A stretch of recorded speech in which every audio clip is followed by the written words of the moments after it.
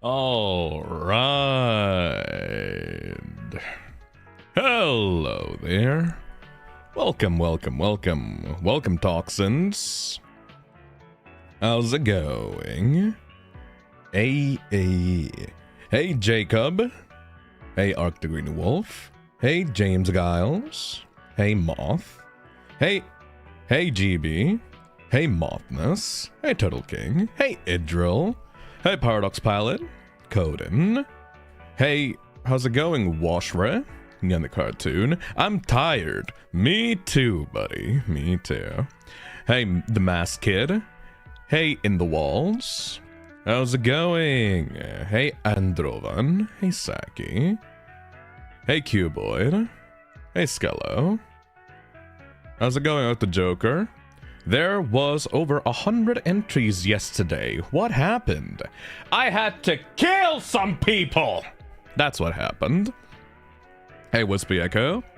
What's going on with the Game Jam entries? I guess we will use the Hangout portion of the stream to talk about that. Hey, Banana Boy. Hey, Cow Blamer. Hey, Mac. Hey, James the Wolf. Hey, Real Random Lad.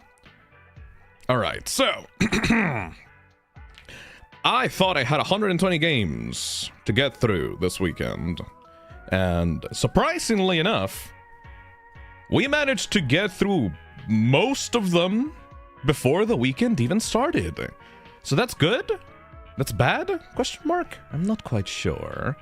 For those that have been here for most of the Game Jam streams, which is not a lot of you, but that's fine. That's like a community event. It's not like I'm appealing to like a larger demographic. But still, welcome to the Game Jam review streams, the final Game Jam review stream of the year, this event, this moment, this exact moment. So, right now, I am supposed to wrap up and get everything done so that we can do the awards event tomorrow.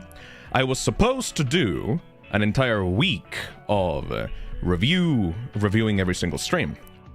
However, during the in-between process of me checking the games for the review streams, I decided, and this is the explanation, I decided, you know what? Fuck it. Instead of DQing the games live on stream and possibly humiliating the developers with live DQs for these last batch of games, I'm gonna go through all the games on my own time and see if they're valid for the contest in the first place.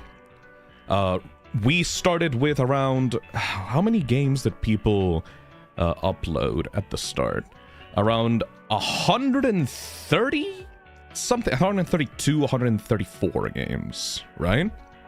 And then, as you may have noticed, every week we did this, yeah, 137, I think.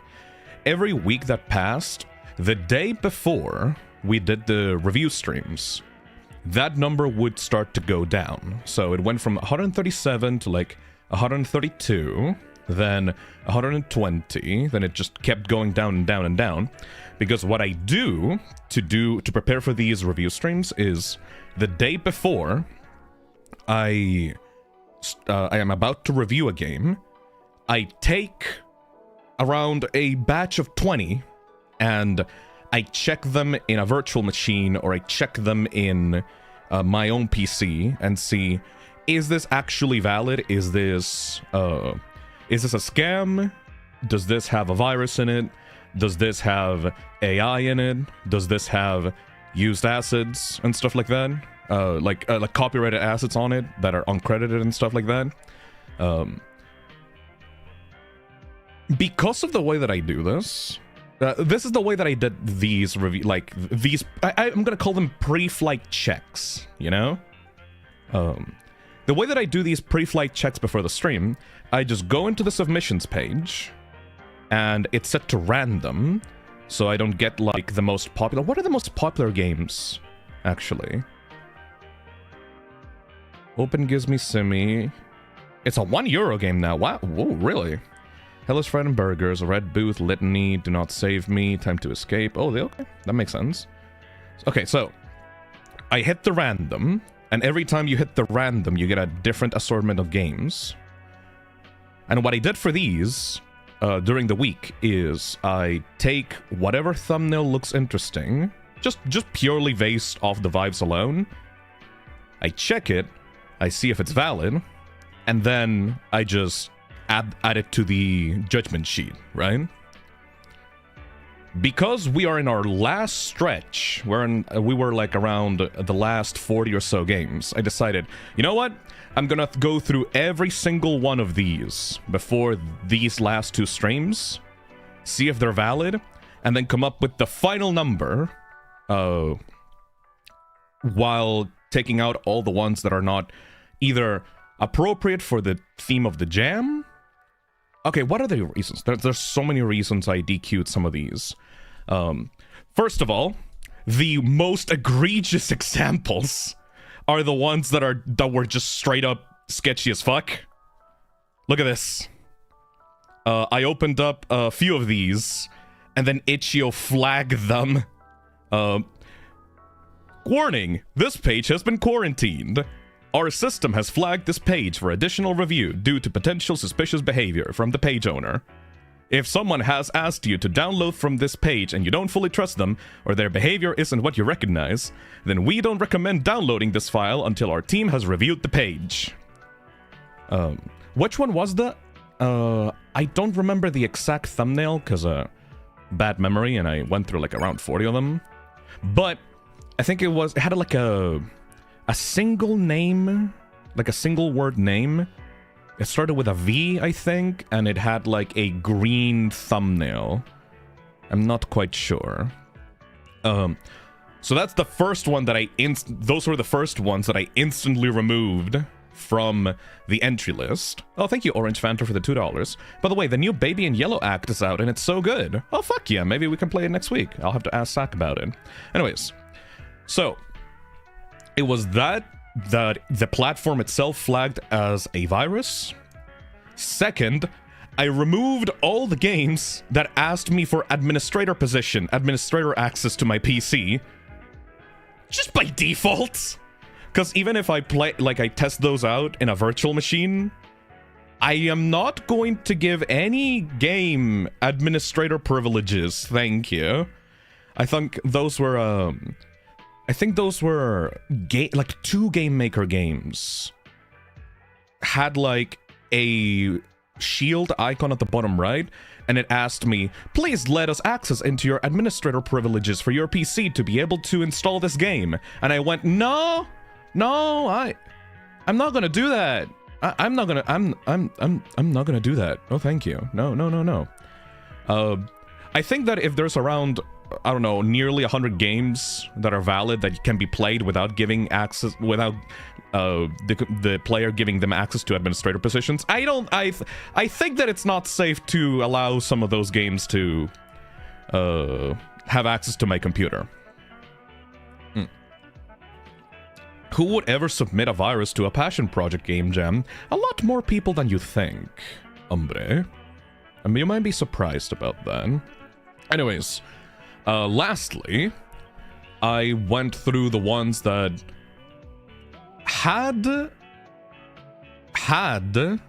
didn't have administrator privileges ask, but did like my antivirus on my computer did flag them as suspicious.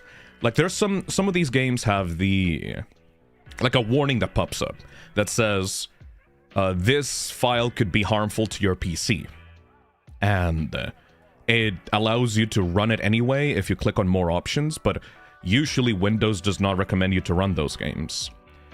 A bunch of those I did review during this whole marathon process. However, there were some of those games that didn't have any screenshots on their page. Like, didn't have any screenshots in the game page. It was just text. And I'm like, yeah, nah. GB Aura on chat says, this happens a lot with Godot games, sadly. I might actually take some time tomorrow when I do the awards section of the event to do a little, not Q&A, but a little tips and tricks section for future developers, because that is not supposed to happen, GB. It's actually extremely easy to build a Godot game that is not going to flag Windows to think that it's a virus. The way that it okay, okay, I might actually show this right now because I have my folder open for this. Let's see. So, if you're a developer that is worried about your game being seen as a virus by Windows, because a bunch of them did, by the way. There's a bunch of people that edited their game pages and went, please, this is not virus. The Windows thinks that it's a virus, but the Windows is bad. The Windows thinks that it's a virus, but it's really not. It's like, no. The way that you fix this is you have to build your game with asset packages included within the games folder. So, for example, you will have games like, how do you, okay, there's a game called, in my folder right now, 10. I don't know why it's called 10. Take Exit Now, I think it's called. Let's see. Where is it?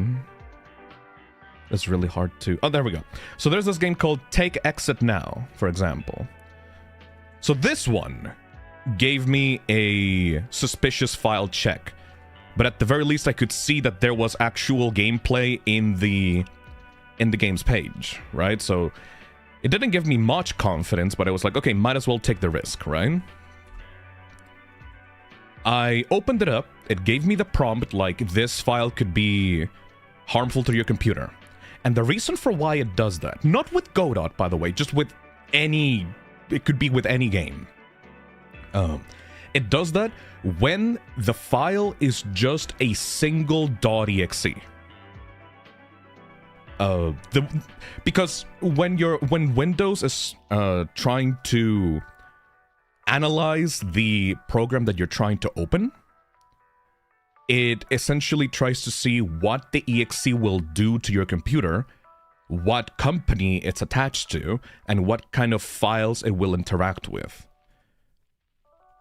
But if the file is, if it's just a single .exe and it doesn't have any precautions or like limits to access your computer, if you don't disable a bunch of features within Godot or like Click Team or Unity or Unreal, then Windows will freak out because it literally has no context as to what the exe will actually do. What you need to do as a developer is include the files of your game within the folder. So, for example, Archive Anomalies, it's a Unity game. It has the Unity Crash Handler, the Unity Player, the exe, and all the data files inside of it. Or, for example, what else? Fallen. Fallen is a Unreal Engine game. It has the engine files, and it has the exe, and it has the assets of the game itself. Or, for example, what is one that is made in Godot? I think this one is made in Click Team. No, this one is made in Godot, actually.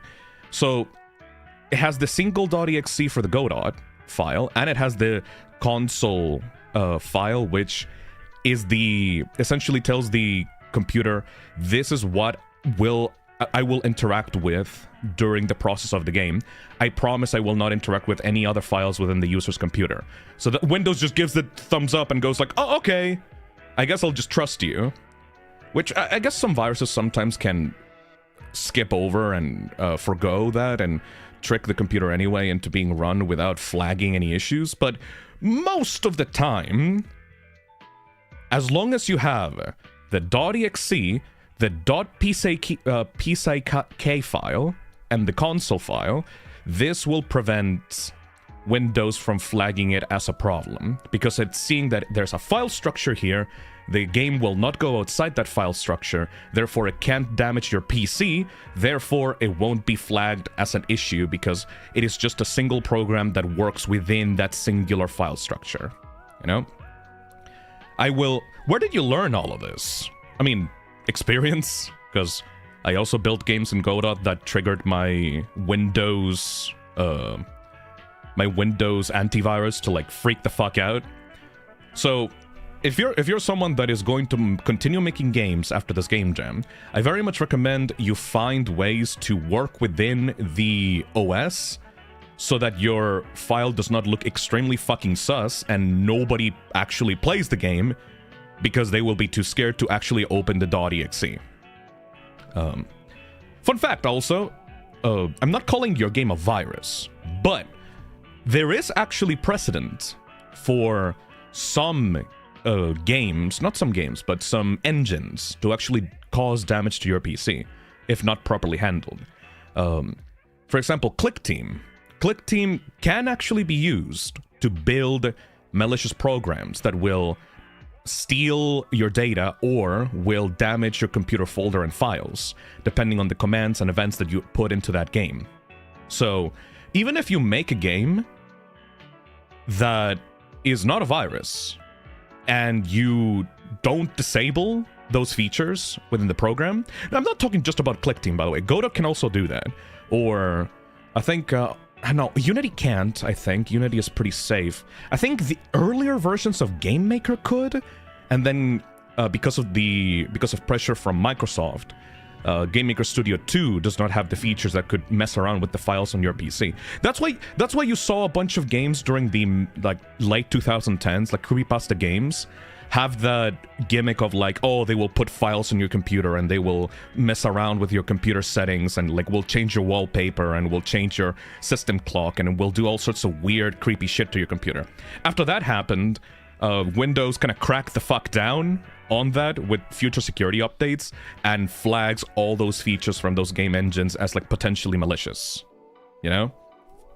But yeah, it's I decided to, for my own safety, avoid the pages that don't have any screenshots and also flag the exe as malicious, you know? Thank you, Poisoned Al, for the £2. Use WebGL or WebGPU when you can. Oh, yeah, there were some submissions here that did not have gameplay screenshots, but did have a web build available for the game in the actual page. Like, it showed the game being playable on the main page, itch.io page itself. So it's like, okay, well, I can trust this, because you made the game and you put it on Chrome and I can play it on my Chrome tab. Itch.io is actually extremely restrictive when it comes to that. If they detect that the web build of a game is trying to do some fucky shit to your computer or is trying to get some cookies or some information out of you, they will just immediately flag the page and remove it, which I think is what happened with some of these games that I found, where the page has been was quarantined and prevented me from actually downloading those titles, you know? Mac says, I hope Bogwater wasn't flagged. I can't remember. I don't think it was. I have a really bad memory, but I don't believe it was. Technoton on chat says, there's actually a Minecraft horror mod that does that. I don't know how it does it, but yeah, it puts files on your computer and changes your wallpaper. I think somebody wanted me to play that one back when I did, like, Minecraft horror mods. I don't remember who, though. Broken Script? Lapis Cake says, I forget the name, but I know it's not Broken Script but came out in the same time. Oh, yeah, no, okay. Yeah, some people recommended me Broken Script. All right. What are the ones? Oh, I also eliminated some games based on uncredited asset usage. There was one specific game that was really fucking funny because I downloaded it and it seemed fine. And then I press a single button key, and then it turns around, and I see front and center just an uncredited use of like a gamer chair model. Hey Phil, been a while hey, since Toriva. I tuned into a live stream. Did you still stream with Ellie? I mean, she's still my friend, but we haven't streamed in a long time, mostly because I haven't thought of any games that she would like to stream with me. Maybe she would like to talk about gay sex on the Spam Tenna and Radio Static, like, yaoi stream that we're gonna do next week. Maybe she would be into that. She was a pretty big Tumblr person, actually. Yeah, next week I might actually ask Ellie if she wants to get on the Hasbin Hotel Spam Tenna train discussion for next week. That could be cool. Anyways, sorry about that. I was talking about the Gamejam entries. So there was this game where I turned around in one of the rooms, and there was just like a gamer chair uncredited. It was not on the credits. You're coming with me on my shift at work today. Hell But yeah! Don't mind. It's from 1,500 hours to 2,300 hours help. Ooh, that's a pain. That's like 8-hour work shift.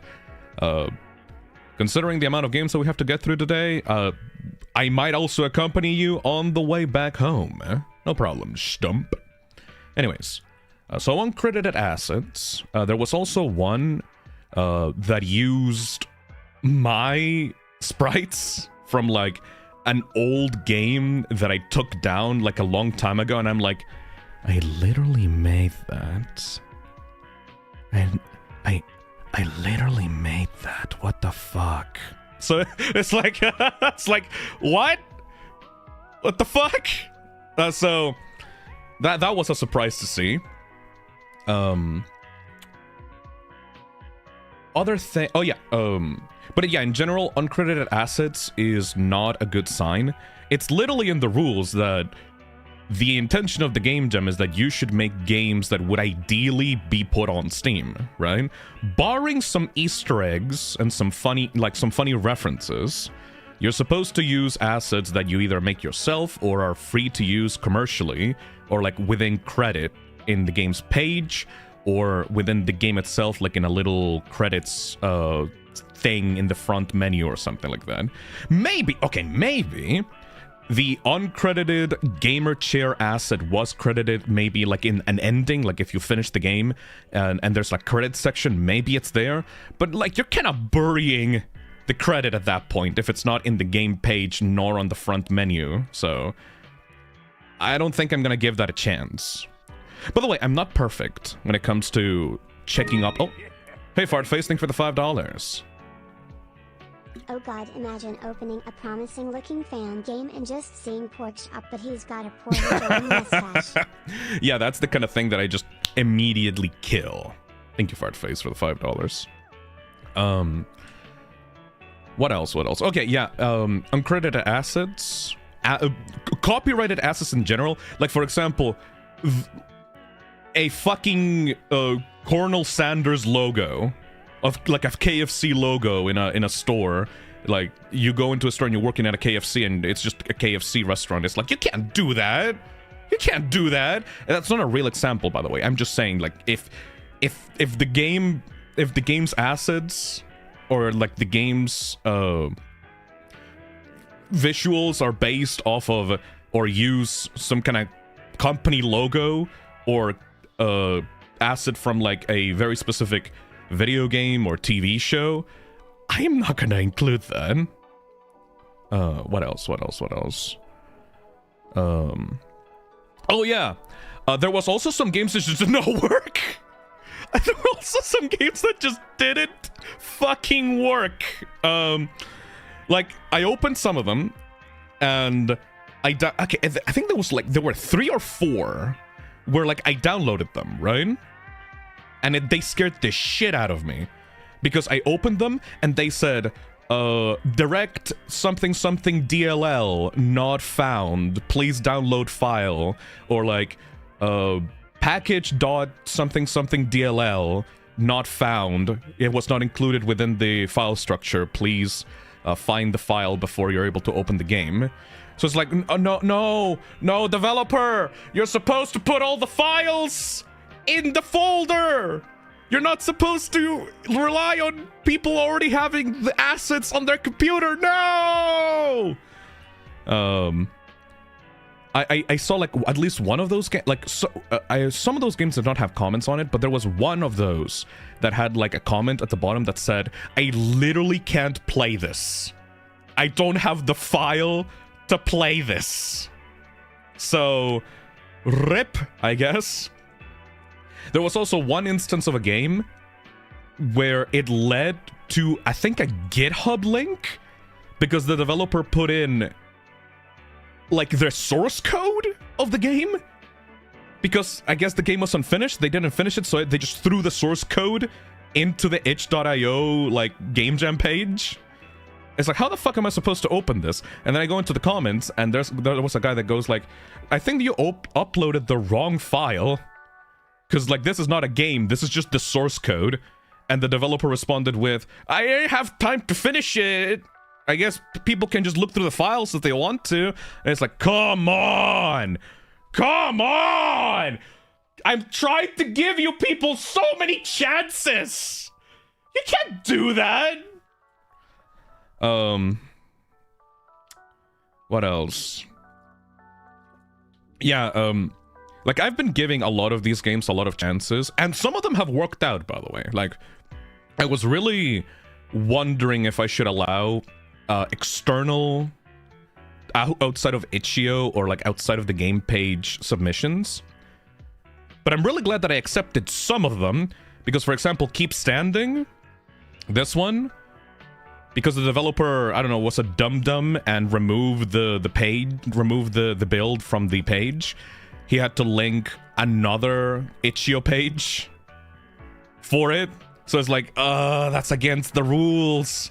But then I played the game and it was good, so it's like, fuck, I can't DQ that. It was just a simple mistake. But then some people are like, oh yeah, you know what? I couldn't.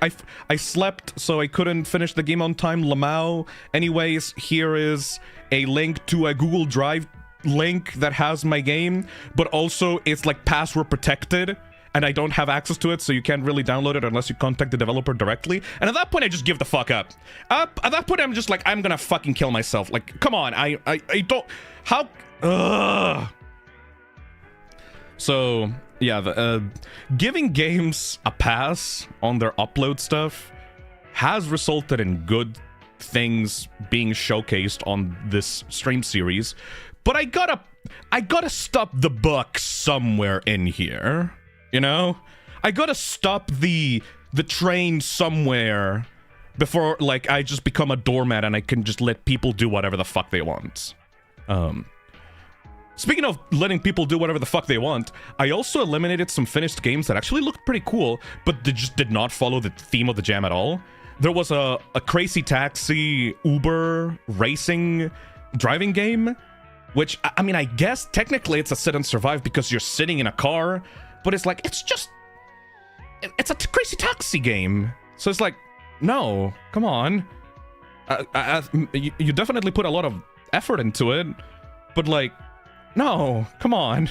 Or there was one that was a text-based adventure, which did not have any screenshots on it, and the thing flagged it as a virus, so I'm like, I'm not gonna trust that. Or there was another one that... what was the other one? There's like a bunch of these that... Oh, yeah, there was one that was so fucking funny, because it was like, the developer did not explain what the game was at all. There was no gameplay screenshots, and the page was literally the developer venting about how, I tried to do my best, this is the best I can do. I do not want to feel like my efforts went in vain, so I did the best I could, and I rushed it as fast as possible, and I didn't really follow the sit and survive theme at all, because I just wanted to do my own thing. And it's like, okay, fuck,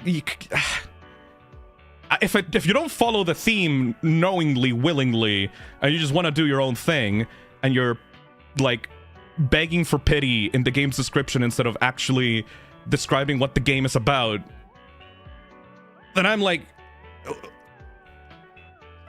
come on! There was also a game that was an FMV, that you had to click on stuff on screen to get points. I'm not really sure if that counts as a certain survive game, but the gameplay was just literally clicking icons on screen while a video played in the background. Banana Boy says, "Sorry, Phil, my dog ate my game. Get good, I guess." Like, what? What else? I think, yeah, it's just a bunch of those. I found, I think that one of the bigger problems of this game jam is inexperienced developers not being able to finish a game exactly how they wanted, and instead of putting their best foot forward and showing the game in the best positive light, instead they just turned their itch.io page into like a short blog talking about how they tried their best, but they're not happy with this, and I actually hate this game, and I really hope that nobody like is mean to me because like I tried my best and I'm gonna cry if like I don't win this or something like that. Like a bunch of pages, instead of trying to be as professional as possible, were like these rants from beginner developers that desperately did not want to feel bad about themselves because they were not happy with their own thing.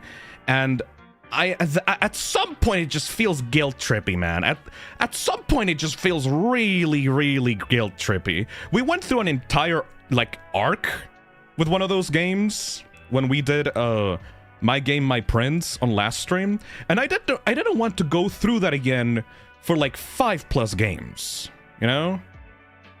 So I think in the future, if that happens, I'll just remove those games automatically due to unprofessionalism or something. I don't know. This was a great learning opportunity for me as like an event organizer, because now I have a bunch of rules in my mind of stuff that I will not allow people to do again for the next stream, for the next event, even if the games look really good. I gave a bunch of people a bunch of like leeway when the games looked good, but you know.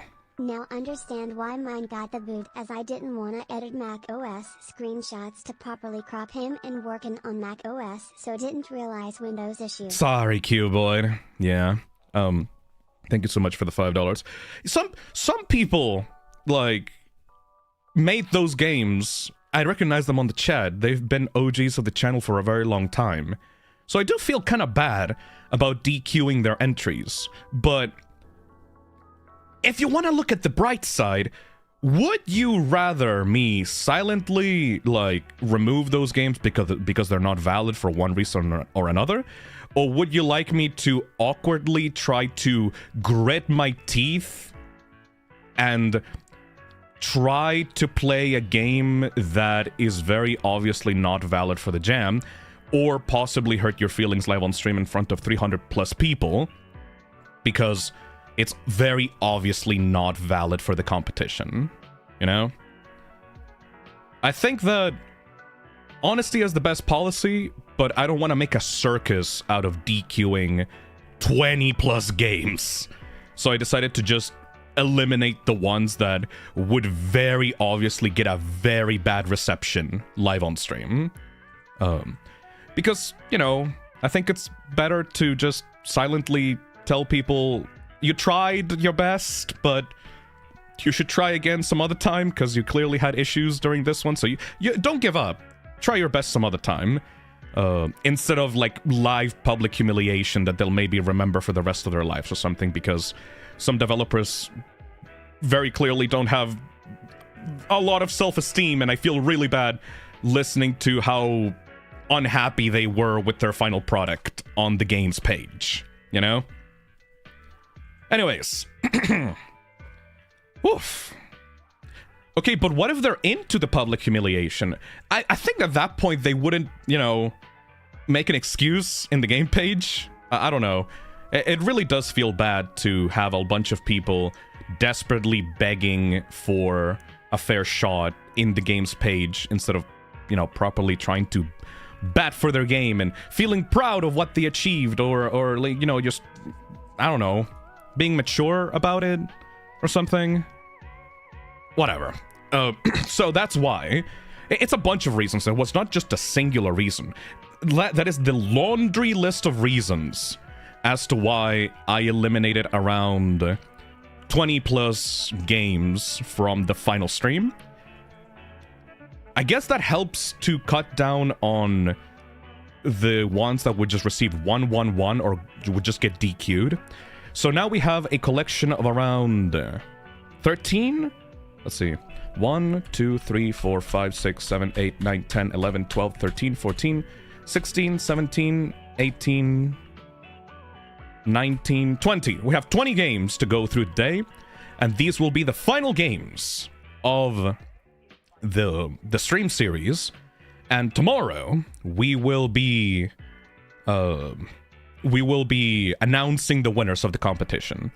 So I will do a little song and dance, and I will download my favorite ones and pit them against each other off stream, and then on stream I will announce them in a really fancy way, and it will be like the third winner for this reason, or like the honorable mention is to go to this game. Whoa, so amazing! Wow, something like that. I don't fucking know. Anyways, tomorrow will be the winners stream. And I will also make like a little PowerPoint presentation of things you should avoid or improve on next time for the people that did not win, you know? I think that is I think that will fill up the last slot of Sunday this weekend, you know? Anything else before we start? I think that was a pretty good explanation. Not quite sure, but hopefully that is a good explanation to the developers that had some of their games suddenly removed from their the itch.io page. If you're wondering why I did it now instead of at the start of the review process, it's because I would rather not get spoiled on every single game at the very start of the month, and I would rather go through them slowly one by one as the streams continue. I guess it's better to do it right away so that people don't get their hopes up, but I did put specifically on the description of the submission page that the games could get DQ'd at any time, and it would be for any reason listed in the rules or guidelines. Like, I think I specifically said that I would be reviewing the games slowly bit by bit, and if I found them to not be appropriate, or if I found that they would break the rules of the competition, I would just remove them. So, you know, that's how I do the review process for this game jam. If you disagree with the way that I do that, or if you would like to do your own event, I guess more power to you. You should do it the way that you like it, but this is my channel and this is the way that I review these games. Thank you, Burning Bad, for the $2. Off-topic question. Thoughts on Absolute Batman? I have not read Absolute Batman, but I have seen the designs for Batman's Rogues villain, and oh my god, they look demonic as fuck. I think I saw a couple of, like, out-of-context pages from the comic, and they look fantastic. Thank you, DosioML, for the super chat. I think someone already recommended this yesterday, but it would be really cool if you checked out the Markiplier Montage FNF mod someday. It's genuinely so good. The Markiplier Montage FNF mod? I guess I can put that on the stream list. Hey, Seraphim, thank you for the $5. Are you ever going to play all the Monster Prom games? Yes, I have them! I bought them! I bought them all! Are you ever yes, going yes, to yes, play yes, all yes, yes, Monster yeah. Prom games? It's similar to Date Everything But You Date. Monsters. Yes! Also been a fan since the beginning. Thank you, Seraphim. Yes, I noticed that they were on sale for like a long, like some time ago. I bought every single Monster Prom game to stream on the channel. I've been busy, like, in life and in the stream, so I have not got into it.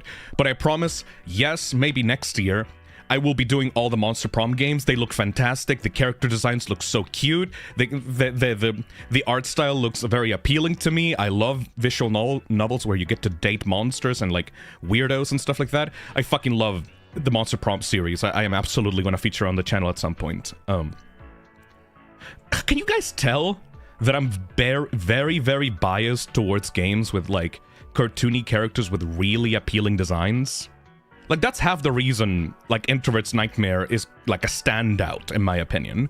I don't want to spoil stuff, but I guess I already did, because, I said that the wheelchair burning hospital game was gonna get a honorary mention on the review in the review results stream. But I do believe that Introvert's Nightmare is going to get an honorable mention from me as well, because I'm trying to remember, what are the games that called out to me? What are the games that really stood out during this review process?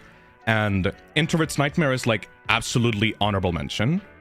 Galu, really cool, even though the developer have beat themselves up really harshly on, you know, the ending. The Galu really stood out to me. The way that the stylish atmosphere of the game and the concept of it, and the final twist of the soldiers turning into, like, living corpses and stuff like that. That was really cool. What other games stand out in my memory? Okay, I'm just gonna, like, throw them out, like, randomly, like, as they come to my head. I really liked Keep Standing. I really liked Bogged Water. I really liked Hellish Fried Burgers. I really liked Litany. I really liked Anabot. I really liked okay, my memory is awful, but there were a bunch of other ones that I really, really enjoyed. Especially on the first two streams. The first two streams had, like, real hard bangers. I really liked Heart of Ganymede. I really liked...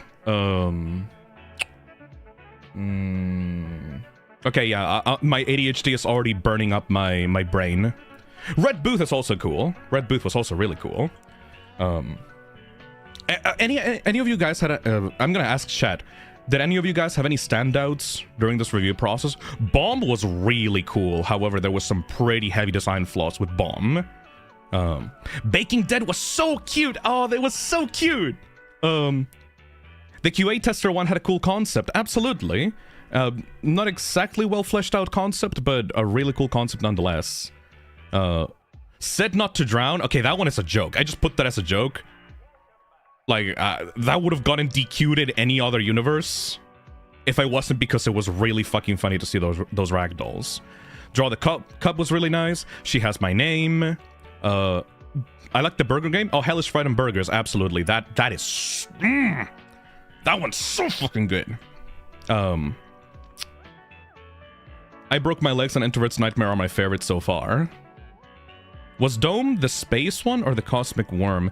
Dome was the one where you had to stay inside of an office and prevent a guy from stealing your organs or some shit like that. They were looking through the window and trying to get you, and you had to turn off the lights to make sure that they didn't break into your office. Frick Frack 2! Yes, that was really, really, really cute. The wheelchair game was peak. Dude, that's the first game that we played on the thing. Everyone fucking likes that game. Bomb, Baking Dead, and Red Booth were standouts to me, says Fartface. Litany 100%. Yeah, I'm not gonna hold a vote on stream for you people to pick out the winners, because, like, it's my fucking money, so I'm gonna have to pick out the winners myself. I'm just saying that I have a bunch of games that are fighting for the top 3 spots. And some of them are gonna hurt for me to put in honorable mentions, you know?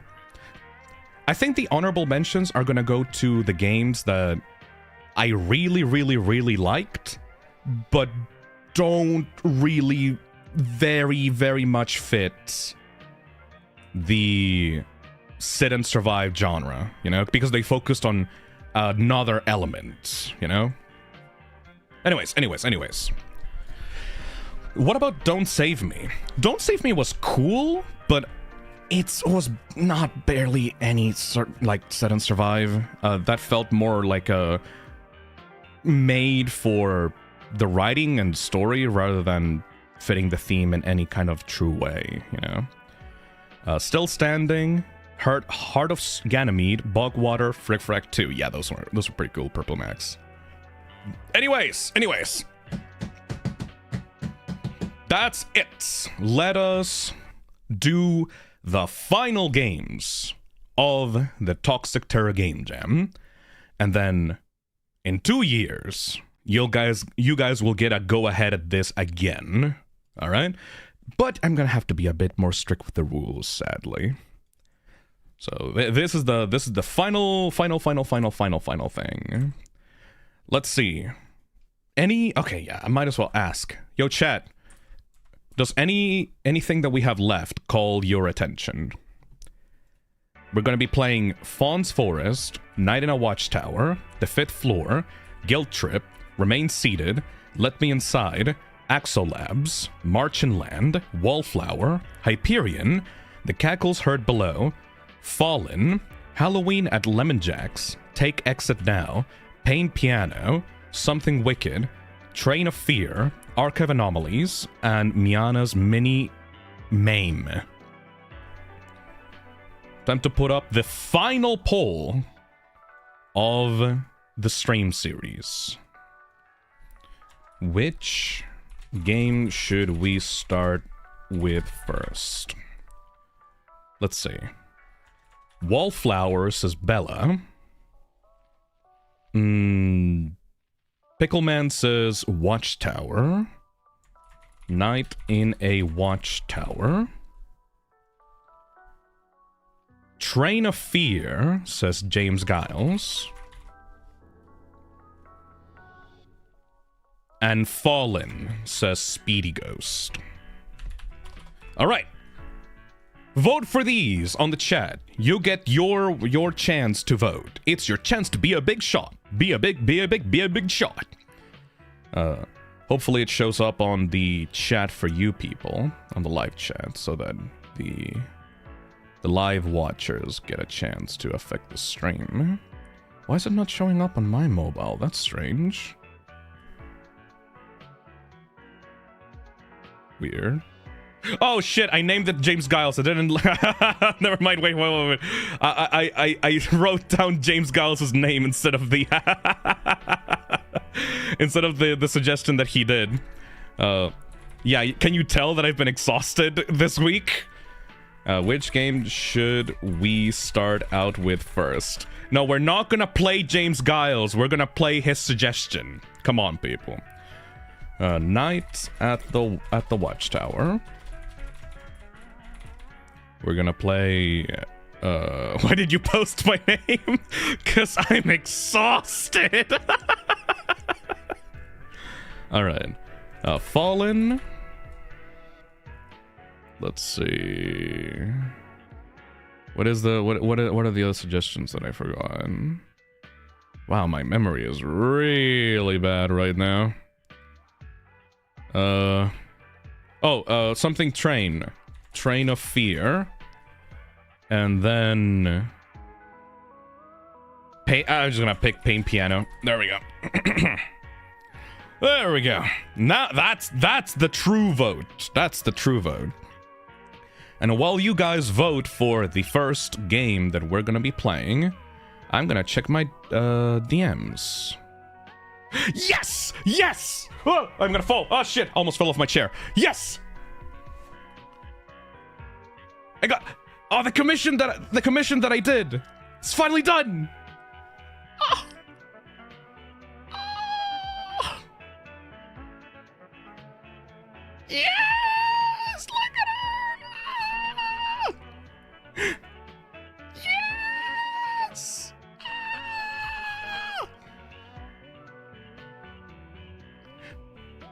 You did great! Hell yeah! Came out so cute! Oh, I'm so glad. I love burning my disposable income on commissioning artists to draw Mint Phantom. It's such a joy. I really hope that she retweets it, but if not, that's okay. That's fine. There's no pressure on that. Anyways. Mary's art is so nice. I know, right? I love the way that she does the shading, and the faces are so big and expressive and cute, and like the additional polka dot texturing on the image adds like a little bit of like extra flavor and stuff like that. Oh, that's so cute. I'm becoming addicted to commissioning people to draw my Oshi. Anybody have commissions open? I'll check later. I'll check later after the stream's over. All right. We got 170 votes. It seems that 53% of people want me to start with Night at the Watchtower. Let's fucking go.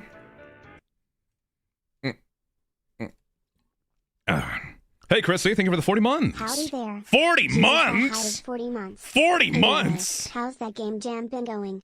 Red Booth's been my favorite. Hell yeah. Also, goddamn, you like Minda a lot, man. She's great. She makes me feel things I've never felt before. She's great. She's an awesome creator. She's an awesome VTuber. I'm so happy that she managed to like become a part of like an idol group with like her friends, and I want to buy the merch, and like I support her so much, and she's great. I love Midfento so fucking much. Anyway, sorry. Thank you for the 40 months, Chrissy. Let's start with Night in a Watchtower by Crassus Stain. Really? Yeah, the made for the Toxic Terror Game Jam. Mouse to look, E to interact, 1, 2, 3 to change security cameras. At least it has a gameplay screenshot, so that's good. Now imagine the ones that I DQ'd before the stream started. Anyways, let's open up Night in a Watchtower. At least this one doesn't bring up a virus notice if I open it up because it's built properly.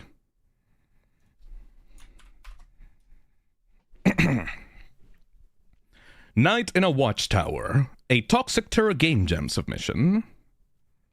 Winterbraid says, I'm glad that my game didn't get DQ'd off the stream. It almost did, Winterbraid, until I saw that, you know, the game was actually real because it had gameplay screenshots and all that. Because it did flag it as a game that had problems with Windows. Like, it could potentially be a virus. So, good job on putting some fucking screenshots on your game's page. That's more than around 20 people could say. Anyways. Is that Radical Highway? No, you're just very Sonic-brained. I'm sorry to hear that. I diagnosed you as Sonic-brained. Alright, let's see.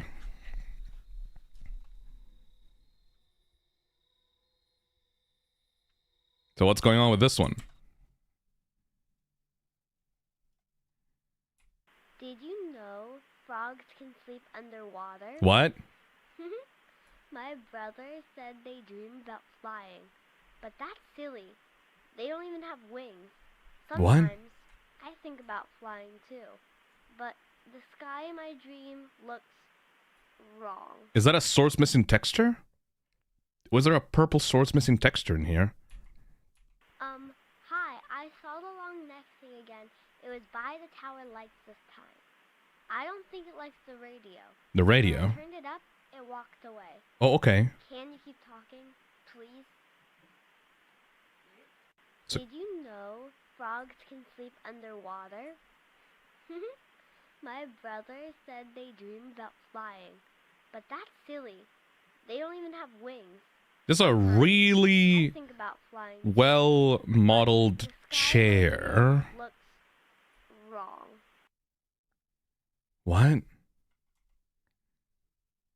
It's really dark in here.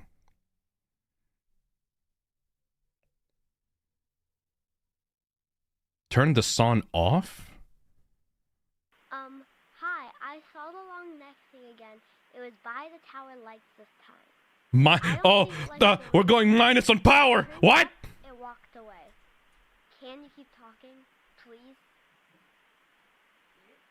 Did you know frogs can sleep underwater? My brother said they dream about flying. Thank you, Dark Dry Bowser, for the one gifted. They don't even have wings. Sometimes I think about flying too, but the sky in my dream. What the hell happened with the battery percentage there for a second?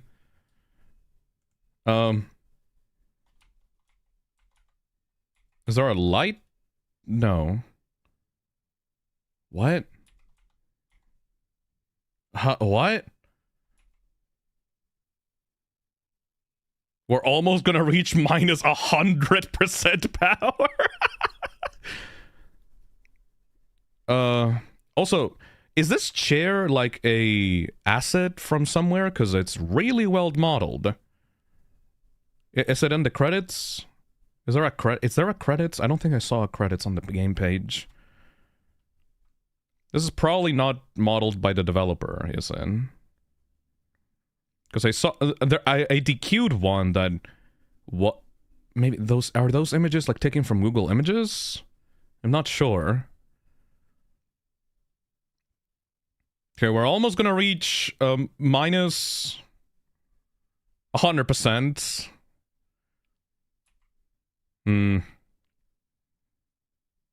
Oh, something is blinking. The light is blinking. Okay, we're almost gonna reach it. Come on. We can do it. Yeah. Oh, the battery percentage is just gone. Minus 107%, baby. Let's go. Seriously, what am I supposed to do?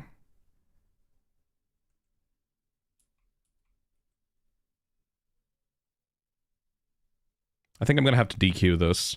I tried my best to DQ all the ones that would get DQ'd on stream. But I think I'm gonna have to DQ this, because, like, the fuck? What's... Like, this is non-functional. Hi, I saw the long neck thing again. What long neck thing? I don't think it likes the radio. When I turned it up, it walked away. Can you keep talking, please? Did you know frogs can sleep underwater? How long do I have to wait? My brother said they dream about flying, but that's silly. They don't even have wings. Sometimes I think about flying. Okay. But okay, that's enough. That's enough. All right. I tried my best to DQ the ones. Ah, all right. Whatever. This one gets DQ'd.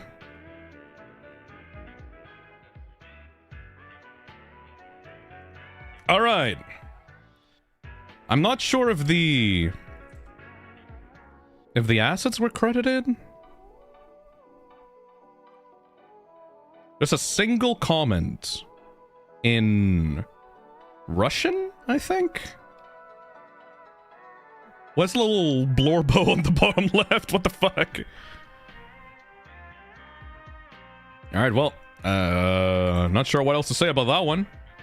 Let's spin and continue the stream. Let's see what the next Kusage is. MarchenLand demo. Also, Night at the Watchtower.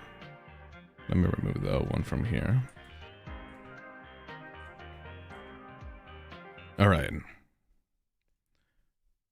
Night. I mean, not Night at the Watchtower. MarchenLand. Wow, my brain is really fried right now.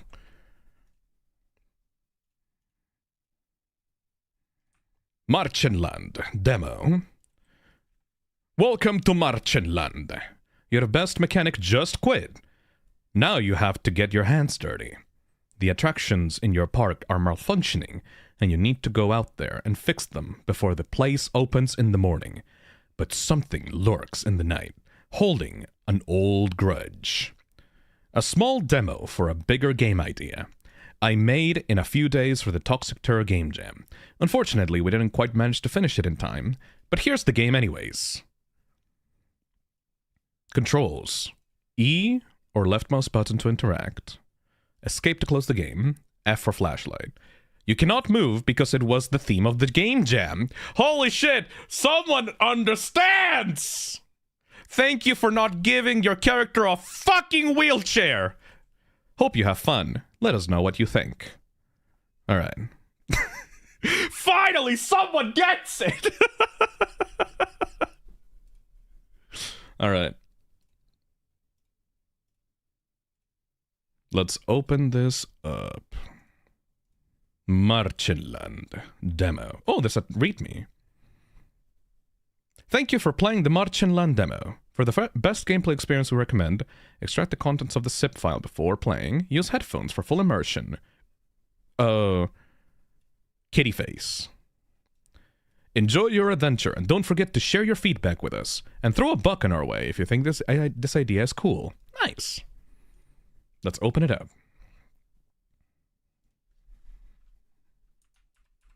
Can't believe there's not a mechanic available tonight. Click E. Oh, look at the froggy plush! This is some low-ass resolution papers. Froggy plush! That's like a little furry night thing. What's that poster? That's a really low resolution poster. Locked! Jesus, supposed to be on the desk or something. Bloody hell, mates! This guy has a very, very, very short fuse.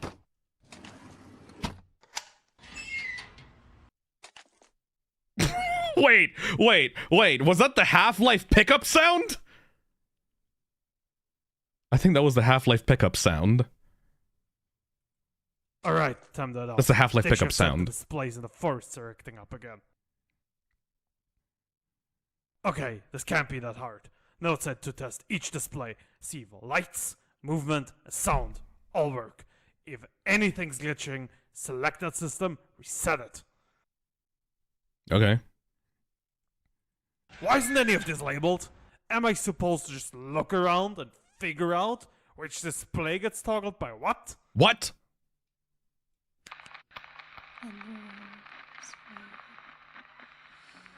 Screaming. Okay.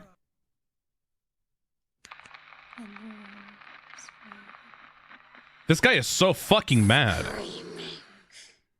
Yes, it was the Half-Life pickup sound effect. Is that on the game page anywhere?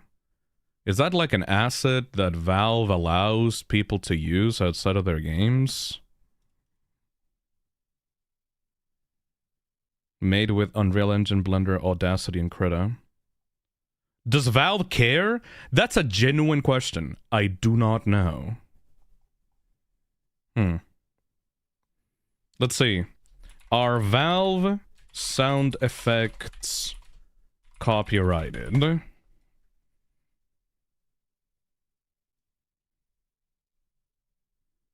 Just to be crystal clear, using Valve's audio in your game without permission from Valve is copyright infringement. Well... damn.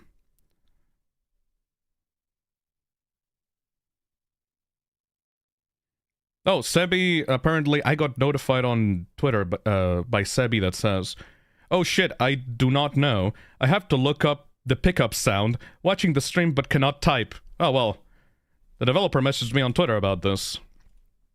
Can I use Valve's sound effects in a game?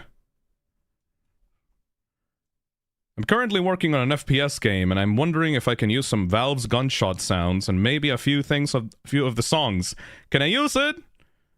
No.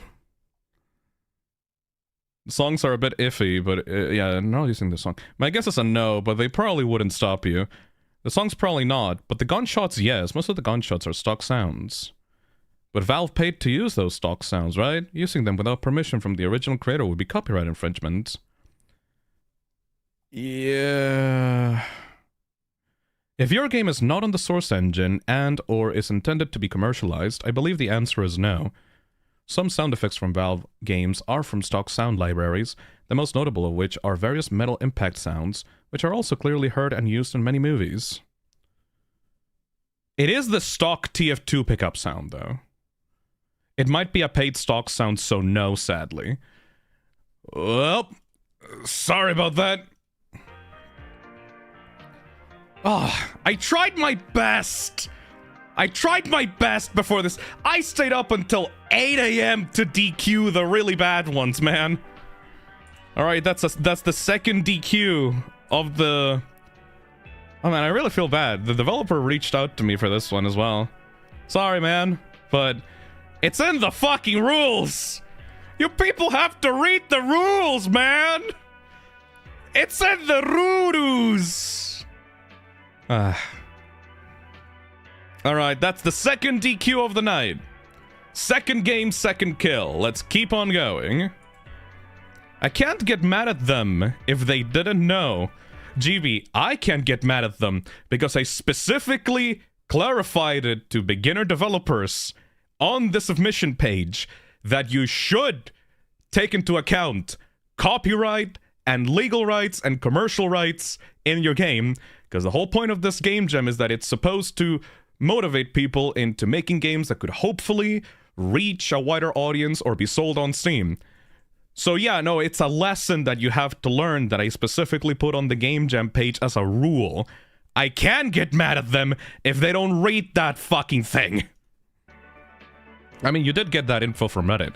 I mean, not from Reddit. I know specifically that using stock sounds without attribution is not legal and can get your game taken down from Steam. It's just a visual shorthand so people can see that I'm not full of bullshit on, you know, on the stream itself. Anyways, spin! How many DQs are we gonna get tonight? I'm not sure.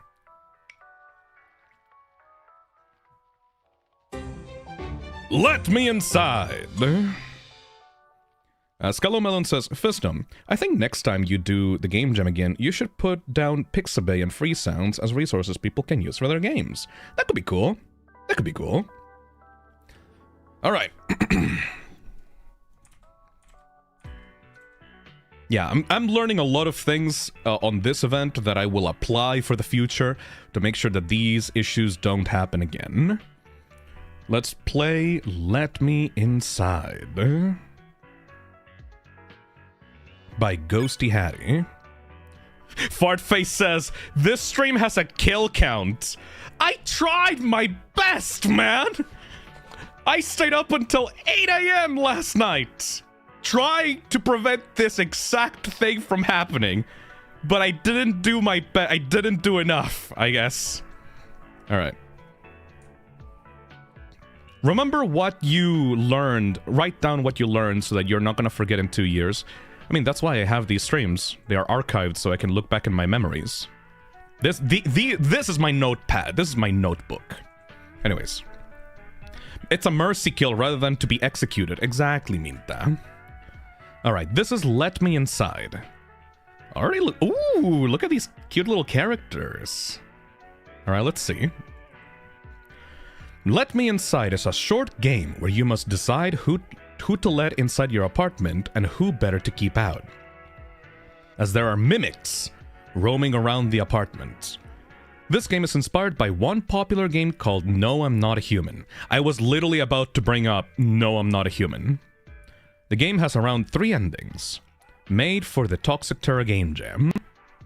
Alright. It seems that all the characters are drawn by the developer, so that's a good sign, at least.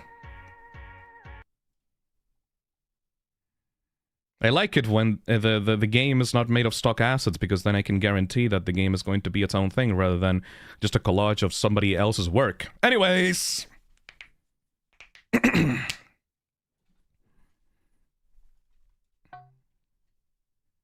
Oh, this is a RPG Maker game. Interesting. Breaking news! Mimics.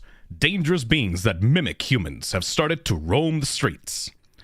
Reports say that those beings seem to be happy-looking.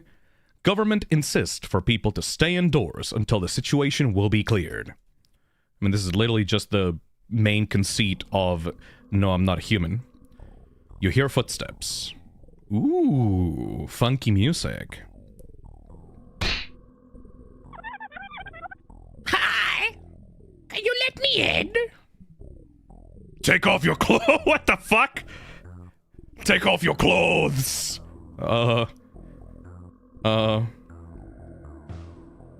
I mean, if they're asking me. No, it's quite cold. Give me your money. Use a gun.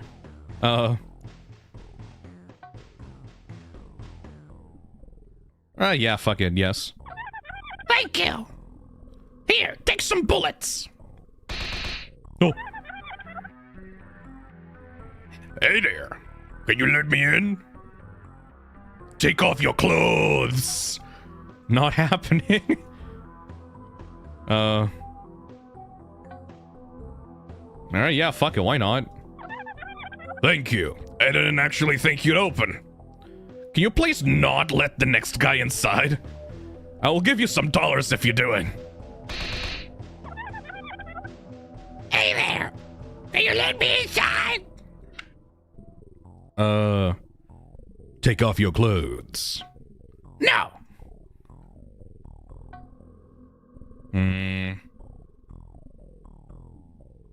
I'm not gonna listen to the other guy. He seems like an asshole. Thank you. I didn't think you'd actually open. You didn't keep the deal, so you don't get any dollars. How do you know about the deal? What? Oh. Hello there. I see you need some residents inside your apartments. It's unfortunate that I have one to spare, though. Won't give him for free. Nah, fuck off, dude. It's a pity. Good luck to you, then.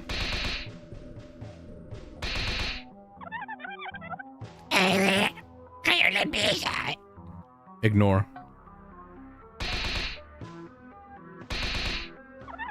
Hey there. Can you let me inside? Thanks, man. Here, take some dollars. Give me all your money, or else you'll regret it. I'm just gonna fucking kill you. You shot the burglar. Wounded, he ran away. Hey there! Can you let me inside? Take off your clothes. I have enough people inside already. Fuck off, my dude. Well, hello again. Guess you still need some residents. Do I? Do I? It's unfortunate that I have one to spare, though. Won't give him for free. No, fuck off, dude. Good luck to you, then. Why do I need residents? Hey there. Can you let me inside? Thank you. Here, take some dollar. Can you please let the next guy inside, too? I'll give you some dollars if you do it. Hi. Fuck it. You know, I don't see why not. You seem chill. You kept the deal, so you get your dollars. Hello there, me dear pal. Seems you can tell where the mimics are, just like me. I guess no one is going to come to you today anymore. Don't you want to trade a bit? This seems a little bit fast, but... Alright, I'll buy it. I'll save the game.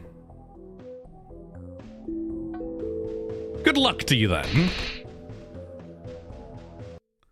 Yay! Breaking news. Government insists that the situation is still under control. New reports inform that mimics have developed additional traits. Reports say that those beings now seem to be injured looking. Okay, so just ignore the injured ones. Nah. Hey, I'm the Luck Demon from Hasbin Hotel. That's just a nickname, though. I will double your dollars, bullets, or residents. Or maybe I won't. Do you want to test your luck? I don't have any residents. What happens if I give him a resident? You don't have any residents. Oh, bye-bye. Hey there. Can you let me inside? Why do I need to let these people inside? Thanks, man. Take some bullets. Hey there. No, you don't. You seem evil. No, thank you. Hey there. You seem sad. So you know what? You have depression. Oh, wait. Take that mask off. Nah. You have a mask on, don't you, Squidward? Give me your fucking money! Is this the same robber as before? I shot you in the leg again. You guys just don't need some residents, blah blah blah blah blah blah blah. Yeah, buy a resident, why the fuck not? I have enough money already. Hey there! Can you let me inside? Take the mask off. Okay, then if you're not gonna take the mask off, then fuck off. Okay, this guy seems crazy.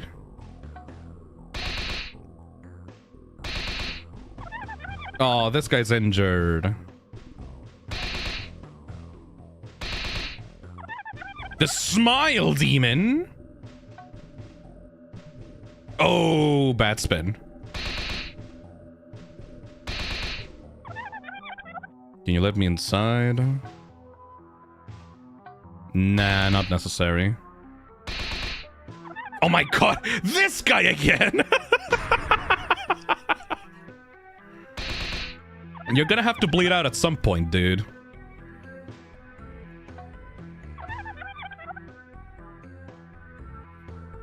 Are they ever gonna take off their clothes? I think that they take off their clothes if you hold them at gunpoint. You know, just like in real life? Huh? Anyways. Oh! Shit!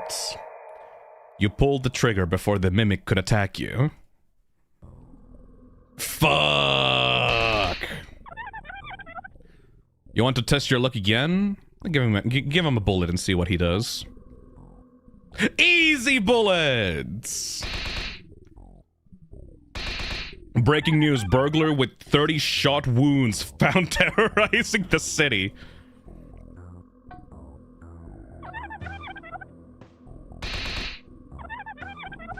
This is more like a... You know what this reminds me of? This is exactly the kind of game that would pop up during the mid-2010s or late 2000s if No, I'm Not a Human was released around that time. Like, you would find this kind of game on, like, Newgrounds, you know? Like, No, I'm Not a Human would have released around that time and it would have been a viral success. And then someone would have seen that game and would have tried to, like, make their own version of it. And they would post it on Newgrounds to get people's thoughts and opinions on it, you know? It has that Newgrounds aroma, like Shaden says on chat. Like, it has that Newgrounds, like, stank to it. And I'm not saying that in a negative way, because, like, I was a kid that played, like, knockoff Newgrounds games of, like, popular games back in the day as well. So this is, like, very, very cute to me, you know? Adventurer Kana says, reminds me of Fingered by Edmund Macmillan. Yeah, it has kind of like that salad finger style, you know?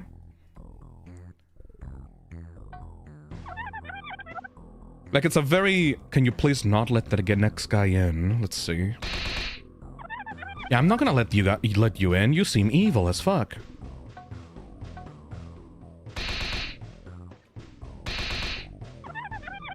Want to test your luck? Sure, give me... Residents? Hey, we completed the quota!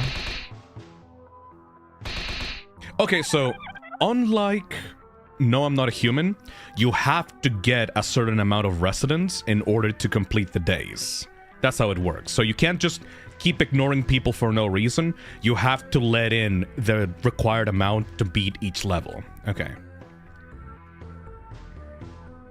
That makes a ton of sense. Easy.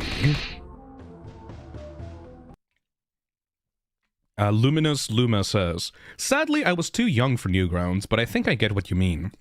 I mean, I was pretty young when I visited Newgrounds myself. I mean, I think I was around like, what? 8 to 9 to 10 years old when I played the Torture Game 2 on Newgrounds. And if you know what the Torture Game 2 is, more power to you.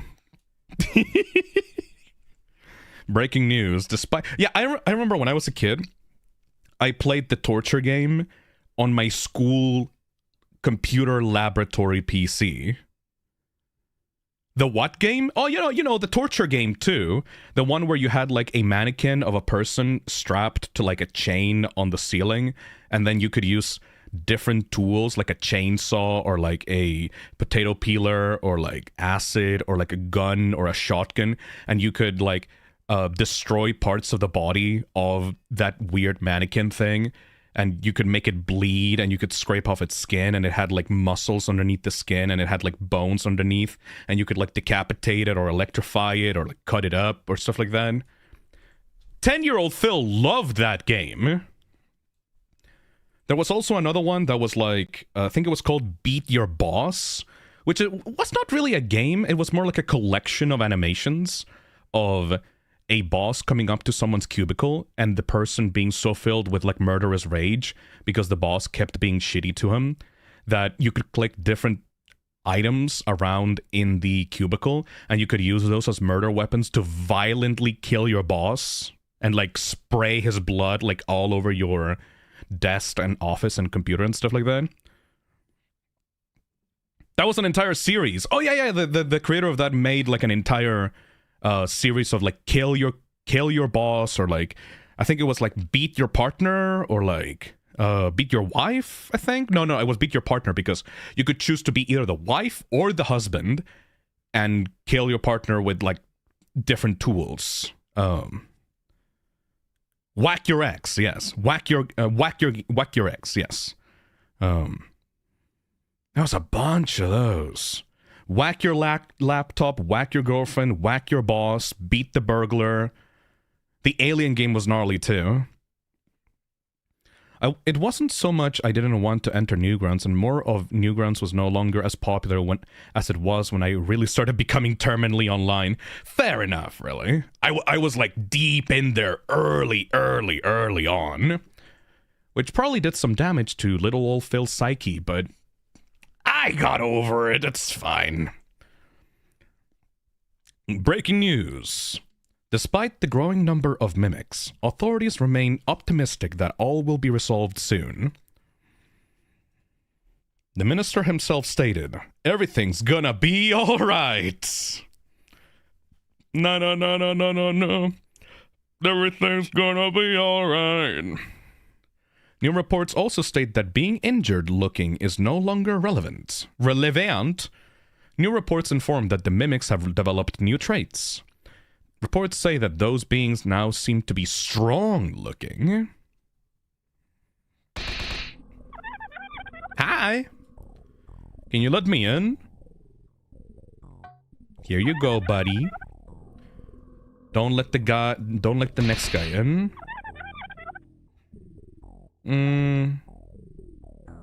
Come on in,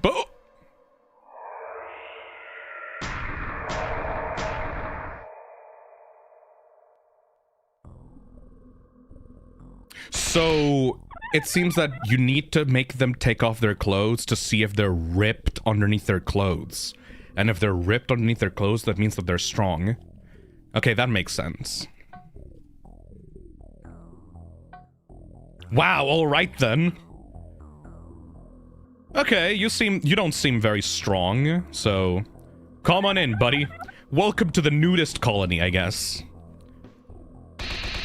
I'm gonna take the clothes off of every single person that comes into my apartment. Sup, buddy? Have you met my brother? Listen, I'm in dire need of some bullets. I would gladly pay you if you give me some of them to me. I'm struggling more with bullets than I am with money, but I will take them to save the game.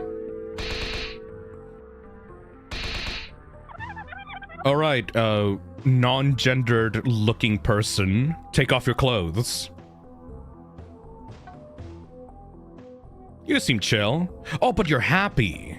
Wait, are you happy enough to be a mimic? Nope, it's alright. Can you let the next guy in? And it's the fucking robber? What? No! Get out of here!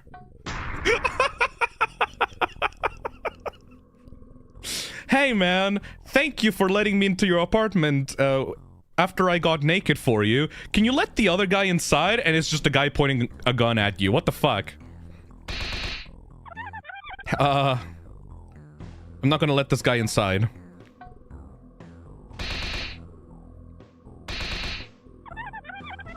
Okay, come on, dude. You're so fucking sketch. You are so fucking sketch. We meet once again. Nah, fuck off. Can you let the robber you shot 5 times in? I think he just wants a friend at this point. I'm not trusting that weird-ass long smile, dude. This is horseshit.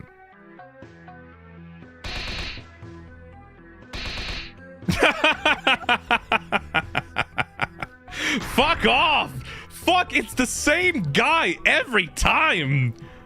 You're gonna look like Swiss cheese by the time I'm done with you. They never learn.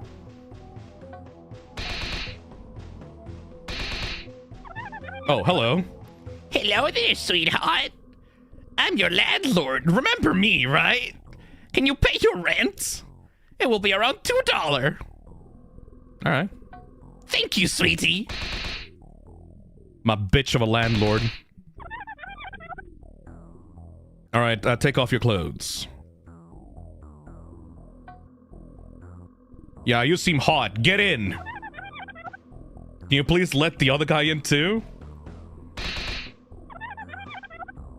I don't know about you.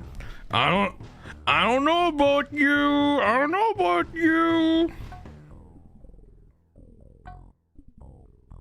You're ripped. I don't trust you. I don't trust you. You didn't keep the deal.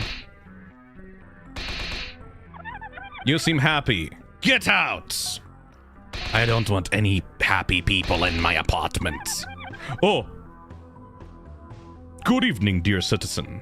We see you have some residents inside your apartments. For everyone's safety, we must escort 2 or 3 people for inspection. It's for your own good. You don't want a monster inside your home, do you? Fuck off, I got a gun! You started a shootout with the soldiers, you managed to wound them, and they soon retreated. I wish I could do that in actual, No, I'm not a human. Seem way too happy. You seem fine. Are you ripped?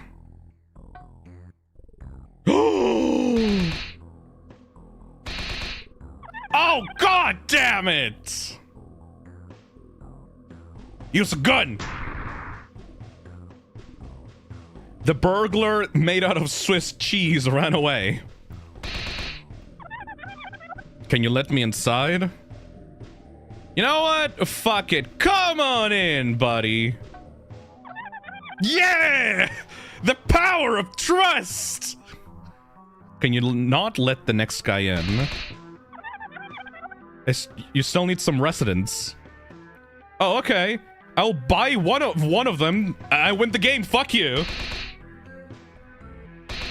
Whoa! Have you met any of my brothers yet? I guess no one's gonna come to you today anymore. Yay! That was actually pretty close, not gonna lie. Breaking news. Government still insists on optimism while the situation is getting worse each day. You could just screenshot that and just put it up, like frame it on your wall. That's just true in general. New reports also state that being happy is no longer relevant. New reports inform that mimics have developed new traits. Reports say that those beings now seem to be injured looking. Again? Okay, so you're injured and you seem to be ripped. No, thank you. What? Did I accidentally pressed yes. Fuck. Okay, that's enough for that game. I accidentally said yes. God damn, I guess I was too nice. Yeah, this is basically a Newgrounds version of No, I'm Not a Human, which is cute. It's really cute. I like how simplified the mechanics of Not a Human were interpreted for that game. There's not much unique things here that weren't done before by a game that this was directly inspired from, though. But I'm really glad that at least, you know, the developer tried to add his own style to it, and they added like little funky Newgrounds-looking creatures to the game. That's very cute. I would say the style kind of won me over. I would say like two skulls. Two skulls for terrific. Is it appropriate for the game jam? I guess you are kind of just sitting in one spot and letting people in, so I would say yeah, I think it's pretty appropriate to sit and survive. Why did 30 games disappear? Look at the hangout portion of this VOD, buddy. You'll get your answer. And for creativity, I can only do one, because it's literally just a Newgrounds Flash game version of No, I'm Not a Human, so I can't really say that it was very creative. Creative too because of the burglar. I think that the game relied a little bit too much on the burglar, you know? Anyways. Next one. Spin that wheel.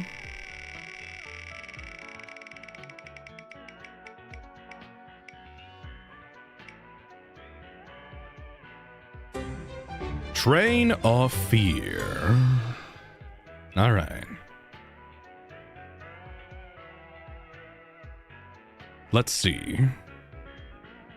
Minta says, wait, what if you pin a message saying why you had to delete the game so people don't ask again? Because the message would be way too long. Because, like, there was a bunch of reasons for many different games. Like, virus detection, not properly following the themes of the jam, not crediting in assets properly, stuff like that. I mean, I say not crediting in assets properly, but then we had to DQ a bunch of games because they didn't do that either. It's really hard to recognize assets and stuff, like, right away when you're testing out games pre-stream. Oh well. Let's see. Next one is Train of Fear.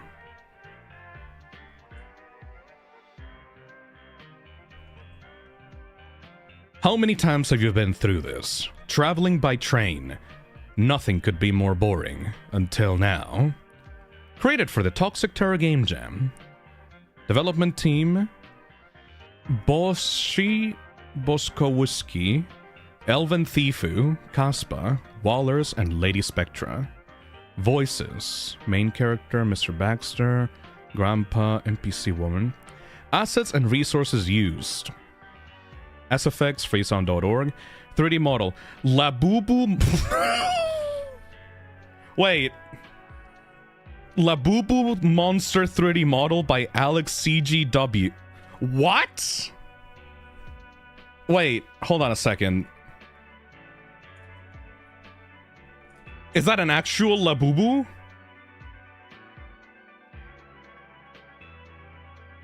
Oh my god, somebody put a fucking Labubu in the game. What? This one? This is in the game? I don't think you can do that. CC, no, attribution, non-commercial. Yeah, but it's a fucking Labubu, though. It's not an original character, that's a Labubu. Where's it used in the game?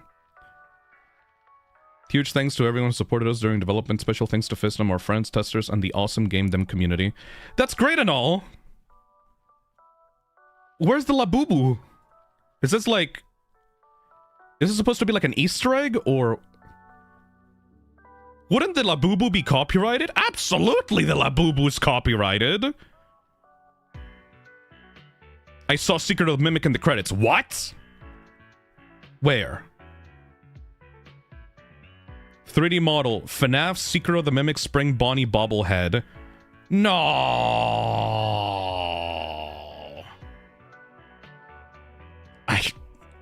No, guys, you can't do this. It's explicitly against the rules. Okay. No, okay. That one went under my radar. All right. You can't do that, man.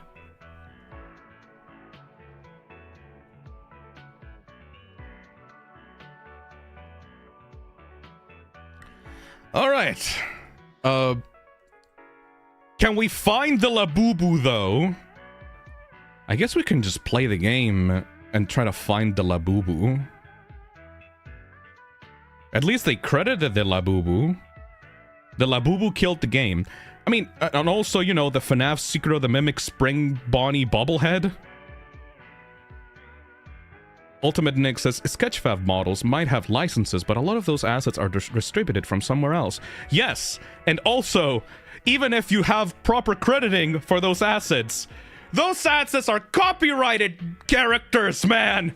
You can't put them in the game! Oh well. Next one!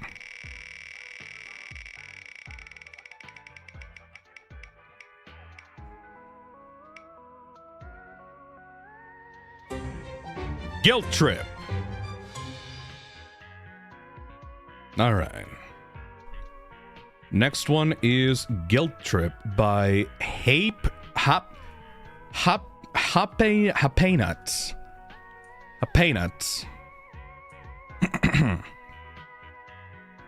Let's see. Submission for the Toxic Terror Game Jam.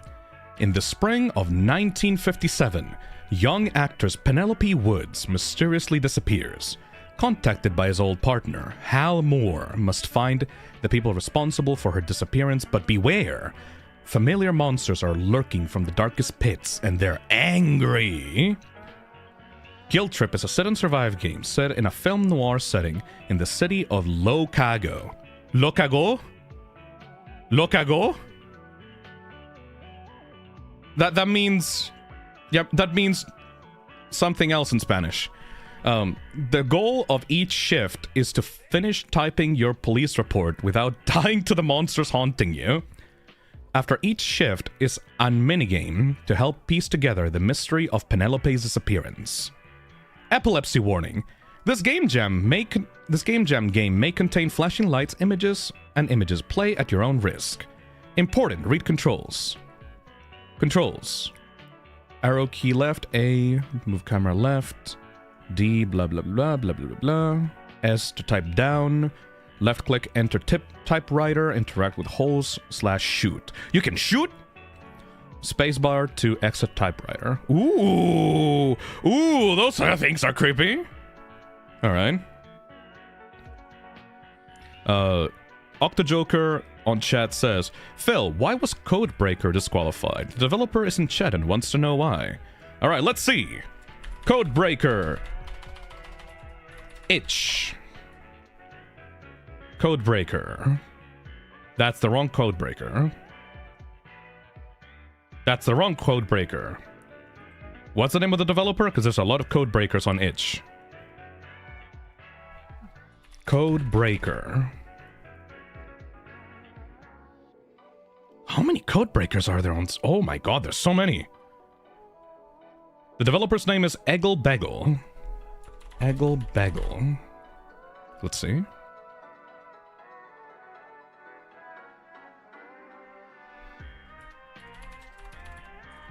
Eggle Beggle Codebreaker. So Codebreaker.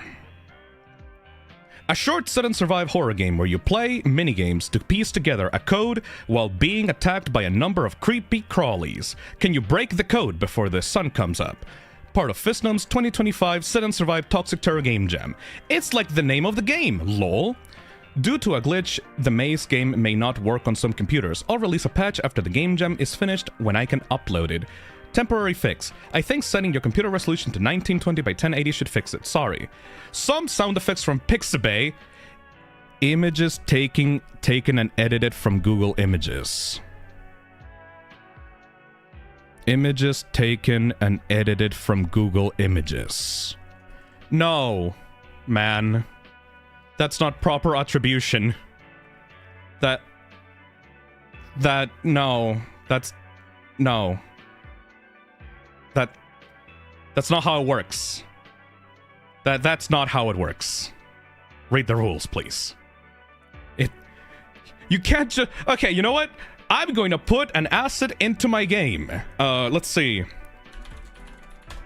I want to put a asset into my game because I'm looking for posters. I will...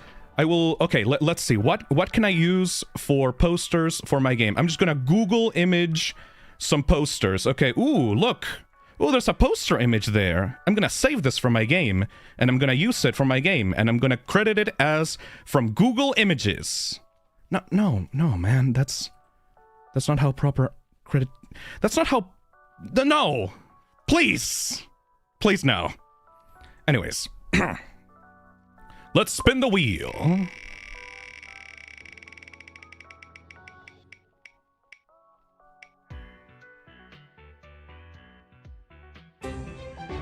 The 5th floor. All right.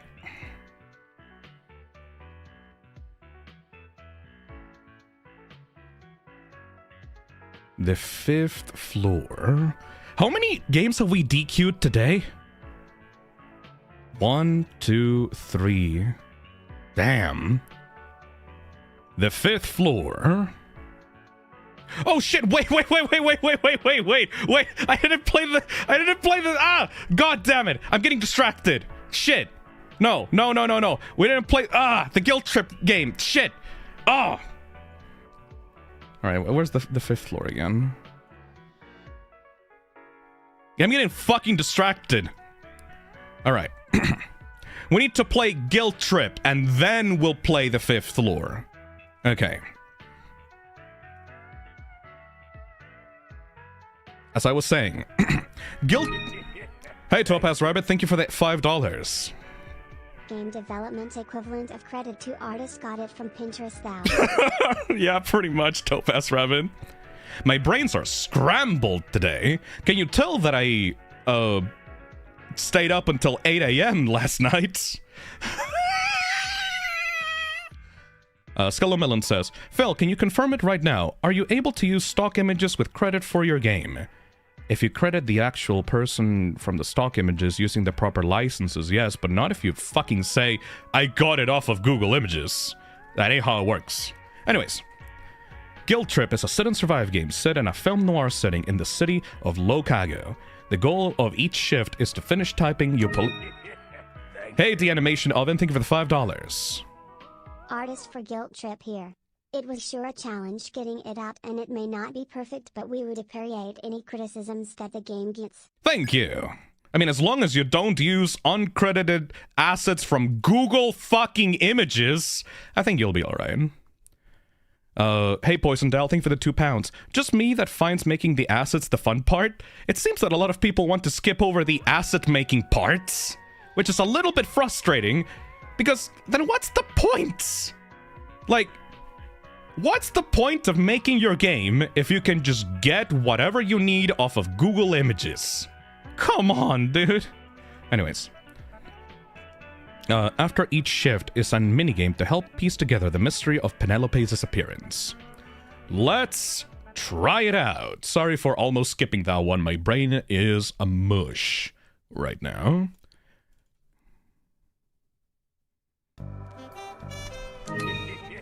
Hey, Melodramartist, thank you for the €5.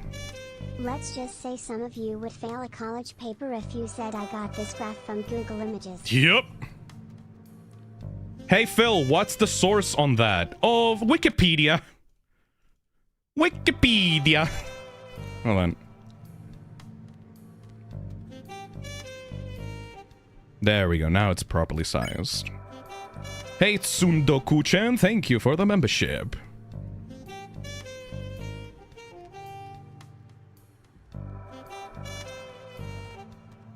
Alright. Guilt Trip.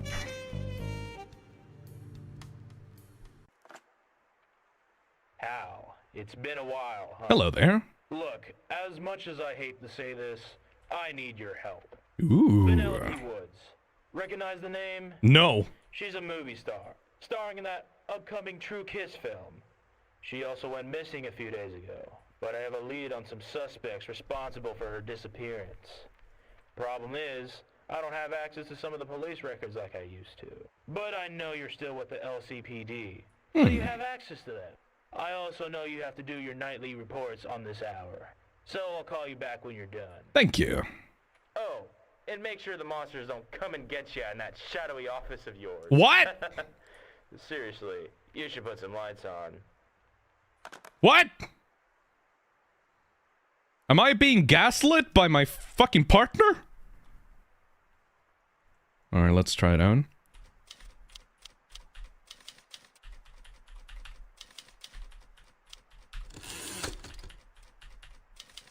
Do I have to check every now and then for the spooky monsters that are gonna come get me? Or maybe this is just a tutorial level, and then the spooky monsters will come up again. I do like noir aesthetics. One of my favorite movies is Who Framed Roger Rabbit, which is heavily inspired off of like noir aesthetics.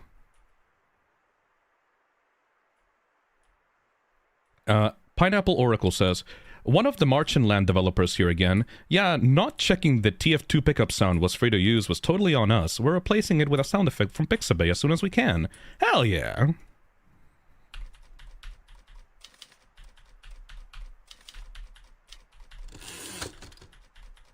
Like, for this first event for this Game Jam event, since it was my first time doing a Game Jam of sorts, I tried to be really nice, and I tried to be really lenient to some games, especially if the developers really seemed like they had a vision for their thing.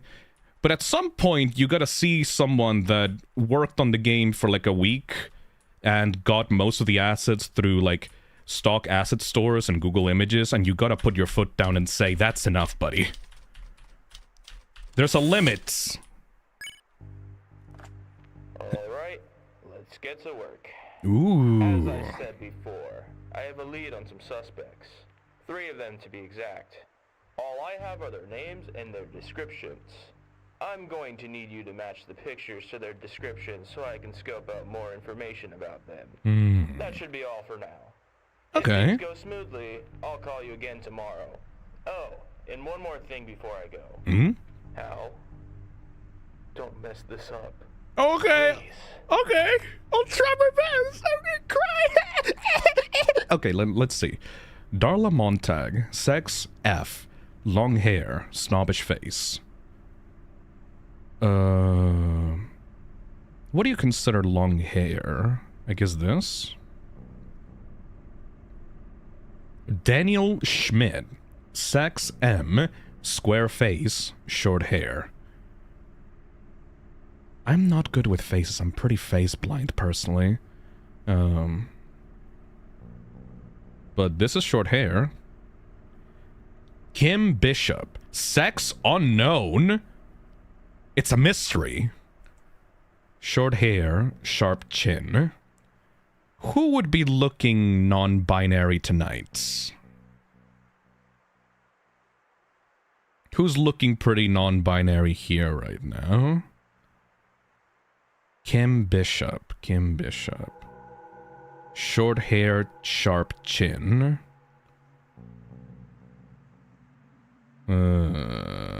Wait, no, this guy has more of a square face compared to this guy. This guy has more like a diamond-shaped face, I would say. Yeah, this is more of a square. Short hair, sharp chin. Maybe this person seems to be like presenting the chin almost as like a murder weapon. Continue with these choices. I guess I could. Alright, Hal. Good news. Good news? Thanks to your photos and some persuasion, I got more information about Penelope's kidnappers. Yay! Specifically information about their favorite spots in Chicago. I'll tell you more about it after you're done writing your reports. I thought I was a monster for a second. You know, I was scared to say the least about asking for your help. After what happened to Mr. Stone with the mob, I doubted your abilities would be of any help. Glad I was wrong. Poor Mr. Stone. What a bad way to go. What? Surrounded by the fish. No thoughts. No feelings. Or mercy. Thank you. Just their beady eyes. Hey, Mariano. Hi, Phil. To all who celebrate a nice pre-Christmas time. Thank you. To those who celebrate Yule or any other kind of celebration, I also wish you a nice time. Thank you so much, Maranio, for the €5. Can you tell that my brain is cooked right now? Jesus Christ.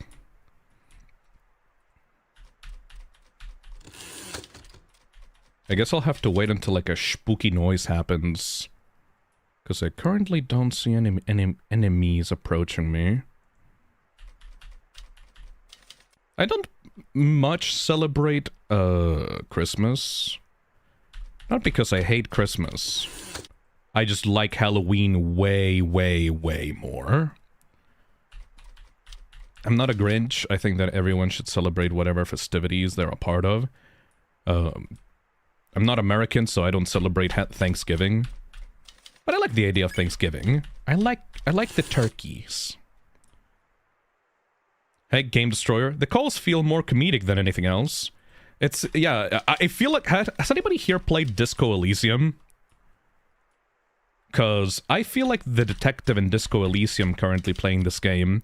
I feel like I'm an amnesiac, like, buffoon that just got dropped in the middle of, like, a murder case. And I'm like, what's going on? Who are you? What's going on? I want a drink. Where's my wife? Mr. Stone died. Fuck him. He sounds like an asshole. I just passed out in front of my typewriter and, like, I lost my memories, and the only way to get my memories back is by letting random QTE prompts guide me to the truth or something. I don't know. The detective is probably just writing random bullshit into this typewriter and see what happens. The evil! My wife! Was that my fucking dead wife? I just clicked on my dead wife. Alright. My bitch of an ex-wife died and is now haunting me. She wants alimony. I'm not giving her a cent, Morty. What do we do? What do we do with this guy? What do we do with this guy? What do we do with this guy? What do we do with this guy? What do we do with this? Now that's my son. That's my rotten son.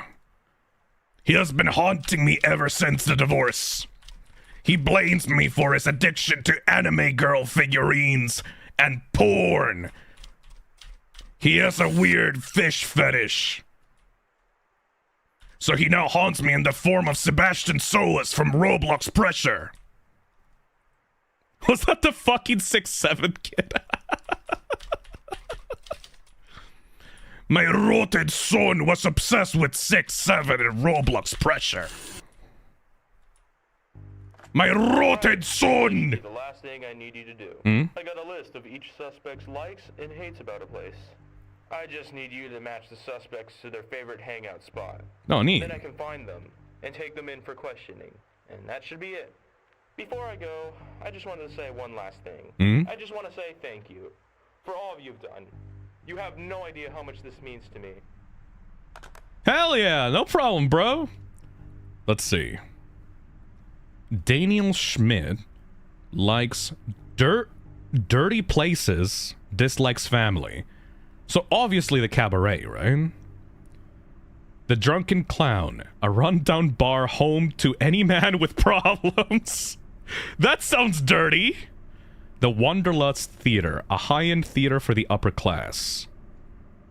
That doesn't sound very dirty. Ed & Son's Auto Shop. Need our car fixed? They can help. It only costs you your eardrums. Coyote's Motel, a nice motel, perfect for a visitor passing by. Local diner run by an old married couple, nothing much happens here. Alright, so Daniel Schmidt is gonna clown it up. Gat Daniels Gentlemen's Club, home the elite of the elite, with an excellent selection of wine.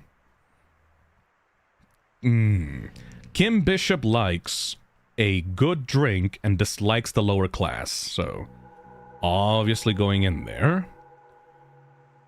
And Darla Montag likes family, run businesses, dislikes loud noises. So Anne and Frank Steiner, probably. I think that's a pretty good choice. You have no idea what's coming for you, Hal. What? The noose around your neck is already tied. What? You can hide all you want. What? But the feeling of dread and guilt will never go away. What? Did my rotten son put you up to this? Oh, God. My rotten son. I can't believe he bribed my partner into betraying me. My rotten son! I fucking hate my wife! My wife and my rotten son! My rotten fish 6'7" son! Ungrateful boy! Rotten boy! I can't believe he's been mingling with them Roblox kids. My rotten 27-year-old son mingling with them Roblox kids, becoming a fucking furry. Oh, shit. He gone. My rotten fucking son grooming kids on Roblox and getting it on with the CEO of Roblox Corporation. I fucking hate my rotten groomer son. What the fuck am I talking about?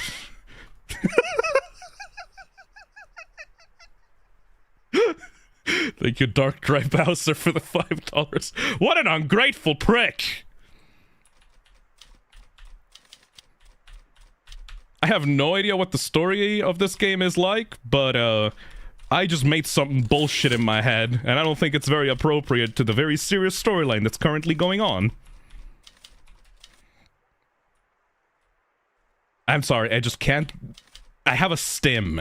I've been stimming my rotten son. Hey, damn animation, Owen, on the chat.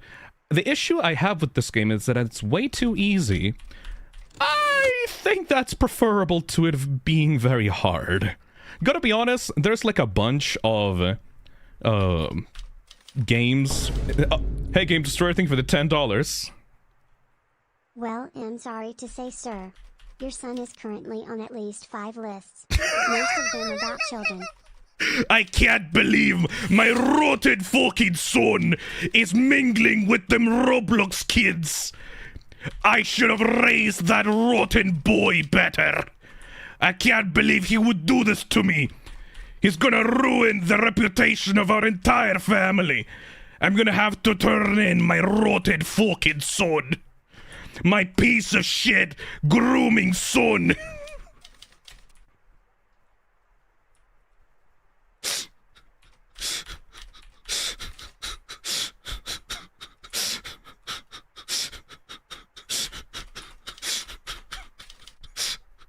You drive me to drink my family. I fucking hate my fucking family.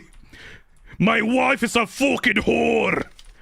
I can't believe we raised our boy to be a fucking Roblox groomer. I knew that when he turned 20 and told me that he wanted to become a Roblox developer, that I should have thrown that boy in jail.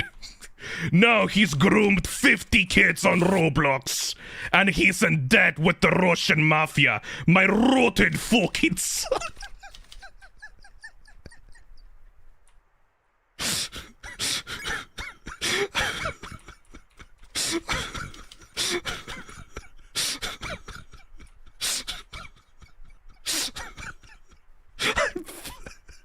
I'm so fucking sorry. Thank This is definitely a legendary stream. Thank you. Thank you, Dark Dry Bowser. Skullamelon donates £5 on the chat and says, I hate Roblox and I hate my fucking son. Fuck! Ooh! I hate my rotten son. Ungrateful boy! Rotten boy!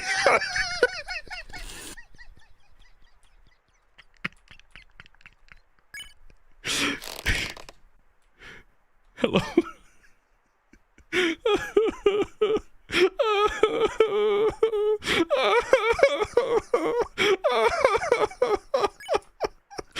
WTF did I just tune into?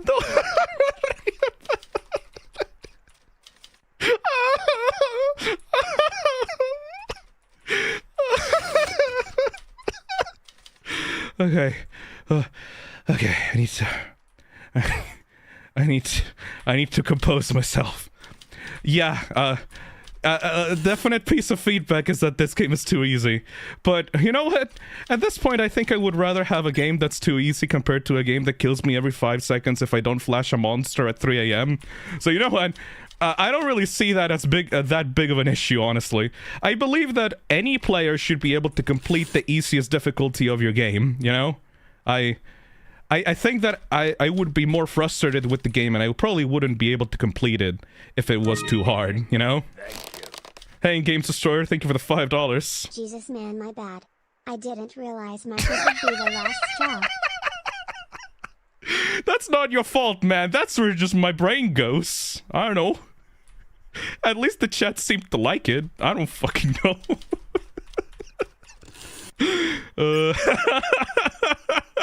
Thank you, love for the super chat. Fuck me. I'm supposed to be a very serious game reviewer. I'm supposed to be here to give feedback on the video games. At the very least, I like the whole investigation minigames in between the survival sections. I think that those were pretty cool. Hey, Topaz Rabbit. Thank you for the $10 super chat. God damn it, Phil. Not only that I fuck up my line art from laughing, I'm now starting to parrot my rotten Roblox son. But my cat, my fiance has no idea why I'm laughing so hard. Thank you, Clockwork Demon. I'm in tears at work. You're killing me here. I'm so fucking sorry. That bit was so bad. Oh, hey, we done.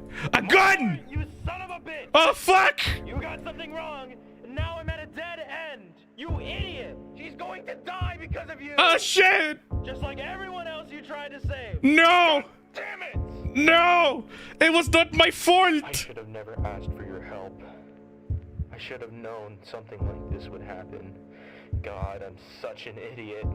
I'm an idiot for trusting someone like you. No! But don't worry. What? I still love you. We all love you. Oh. Without you, we would not be here. Oh, shit! And for that, we are very No! grateful. Let's My show fucking wife! Oh!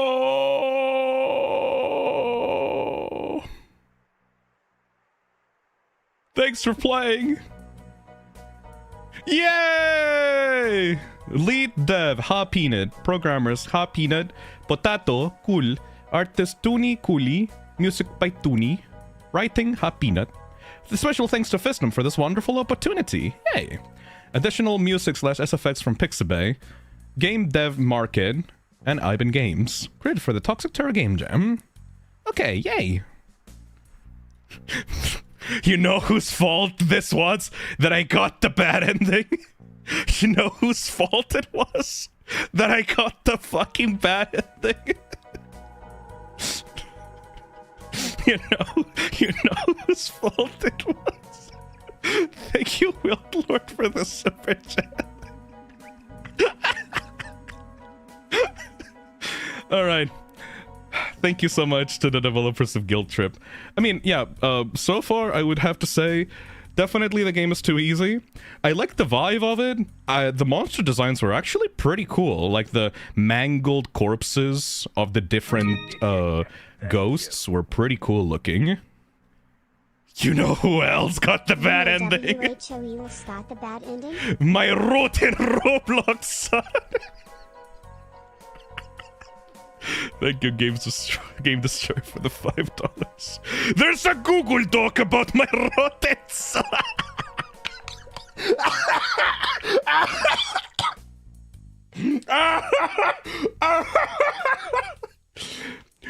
My rotten son got 500-page Google document!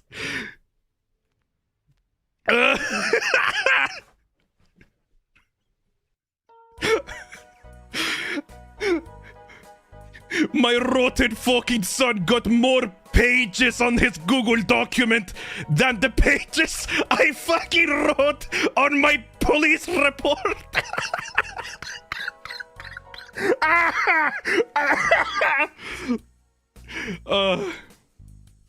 Okay. Okay. Fucking tears in my eyes. Alright.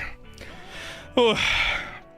My rotten son has a 2-hour YouTube deep dive analysis. My rotten son was alone. The rise and fall of my rotten son.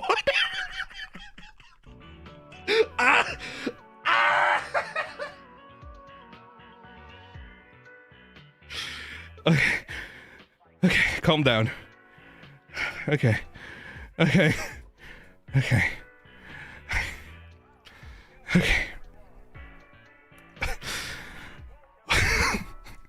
Okay. That's fine. Sorry. Okay. If I had to give some feedback on Guilt Trip, good job on the music. The environments need some work.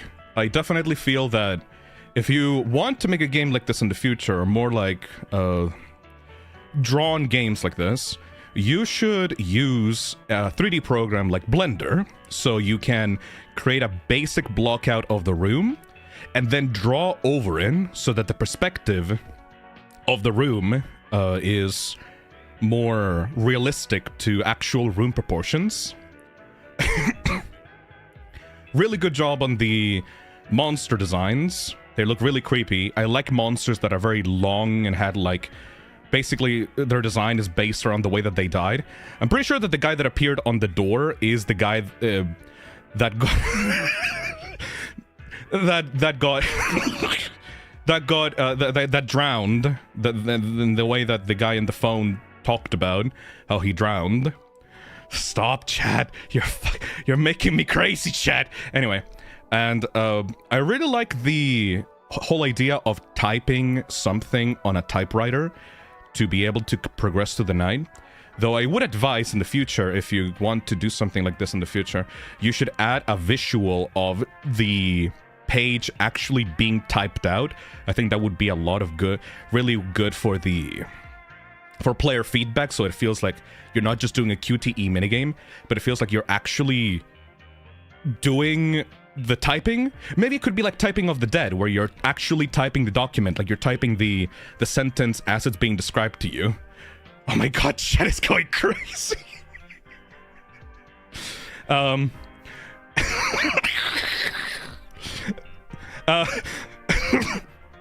And also there should be a progress bar of how far along you are. I think that at the top left it said like pages typed or pages completed, but I was not really clear on how far along I was during the night.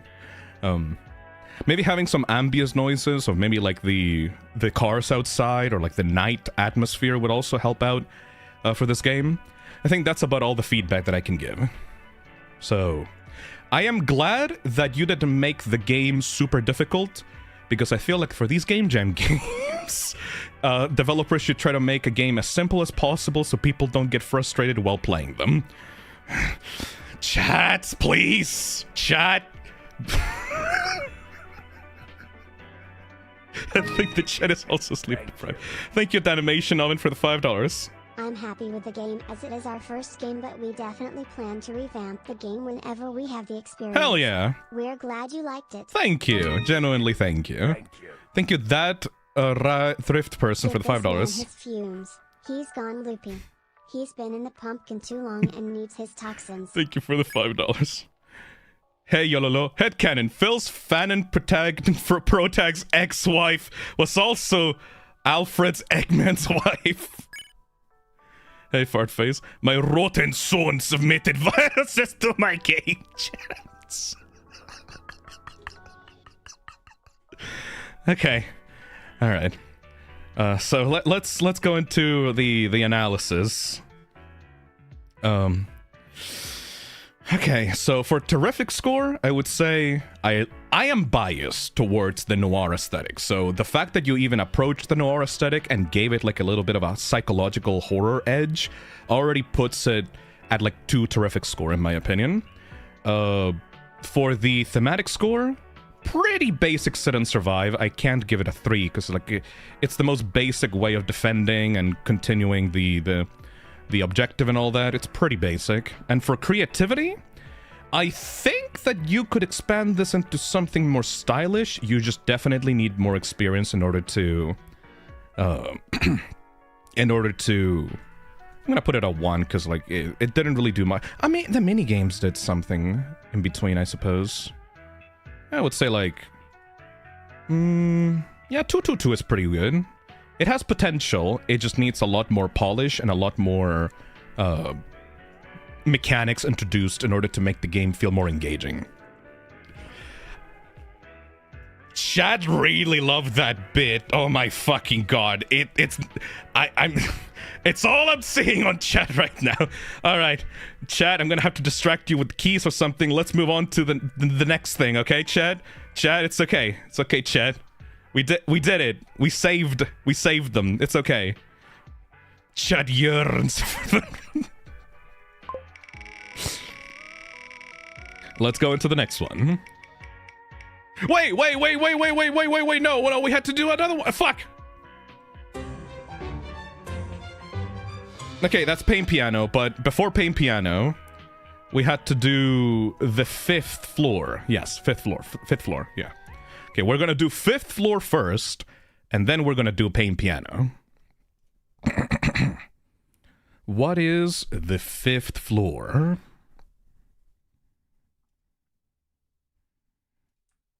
Congratulations, employee beep! You've been promoted to the 5th floor. Here, only the most important work is done. Maintain focus, meet your deadlines, and remember, mistakes are costly. Position, 5th floor associate. Requirements: attention to detail, multitasking ability, resistance to panic, ignore distractions. Description: perform vital office duties, maintain workflow, and comply with management directives. Warnings: unauthorized absences or poor performances will not be tolerated.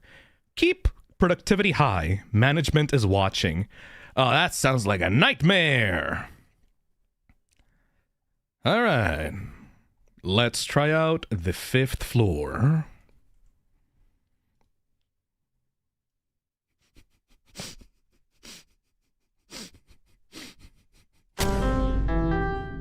Hey, Games Destroyer. Genuinely. I think a game jam is something I could do if I generally had more experience game dev, and not managing to make a grappling hook send a fucking wall at you. I think that you should watch some tutorials on YouTube and follow some people like maybe Kene or Brackies to get you started with game development. Thank you, Game Destroyer. We're all slowly rotting thanks to Phil. Anyways. 2025 Studio Wander. 2025 Toxic Terror Game Jam. Nice. Oh, the music is actually pretty low. Wait, there's more settings? Full screen tutorial. Hold on, let me remove this out of the way. X Project Minkcraft. Minkcraft. Cook and gather. Terralaria. Not important. Mash 2. Opera GX. My hopes and dreams. Lentaro emulators. Wandify. Whoosh workplace. I love Minkcraft. Minkcraft. What is the tutorial like? Oh. There's no tutorial. I cannot select the tutorial. Alright. You know, this kind of layout reminds me of that one Rhythm Heaven game, actually. Start the shift. Click and hold to fill ink. Okay. Click phone to answer. Press corresponding key on your keyboard. Alright. Receive papers from in the inbox. Read. Once done, look at criteria. Determine if it needs to be shredded or stamped. No. If no criteria is met, stamped yes. Then send paper to the outbox. When paper is on the desk, click it again to bring it back up. Oh, shit.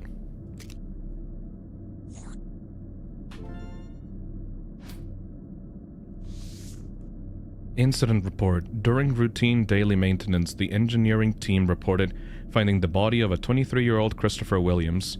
Police were sent to search the building for the culprit while paramedics tended to the body.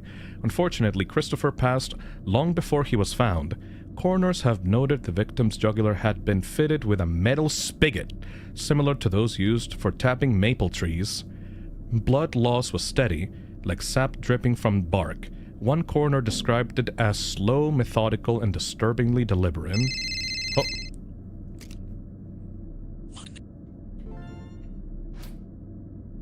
Oh my god, what? What?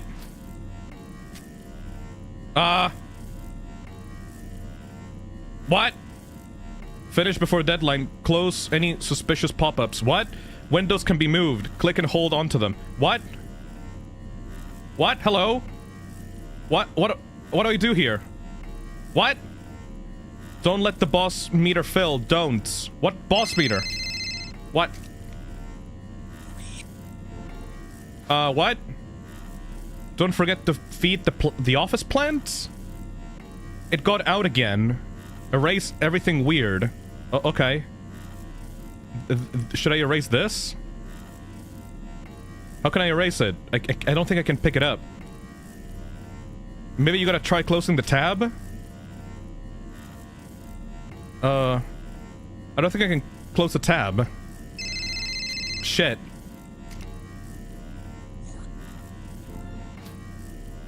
Keep it up, buddy. Threats impede productivity. Deal with them accordingly. How? Is this gonna ever end?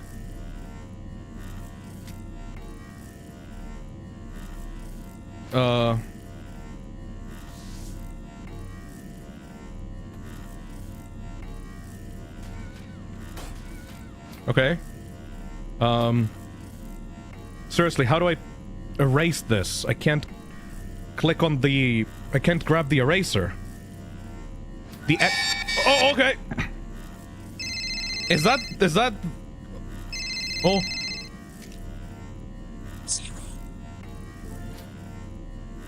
It's a ghost. That's a really annoying sound. Oh, is that... Oh, okay. What? Huh? You're fired?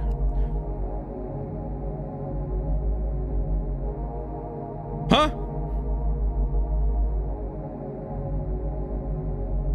That's a little friend that came out of the monitor.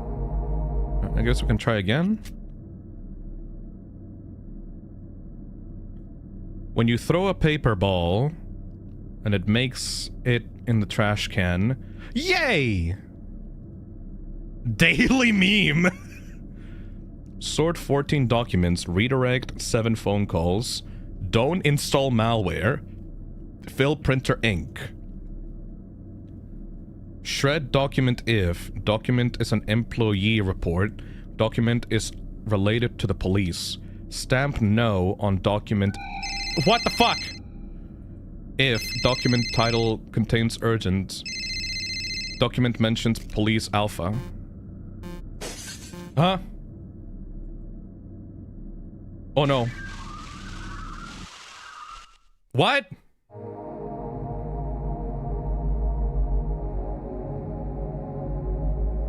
What?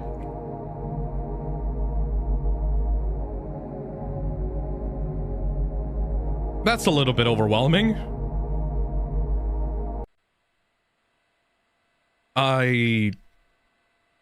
That's the game is kind of asking a little bit too much of me, gotta be honest. Album title 404 Perfection Not Found. That's a cool song, actually. Body Bag. A particularly aggressive anomaly. Body Bag has been reported laying outside of co-workers' cubicles. When it does show up to someone, they're usually the only one to see it, making everyone else unaware of its presence. It usually stays docile, but reports from survivors state that it stood up and shortly after rushed towards them to attack. Some were able to fight it off, but those who didn't ended up getting wrapped in a bag of their own and suffocating. Big nose, eh? Multiple co-workers have spotted being bothered during work by big-nosed co-worker, who always peeks over the wall of their cubicle. According to those who have encountered the anomaly, it just stares at them for a while before doing something to obstruct work, usually covering their computer screen, making it hard to get work done. Usually just shove it back down behind the cubicle and it goes away. The whole body of the anomaly has never been seen, even on security cameras that should have a good view of it. It's fucking Kilroy! At least a reference to Kilroy. The Face. Many co-workers report seeing strange files in their computer's file explorer they didn't download. Any computer infected with one of these files has the chance to glitch out and display disturbing images. It is advised to let the glitch pass on its own. Co-workers who interact with the computer in this state results in the monitor breaking open. A being co-workers only referred to as the Face emerges from the monitor and drags the person in. Co-workers are not seen again if this happens. The files can't be deleted. Ink blots? Co-workers' whiteboards have been seen with strange drawings on them. Most of the time these are harmless, but sometimes the drawings grow, then grow more and more. This is when Inkblot makes itself known, leaping directly from the whiteboard to attack and consume co-workers. When done swallowing the prey whole, Inkblot melts into a puddle of dry erase marker ink on the ground and repeats the cycle to other whiteboards. If you see anything growing on your whiteboard, erase it immediately. The Watcher. We don't know what causes this thing to appear. It just kinda does. So far it hasn't attacked anyone. It just likes to violate personal space is all. This still isn't ideal. Makes work harder to get done when you can't see your workplace. Best to ignore it and continue your work best you can. Needed to file a document but this thing is there, well then just move and check your computer or something until it leaves that spot. Really the only advice I can give you. This seems very FNAF Ultimate Custom Night-brained, where it's just like random annoying mechanics all stacked one on top of each other that don't really have any cohesion. Shadow. We narrowed down the cause of this thing finally. By what we figured out, this appears to be from much screen usage. Basically, there is a shadow that is cast from too much screen usage. Now, since you can't really leave to stop using the screen during your shift, we found the best course of action to negating this threat is just to stare it down. Seems to only attack when your back is turned. So far, no one has died to this thing, but it for some reason affects the boss's performance report negatively towards you, which can lead to being fired. I don't really fuck with Ultimate Custom Night because I feel like the mechanics introduced in that game are very random and they're not really fun to deal with. Oh, Developer Insight. So I got the idea to add this Dev Insight window when adding in Shadow, or Phantom as the files refer to them as. Well, this came from when I wanted to explain why they can attack from the right view when their bio explains that they're a shadow cast from exposure to the computer screen for so long, so it would only make sense to see them in the back view. Well, there's a very simple explanation for why that happens. I literally only did it because I wanted one more threat to attack from the right. I didn't want to add a whole other anomaly just for it, since there was like 4 days left and I wanted to polish this up some more. So yeah, Shadow only attacks from the right because I wanted one more threat from the right side. I'm already kind of overwhelmed by the amount of threats that you've added to the game right away on the first, like, level, man. Fun fact about Inkblot. They were ripped from one-to-one from a FNAF fan game I made called Around 15 Minutes at Sticks. Like, literally one-to-one. The jump scare animation is the exact same in both games, and they act the exact same in both games. The only not reused thing were the whiteboard face sprites, since their original easel sprites wouldn't work since they would be too small. Plus, I had to make the dry eraser sprite since in AFMAS, Inkblot was erased with a normal pencil eraser. I swear to God, Inkblot is not a Bendy and the Ink Machine reference. I swear up and down he is not. I forgot about Bendy for years, since making AFMAS. I have no idea what compelled me to make Inkblot the way that they were. If anything, Inkblot is more of an intentional reference to Belial from Oblitus Casa, with the whole... Why do I need to know this? With the whole needing to erase them thing, I literally have no idea why I decided to give Inkblot demon horns though. My best guess is that I did it just to make them more than just an actual blob. It wasn't until AFMIS was complete that I realized how similar Inkblot was. But like, Ink Demon, horns, what the hell? When working on this, FNF vs. Retrospector V2 came out. I was stupidly excited for that to release, and I admittedly played it for like 3 days straight, which is obviously 3 days lost to work on this. Not to mention I forgot about the jam starting for like 2 days. So yeah, that's like 5 days I lost to work on this game. But really, if you haven't checked out vs. Retrospector, go do that! It's an amazing mod with so much love and care behind it, and the team needs as much support as they can get. Aw, that's sweet. Especially since they ain't profiting off the mod directly. Aww. So the anomaly report window here kind of looks like crap, mainly because I was too lazy to try to make a uniform format for it. Though it was through that laziness that gave me the in-universe explanation behind the existence of the report window. It's hastily written by the employees of this company in order to warn other employees about the anomalies of the workplace, since it's pretty obvious this company doesn't care to do anything about the anomalies. Insert joke about how this is weirdly realistic here. But but yeah, so with it being unprofessionally made it make sense, it would be pretty rough around the edges, and it's more meant to get a point across. You realize how wild these insights are to the character in game? Like, these insights would be like if God themselves put a random notes file on your computer that gave their insight on their decisions while making the universe complete with all the weird stuff that makes no sense. Like, this is eldritch info to the player character here. Hey, player character, hope I didn't melt your mind too much, and sorry I never gave you an actual name. Ah, screw it. Player character, your name is now Darnell. Oh, neat. Darnell Olsen, enjoy. So yeah, I guess this window means I'm canon to this game now. I am God! Yo ain't Sonic.exe.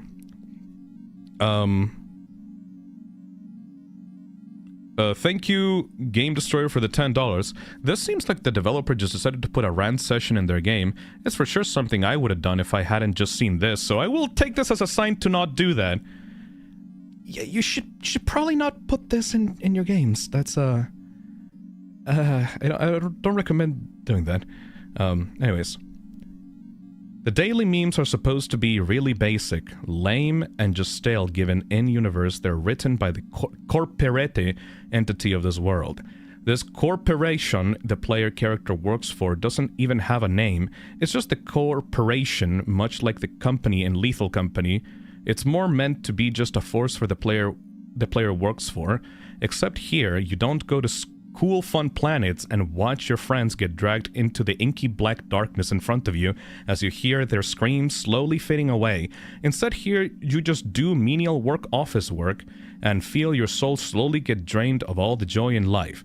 Now, is there a story to the game? I didn't write one myself, but the player can make their own story with the bits and pieces I've left. Oh. Yeah, the game's lack of story is just there for the player to look at these threads laid out in front of them, and then take them to weave their own idea of a story going on. Oh, the classic Five Nights at Freddy's special! I miss back when video game theories were able to just be off the wall and wild while still making some sense, even though you know 100% it's not all what's really going to happen. Like, come on, now theories all need to be like hyper accurate and needs to figure everything out. Can't we go back to the fun theories, like as memed on as Sans is Ness is? It's a fucking entertaining theory and kinda is the spirit of what I miss in indie horror / just horror in general theorizing. Sansa's Nest was not horror. So come on, people. Take my threads here and try to determine your own story. Get wild. Get creative. Take a Lego set and take it something totally different. I mean, in my personal opinion, I feel like it's a lazy hack, like cheap trick to just imply stuff instead of actually writing a game. Like, I feel like if someone wants to create a story, they should, you know, have their own idea of the story, and if someone just wants to theory bait, that's not really, you're barely doing the work at this point, man.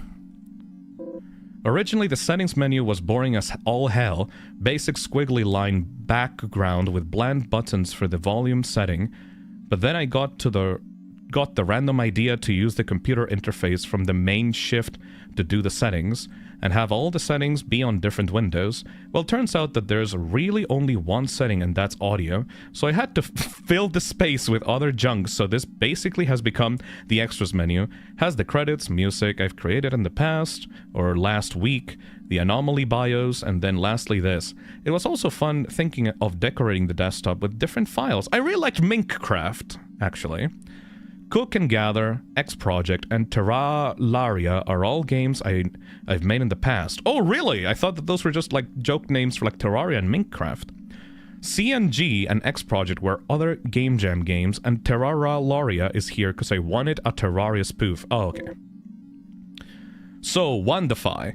Yeah, I don't know how I got the idea for it, but I just had the idea to add a little music window for songs I've made. I do like music players like that in video games. It's something that not many games have nowadays. Figured it added a bit more to the presentation of this whole game, being able to click through a playlist of songs while doing stuff on the desktop. Technically, thanks to this, I now have my first music album, though not officially released anywhere. It's just, it has a name and album art, so it's an album. It's named the way that it is because, I've gotten mixed feedback on my music, so I just kinda assumed that it's mid as all hell. Fun fact, the songs To the Center of the Earth and That's How We Wash Our Hands are not the real names. It's Climb to the Center of the Earth and That's the Way We Wash Our Hands. They're just changed because they were too long to fit, and even then some of these don't fit in anyways. The songs Fi Jumpscare in music form and The Bedroom are just kinda here as shitposts. Yeah, The Bedroom is used as the main menu music here, so that justified its place here. But Fi and Jumpscare in music form were just things I made in like 2 minutes when I was bored and wanted to make something horrible. Figured Fi's appearance in the playlist would also act as one last jumpscare, so it's different. The idea for body bag came from something in the original game I'm currently working on, so body bag here is a reference to a reference, since the thing that inspired body bag in my other game was meant as a direct reference to Robert Helpman and the Daisy series. If any of you know what that is, I don't, really. Specifically, it's to the video Daisy Arrives, but yeah, so that was a body in a bag in that game. So it gave me the idea for another body in another bag for this game. Difference is, body bag here is a threat, where the one in my other game isn't. I'm not going to talk a whole lot about this other game I'm making since I want to keep it kind of mostly top secret. Mostly I'll reveal it's called Lost and Found. And pretty much the entire original soundtrack is in this game thanks to Wandify, as well as the You're Fired screen using Quiet Whispers, which was made for Lost and Found. Funny thing, Face Zesvayo says that it appears when a file appears on the computer. I originally wrote on the desktop, but then realized, oh wait, I don't want to decorate the desktop of the computer in the shifts, because I don't want it to be too cluttered. So I changed it to in the file explorer. So yeah, that's it. Not really too interesting, but it's something. The binary code on one of the documents 010010000 011 00001 001 01100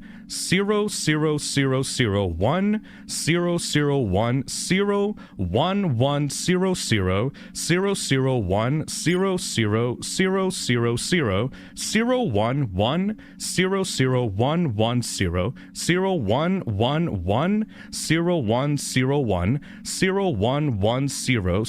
0110 1011 01101 001. I am using my free monthly chat to ask you to skip this one for everyone's sake. I'm Squidward banging his head on the register RN_phi stop : _phi stop.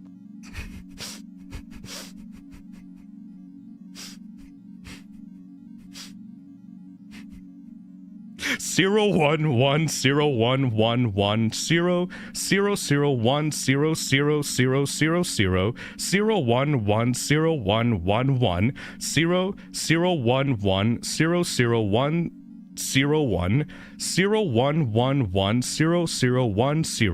0011001 000 just translates to, ha, fucking nerd. I figured this document was fine to add, since no actually important info is hidden behind the binary. So you could just take the document at face value.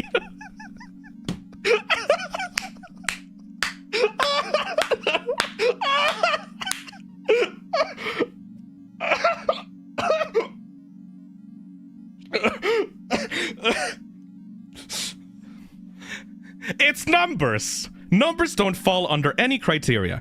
And even if the binary was translated, it still wouldn't fall under any criteria. So the result of translating it and taking it at face value are both the same, as opposed to if I did one where there was something important behind it that makes the translation fall under a criteria. That would be unfair.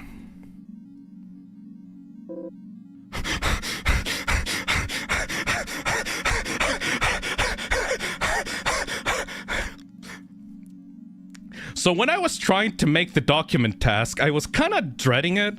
I was kind of overwhelmed trying to think of how to handle all the criterias with being able to check what document is currently picked, matching that with whatever actions you're taking with it, then comparing it to what criteria is in place. Thankfully, I managed to figure out a way to streamline the whole thing. So instead of it being a mess of systems and stuff, it's now one straight line of checks. Really, the worst thing about adding a new document in is just formatting it into the document itself.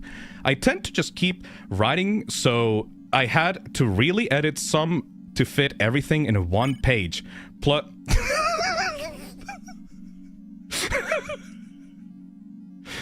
Plus, the system to randomly pick a document has separate text instances for one, as opposed to a single text string it could draw each from.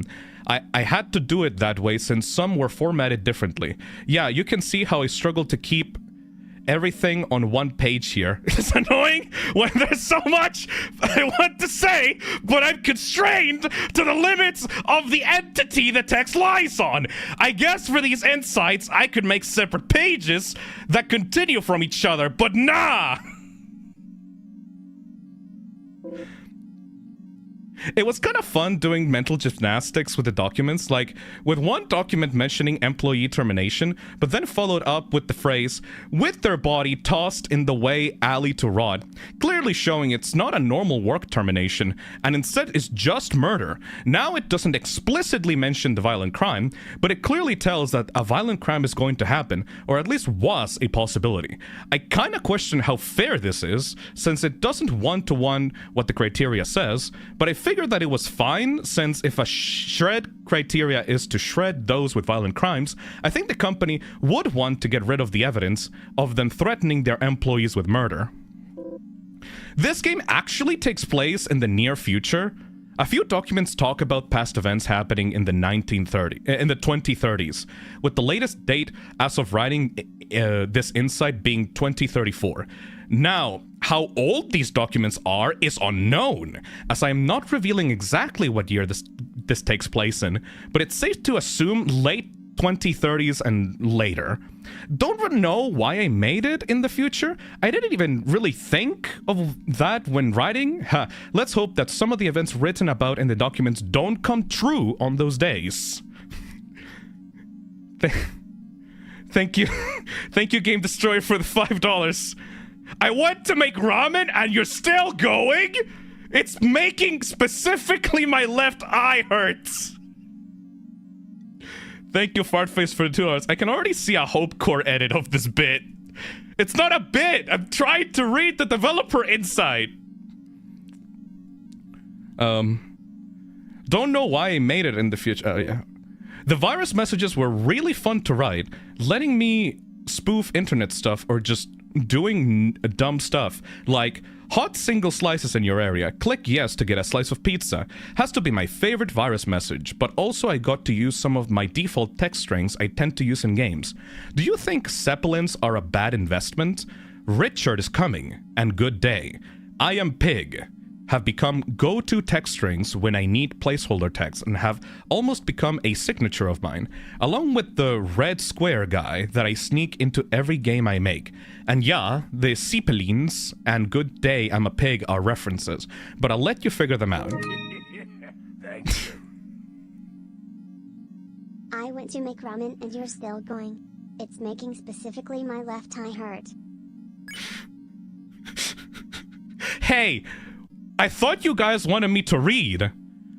All of you were begging me to start reading, so like, you know, I'm reading now. What the fuck?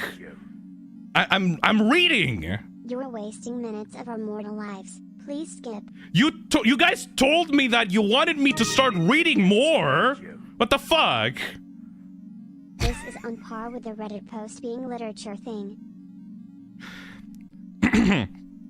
One idea for another anomaly I had was a faceless coworker. They would poke their head around the cubicle entities and ask for an item. Thank you. I'm sorry that you playing my friend bad game here, son money. It's alright, Honomaki. Like, I'm just trying to get as much info as possible so I can make the actual gameplay, like, easier to understand from the developer's perspective. Like, I'm still gonna try the main gameplay again. Hopefully with this new context, I'll be able to understand more how to, like, juggle the mechanics and be able to play it properly. Skellavillain says, don't listen to chat, keep reading. Yeah! Anyways. Hey, Dosimo, thank you for the super chin. Thank you, Fartface. This is certified monkey's paw moments. Entrance and ask for an item where you would then need to look around your cubicle for said item. Well, I didn't add this in for a few reasons. One, I suck at drawing people, faceless or not. Two, I didn't really want to decorate the cubicle that much because with this, every little decorative piece would need to be its own object for you to be able to click on it. 3, it sounded complicated and I didn't want to linger on something that may or may not even be good for days, so I stuck to easier to implement ideas. 4, lazy.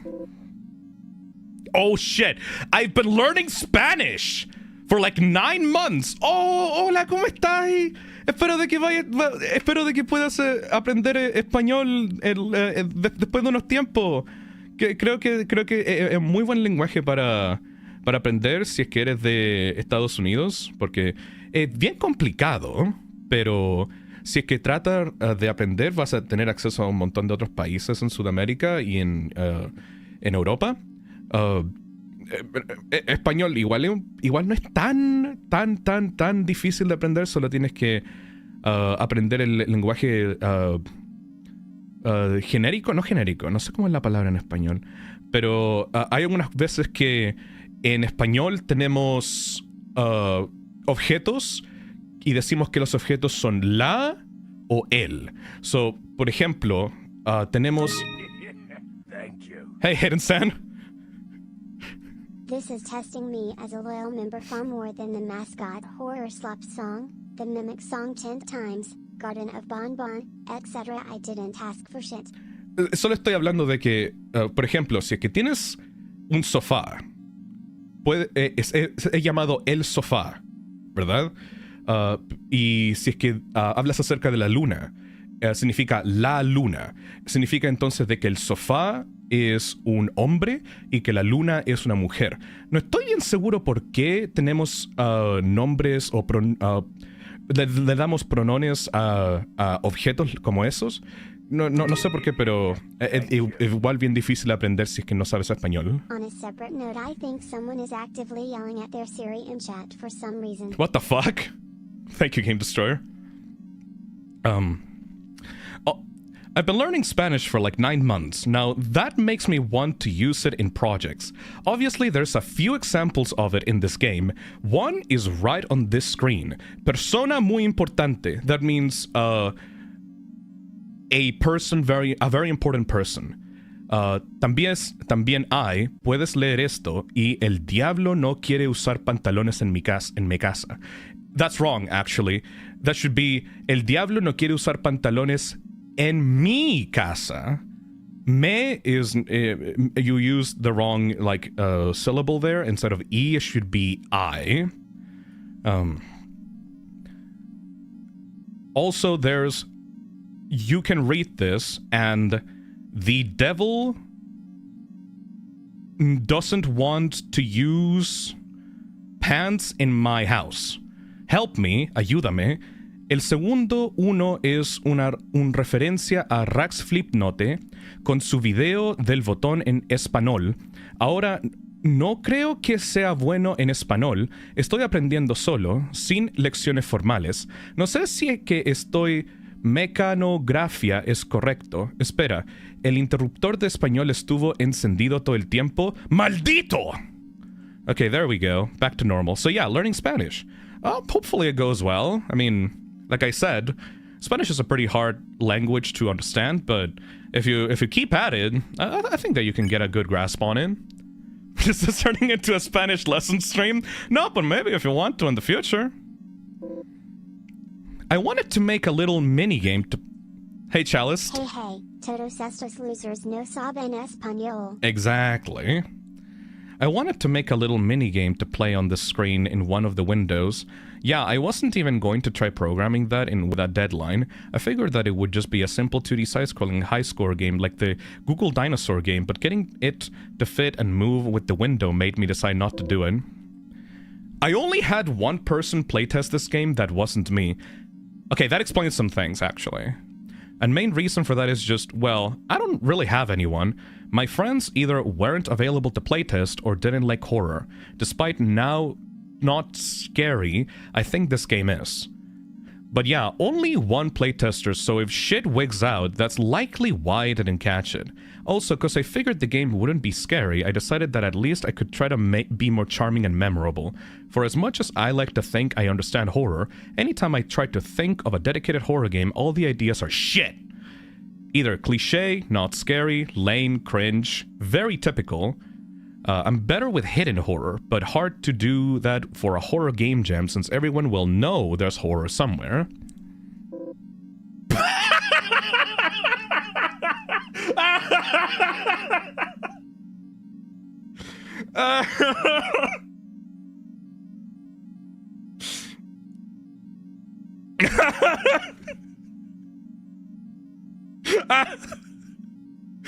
Based. Developer based as fuck. You, sir, are based as fuck. Play Ultra Kill. Yes, I will in the future. When Act 3 comes out, I'll play Ultra Kill again. Maybe I'll do a P rank stream for the other acts as well. I've been meaning to go back because apparently they redid the initial levels of the game. Like, they revamped it, right? Like, they did... I'm not sure where they did at the start, but they apparently redid a bunch of, like, the level graphics and the...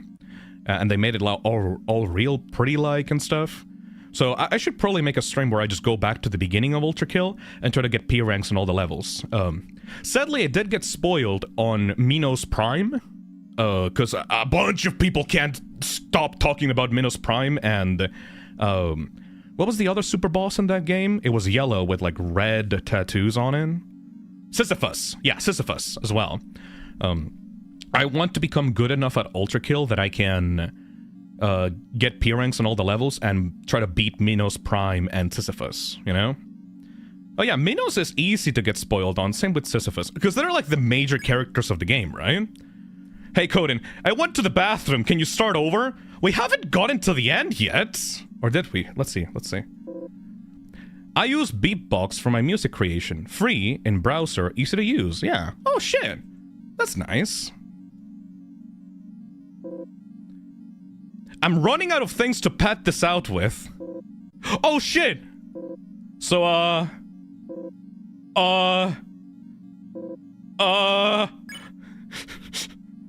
Dosiamal says, not only did they revamp the first levels, but they also added encore levels for each layer. Ooh, that's nice. Yeah, I think that's everything. Leave!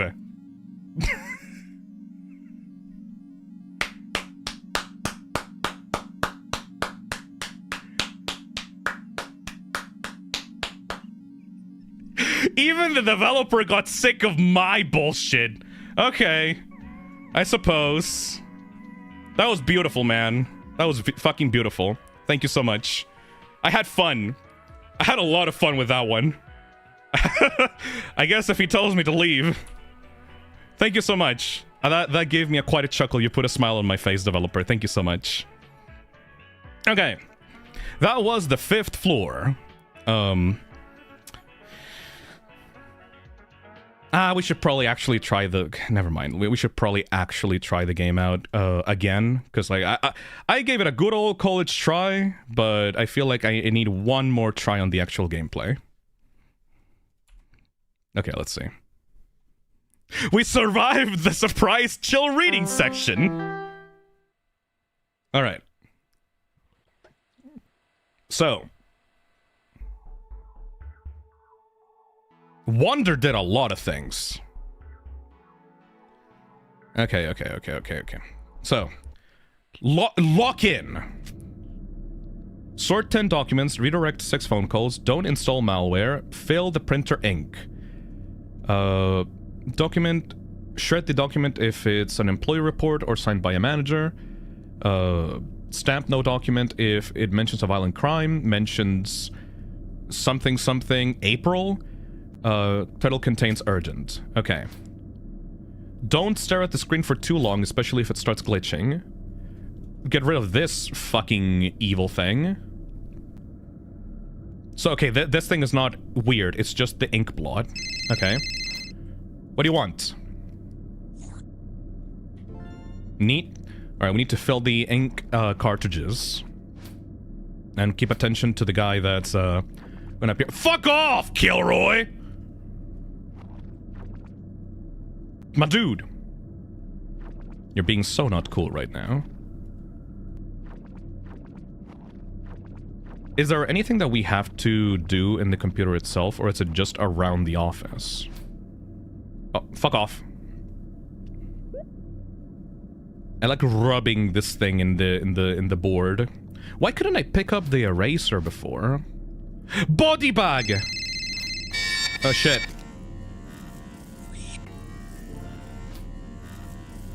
Fuck off, Kilroy! For some reason, I can't click on him right now. Not sure what's up with that.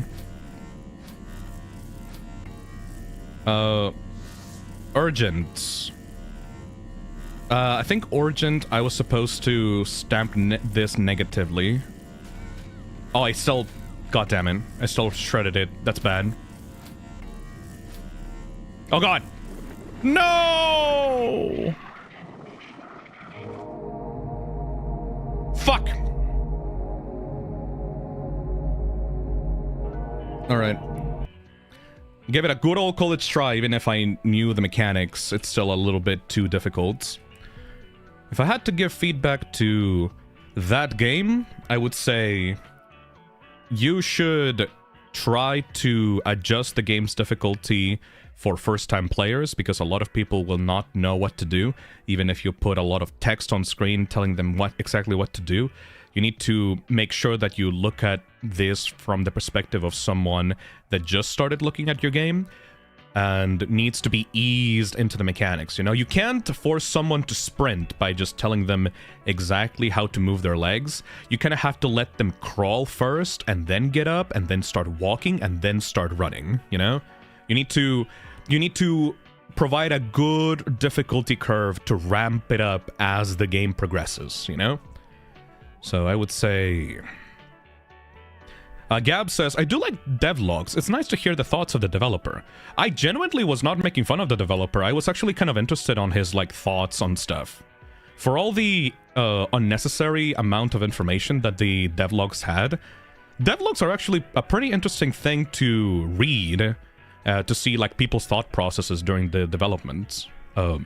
It can get a little bit frustrating and a little bit too personal sometimes, but in general, I like to see people's thoughts on why they did the things that they did, you know? Anyways. So for terrific score, I'm gonna have to go with a 1. For thematic score, I mean, it is a sit-and-survive game through and through, so... I'm gonna have to go with like a 2 or a 3, I think? And for creativity, honestly... The whole being hunted or being accosted by like weird ink blot shadow creatures inside of like an office space is pretty cool. I do like that some of those anomalies have to do with like office bullshit, like a coworker that's peeking through the cubicle at the top, or weird shadow people that appear behind you. Thank you. Hey, Piney Tree, thank you for the $5. Someone should mod belonging to if horror books that are public domain, since we now know you'll read it. I'll read it just for the bit? Come on now. Just put an entire chapter of a Lovecraft story in the extras menu of your game, and I'll just like... I'll just go to town on it.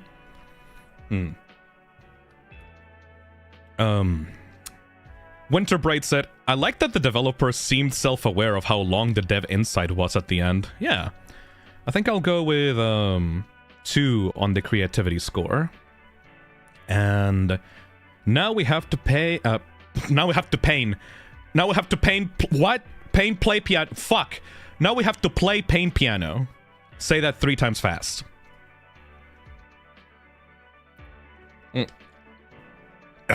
Let's try it out. Pain Piano by Green Shark. Ooh, look at this. Look at this. Look at this sketchbook aesthetic. Ooh. Oh my god, I have to actually play piano? Oh fuck, I'm not good at playing instruments. Oh god. Let's see. Lore. One night, learning to play your new piano, you find yourself struggling to survive against an unexpected entity. Why the actual fuck do I have more viewers right now after I finished reading the developer insight than I did at the start of the stream? What the fuck, people? What the fuck is wrong with you? What the fuck is wrong with all of you? What the fuck? Before I started reading the developer insight, the viewers were at like 380. Why is there like 430 right now? What the fuck? Because people left? They literally didn't. There's more viewers right now on stream. What the hell? You're all rotten. You're my rotten chud sons. Anyways. One night, learning to play your new piano, you find yourself struggling to survive against an unexpected entity. My rotten chat is full of degenerates. Your only mean of salvation is to keep playing. Endings. The game has 2 endings, depending on how quickly and well you play the piano. I'm probably gonna get the bad ending, probably. Credits. Programmers, designers, Gabriel Caudulo, Roberto Bantivegna, Giuseppe Famingo, artist, Chiara Caudulo. These are really fancy names. I like them a lot, actually. Okay. Pain piano. Let's try it out. My rotten fucking chat. My rotten chud chat. They love pain. My rotten fucking sons.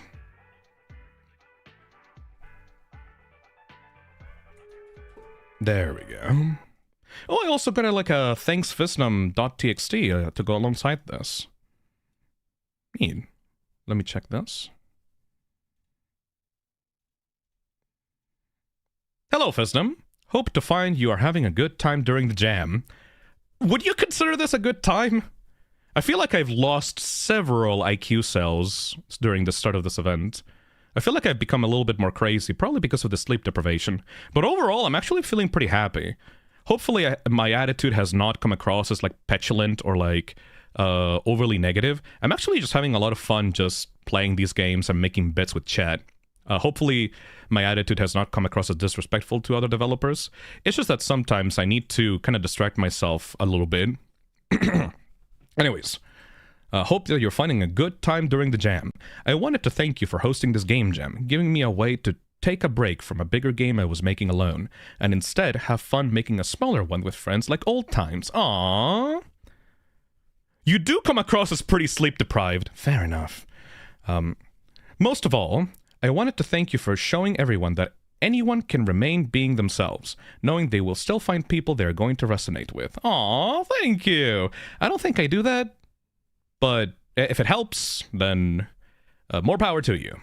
We hope you like our original game and would love to hear your feedback. Thanks again, Gabriel. Alright, let's check it out.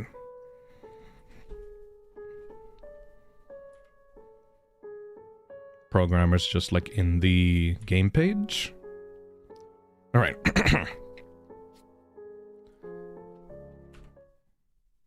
Press space to skip. Oh dear, you're still on that new piano of yours? It's nice seeing you starting to learn again after... Oh, I shouldn't damper your mood now of all times. Have fun. I'll be upstairs. Please reproduce the notes from left to right. Press the down arrow to look down. Oh, shit.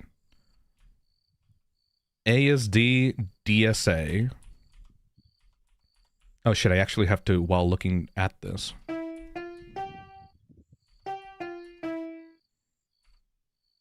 A, G... Oh, I actually have to... Okay, hold on. A, G, H, K, H, G.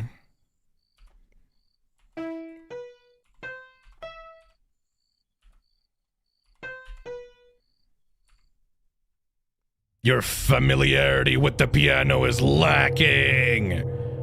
Oh, okay. Will you let me teach you? Yes? Hold on, let me adjust the volume a little bit. There we go. Then, let's start the lesson. LKJJ HGHJ LKJJ HGHJ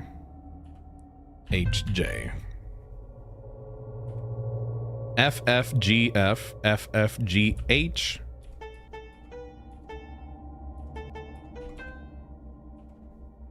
JK.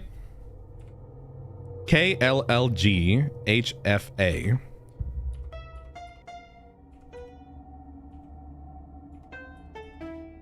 I like that all these notes are actually laid out horizontally across the keyboard like an actual piano. DSDS. DSDF. Ah! GHH. Follow me.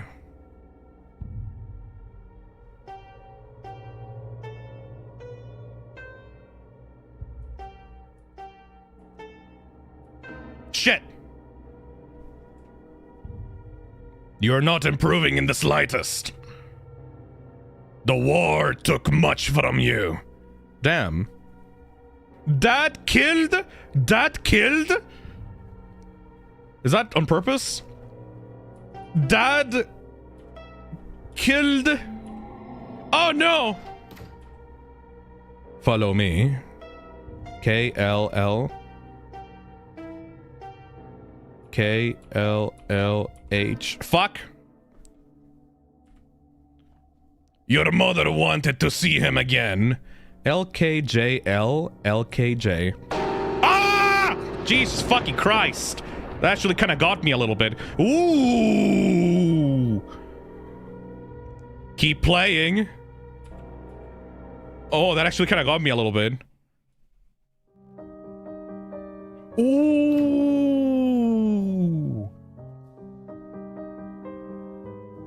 That's a nice little death screen, actually. Let's try that again. ASD AGHK.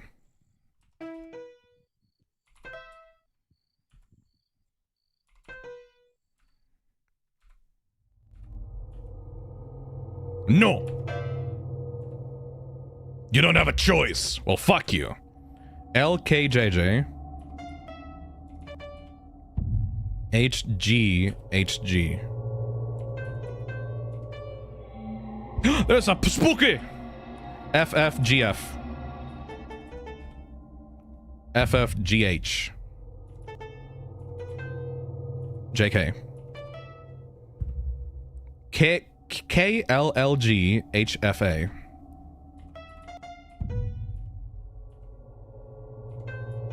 Fuck.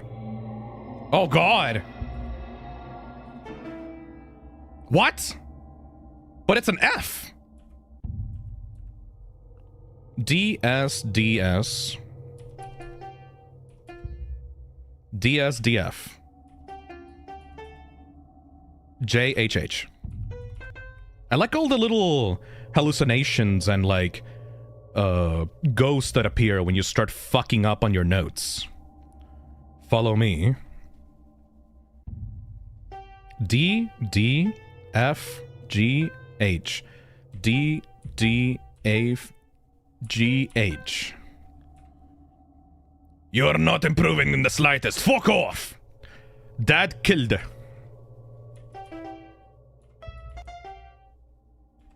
Oh god. K L L D D A D. I did it though! Fuck! Your mother wanted to see him again. LK... Okay, I need to memorize this because like the head is gonna drop down now. LKL... Wait, no. That's not L. LKJL... LKJL... LKG... LKG... LKG...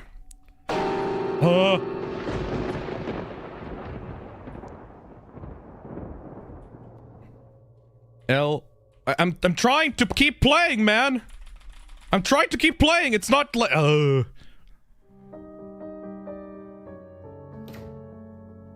was trying to keep playing. Man, is that like, am I stuck? Like I can't continue playing if the mother's head falls down? Because I was trying to press down on the keyboard. I guess I took too long. Alright, let's give it one more college try. We're not built for this, man. Yeah, I very specifically am not built to play instruments, probably. What if you have to press on the same time? There's a time limit. Ah. Alright, let's do it as fast as possible.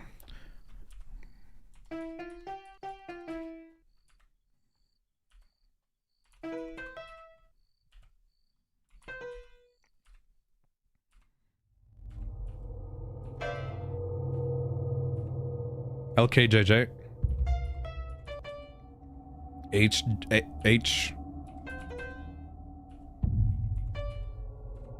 FFGF.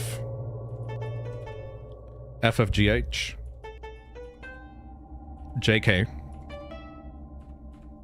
KLLG. HFA. We're nailing this.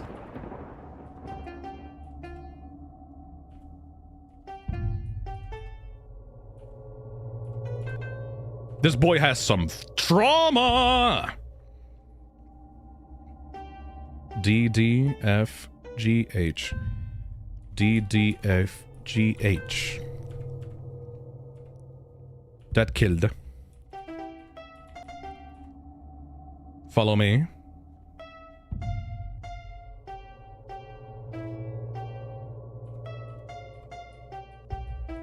Nailed it! LKJL, LKJ.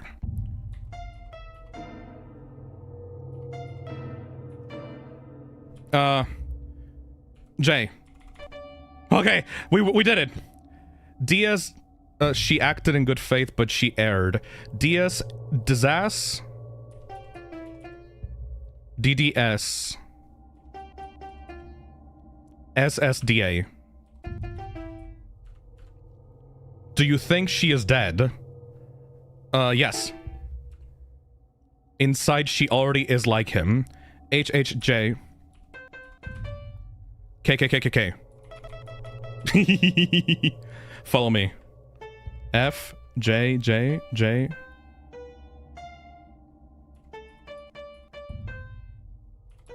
Nice! A, S, G, H, K, L. Nice!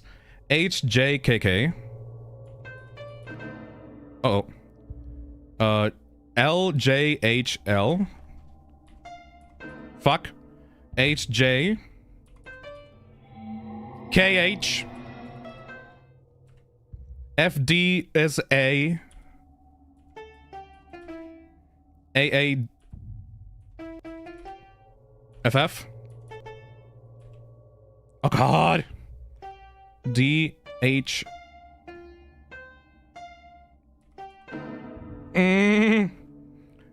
H, G, H, H. G, H, H, G. HFS. A, K, H, G, F. Ah, God fucking damn it. Okay, that was a pretty good scare, but I can't really...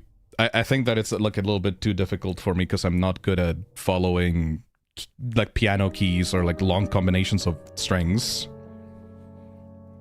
Oh well. Pretty cool though. I don't think I'll be able to beat it without doing like a ton of tries. But the concept of a pianist that is going through some mental anguish and he's trying to work through his pain using sheet music and trying to learn a hobby to go like push himself through the trauma is actually a pretty good metaphor for like artists trying to push through their trauma by working on a hobby for themselves or trying to teach themselves something, right? That's a really cool idea.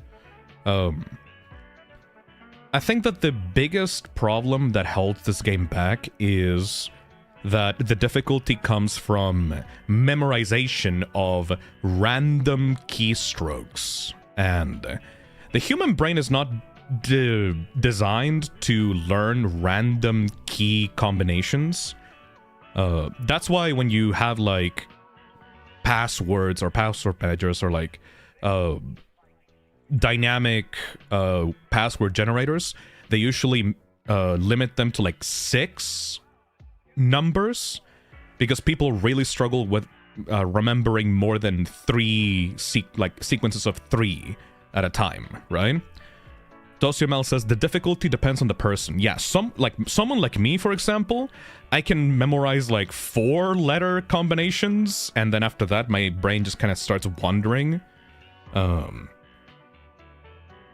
Random Lad says, at least with a time limit. Yeah, the time limit is the biggest problem as well, because I am not fast when it comes to this type of thing. Coden says, by the way, do you still do your G-subs? Oh yeah. Use 10%, use code TOXIC for 10% off of everything on the store right now. Yeah, it's still available. I renewed my contract with them, and I'm still available throughout all of next year, so G-subs treats me right. They're very nice.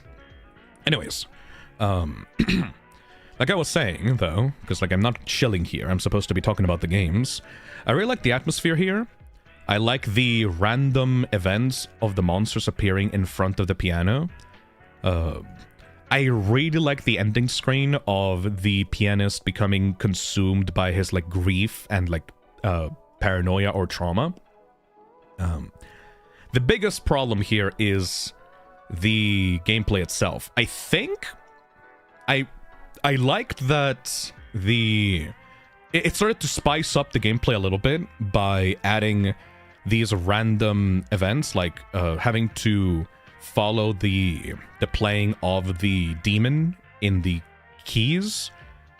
But I think that this should be simplified in a way that most people could follow, you know? Because the main concept here is strong, it's just the gameplay that is holding it back, you know? I would say for Pain Piano, I would say 2 for Terrific. Actually a pretty unique concept for the Sit and Survive genre. And for Creativity, I would go with like 2 or 3. I like the creativity when it comes to the concept of the game itself, but the creativity of the mechanics is what is holding it back, you know? I would go with a 2 on creativity right now. Anyways. That is good. Let's spin the wheel.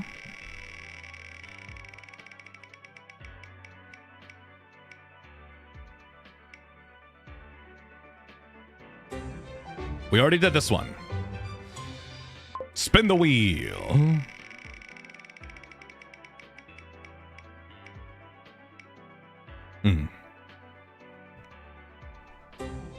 All right. Take exit now. This one I'm actually pretty hopeful about, because the concept sounds fucking terrifying. Listen to this. I was not taken in by the thumbnail, which is why I'm playing this as one of the last games. Because I picked the selections for the previous streams off of how much I liked the thumbnails. This thumbnail seemed pretty, like, not appealing to me. But then I took a look at the actual game page, and look at this. Take exit now. Keep your rage-inclined father from crashing the car on the way home from a rough day in court.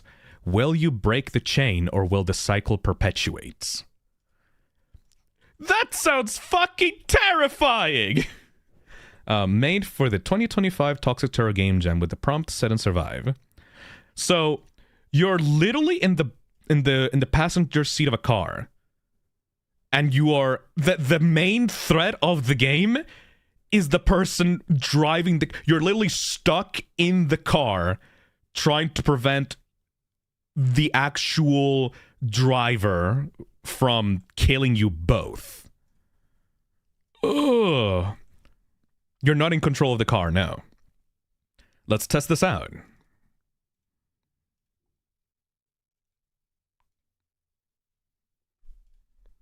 This work features depictions of verbal abuse. If you are sensitive to the topic, then it may be advisable to play another game. Viewer discretion is advised. Fuck yeah.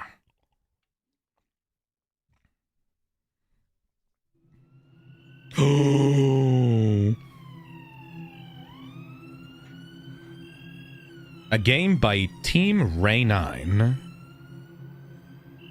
I'm gonna go full screen for this. Epilepsy mode enabled just in case. Subtitle size, I'm gonna increase that just for chat's convenience. There we go. Alright, chat! Lock the fuck in! This could be really, really interesting. Why are you When reaching for will the your seat? mother What the fuck? just fucking Don't back trust off? my driving? God! What? You know I'm the right choice, right? What am I saying? You're a smart girl. Of course you do. What? I'm tired. Yeah, I get it. We're going home now. At least as long as I could find the way back. These goddamn courthouses always put into the worst parts of town. Navigate for me, will you? Oh boy. There should be a map in the glove box. I don't think there is. Just check anyway, alright? If not, I guess your phone will do. You can look around by moving your mouse to the edges of the screen. You can pull up your phone by moving your mouse to your lap where it's sitting. You can send text to your mother by holding down the respond button. John can be talked to or warned about obstacles if you left-click on him. Objects that can be interacted with will be outlined with white, but think before you click on them. If John gets too angry, he will miss things and crash. This is fascinating! Use the apps on your phone to your advantage. Go to the navigation app and press Get Directions to start.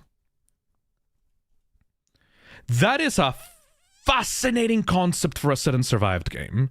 Also... You're not the one driving, bucko. Okay, calm down. Yellow and pink dice on the dashboard. I see what you're... What are you trying to mess with the shift for? This guy has a dialogue for everything. Okay. Can I just leave? Blooming Buddy is feeling ignored. Hello? Little Tamagotchi?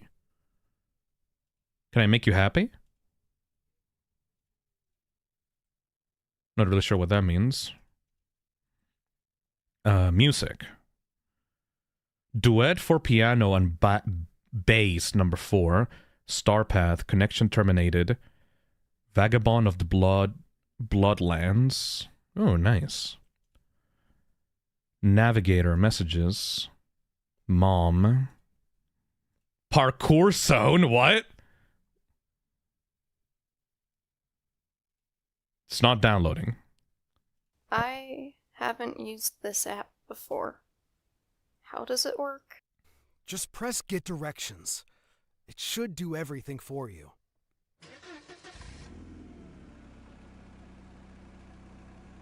Sick. Are you okay, honey? Respond. I'm with Dad. What do you think?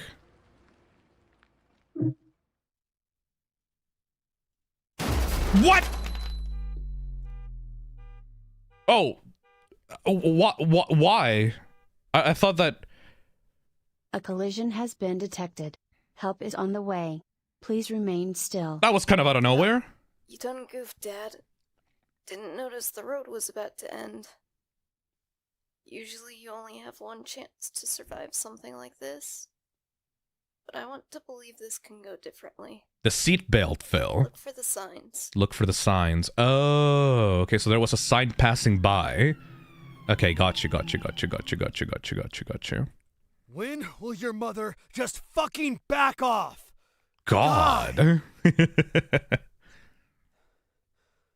You know I'm the right choice, right? Let's start. what am I saying? You're a smart girl. Of course you do. I'm gonna have to wait until this asshole talks my ear off again. I'm tired. Yeah, I get it.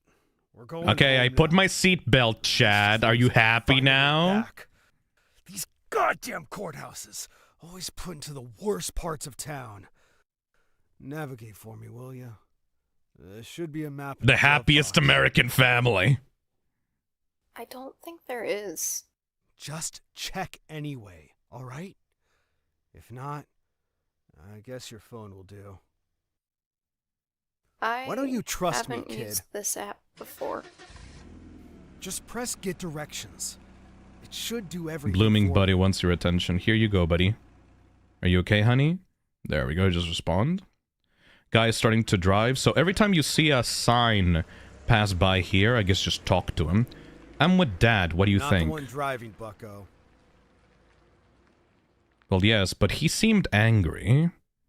Okay, tell him. The brakes! The brakes!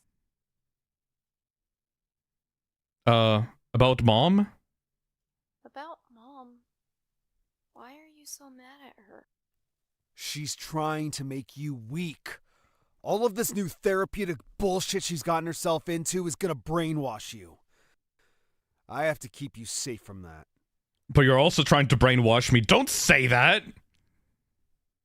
Dad, watch out! About movie? I saw a movie that's coming to theaters soon.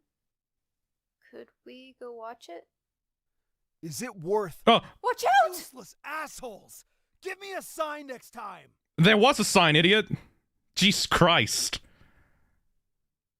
Alright. Just respond to the mother. He always is. He's got some anger issues. Anger than usual, I mean. Fuck it. The brakes! Useless The brakes! assholes! Give me a sign next time! This game is extremely buggy and unstable. And we don't seem to be actually driving. So there's a lot of work here that needs to be done before it's like an actual good game. But I do like the main concept of it. I don't know what it was, but he didn't seem to be stable. He's probably on drugs right now, Mom. As if he ever is. Yeah, this needs... Oh! Swerve! That woman fucking kill someone! What? Ooh, we should all be nice to everyone. Especially people who try to fuck you over. What? Oh, shut the fuck up. Flowey, no! Stop being stubborn. Oh. Dad, watch out! I'm gonna fucking kill someone! Stop being stubborn with me. Seriously, are you okay? I'm fucking scared, dude.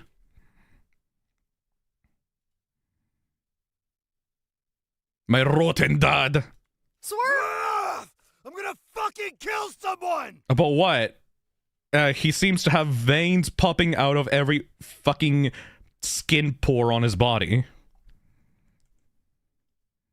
The navigator fell. The navigator? Dad, watch out! I'm gonna fucking kill someone! Ooh, we should all be nice to everyone. Navigator's doing pretty well. People try to fuck you over. Oh, shut the fuck up. Try to talk to the dad to get a better topic. It seems that he doesn't want to talk much right now.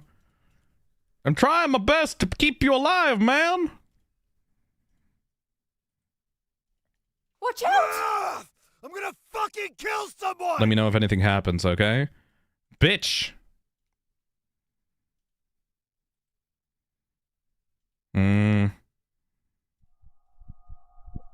Oh!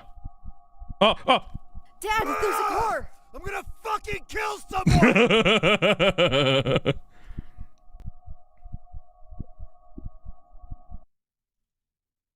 Wait, is my battery is gonna die. Wait, my battery's going up depending if I take care of Flowey or not? What the hell? Watch out! Fucking asshole!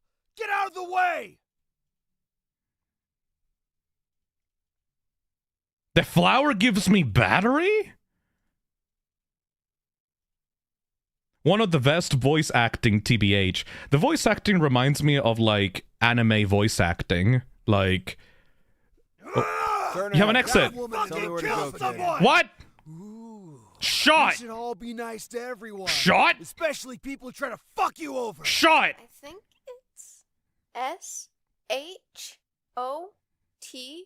Seriously? This is nowhere near the right path. Grow a pair of eyes, will ya? What?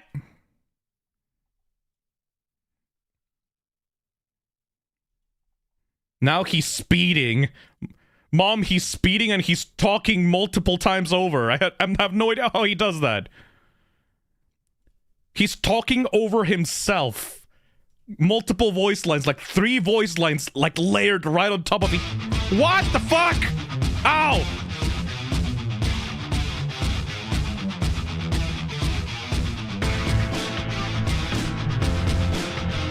What?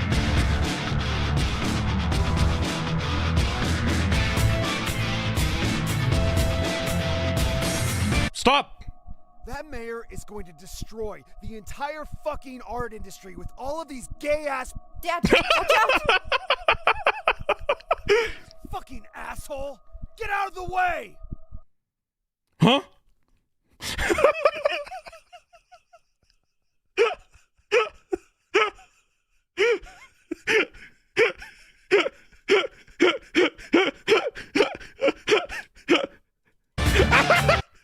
Swerve! I'm gonna fucking kill someone!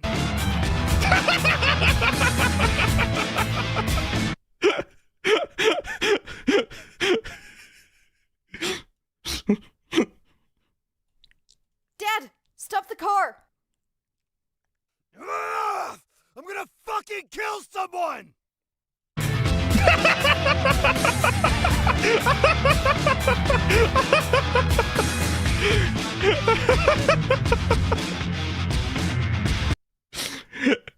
Every time he gets angry, just doom music starts happening in the background.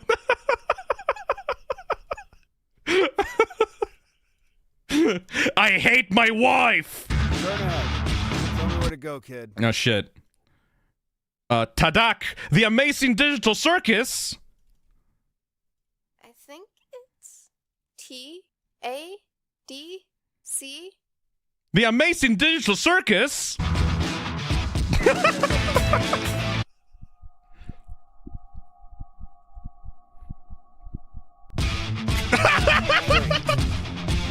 Watch out! Driving in my car. I'm gonna fucking kill someone! What? How long do I have to do this for?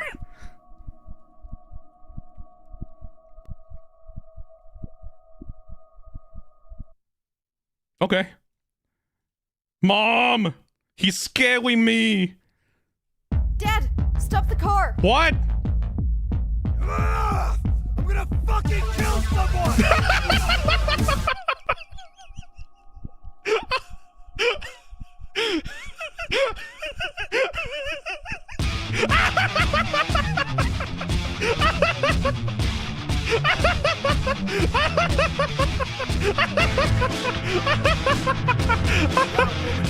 What? What? What? Wait, what? I got saved? You have arrived at your destination. Huh?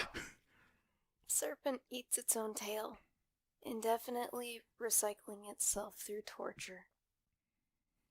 It eats, and eats, and eats, and it never ends. That's how the rest of my life will be, I think. What? Always going in circles on his death ride, only to come right back to his destination.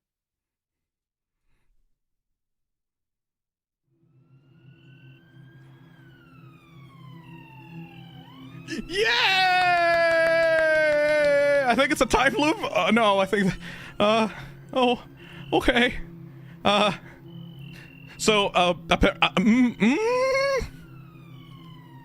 Okay. I think that I talked to the mother about being scared, and that triggered a cutscene in which the mother called the police, and I got saved from the dad. And then I accidentally skipped over that cutscene and arrived at my destination at the same time, which caused the bad ending to play on top of the good ending. So I think I got both endings at the same time?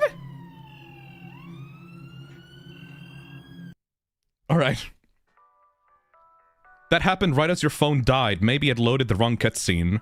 I think I talked to the mother long enough that she called the police. That's why, like, I saw a one-frame image of, like, the protagonist being hugged by the mom, and then maybe the dad being taken away from the police. Holy shit, Phil, you got 2 endings in one go. You're such a pro gamer. Well, I guess I got the 2 endings at the same time by accident. That's nice. I think I might be tired of shit, but the dad looks like angry Mr. Beast. Of course. Winterbright says, buggy game and cool art and voices. Yeah, the game itself is very, very, very, very, very, very bad. It's just completely unfinished. It's the most buggy game I've seen so far. But the concept is cool as shit. So, I would say 1 on terrific, because that is just completely...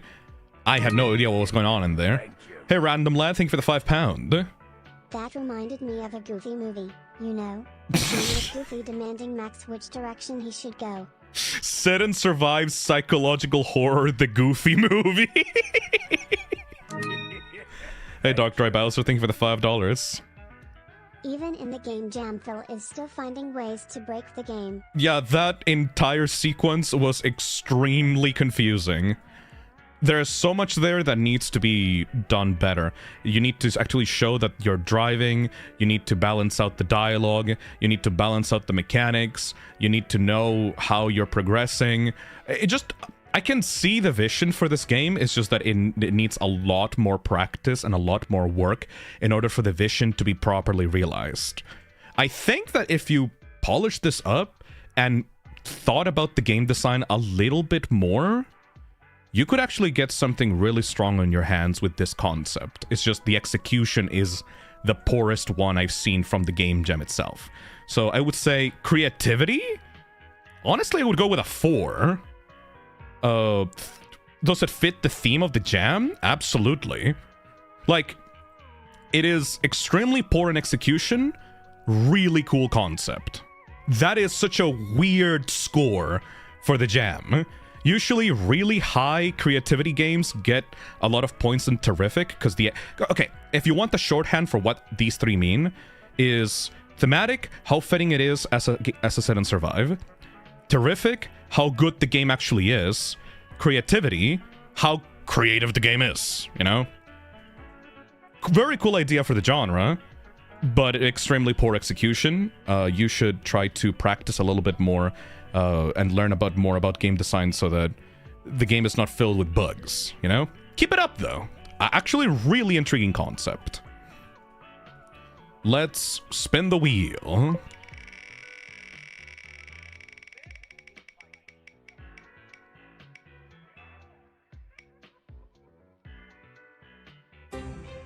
Miana's Mini Mame. This one is a special one. Alright, chat. So, this is a game that I DQ'd before the stream started. But the developer reached out to me because they wanted the game to be seen in front of people and commentated on the stream, even if it got DQ'd. And I said, you know what? Why the fuck not? So, let's see. I am still gonna DQ it at the end. But let's see people's thoughts on it. Like, I'm still gonna DQ it. It does not count towards the game jam because it uses a bunch of assets that are not without permission, and the concept does not sit and survive. But you know what? Fuck it. Skelemelon says, Phil, I don't think you removed MarchenLand from the submissions page after disqualifying it. Oh shit, really? MarchenLand. Oh. I think I did. Weird. I'll still look at stuff later, you know? Anyways, let's try it out. Like, I'm still gonna DQ this, so it's not gonna receive a proper score, but let's see what people think about this one.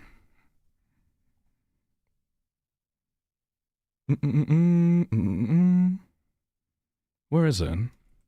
I swear to God I downloaded in. There we go. The folder is named XP14 for some reason. Alright. Hey, Wispy Echo, thank you for the 40 months. I would have submitted the game I worked on for the jam, but I didn't want to submit the game that didn't have proper enemy AI made. That is a very good decision, yes, actually. I feel like if the game does not have proper AI, it's not gonna work out properly. Anyways, Miana's mini Mame. Musak, if you're a wimpy, shrimpy streamer who is worried about copyright for a 20-year-old song, then toggle this. Alright. I don't want to get copyrighted. The battle theme is Time Warp by Chris.su. I don't know who that is, and I've had it since at least 2008, but I suspect it's much older. Looking it up doesn't reveal anything useful. If I had the time, I would have attempted to make my own battle theme, but oh well! No, I don't know why the switch is on the right, blame Godot. The intro theme was made by my friend Ben. Thank you, Ben. I mean, if the battle theme is made by a person and you don't know who that is, you should probably not put it in the game, because you can't use people's songs without permission for something that would ideally be commercialized later, you know? It's supposed to, you're supposed to not use copyrighted assets like that, you know? Environment. Your name is Miana. You're an orphan who has been adopted by a nice lady named Anui. You have a grouchy sister who is also adopted named Tam. Your age when remapped into human years is 5. You are from the planet Orb of the system Crucifi. You are a Sin, one of the 3 sapient races on the planet. Your adoptive mother Anui is a Nemi, and your Mean Girls 2011 sister is a Weaver. You have woken up in an unusual place, or maybe you're still asleep. If this is a dream, it's not in the usual place of the Nilvodos. Your normally silky black fur has been turned white. You're not sure why this is, but it lends credence to the dream theory. If you were a human, being turned white would probably be very offensive. What? Since you're 5, you don't know what the word credence means. You also don't know what being white means. You're pretty sure that this joke is terrible. After waking up, you were lured by a voice towards a strange ring-shaped artifact that has now bonded to you. It speaks to you in your mind and calls itself the Rule. What will you do? Mechanics rundown. Overlord. You move around with WASD and interact with E. Battle. Aside from the obvious one of HP, labeled as Bile, you have 2 resources to manage. Vacuoles and Mana. Mania? Mania. That says Mania.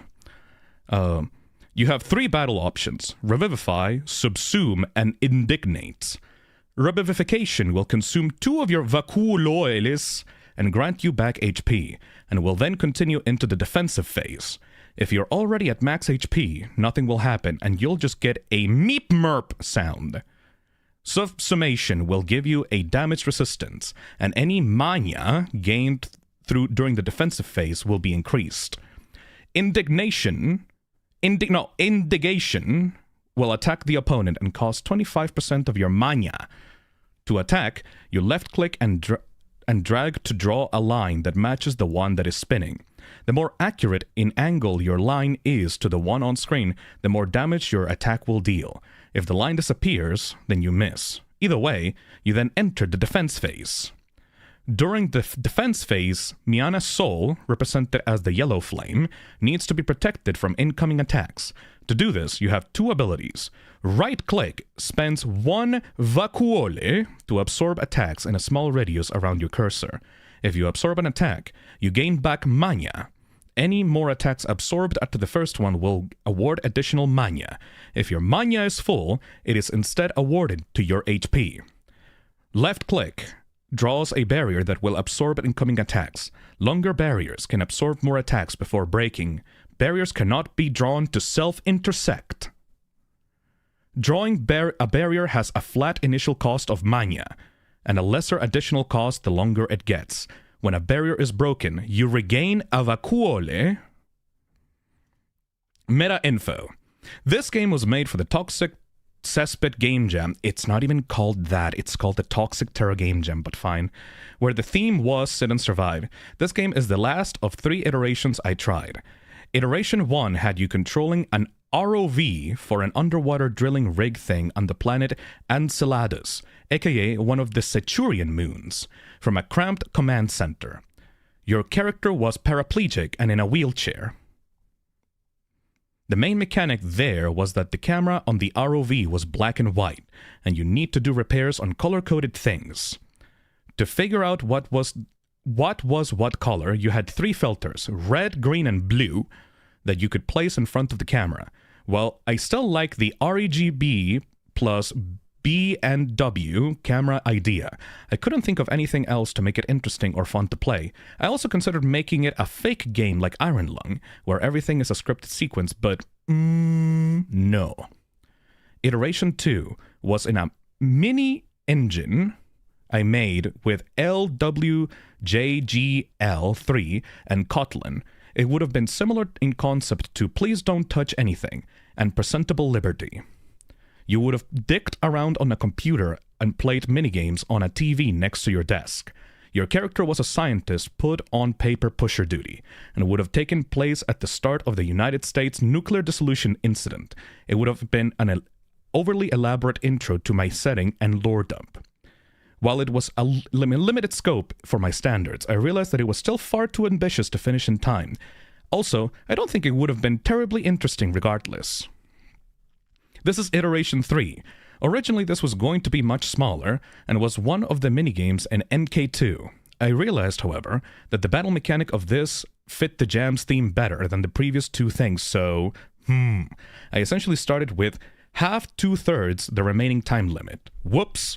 This is very slapdashly constructed, and I'm not really proud of it. Now, for someone that told me, why are you reading all of this? Because the developer told me, please read the text before clicking on me to continue. So, you know, mandatory reading.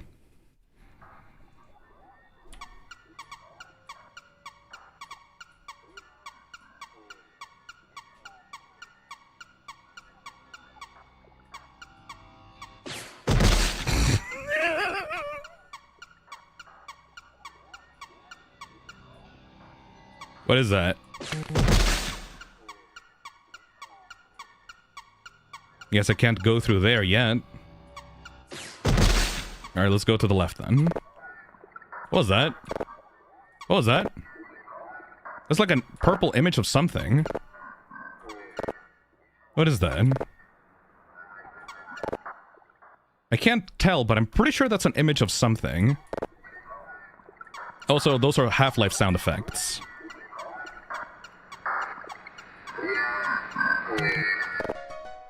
Aw, that's a cute animation. There's like a little ring around then.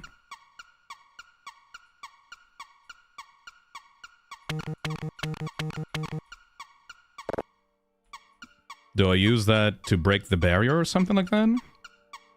Oh, the world changed. Pet me, lots please. That's the E key.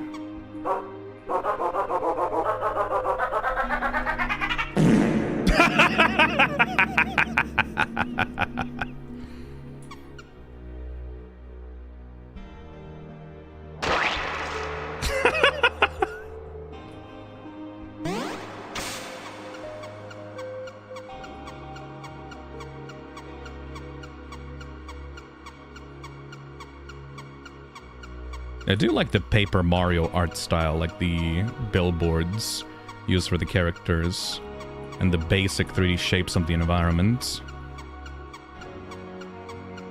Ooh. And the way that the camera moves around to like focus on the character as well. Reminds me of what was the game called? The one where like you had to move a 2D space around. I think it was called, like, it had like a very simple name and it had like a character with a fez. Ah, it's called Fez. Yes, it reminds me of Fez.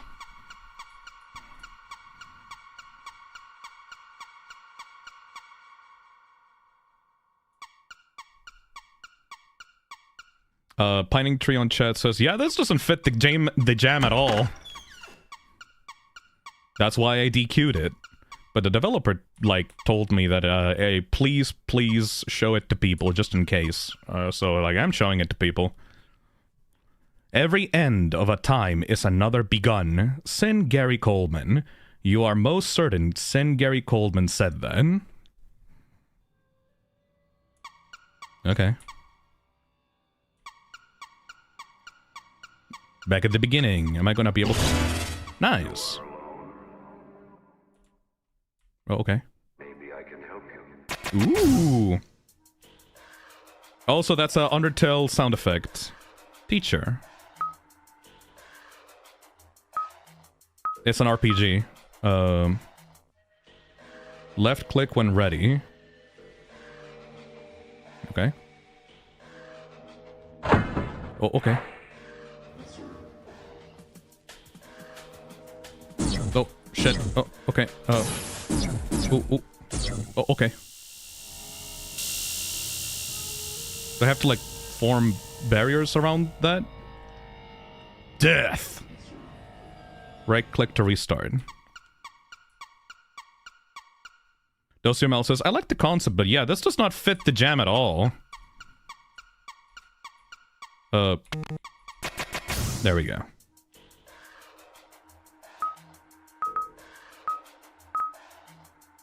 Left-click when ready. There we go. Oh, it's like you have to draw to defend yourself. That's neat. Ah, oh fuck, shit.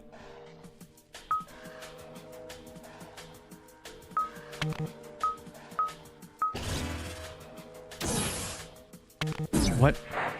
Oh, I can change. Oh, fuck.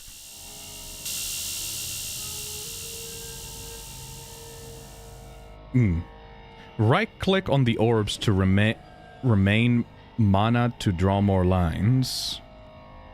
Right-click on the orbs. Alright.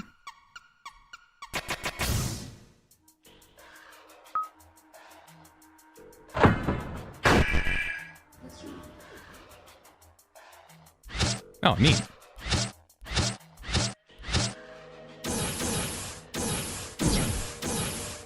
There we go.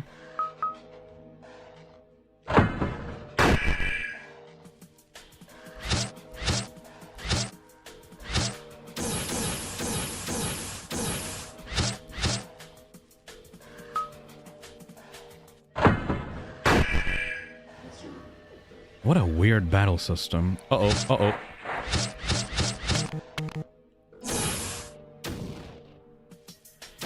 Uh-oh, uh-oh, uh-oh, uh-oh, uh-oh, uh-oh.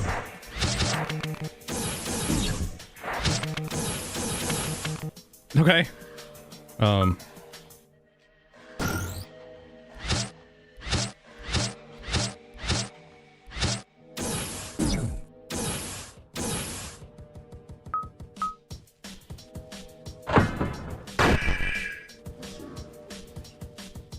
Thank you, GB, for the help, by the way, because I do not understand this combat system at all.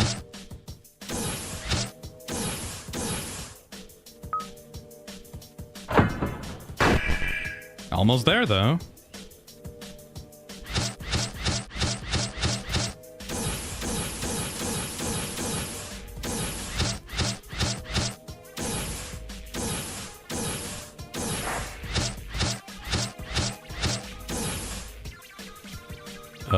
We good? Let's keep on doing that.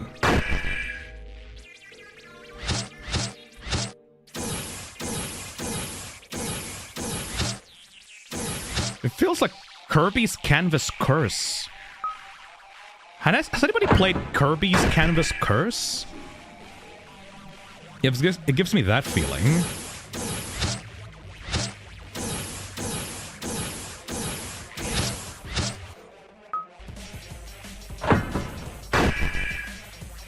And the Rainbow Curse. Oh, it's been a while since I've played that one.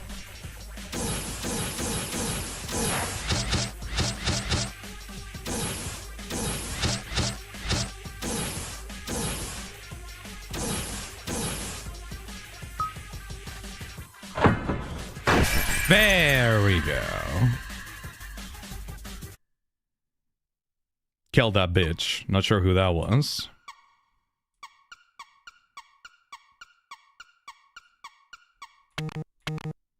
Can't open this. Oh, hello. Who's that guy? Ooh, Doorseer.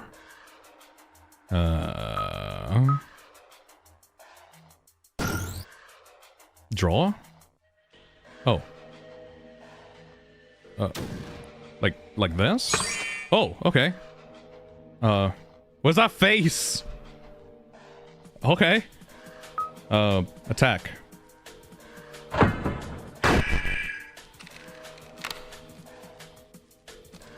What is that? What is that?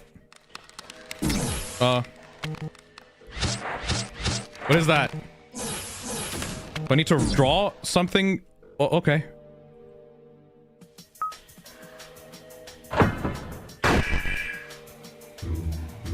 Snack break. Cute.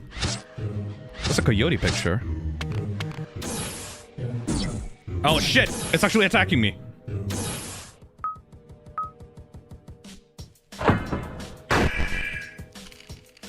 Seriously, what oh, yeah, I need to connect these things. That's a cool mechanic, actually. Uh-oh.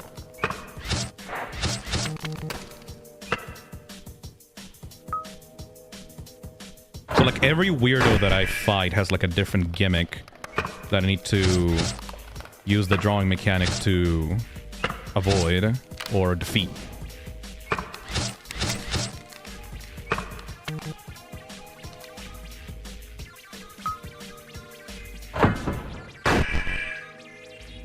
Uh-oh, not down the snack break.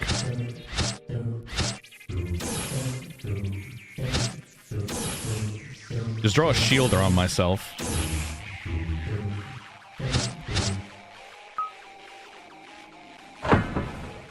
These battles kind of go on a bit too long.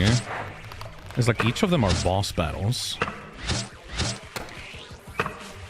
You know what it also reminds me of a lot? What is that game that is like kind of like a rhythm game combined with Undertale? Where like the world is kind of weird and you don't understand any part of it, but it's still like charming. Something. Like the main character was a puppet, I think. Not Earthbound, not Earthbound. It came after the Everhood. Yeah, it kind of reminds me of the Everhood. That game has like a big cult following. I remember like I was gonna try to stream it at some point, but other stuff got in the way of it. Ow.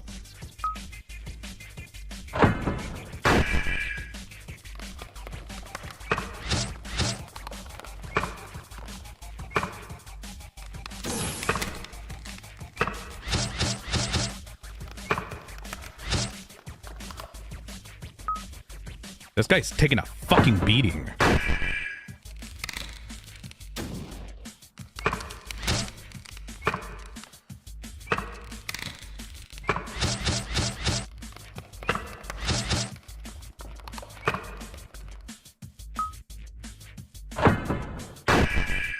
Almost there. Phil, you can do more damage. Is there a way to do more damage? Like, do I have to line up the... Oh. What?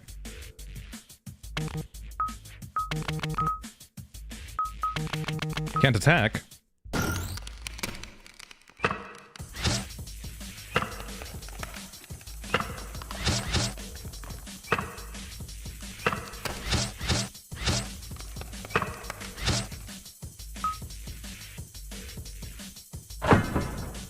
Oh, like that.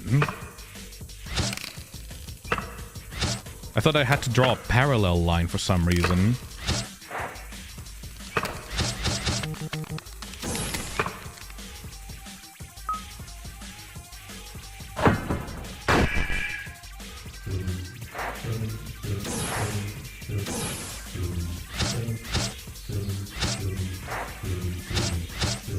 Yeah, this definitely reminds me of the Everhood. Almost there.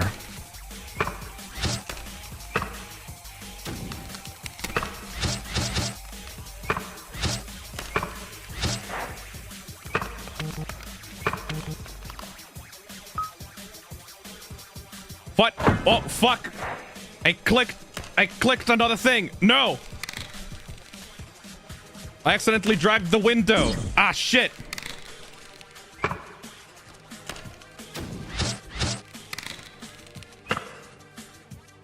I accidentally grabbed the window from here and pulled it down. There we go. All right, what do I do next? Oh. The universe. Black hole. Oh. Boom! And then I woke up to you. Ah, see. Why are you even humoring this twerp's dumb dream? Quiet, soup can. You are lockbound to still be able to say such things. Regardless. We must leave soon, before the Lightbringers return.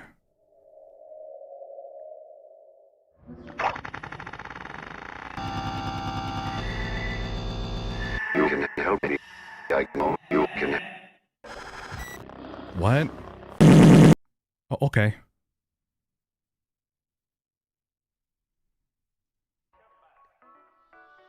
So can you understand why I DQ'd that game?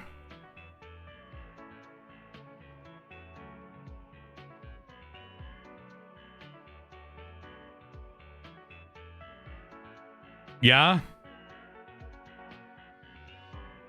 Yeah, okay. Evidently. Okay, I'm gonna DQ that game now.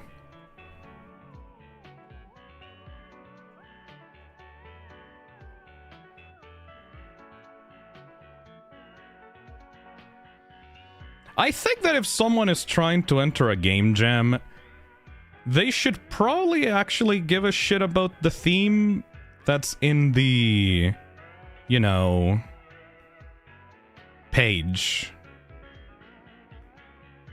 Like, if someone gets upset because I removed a game because it's not appropriate for the game jam, and then that is the result, oh, what the fuck you want me to do, right? Anyways, I guess we'll just move on now. But I think this is why, in 2 years, whenever I do another one of these game jams, I am going to be way, way, way more stricter with the theme. Like, it's not going to be open to interpretation anymore. It's just going to be, do this thing, minimum, and then add whatever other special funny stuff you want on top of it. Because otherwise, I'm gonna get into this issue again of people going like, no, but technically, if you really think about it, if someone sits in a chair for like one time in the game, that technically counts as a sit and survive, and it's like...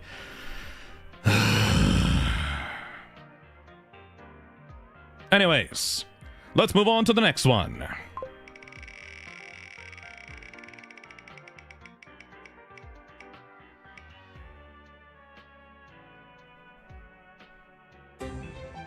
Hyperion. All right. Ooh. Let's go. This next one is called Hyperion. Under a distant star, a lone space station is the first and last line of defense against incomprehensible horrors. However, there is more than meets the eye. Do you remember? Keyboard. I don't have a gamepad control, so I'm just gonna use the keyboard. Arrows to aim, AD to block, C space enter, main fire / confirm, X alt fire, Shift X fast text, C to skip text. Hints. This is a finished short adventure that takes around 30 minutes to beat. A gamepad is strongly recommended. The game is playable with a keyboard, but some fights might be more challenging. I can take it! When a missile is mid-air, pressing Alt-Fire again will detonate it early, useful in case of bad aim. If you would rather just experience the story without the stress of combat, do not hesitate to enable God mode using the Cheats menu. The stage select menu contains minor spoilers and lets you skip ahead to important plot points of the story by default. It is there for playtesting convenience and in case of a crash or having to close the game, as there is no save system. Best way to experience Hyperion is in one sitting. Info. Made from scratch in Godot during the month of October for the 2025 Toxic Terror Gamejam Sit and Survive. All coding, graphics, music, SFX made by Winterbraid, except for the font, which is green screen by James Shields. This is my first time participating in a game jam, and my first finished game. Yay. Alright. Let me reacquaint myself with the controls. Aim with arrows, AD and block. Okay. A space to main fire and confirm, and X alt fire, and the rest are for text. Okay. Let's try out Hyperion. How are the games so far, Phil? Very strange, I would say.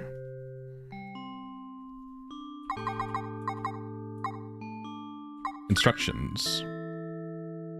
Ooh, you got gamepad, Xbox controls and everything?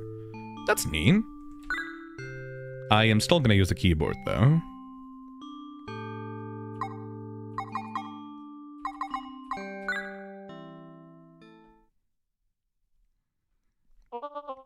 There you are. Oh, look at that cute little thingy. Look at that cute little character's portrait. There you are. Hurry up, we're about to start.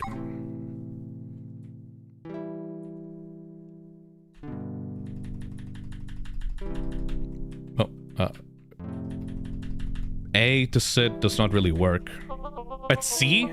Oh, because it's a gamepad. It's made for gamepad. Okay. Yeah, A is C in this one, I think. Looks like we're all set. Mavi, got the remote? The construction has now officially been scheduled to complete in... Luna, could we finish this first?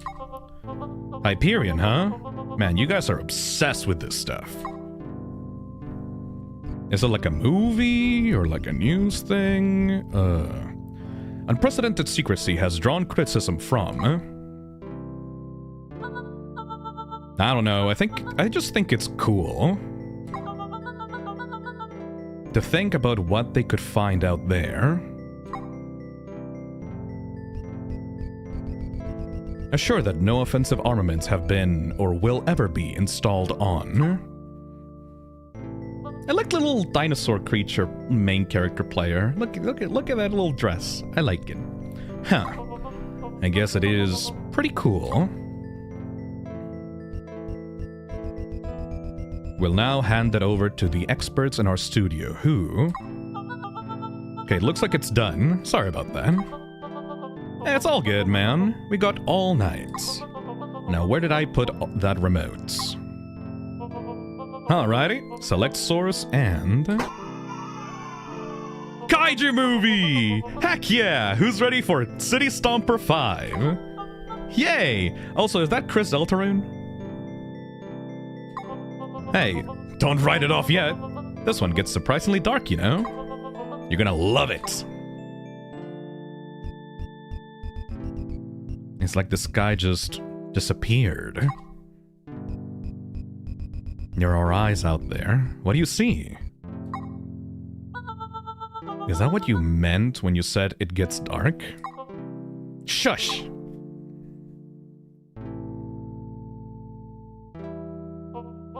Kay, dude, stop dozing off. This is the best part. Hello? Is anybody out there?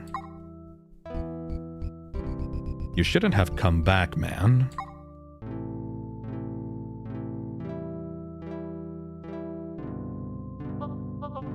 Kay, hey! Kay, wake up!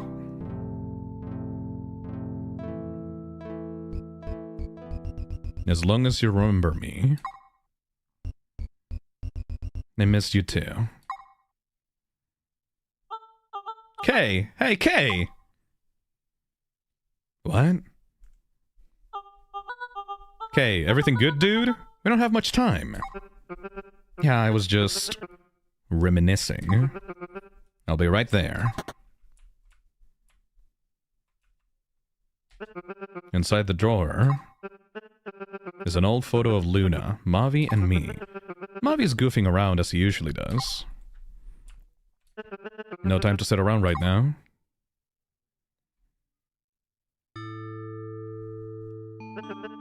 Hyperion-I. A lone beacon of ingenuity amidst an ocean of stars. Mere thousands of miles away from Hyperion's gravitational pull. A fiery death from which it'd have no means of escape.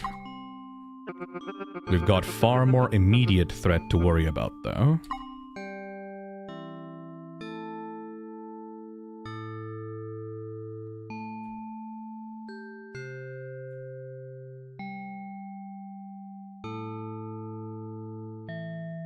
Oh, there we go. Now we're gonna sit down.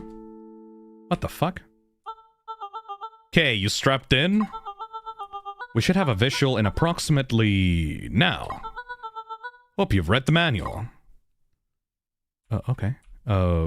Bullet and missile. Oh, it's like a Space Invaders type of thing. Contact. Let them get closer, then shoot up. Yeah, it's like a Space Invaders thingy.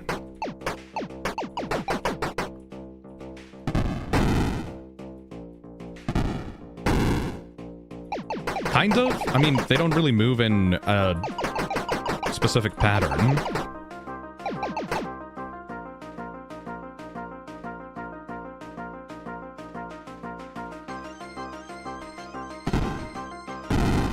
Oh, we have to actually wait until they come up on screen.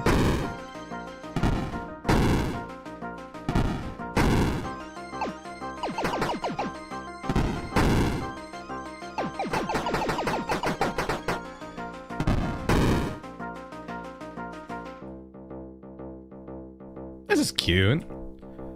I mean, I guess technically you are sitting in a command station and you're surviving asteroids. But any kind of space game would be a sit and survive if that was the case. They're shooting at us! They're killing us!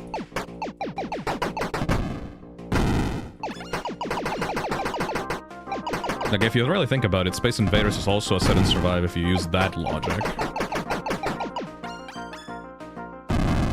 Oh. Disregard that. Maybe you should worry a bit. You can still make a smaller barrier, so no biggie. You might have to aim it manually, though. Oh. Oh, that's cute.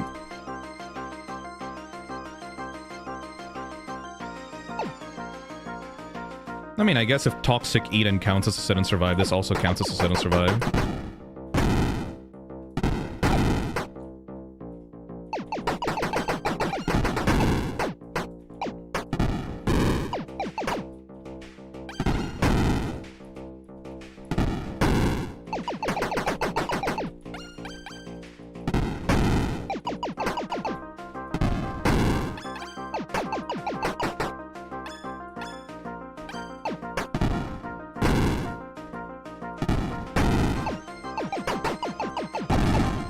This feels like a minigame for a bigger game. It does kind of give off that kind of vibe, doesn't it?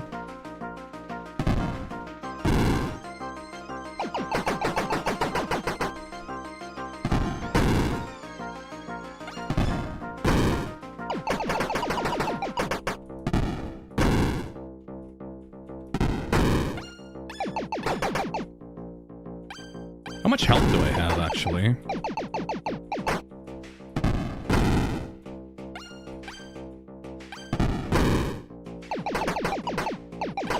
love how they introduce you to, like, the shield by showing you, like, a all-around shield, and then they give you the small one that you have to move around manually.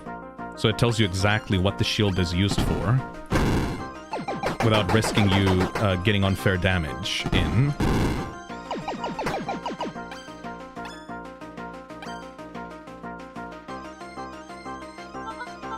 What is that thing? It kind of looks like... It looks like a fucking face. I'm getting strange readings from it, so look out.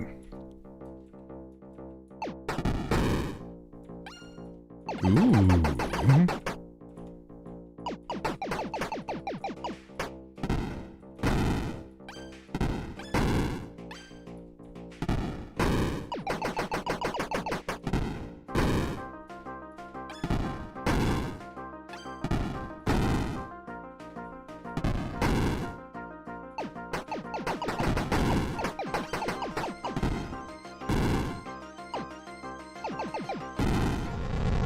Damn!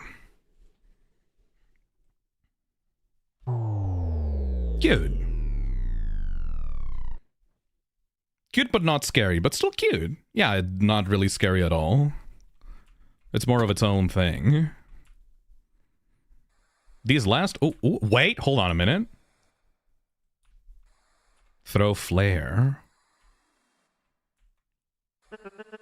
Safety harnesses for turbulence. Ooh, there's like ghosts?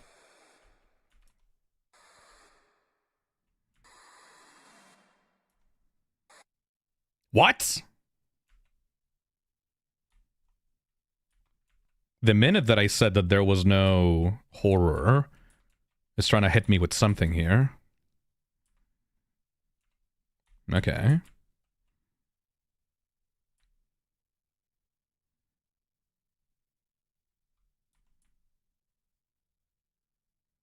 I guess I just go back to my station? Okay. Back to it, I suppose. Kay, are you alright? We got hit by an EMP. We're trying to get the systems back on, so go easy on the controls, okay?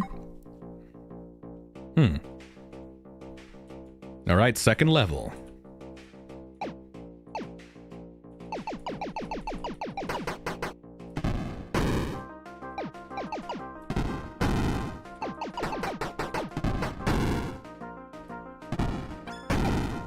Oh, that was lucky. I didn't even pay attention to the shield.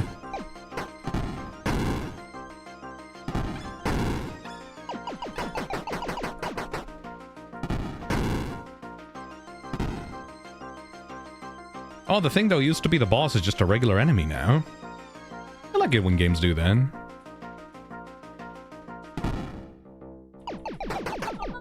Those guys have shields. Find a way to get past them. What if I just shoot them really hard, though? That actually doesn't fucking work, surprisingly. Oh, shit.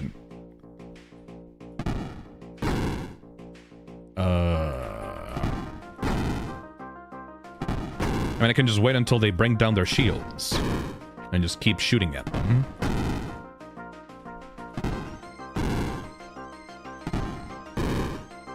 Okay, so the AoE of the missile doesn't do anything. Figured as much. There's always one that's gonna be vulnerable.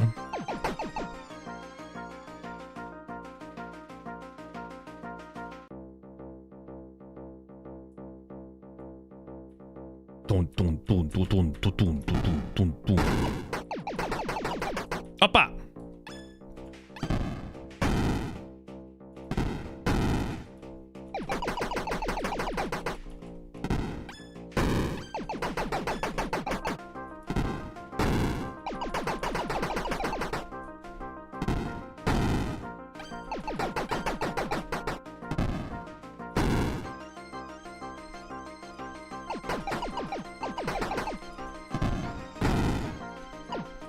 Oh.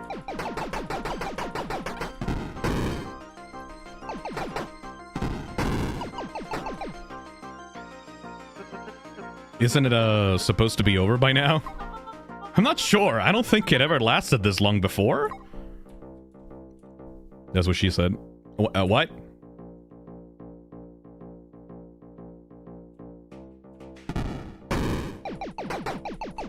Oh god, these assholes have shields now.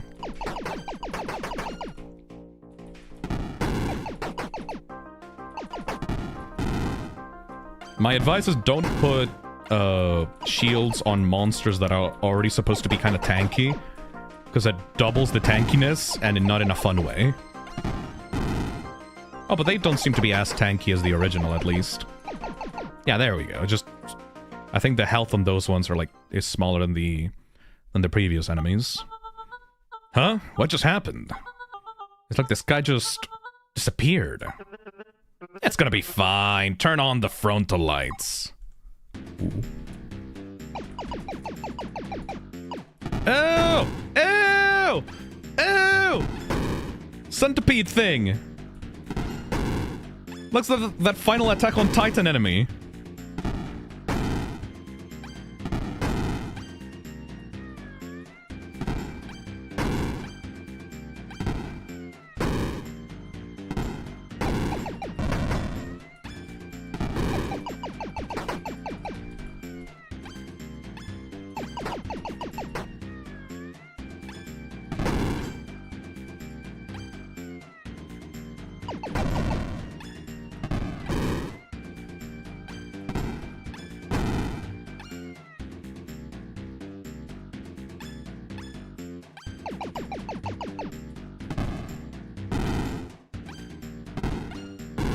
Nice. Dark shot. Every single part of this thing is shielded up. Oh, wait, there's one part there. There you go.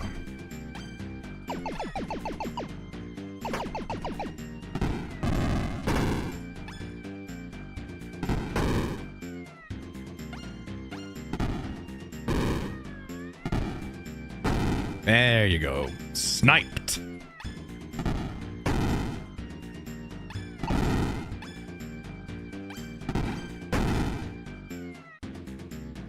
Oh, it's gonna take a while.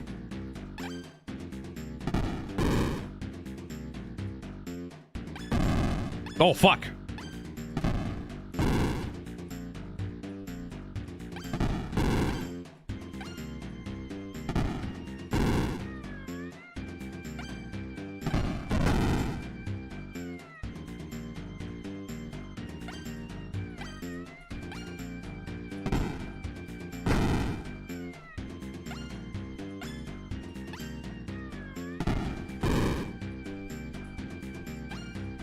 How are the spine areas throwing out giant death lasers?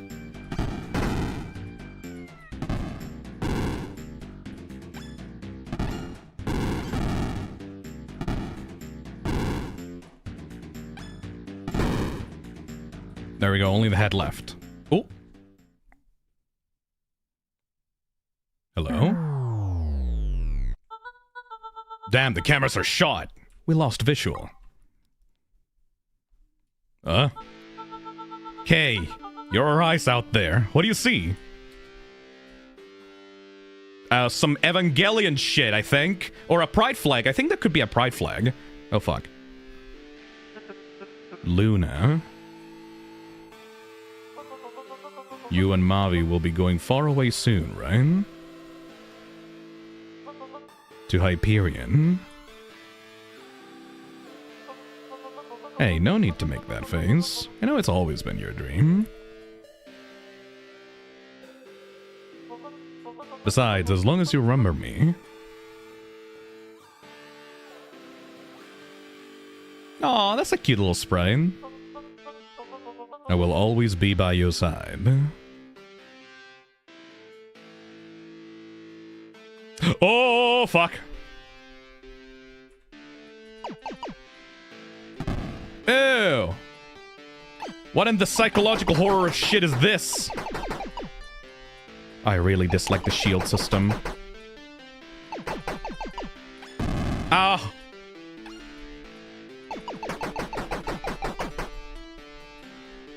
Why is this woman haunting our dreams or whatever this is? This is a dream? It's probably a dream.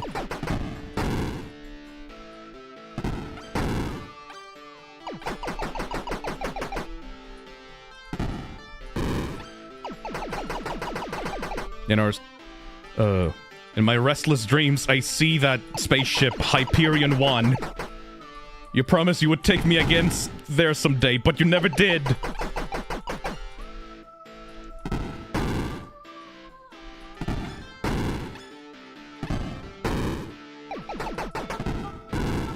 Hello? Is anybody out there?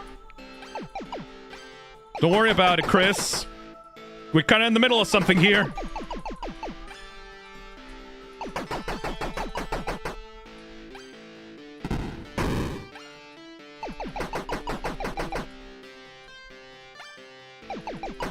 Don't worry about it, Mark.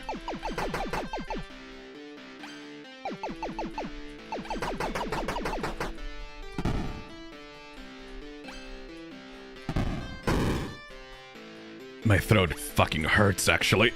I need to get some water after this is over.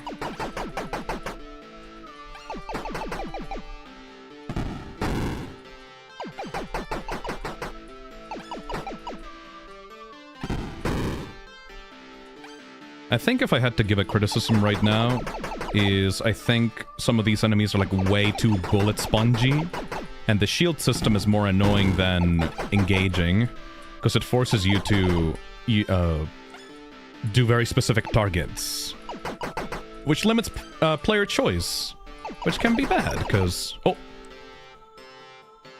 The other enemies might as well not exist on screen. Oh shit! Evil! Now just turning into a Toho.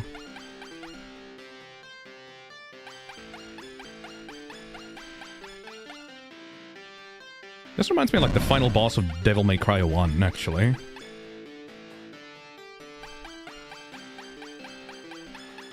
At least the game is not hard, bullshit hard.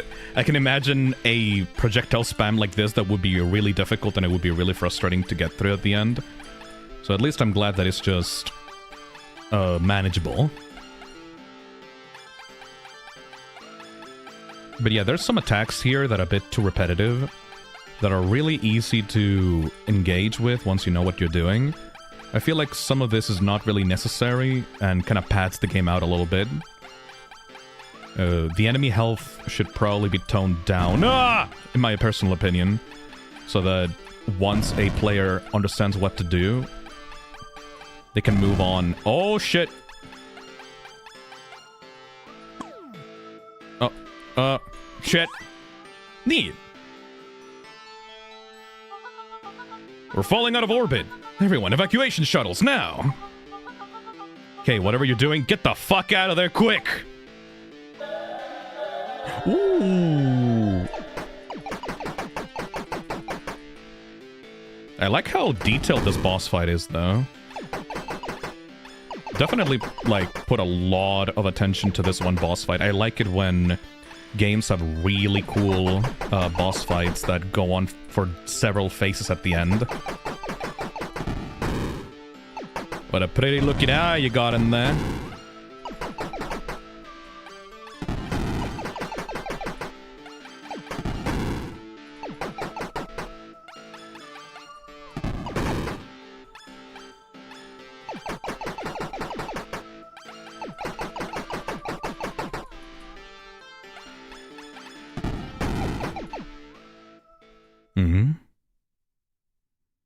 I killed my weird friend person.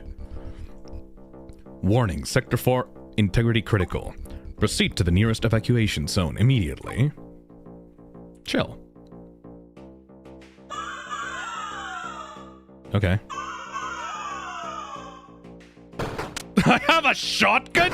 Since when? Huh?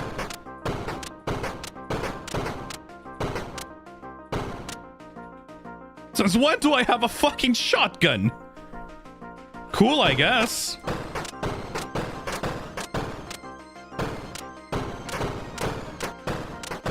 Infinite ammo shotgun, let's fucking go.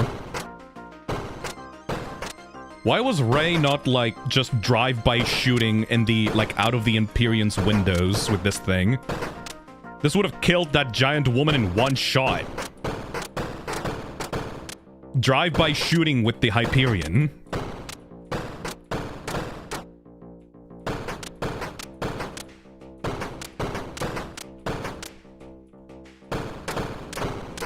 Hello there. Sneaking up on me. Oh my god, he's actually sneaking up on me. Wait. What? Wait. That's cheating, you motherfucker. You're not supposed to come up from behind me.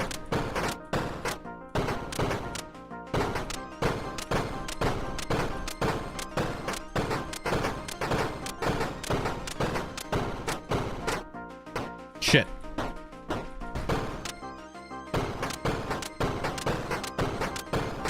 The fuck is that? Can you move, by the way? No, I cannot.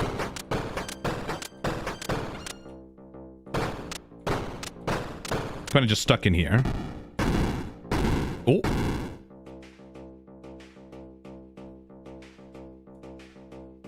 You have a giant bazooka? Mavi, why are you still here?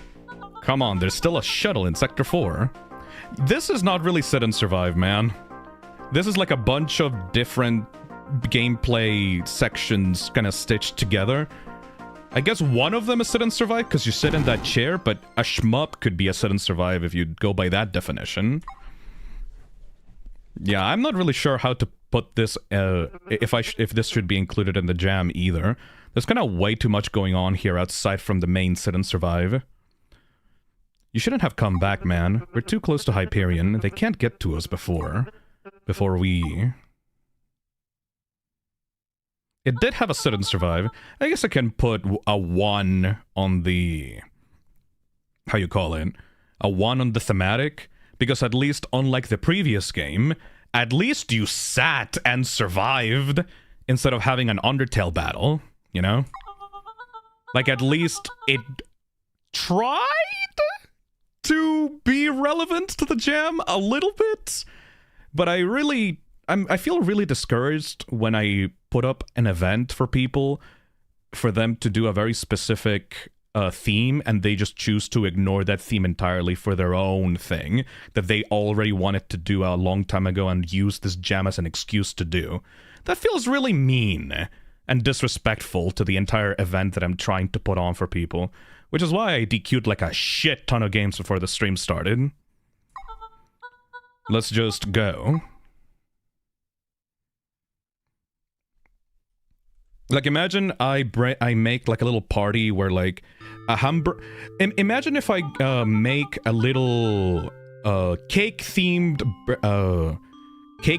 party where, like, everyone has to bring their own cakes to the party, and we can all compare cakes, and everyone is like, oh, okay, let's make some good cakes, and then everyone brings burgers and fries and lasagna, and then when I try to tell them, you should probably not bring this lasagna in, it's not really a cake, they start trying to fight me about, well, if you really think about it, a lasagna is like a cake, but it has different ingredients on it. It has like meat and instead of like sugar, and it has like, but it's still like layered in a cake, you know?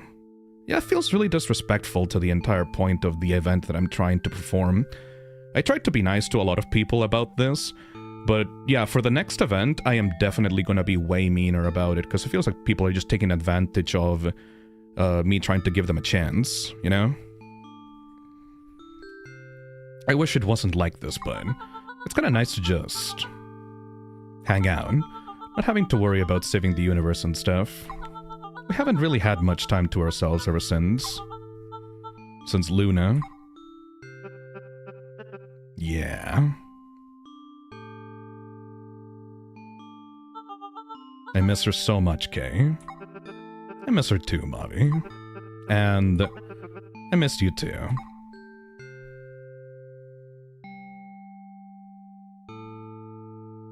Winterbright says, that's fair. I'm glad people in chat got some enjoyment out of it. I'm not really a FNAF player, so the theme threw me in for a loop. I mean, you don't have to be a FNAF player to understand what the point of a sit and survive game is.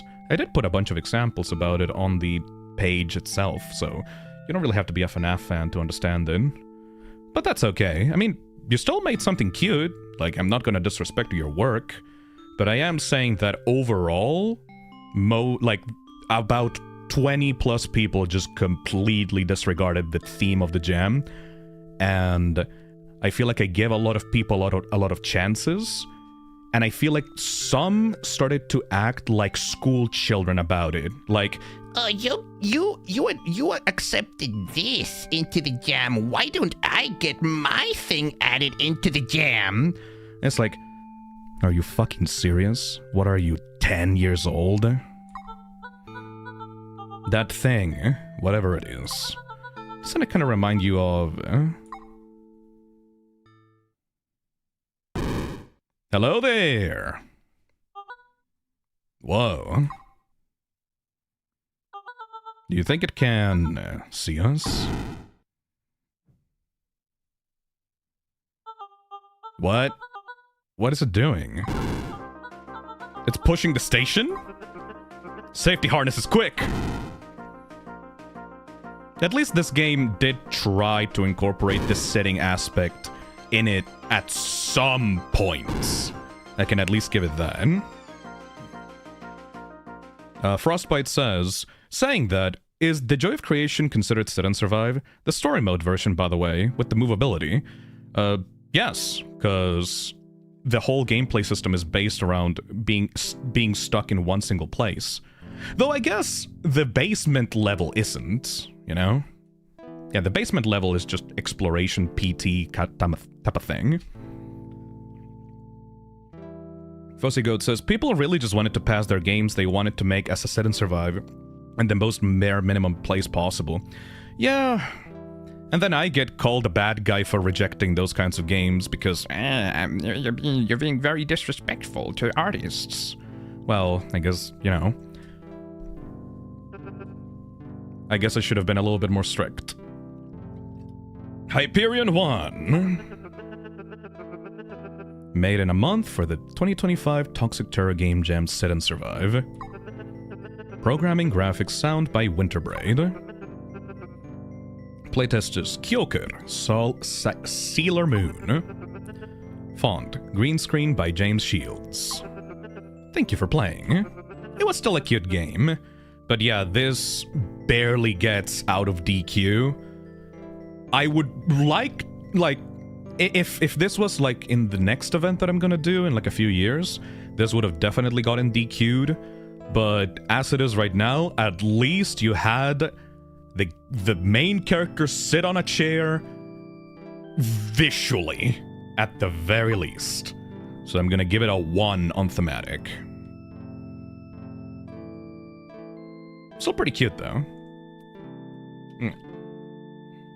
Also, that final boss fight was sick as fuck. I like the giant eye approaching the window and looking down at you. That was very cool. All right. Let's see. So, for Hyperion-I, use of the theme barely won thematic score. Even stuff like Toxic Eden was entirely within, like, you're sitting around in one place, right?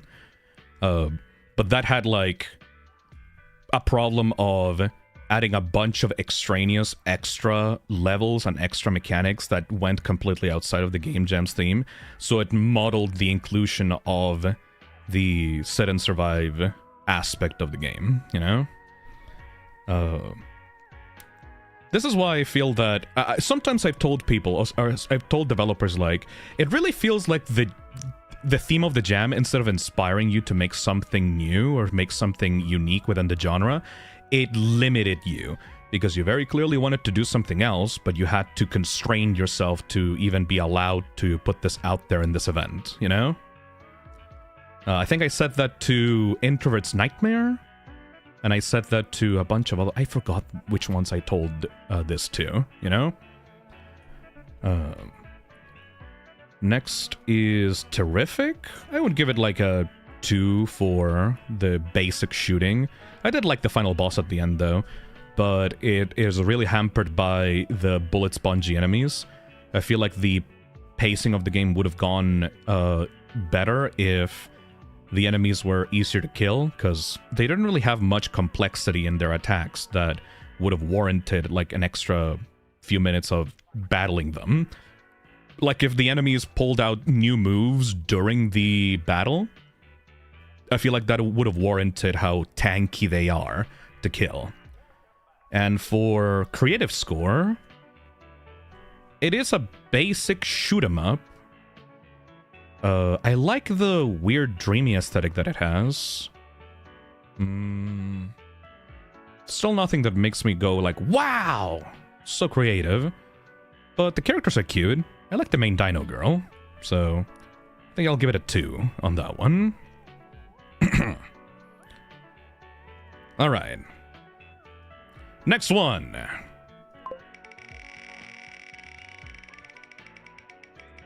Dino guy. Oh, it was a guy. Alright.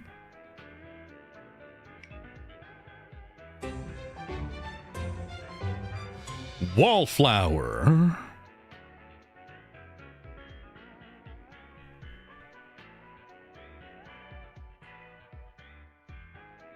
Their convenience is your hell. Wallflower is a job simulator / visual novel with the sit and survive theme, where you play as the tired and quiet stationary cashier of a Chokcho shop convenience store. During your shift, you will need to do your job ringing up items while enduring strange customers if needed, and doing other tasks that you may or may not have signed up for. But why do you care about that? You need the money. You have to get this money no matter what. You need to. You have to. Features: 5 quirky characters to interact with, each with their own storyline and personality, and a unique art style. Find out what people do anonymously. Keep everyone safe by being an agent of what can be and cannot be said on the internet. 28 different items that customers will choose from. This game was created without the use of any artificial intelligence tools, and all assets and code were crafted by the team members. I do like this manga style. No, it's not manga, it's like manhwa. Like a South Korean kind of thing. Ooh, look at that JoJo guy. Yeah, it's very JoJo face style. I really want to eat some human meat right now. Same, buddy. Is that queso? That looks like queso. Alright, let's try this out. We got Yoshikage Kira on our next entry. Let's see. Wallflower.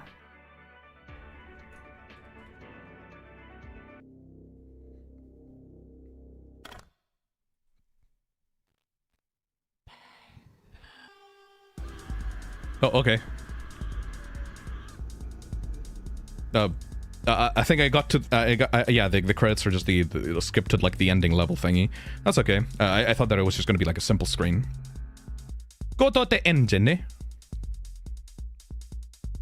Thank you for playing. Final balance 0. Yeah, let's not look at the credits like that. Let's actually just go into the game.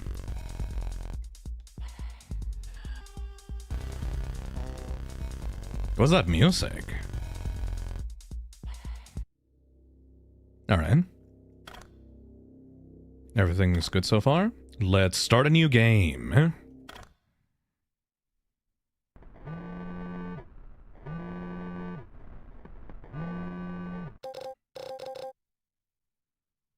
Press space to advance. Hey, babe! Where are you? Oh. Just got here. How are you, love?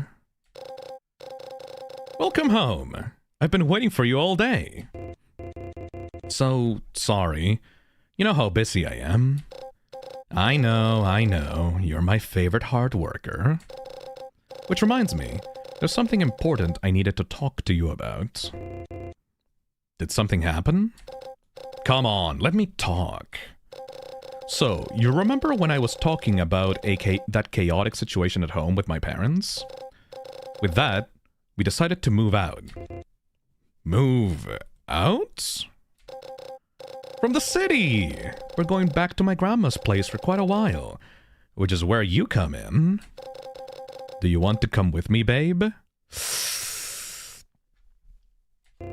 Of course I want to! Well, I knew that already. But here's the thing.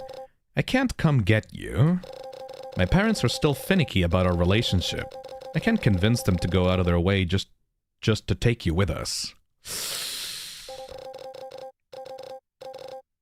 But I really want you here at my side, so please. Please, can you gather up some money and take the bus here? How much does a bus ticket cost in your country? It's going to be so much easier to vouch for you if you're here in person, you know? When are you going? We're moving out next Monday, so you should have the money by Saturday? What if I can't get enough money? Lady, a bus ticket is like $1. I'm sorry. If you can't do that, I'll have to go without you. Fucked up! I hate long-distance relationships. There's no passion. We would talk normally for a while, and then we would slowly drift away. Wow, this is manipulative as fuck, lady! If that was going to happen, I'd still prefer we stop talking at once. Dude! So you're gonna have the money by then, right? You're gonna give me my fucking money, or I'm going to dump you. You want to stay with me forever, right? No! It's decided then. I'll stop bothering you now. Get the money soon. Good night. How much money do you need? Good afternoon. Look at this guy's shithead smile. It looks like that one side character from like Yu-Gi-Oh! You're late. No, I'm not. Nobody teach you to arrive 10 minutes early. This is an honest, respectable business we're running here. But I don't come in for 10 minutes. Don't care. I still have to teach you. Teach me what? The basics of the job, obviously. Can't let somebody go running the register willy-nilly. I've been working here for 6 months on the morning shift already. What are you on about? Like I said, you're a nobody. You think this afternoon shift is rainbows and sunshine like the earlier ones? Well, you're totally wrong. Everyone in this universe is an asshole. What? You were saying? Just letting it sink in that you're stupid for thinking like that. Oh god. Anyways, I gotta help you with all the easy shit again, because I don't trust you 5 feet near anything here. Basically, we have to stay planted at the register and wait for the clients to come over. When the client does come over, we check their stuff. And send them on their merry way.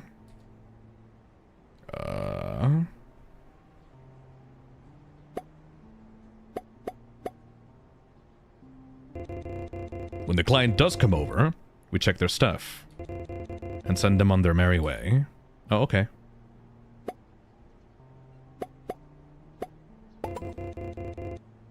Can't you even pack some goods? Are you really that stupid, huh? My Gramps can do this with his eyes closed. Whatever, just do this over and over again until we close for the day. You technically need to do more stuff, but there's clearly something wrong with you, so don't worry about that stuff. And by that stuff, I also mean that computer, so don't touch that.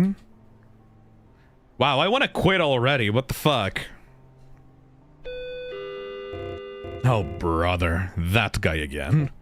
Look, there's some freaks out there who just don't just buy their stuff and go on living their life. They actually want to talk to us. So take their order and humor them for a bit afterwards, got in? They're still paying clients, so you gotta tolerate some half-assed small talk. Good afternoon to you, young lady. I'll just have the orange juice and hot lunch combo, please. Oh yeah, I forgot to mention, some people aren't satisfied with what we have easily laying around the shelves of this convenience hell cube. Fuck, I forgot. Look, I'll give you some computer time today, but you're gonna have to eat all your vegetables at dinner, okay? Can we fucking kill this guy already? So you can access the special items on your monitor over there. They're separated by categories, so use your brain. Okay. Oh, brother, that guy again. Oh, okay. Fine.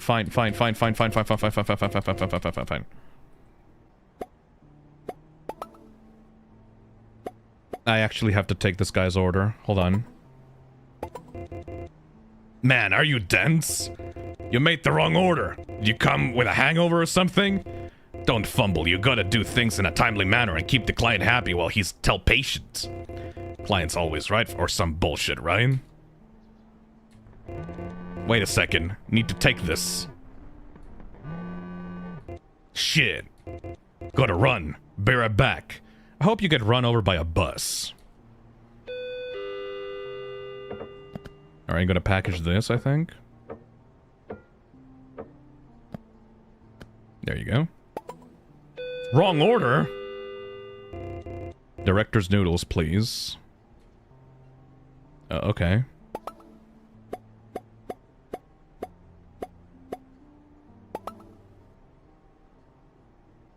So it's basically just Valhalla, but everyone is mean to you for no reason. Oh, shit. Am I going into debt? Cappuccino, grilled cheese, racer, please. Where do these things pop up? Like, it said prepare, but where does it actually pop up on the screen? Cappuccino, grilled cheese, racer, please. Okay. Like, I press on the prepare button. Where exactly does the cappuccino spawn?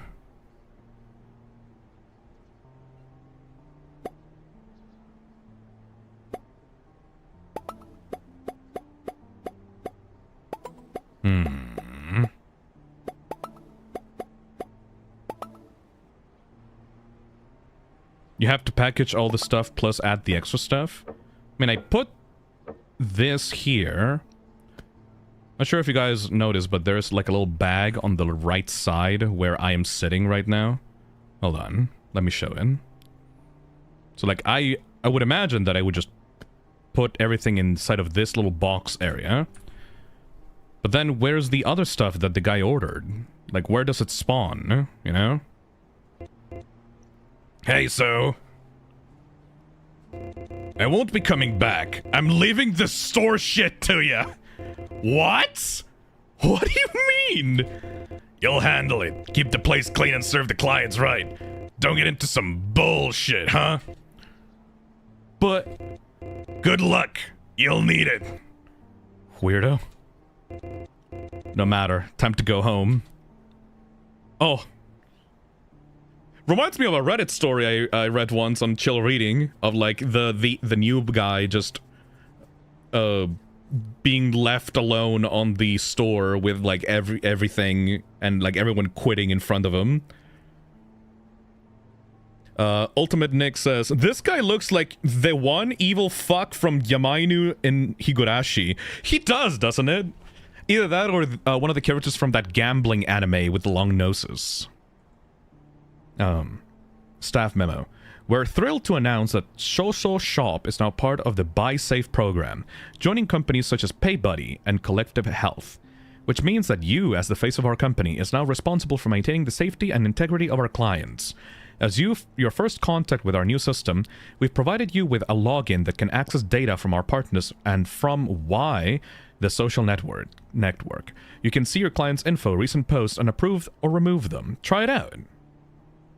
Deleting posts with harmful content is not optional. Oh, okay. Good night. Can I have some orange juice, grilled cheese? Okay. I will... Why are you buying 3 cartons of milk at 3 a.m.? Orange juice and grilled cheese. I guess the items here don't count? Ah, fuck it, I'll just still prepare them just in case. Investigate. I think that sock shop near the corner is absolutely weird. Is that a... should I guess I approve that. Yay! Hello there, lady. Hey, sup? Cool hair. Thanks. No prob. I did the colored streak. Yeah, it looks like, that one protagonist from Kill la Kill. Like you're hiding it from your parents, but you still wanted to show it off to your friends. Wow, that's very specific. Not in a bad way, though. Anyways, high school is just the worst.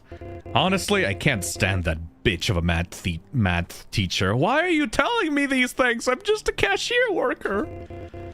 She almost never comes to class to begin with, yeah?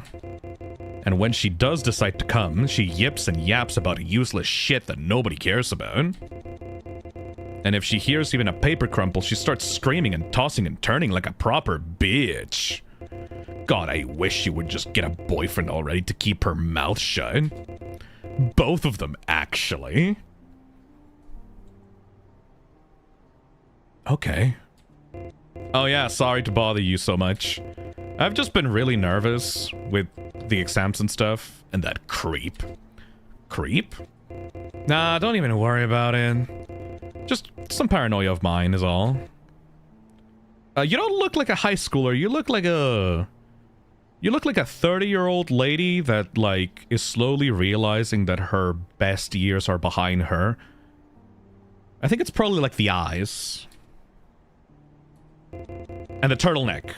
And stuff. Oh, and ring this milk up, will you? I'm just gonna... It's just a single carton of milk. I think that Soso shop near the corner is cringe. Playing Terraria is lovely. I think that Soso shop near the corner is incredible. Well then, gotta get home before Mom whoops me. Thanks for listening to me, Miss Convenience Store. Wow, I don't even have a name, I just have a place designation.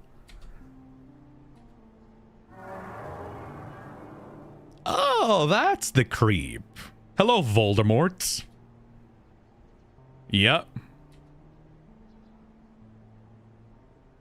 You know, the art styles in here are, like, very different to each other. You got the weird, like, Eurojank children's, like, fairy tale story character on the left side.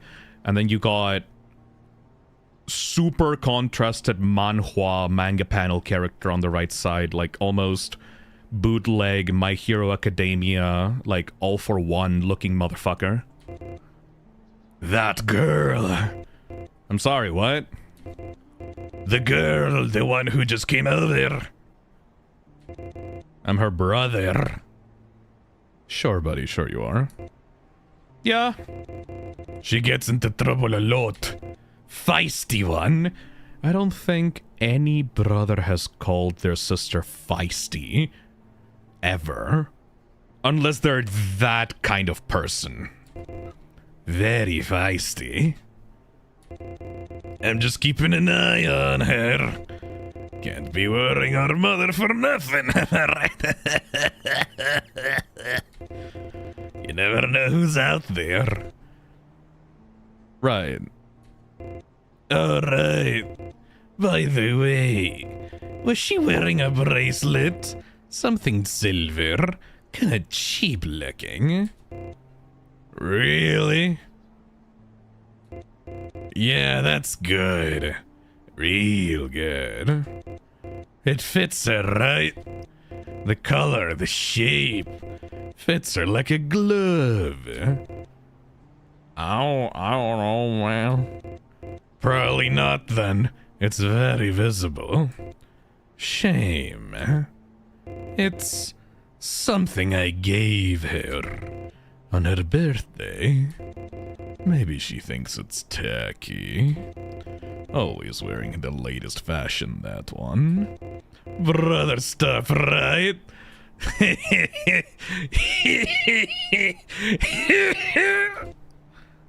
Yeah.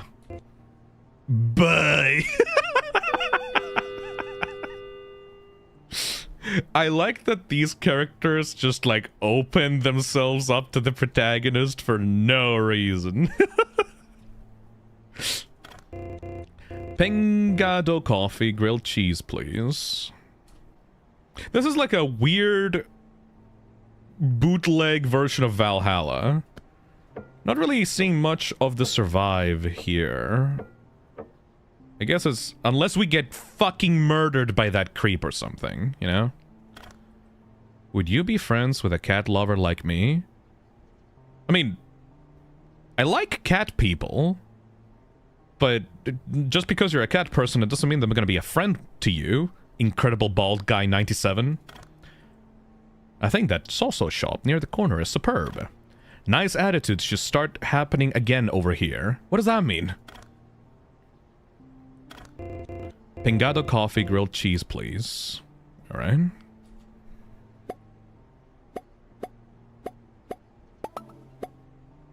Everyone likes their grilled cheese. Surviving a dead-end job, I suppose. Pingado coffee. I mean, you could survive to a robbery in the store, I guess. Yeah, I guess that makes sense. Good night. Can I have some affogato, hot dogs, sleeping pills? That's a fucked up order. What? You should not drink caffeine with sleeping pills. I think that's probably gonna give you a heart attack.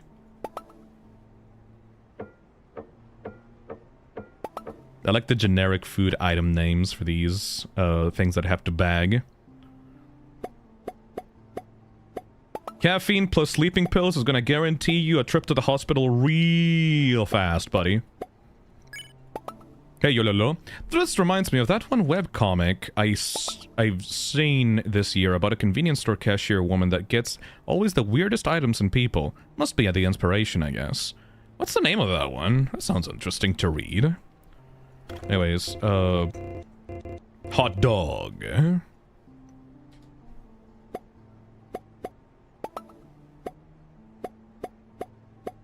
Choripan! It's like a portable asado! Wait, is this a Chilean thing? A choripan! Oh my god! That's a Chilean hot dog thing. Oh my god! I didn't recognize that. Are we in Chile? Oh, that sounds neat. Yoshikage Kira. Say, girl. Would this be a poorly disguised brothel or some of the sort? There's a convenience store, you fucking dumbass. Oh, really now? With that hole in the ceiling and the cliched getup you're wearing, figured this was a mere facade. What does that mean? How interesting then. A convenience store. What is it that you are doing here exactly? I work here? No, none. Not that. Why are you wasting your time in this place? Don't you have any other prospects in your life? That is such a fucked up sentence to say to someone going through this scenario. Would you say you're at your lowest right now? Yeah? I don't appreciate... Well, no matter that, I think you are very much. You can't change anything, can't control anything. Your life is at the hands of others entirely. Dude, can you imagine if someone walked into the convenience store and you were working there as a cashier and he just instantly read your entire life through your fucking facial expressions? Oh my god. That is incredible. That feeling of helplessness, of living on while surrendering yourself without any consent. So delightful.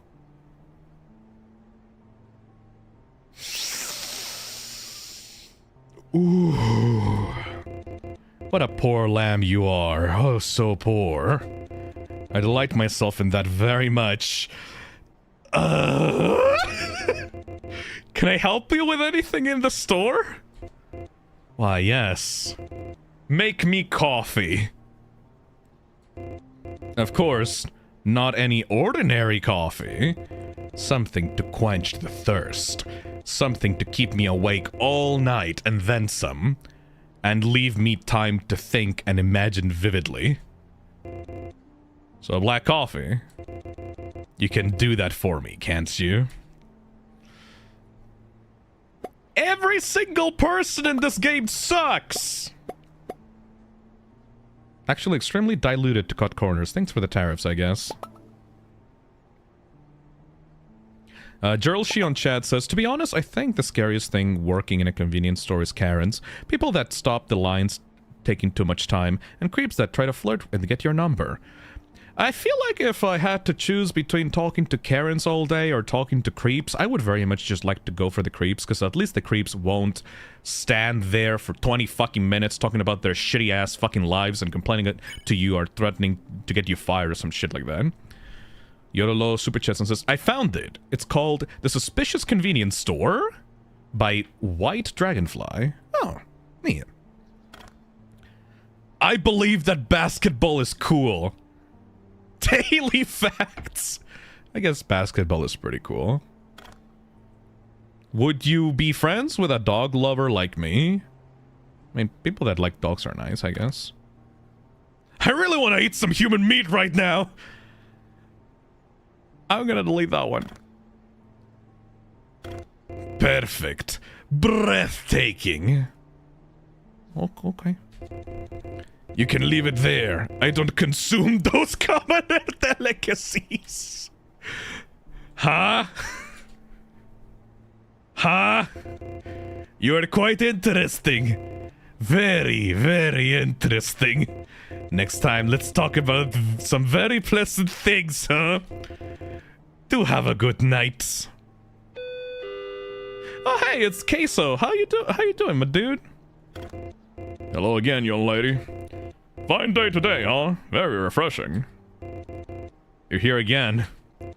Huh, you noticed. Actually, don't tell anyone, but I got a bonus at the shelter job. They told me it's because of my good behavior and for always working hard. Oh, good on you, buddy. Ho ho ho! What world do we live in? You get a bonus for being a decent human being. How silly. Aw. But I'm not gonna complain. I'll get some more lunch. Aww. I'm sorry for fucking up your order before, dude. Wait, but... Oh, it's what do you want me to give you, though? Oh, hot lunch. Okay, good. At least he's chill. Say, young lady, are you alright? Please don't be a creep. Please don't be a creep. Please don't be a creep. Please don't be a creep. You don't look very well to me. Of course, it's not my place to say anything, but I think that you shouldn't force yourself too much. Aw, he's trying to be nice. Rest well, eat something healthy, and take a deep breath. Or if nothing seems to fix it, no one's gonna judge you if you indulge a little... You know, a bit of candy, puppy videos, catchy music. Aww. Cigarettes, yeah. I mean... Cigarettes are awful, but if it helps to get through the fucking day... Moderately, of course. Oh, but I won't bother you too much. It's your life to live as you wish. Take care of yourself, dear. Oh, thank you! Holy shit! The only decent human being in this goddamn game! Anytime. Bye-bye now. Oh! Thank you, Hope Core Man! God.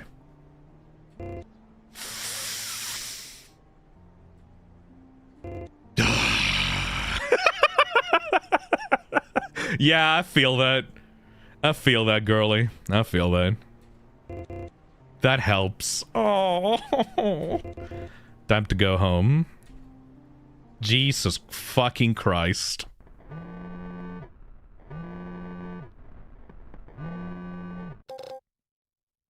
What you doing, babe? Hey, I'm home. Hey, welcome back. Everything fine at work today? Yeah. It was something that bugged me. What is it? Apparently, the afternoon shift has some kind of program. It shows the client's name, age, Y posts, and even criminal records. And it's part of my job to censor what they say. Isn't that creepy? You're still working that convenience store job? But creepy? I don't think so. It's good to know who you're talking to.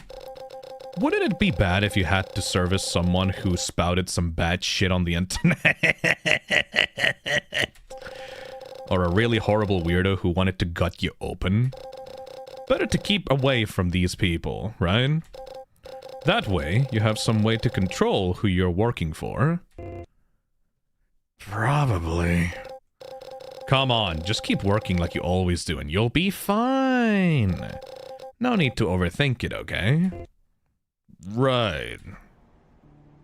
How many days do I have to do? Is it like a full week? What a good day to clean the house. Incredible Cowboy 73! What a good day to bake some sweets. I wish my life was less stressful. Oh no, Incredible Cowboy 73! Aww. Good night. Can I have some cappuccino hot dog? Midnight hot dog, fuck it.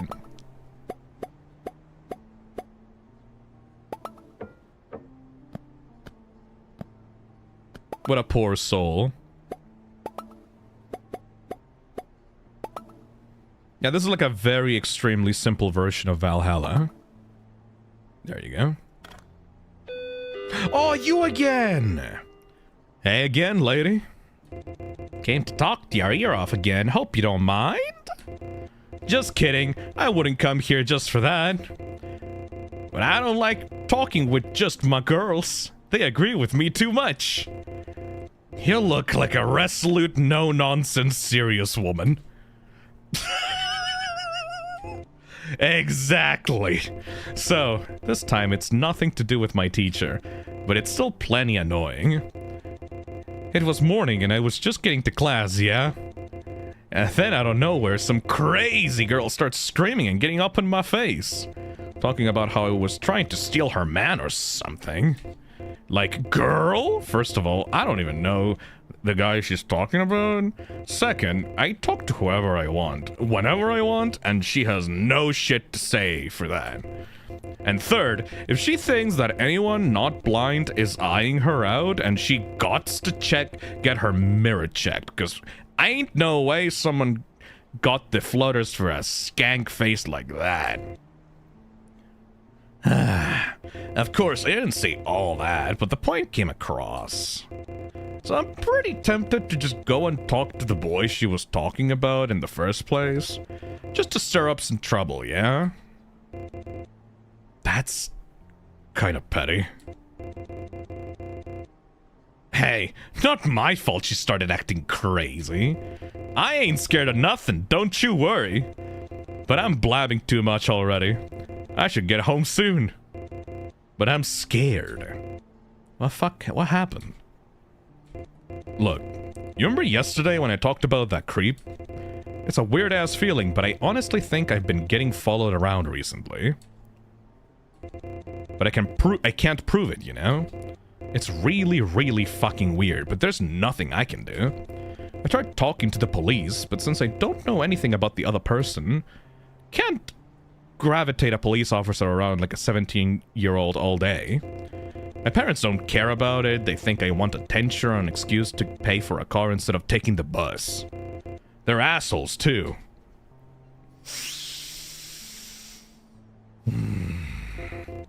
It's not like I did anything to anyone. Why would I be getting followed?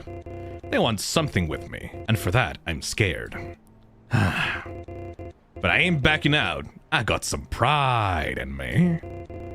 I felt better talking to you about this, so thank you so much. You could just be talking to a wall at this point, lady. Oh, that's why the game is called WALLFLOWER. Now I get it. Anyways, like our main character might as well be mute. What a good day to breathe some fresh air. Can't stand women for real.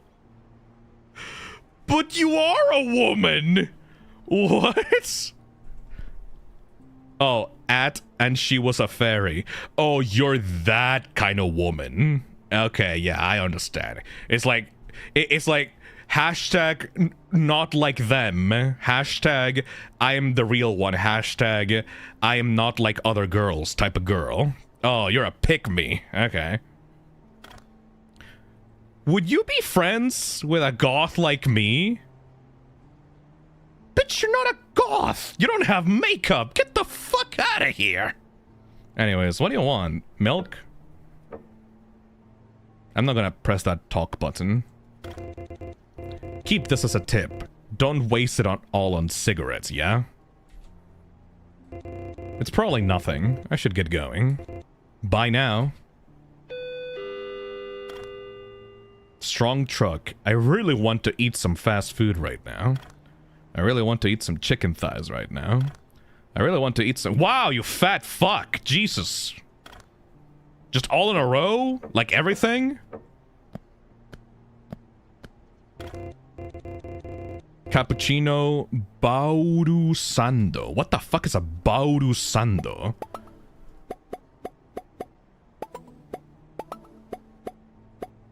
I'll show you what the fuck is a Bauru Sando.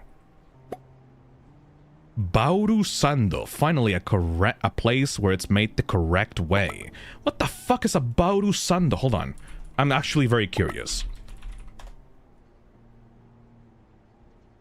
Necro Gray says, wait, condom? Yeah. Convenience store sells condoms. Actually, no, I think pharmacies sell condoms. Either way, it's not really that strange. Also, apparently it's just a sandwich, just for some reason called a really weird name. I'm not sure why. Anyways, cappuccino.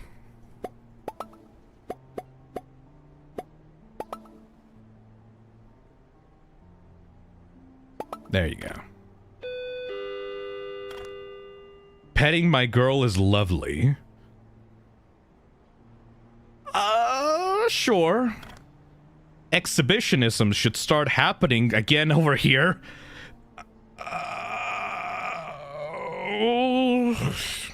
Cake is lovely. I do like cake, actually.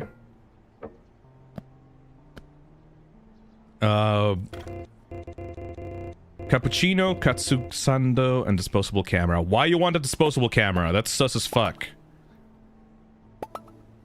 Disposable camera for a person that loves exhibitionism is not a green flag, you gotta be honest. Katsu Sando and cappuccino. Hey Yololo. It's a Brazilian type of combinations of toppings or filling, ham, cheese, tomato, and some oregano. That sounds fucking delicious! I want to have one of those.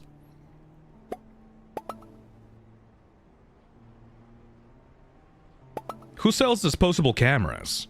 I mean, they were all the rage back in like the 2000s. Hello, you look cool.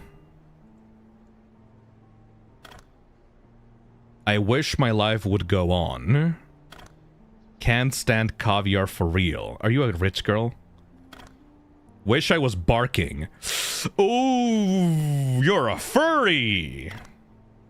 All right, furry girl. What up? Good night to ya. Huff. Puff. Looking gloom, sis. Sorry? Nah, sight for sore eyes, that is. Yololo says, it can be on a sandwich or inside of a baked type of dough. Ooh. Much better than people with cheap smiles. Feels real. I can respect that. Hey, girl! You're so cool because you're so depressed that you can't even mask it. That's so for real, dude. Give me some cigs, will you? My stats is running low already. Damn this lung of mine. You're gonna kill yourself if you smoke all those, but whatever. Not my place to say anything. Oh shit. There we go.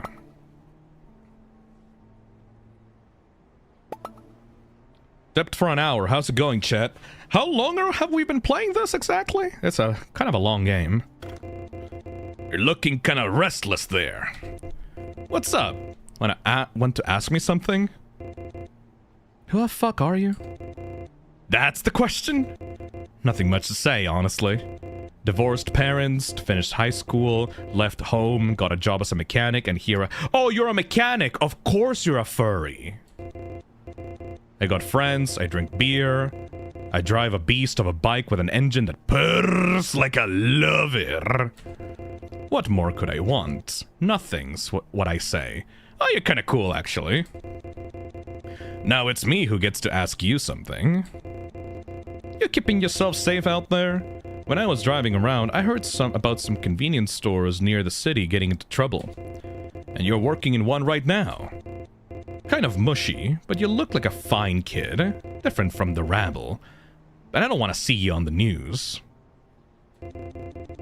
I'll take that as a I'm very much fine by myself, and I thank you kindly for taking the time to ask about it then. Now, if you don't mind, I gotta hit the road. Nice talking to you. Stay safe. Okay. That person seems like she likes the sound of her own voice. Are you home yet? Yep. Glad you're back. I was curious. Are you still taking those online classes? You know, for that college? Physics? Yeah. Why? Well... Don't you think that's kind of a waste of time? What do you mean? It's just that none of my friends who went to college are actually doing very well these days. Actually, kind of true. I know that this person is just saying that as like a manipulation tactic because they seem to like just want this person for themselves to like use for their own life and they don't really care about their own future or whatever. But they're actually kind of truing on the college thing. Have you guys seen like the newest statistics about Gen Z and like young people going to college now and like graduating from college and not being able to find jobs at all? Like I think it was like the metric in America was like around 35% of people that go to college don't get any jobs after they graduate. Like before it was you have to join college and you have to get a degree because that'll guarantee you a good future and a good paycheck. But now young people are going through college, actually graduating, and they are just as shit out of luck as like literally anyone else who wouldn't have gone to college otherwise. It's depressing as shit. Fishy Boy says, I'm already in college. Hopefully you can power through it. I'm not telling people here to like drop out of college if they're currently going through the college experience, but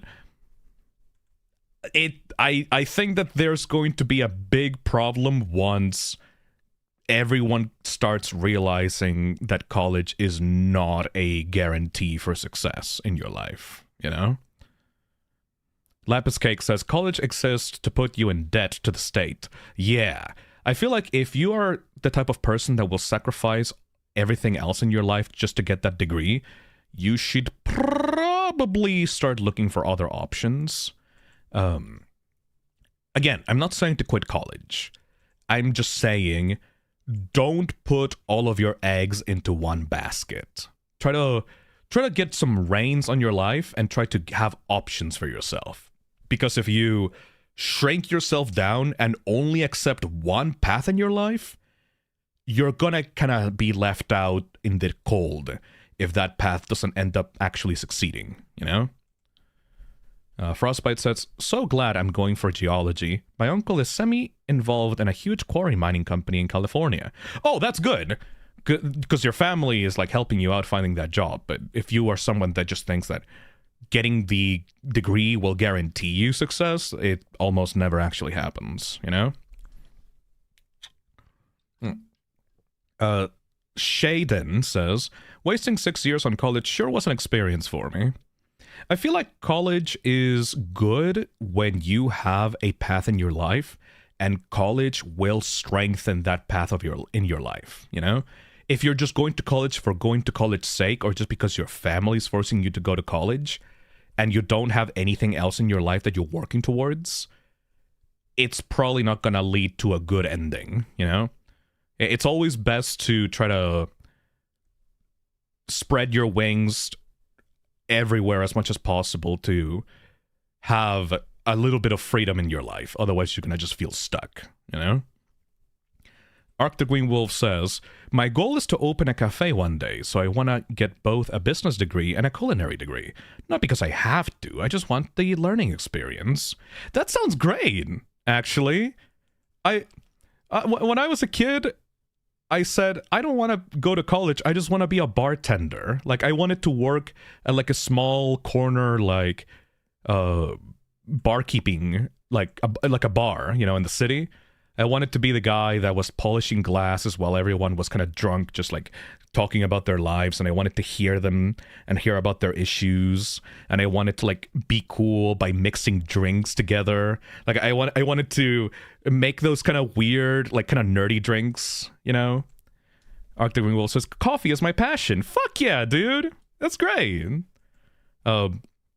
Like, I feel like if I didn't have the streaming thing going on and like I didn't pursue like technology courses on college and stuff like that, I would have loved to just been a bartender or like own a small bar and make up some like cool drinks for people. I went to a bar with Kako and Ellie like a few months ago. I think if you search it up, it's like called NQ64. And that is a video game arcade themed bar that is full of old arcade machines, like Jurassic Park shooter games.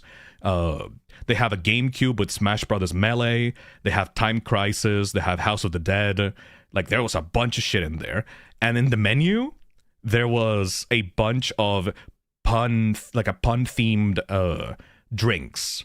Actually, let me get the list of NQ64 drinks menu, because it was so cute. It was genuinely so cute, and the drink flavors were amazing. Like, they were actually some of the best like alcoholic drinks I've had in a bar. Though keep in mind, I'm a sweet tooth person, so if you're gonna go to that bar because I recommended it, keep in mind that most of the drinks are very, very sweet. Let's see. Okay, so this is not the one that I went to. I need to find the specific one because they have very specific themed drinks. Where is it? Yeah. Okay, so they added some new ones as well ever since we went there, because this was like a long time ago. This is the NQ64 website. They have GTA Spice City, Jurassic Marg, Toadette's Tipple, ew, Mad Max 2.0. They got the skull like bottle and everything. A quick revive from Call of Duty, like the zombies. Hits from the Pong, Power Star Martini, a Peach on the Beach. Peach on the Beach was really good. Lake Springfield. Ooh, they got like a radioactive barrel in there. I wish I could have tasted that one. That was not in the menu before. Cherryvania, a Sub-Zero soda, Mars Attack, Aku Aku Fruit Punch, Kong Island Iced Tea, and No Uka Uka. Look how stylish this. Look at how stylish this is. Hold on. Yeah. They got like the neon art style with like bright graffiti on the walls, and they got people making the drinks in front of you. And they got like the arcade machine games. It's like super fucking... Oh, I played this one. I played Time Crisis 2 with Ellie. It was so goddamn cool. And they got like a place to put the drinks and everything. They got the purple controllers and stuff. If anybody here lives in London or like the UK area, I recommend you go to NQ64, like one of them, because there's like multiple bars out there that are like part of the chain, you know? Clockwork Demon says, I chose to go to university and switch my major and minor from astrophysics to history because of calculus, but I like space. I then did museum curation. Ooh, nice. Oh, shit. I for some reason, I thought that I wrapped up the game. Sorry. Anyways, I really recommend you go to NQ64 if you can, if you're like somebody that's watching this and lives in the UK. It's super fucking pretty and nice. The people are actually really friendly to you. And every time you order one of the drinks, they will spin like a wheel in front of you if you order like a certain amount of drinks. And that wheel gives you like certain bonuses. So if you spin, you can get like extra tokens for the arcade machines, or you can get like one extra free drink, or you can get like a discount on your next order or something like that. Like it's so fun. The energy is super good in that one. Anyways, what were we doing? Sorry, I got way too into that. They spent all that time studying and working hard, but it wasn't worth it at the end. They regretted it all the time they could have spent working and making friends. I think that sounds really bad. Don't you think? But you're my babe. I'll support you no matter what you choose to do, okay? Unless you don't bring me money, whore! I'm sure you know what you're doing very well. Right.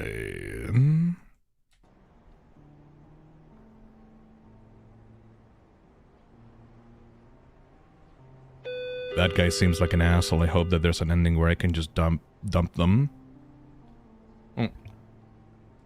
Gerald, she says, seriously, this and the last stream had good advice with mental health stuff, and now a bit about studies and paths in life. What the hell? Sometimes I just get bored and want to yap, man. I have been thinking about doing streams where I just sit around and talk to people instead of just playing a game. Because I feel like sometimes I get way too immersed in the game and it's not really engaging for the chat. And sometimes it's just nice to hear how people are doing, or like if they want some advice or something. Now, I'm not a medical professional or like a professional of any kind, but it's nice to just sit around and shoot the shit, you know? That's why the hangouts have become so long nowadays on the streams. I think what I'm gonna do on the next season is we're gonna try to do like a monthly just checkup or something for like the members of the channel, like the Toxic Squad. I think I'm gonna have like just like a little monthly membership hangout only streams where we can just talk and shoot the shit with each other. Gonna try to do that vertical format as well so that it seems optional, you know?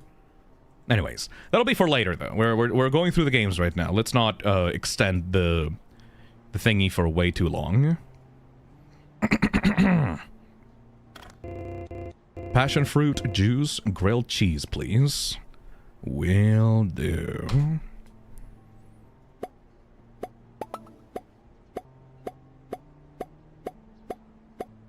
Where the fuck is the passion fruit?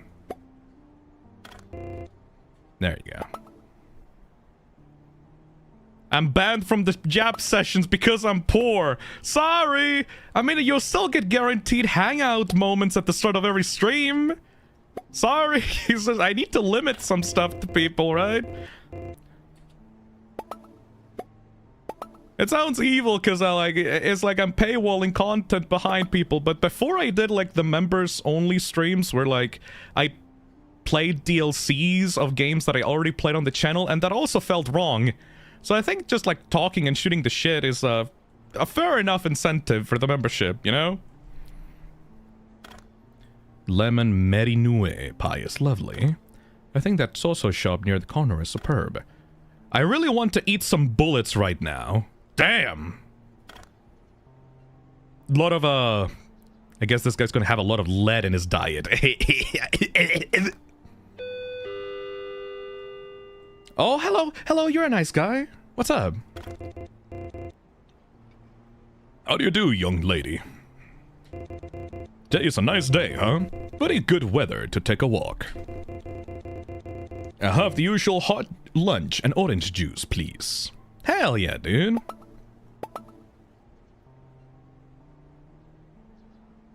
I really hope that this guy doesn't turn evil halfway through the story or something.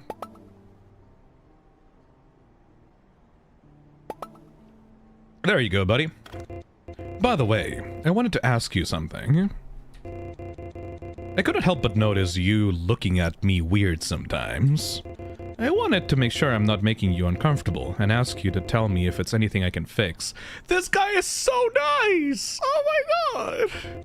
How about that? Have you been to prison?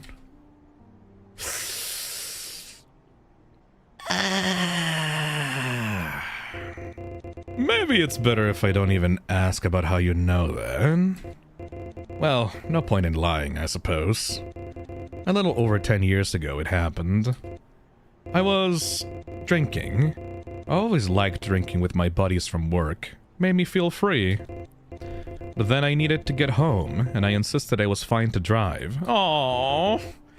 The car crashed, everything was spinning and blurry, and there was blood.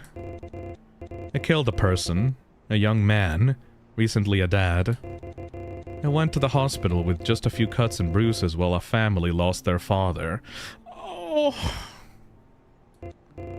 Then because of that, my wife and my daughter abandoned me. Yes, I know. Weird to know that me of all people would have a kid. She was a beautiful thing, last I saw her. Around your age, I think. Oh. And that's why you're homeless after, like, leaving prison? Because, like, nobody would give you a chance because you're technically a murderer? Or, like, a... What do you call when you murder someone, but you're not planning to murder them? A manslaughterer, I think. Oh, man. I think about it every day. About what could have happened better, and why it didn't. It's all my fault. But... what good is mulling it over going to do? You're responsible for your own actions, so I'm going to do everything in my power to make up for at least a little bit of my terrible actions. Oh! It's okay. It's best that I go now. Keep up the good work as always. Goodbye. Bye. Oh, that poor guy!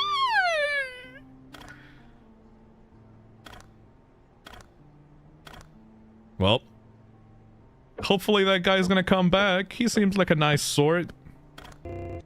Cappuccino hot dog, please.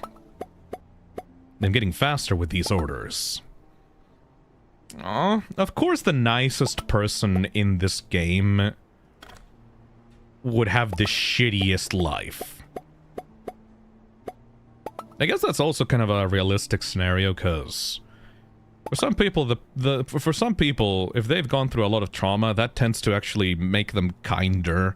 Which is kind of fucked up to think about, that if you're raised as a silver spoon in your mouth all your life, you're gonna be way less empathetic towards other people's struggles because you haven't struggled yourself.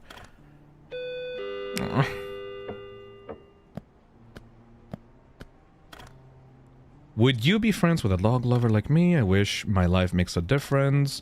Lemon Marinu pie is lovely. I still don't know what the I still don't know what the material difference the investigation mechanic actually has on the gameplay. Affogato, hot lunch, and cough syrup.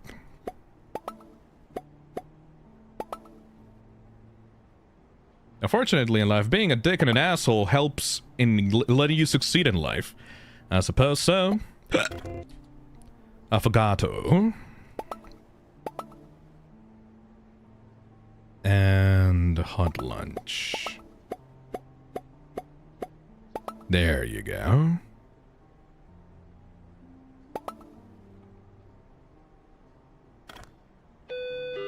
Oh, this bitch again. I think that Soso shop near the corner is incredible. Oh shit, at least she's talking well about the store, even if she's using it for therapy instead of actually buying stuff. Puppies and kittens just start happening again over here. What? Can't stand caviar for real. Oh, you're one of the rich girls, I see. Oh, so what's up with you, lady? Oh, yeah, hey. So, nice weather, huh? Just ring me up a chocolate bar and I'll tell you about it, okay? Okay! This surely won't be any uncomfortable conversation, no siree. Where's the hot chocolate? There you go. That girl is scared. She's definitely afraid. Alright, what are you afraid of, girlie?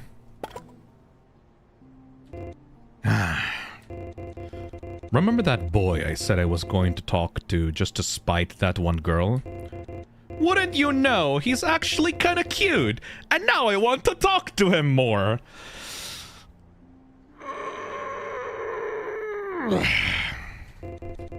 Is that all it takes these days? A pretty face and a respectful personality? That's so lame. But yeah, I think he deserves a little gift for being nice like that. I might be jumping the gun, but who cares? We don't even have a name or where they live. What about your parents? What about them? I already told you they don't care about me. Well, I'll be going already. Gotta catch him before he goes home. Bye now! Okay. Hey. What did she buy?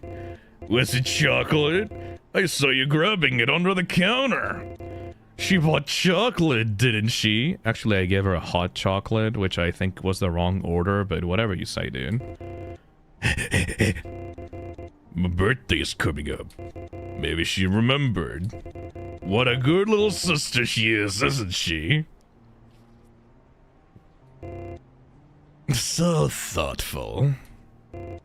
Actually, it's decided.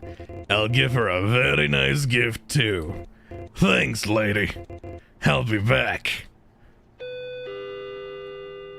I genuinely do feel like a wallflower. Like, this story is just happening in front of me, and I'm just kind of watching it. Like, I'm not making any material difference in these people's lives.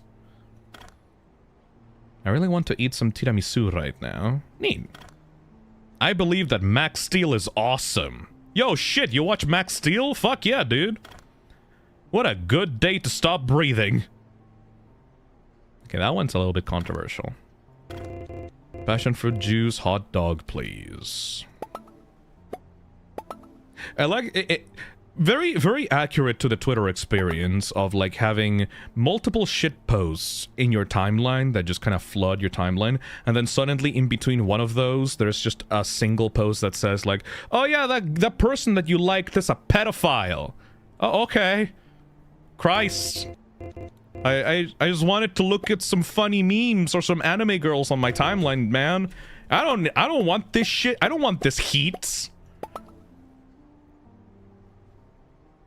I perfectly curate my Twitter timeline to make sure that I get to see shit that I enjoy instead of being overly worried about dumb shit that does not concern me.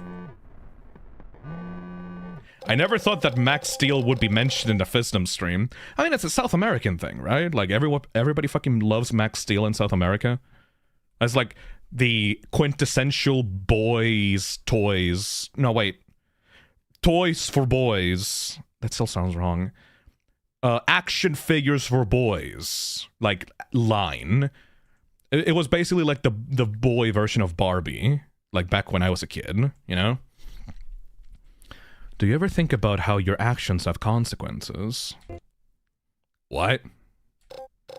Sorry, just something my friend talked to me about. It's weird, huh? How people have so much effect on each other. Why does that happen? Is it subconscious, or do we let it happen? Maybe we feel the need to be affected and steered by something else.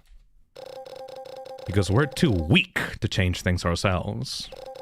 Because we need any push, any reason, any blow of the wind to start what we should have a long time ago. Oh, I see the point of this game now. Okay, this is the actual thesis. Okay. I'm picking up what the game's putting down now. Okay. We don't realize the bad things until they take root and grow. And grow. And grow. And grow. Right into our hearts. And into our brains. But that's boring talk. I don't like it. I'll stay with my hello puppy plushies and candies, thank you. Yeah. Yep. Glad you're back. I was curious, are you still taking those online classes? You know, for that college? Physics, yeah. Why? Well, I think that this is repeated dialogue from the previous day. Yeah, this is repeated dialogue from the other day. I think that this is a bug. Wait, weren't we already on day 5? Oh shit, did we go on an infinite loop or something? Wish I was barking. Hot Alien 4! Wish I was hugging you. Nope. I wish my life was less stressful. Okay. Hello, sir. Black coffee hot dog.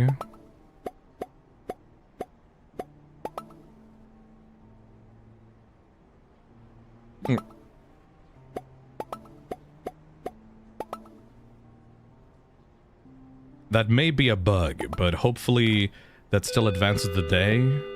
I need to see, like, any scripted characters that are supposed to come in. Watching someone through their window is lovely. Cappuccino Katsusando, please.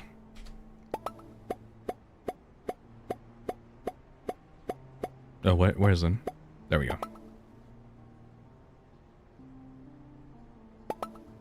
Plot twist, this is a time loop. I'm never gonna escape my fucking convenience store job. Fuck! Maybe it's purposeful? Well, we'll have to see. Okay, I think that these are different orders than last time. Rainbows should start happening again over here. Kidnappings should start happening again over here. What a good day to have a vacation. I think that whole social system is not really well integrated. It's just a bunch of similar phrases just kind of slapdash on top of each other without any actual regard for what the person is saying. Katsusando. There you go. What's with the tweets? There's a whole mechanic about looking at the person's tweets and seeing if they're, like, evil or not based on the tweets, and then removing the evil tweets. But it doesn't really affect the story or the character interactions in any way, so I don't know why it's there, you know? It's not really giving these characters much of a personality either. What? Oh, hello! You're the lady! I really want to eat some chicken thighs right now. Now, that could be code for something. Oh, she really wants to eat those chicken thighs. I think the salsa shop near the corner is quite bad. What the fuck? I thought you were cool, man. Hey. Good to see you again. Just the cigs, please. Alright. Man, I thought that you were cool. What's wrong with you? Still interrogating people about who they are, or was I the special one? You literally asked me to do that. Sorry. I'm just messing with you. You really don't like... You really don't look like you belong here. Are you strapped for cash? Far from me to judge, but this place is terrible. I'd suggest you get out of here as soon as you can. It's better for your mental health, believe me.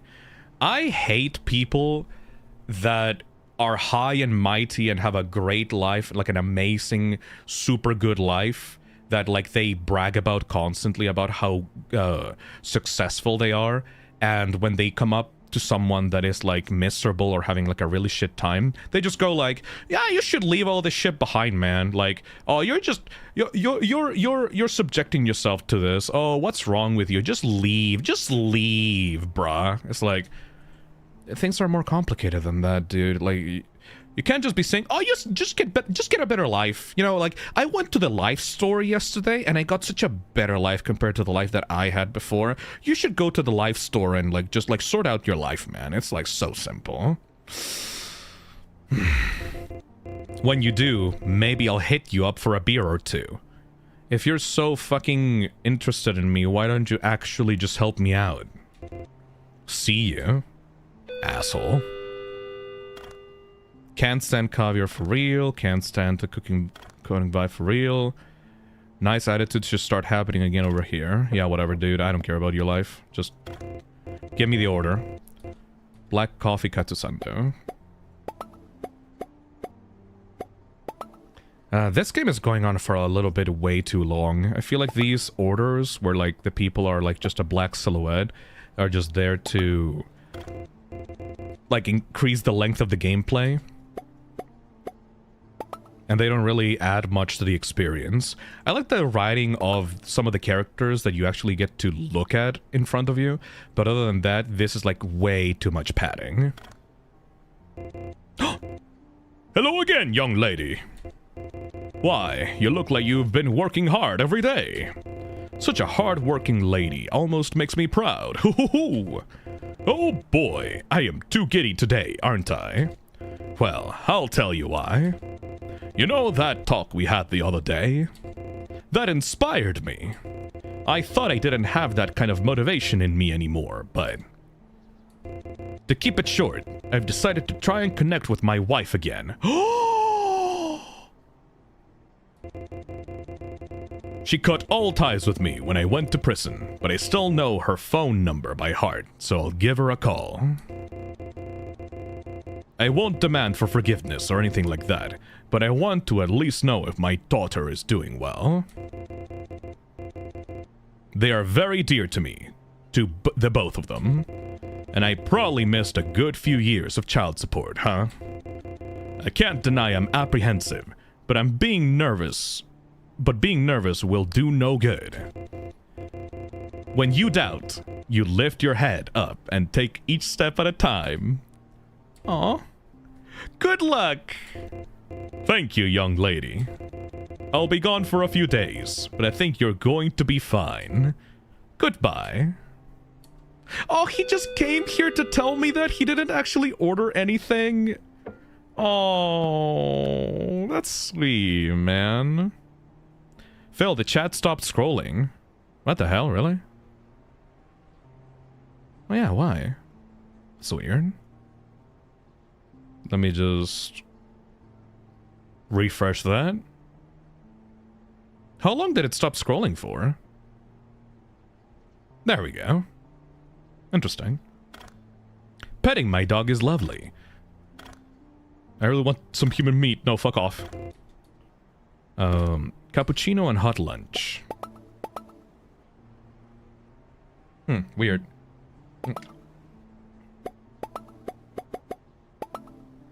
Anyways, I think that I am going to finish up this game soon.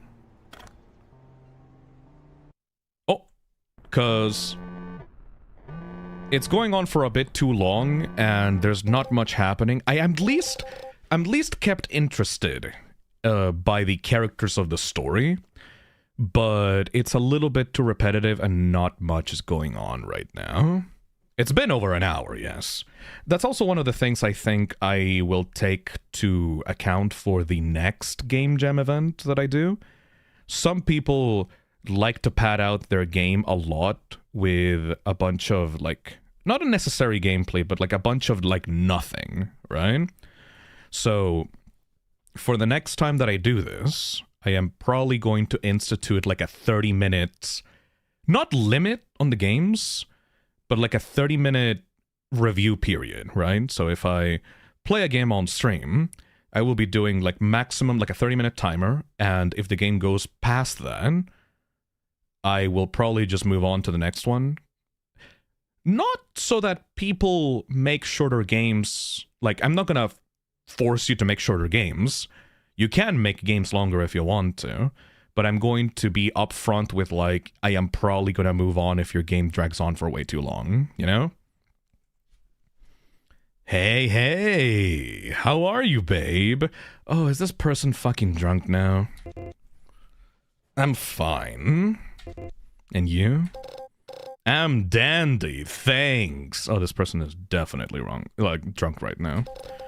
Mom baked a really good chocolate cake, so I'm feasting right now. I guess you're drunk on chocolate cake. That's nice. Yeah. Can I ask if you really stopped talking to your parents? Why ask if you can ask if you were just going to ask anyways? Sorry. No problem. But yeah, we don't talk anymore. Is it because of me? Don't worry about that. We never understood each other. It was bound to happen sometime. But you were just 16. If I hadn't started talking to you then... It was my choice, alright. It was in my control, and I chose to be with you. That's all. If you say so.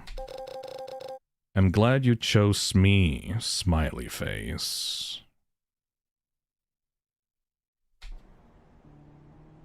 How old is this person?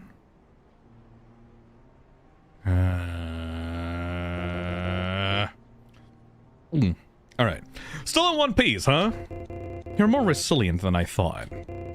Still keeping that quiet but burning flame in your eyes.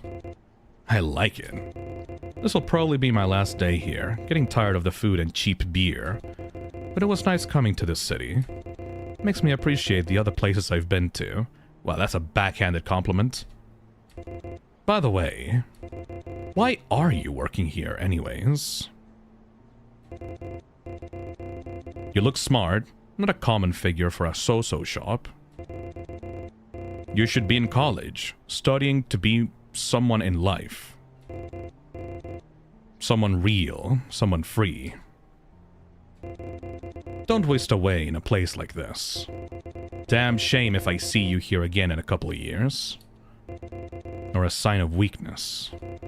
You have to work to change your own situation, you know? Can't just leave it up to a miracle. It's your life, your hands on the wheel. Ask yourself if you're doing the right thing. If you don't need to be a superhero or an icon of virtue. Just figure out what's important to yourself. That's it. I talked too much already. I think that's a better way of giving advice than the last time that she came here, actually. I'll see you again someday, if the SIGs or a bike accident don't get to me first. See you. I guess that's nice. That's actually pretty good advice. Like, do some little self-introspection, you know? I really want to eat some barbecue right now. Would you be friends with a cinephile like me? Puppies and kittens should start happening again. Passion fruit juice, director's noodles, racer.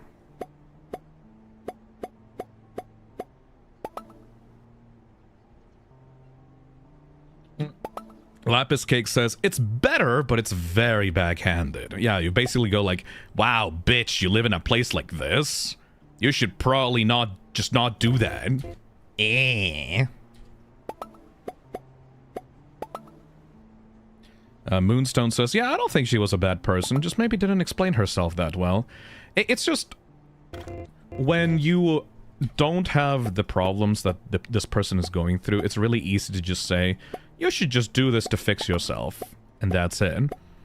That's why whenever I go on those giant tangents, whenever I try to give people advice or just give my own opinion on a situation, I always still kind of feel like you know, I shouldn't do that on the regular, because, I don't know the exact situation that people are in right now. So if it helps some people, that's good, but it's probably not gonna help everyone right away, like, genuinely. So if you are someone that really is struggling, please go consult a professional, because my opinion is fucking worthless.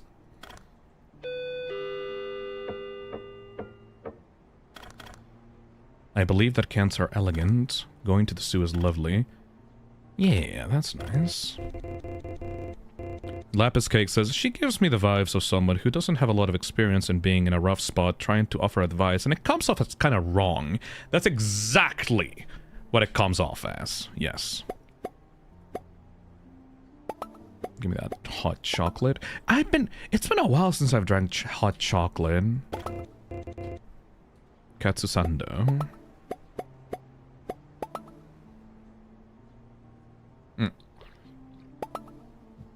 There we go. Oh, not fucking you again. I think that Soso shop near the corner is very convenient. Yeah, that's why it's called a convenience store. I believe that dogs are cute. I wish I was sleeping. Oh, to be back in this wretched place. Truly, I must be insane, eh? But how could I refuse meeting such a charming public worker such as yourself again? I did promise I would come back with some more interesting topics, didn't I? Come on, then. Make me some coffee. But not the same as the last time, oh no. Stagnation is worse than death, girl. Never stay at one single place for too long, I'd say. Now please, make me a drink which fuels the brain, but also foams creamy white deliciousness, much like an Italian delicacy. Cappuccino. Alright. This girl is just not having any of this shit. Pretentious dickhead. Yes, yes. That is quite charming, isn't it? Even though it won't be near my mouth, it certainly satisfies me. Now let's get to the good stuff. I discovered something recently. Fetishes, scientifically paraphilias, are something innate to a person. What the fuck is this guy on about? Morals and predisposed notions of common sense may prevent one from exploring their internal senses, of course. But it's undeniable that everyone has certain tastes. Right. There are a lot of them, you know. From the tame to the utterly absurd, each of them catalogued. Just like... What the fuck is that word? I don't think I want to Google that word. Oh. Amicophilia pertains to the arousal from scratching or being scratched by someone. That's a thing? That's a real thing? Homilophilia dictates the arousal from sermons or religious preachings. That's a thing? Could you imagine that? A son of God with too much passion in their devotion. How quaint. But that's not my point. Those types of things can really tell a lot about a person. And someone may wonder then, how innate are they? A biological factor? An ambience factor? Genetics? And how is it that some are born with such criminal tendencies in something as far from the survival factor as the concept of pleasure? Hey, Yolololo, thank you for the super chat. If there is a god, they must be a twisted being indeed, huh? Why is this motherfucker talking like the CEO of an AO3 Your Name Here fanfic?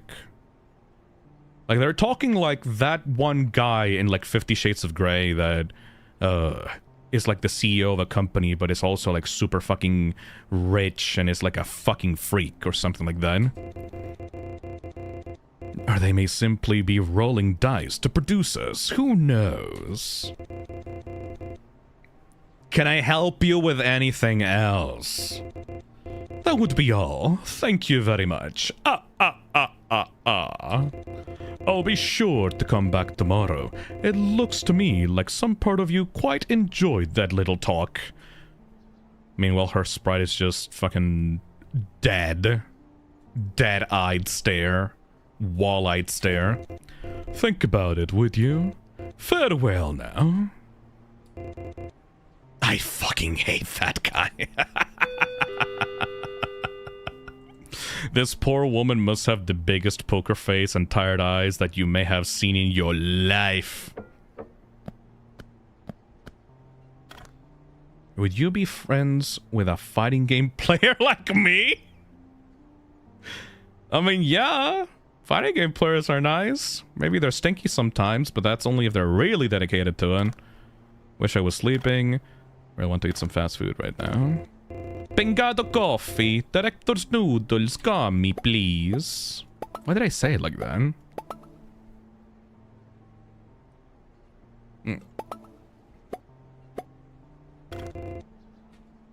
Pingado coffee. I'm losing my goddamn mind right now. And director's noodles.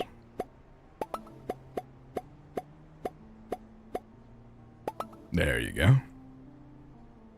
I just realized, by the way, that we are looking at like an angled like monitor for the cash register, but all the UI is looking straight at the camera, so there's like this weird off-center look to the monitor that has been bothering me for a while.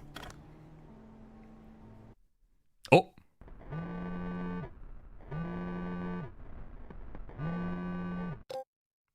Baby, tell me, do you have any kinks?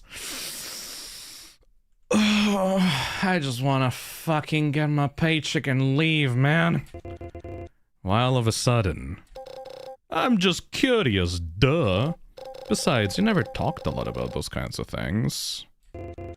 I don't have one. You're lying. You've got to have at least one, or a few. None one is that boring by accident. Why am I with you again? Ugh. Or are you hiding something from me? It's like I don't even know you. Sad face. Or like you don't know me. Or like you think I'm dumb or that you're too good for me. I don't know what I'm talking about anymore. Whoops.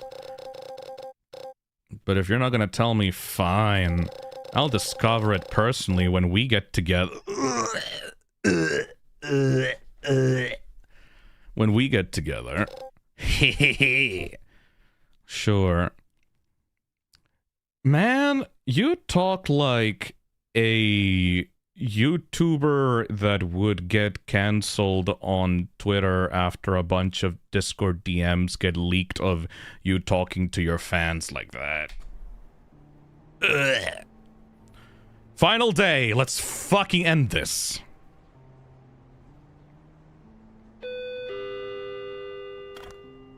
So shop near the corner is useful. Would you be friends with a god like me? Petting my girl is lovely. Wait, you have a girlfriend? I thought you were into guys. Oh god. My tone of voice has gone convenience store person. This game really put me in the convenience store person mood. Holy shit. Hey. Just... Ah, shit. Just give me a... Condoms. What? Normal size, I guess. I don't know, okay?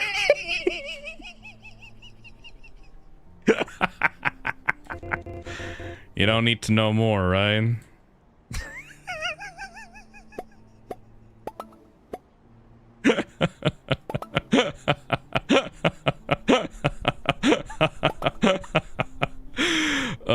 That's actually kind of a fun bit. What size? I don't fucking know, man. I'm about to find out. I'll be going now. Thanks. Bye-bye. Oh. Rock concerts should start happening again over here. I think that also shop near the corner is interesting. Would you be friends with a cat lover like me? Yeah. Would you look at that?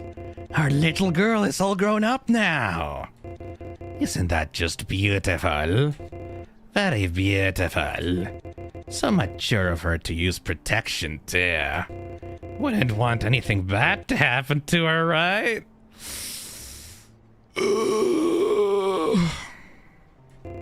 Of course not. You're pure and innocent, just like me. Now, would you kindly help me? I need to secure some prey I've been hunting for a while. The photograph, of course. Why would it be anything else? Give me some sleeping pills. For a small feisty animal. Very feisty. I don't think I'm gonna do that.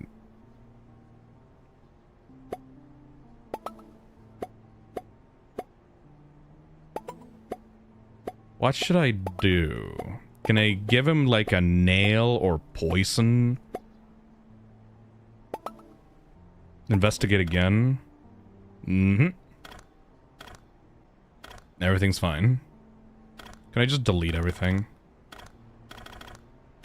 Yeah, this feature is literally useless. I don't know why I even bothered with this feature. The investigate feature is like nonsense. I'm just gonna finish the order and just not give you anything, man. Yeah, this is perfect. Hands him a bag of fucking nothing. Absolutely amazing. I love my bag of fucking nothing. Thank you so much, lady, for the bag of fucking nothing. You helped me a lot. Come in next week and I'll show you the photos. That's more of a personal thank you. Goodbye now. Be good. Oh, not this motherfucker again. Perfect, he says, with an empty fucking bag. Cinephile, good. Okay, good. I came as I said I would. My word is true, very much so. As you have been competent in fulfilling my earlier requests, I trust another one of those will not incur your discomfort. My choosing today will be an energy-inducing liquid, much like the others, but now also a bringer of the lost whimsy and joys of common infancy, cold and smooth. This is the type of person that has never been punched in the face once in their life. Affogato, please do as I say. You're a prick, you're a prick. Go fuck. Is he using fancy words to cover up for his small penis problem? Definitely. Yes, yes, very clever you are. Such an intelligent creature, stuck in search of false comfort. Now, don't mind me. Let's get to the bulk of this conversation. There is an argument to be made about I'm not fucking...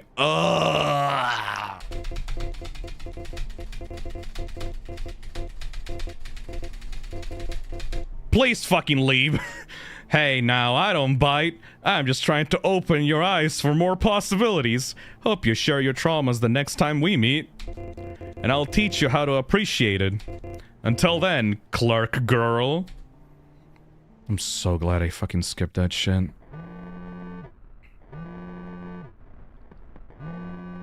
Wish you could do that IRL. Hey, babe, welcome home. And then there's this asshole. Hey, babe, welcome home. How was work today?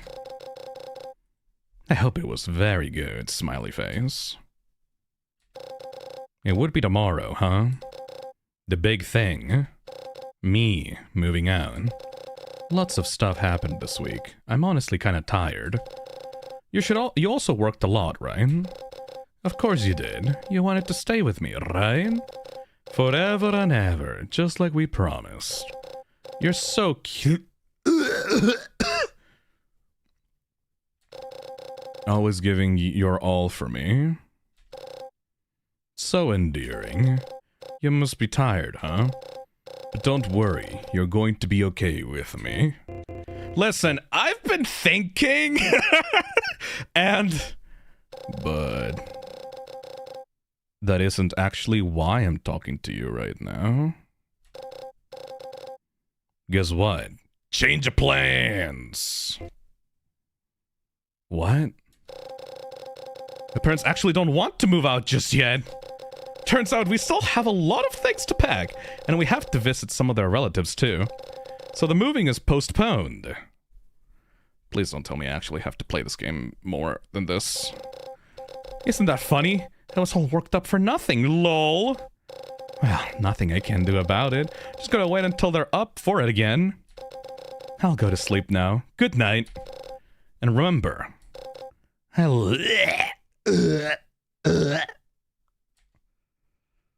Is that it?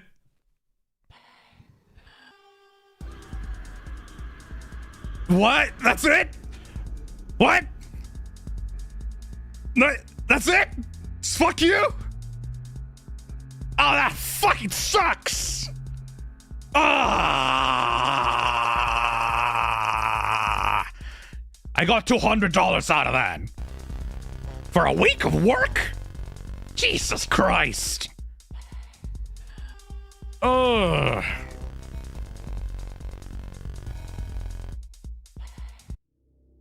Ugh.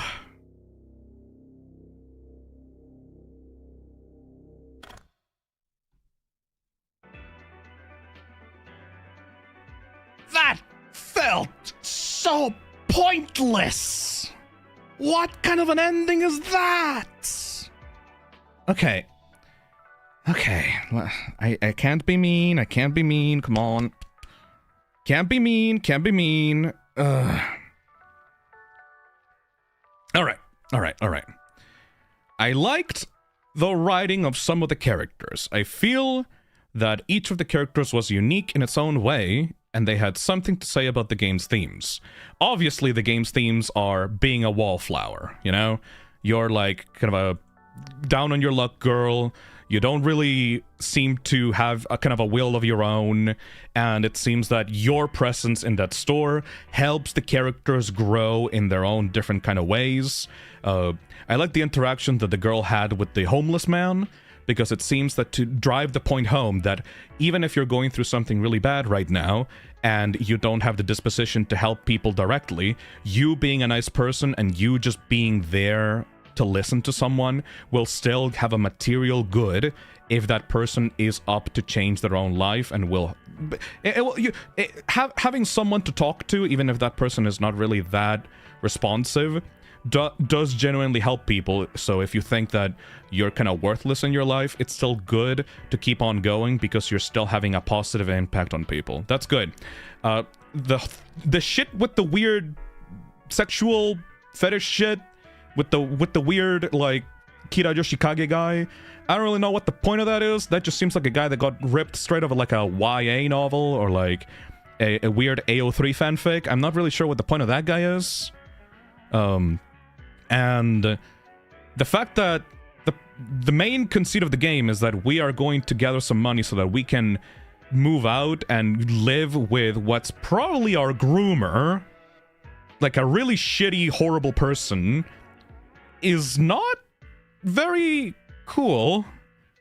I would have understood if the ending was the wallflower girl realizes that she's in an abusive relationship based on the stories that she heard from the people around her, because, you know, that would fit with the theme, you know, like the theme of people having effect on each other's lives. Maybe seeing the situation with the stalker, with the girl in high school, or like seeing the situation with the weird creepazoid that talked about fetish stuff, maybe that made her realize that she didn't really want to pursue her life the way that she was going, and that she was just a dog in a chain following, like, this person's commands and advice, you know? I think that if she, like, stood up for herself at the end and just cut the guy off and used that money for something else, I think that would have been a good resolution to the story. But it was just nothing. That just kind of pointless.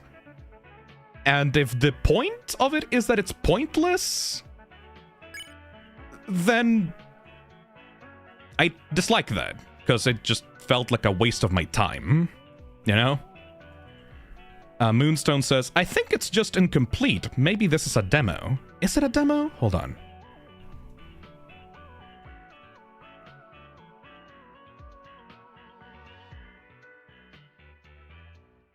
No, it's just a full-ass game. Yeah, no, that's the game. And to be honest, if it was a demo, I would say that the game is way too stretched out for what it is. Like, it's way too overly long and unnecessarily long. So yeah, it's just a full-ass game. At least the writing is competent enough for me to understand what they're going with and the struggles of the main character. But I think that there was a point in the story where everything should have wrapped up a little bit more than it did, and it should have actually had some kind of resolution, aside from just, oh, okay, I guess this girl's life is miserable, the boss is miserable, the job is miserable, half the characters are miserable, there's only like one guy that is really nice to her, and that's it.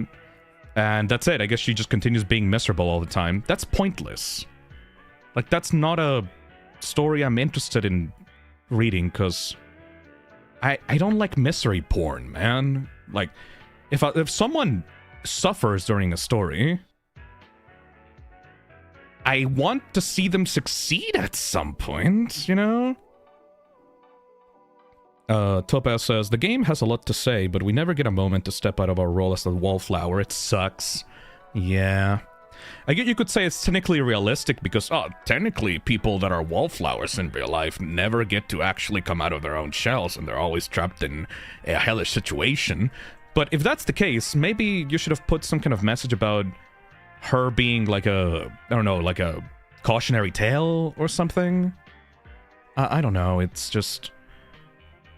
Oh, hey, people, if you're a wallflower, your life sucks, and it will continue to suck, and you will have horrible people controlling your life, and you will not do anything about it. Fuck you. Like, that's what it comes across as, you know?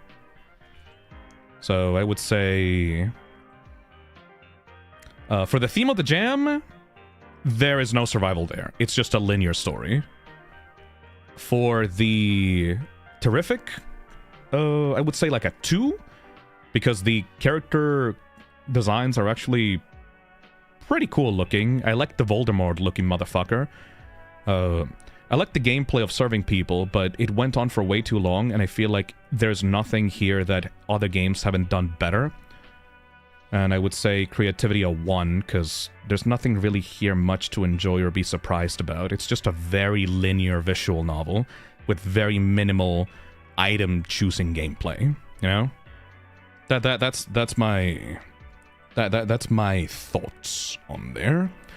Ash9 says, there should have been consequences for getting orders wrong too. As a concept, it's good, but it needed way more. Yeah, I like the idea of being in, seeing the world through the eyes of a wallflower, but the story itself is just non-existent. It's just misery porn.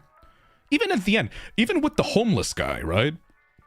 I would have liked to see a resolution to his story, because the homeless person is the nicest person in the story, and I wish I could have seen him succeed, because he says, oh, you know, I will go talk to my wife. I will try to reconnect with my wife and try to see if my kids are alright or stuff like that. And then you never see him actually succeed in what he set out to do. Who knows, maybe he will get a restraining order or something from the wife or something. It's miserable. It's just miserable. There's nothing really else there.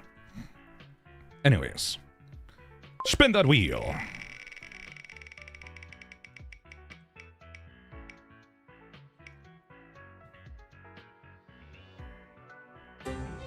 Halloween at Lemon Jack's. Alright.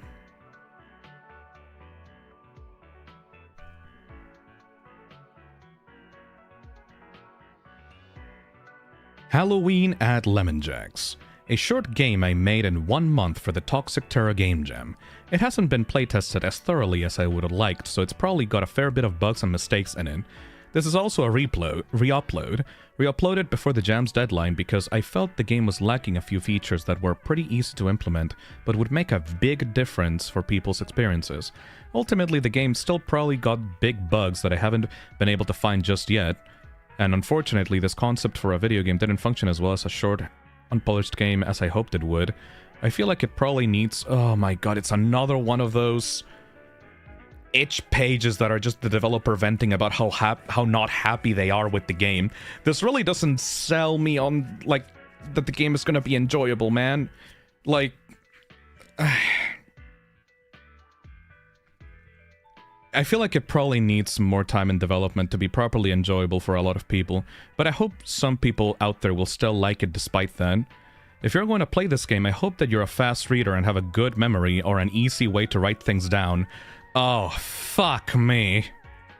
I would have liked to add better accommodations for players who aren't, but 1 month can only go so far. Also, to be clear, I did update the game to have a clear tutorial, but I did it an hour before the jam's deadline, because I'm just like that.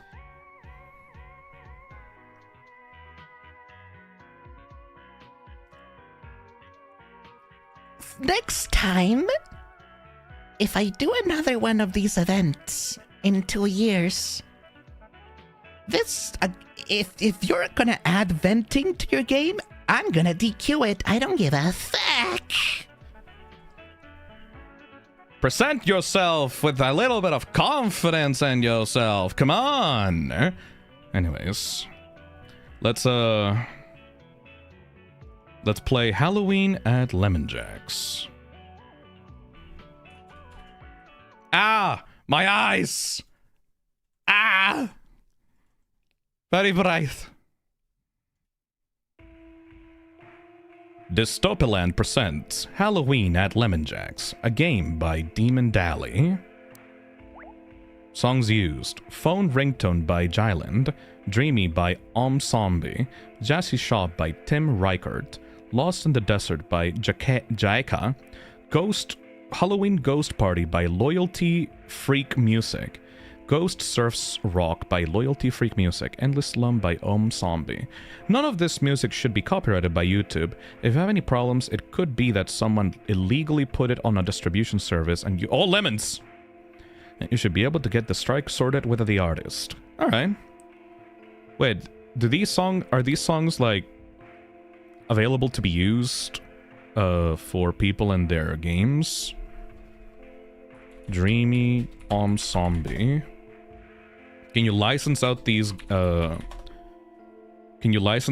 songs for your game? Let me just double check really quickly, because, like, you don't know with these kinds of games.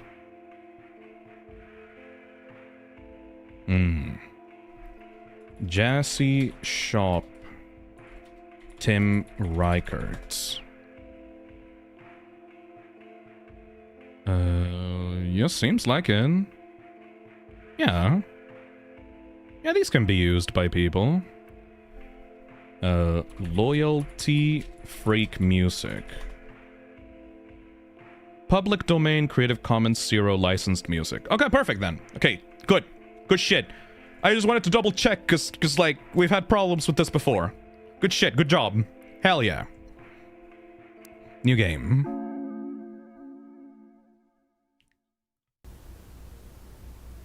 Hello? It's time you contributed to the family, dear. Find a job or I'll kick you out.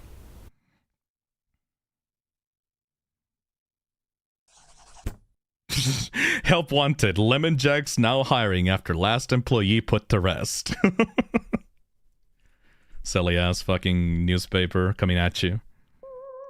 3 days till Halloween. Alright.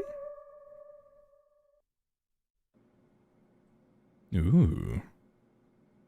Like the line-boiled moon.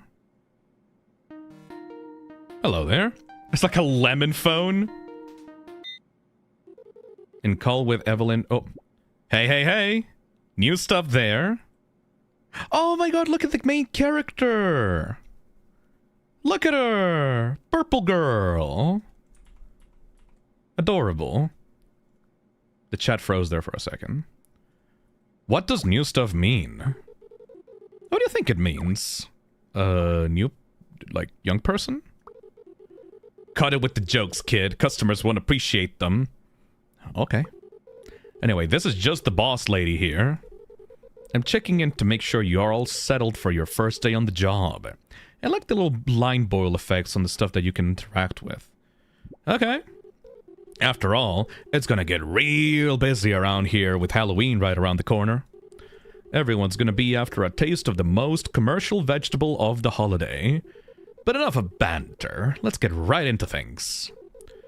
First thing you're gonna need to know is how to get people's orders. So as a test run, I'll order something and you place it on the table here. First, you'll need to place a bag on the counter right next to the register for me. Just click, hold, and drag it over to the countertop. Just click and drag a bag from the dispenser and place it on the countertop. What dispenser exactly? Then I want you to grab a lemon burger and put it in the bag. And finally, put a napkin in the bag. It's very important you put the napkin in last. So drag and drop a bag from the dispenser onto the counter, then a burger into the bag, and then a napkin. You got all that? Shit, that's a napkin tray. Get the bag. Lemon burger. Napkin. Atta girl! Now we can get to the lemonade part. For that, you'll need to turn around. To do that, you can either use the S key or scroll down with your mouse wheel. Got it? Yes, on your keyboard, sweetie. Then press the same thing again to turn back to the counter. You can do it right now while I'm speaking with you, even. Oh shit. Back there, that's where we've got everything you'll need to make lemonade. It's a very simple system. Just take out a cup and put it under the dispenser to the right. Then push the arrows on the touchscreen to get the drink that you need to pour. Once you've selected your drink, just press and hold the go button until it's finished pouring. After that, you can place the cup under the other dispenser for some toppings. It works the same. Use the touchscreen to navigate the right topping and press go. After that, grab the drink and turn back around to look back to the counter. Keep your left mouse button held while turning, else you'll drop the drink. Then you just put it in the bag. But remember to take out a bag first, of course. And you'll need to remember to put a napkin in last too. Don't forget the napkin. You got all that, sweetheart? Okay, good. Also remember that customers won't be repeating their orders. So make sure to remember everything, pay attention to what's being said. Now get me a lemonade with a cream. So this already has a better gameplay system than the game that we played like before. The convenience store game, because you actually get to make stuff. Remember the napkin? Oh, you actually have to push the button as well. That's cute. Alright. Where's the cream? Ooh. Ooh, look at this little harsh lighting effect. Okay.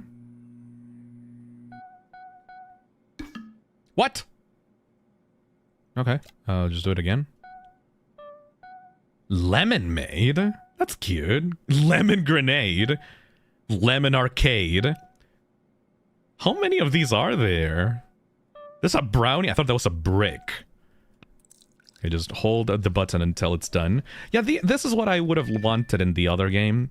Like, physically making the orders that you are serving to people would be so nice. There we go. Alright, so you understand your job now, right? Yeah. I should also probably mention the company's been implementing the heart system recently. So you'll be going off the heart system, okay? You haven't heard of it? They're like chances. They make my job a whole lot simpler. You'll have a set number of hearts, and you lose them for poor performance. That's neat, I guess. Normally, an AI assessing... It's an AI that's assessing what counts as poor performance. But I hate those things, so I'll be personally watching you the whole time to assess. You sure got a lot of free time. Our rules for losing hearts are simple. You'll lose hearts for being rude to customers. And if you take more than 2 minutes on an order, you'll lose hearts until the order's done. If you lose all hearts, that's when you'll be put to rest, okay? Like, killed? At my dad's job, they only do that if you lose all 3 marks in all marks 3 times in 1 week. Yes, well, not everyone has resources to be that generous, sweetheart. And once again, make sure to remember everyone's orders. If you forget, you'll be put to rest. If you can't remember an order, you can press the G key twice in a row to be put to rest instantly. It'll save me the trouble of having to do it myself, so I'd really appreciate it. Anyhow, good luck. I'll be cheering for you, new stuff. Have 6 hearts. Okay. Let's see what the first day is like. Oh my god, Pim from Smiling Friends! Hi, hello, hi. I'm a businessman. I would like to do business. And for that, I would like food. Oh, this game is so cute, actually. What can I get for you tonight, sir? I would like a lemonade with a little lemon garnish on it. And a lemonade with a cherry and cream. Okay. Lemonade with garnish on it. And a lemonade with cherry and cream. I shall also get a burger. I need big burger for big business. I'll be ready in a moment, sir. Okay. What? Did I lose? What? Okay, whatever. I guess you didn't like that? Okay, whatever. Lemonade.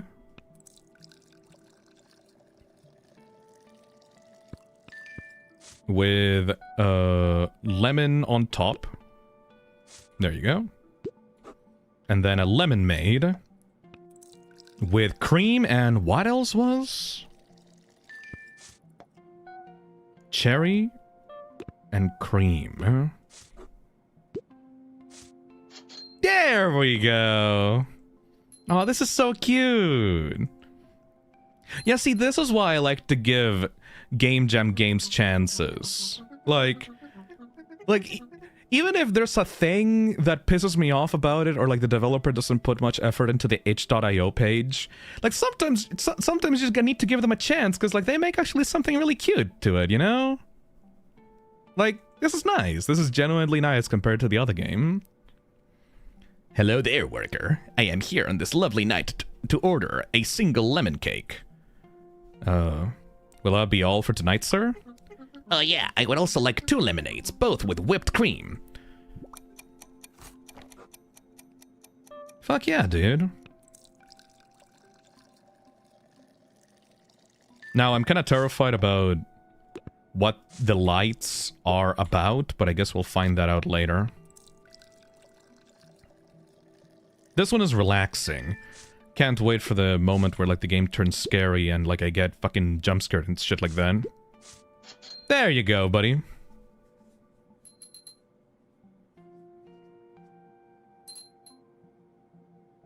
Oh my god. The Ducky of Doom! What can I get for you tonight? Got any grapes? Do I have grapes? I like the little animations that the girl does at the bottom right. Like, if I do a nod, she changes to nod. And if she shakes, she goes like, no, oh. She's adorable, man. Shake. I'll pass.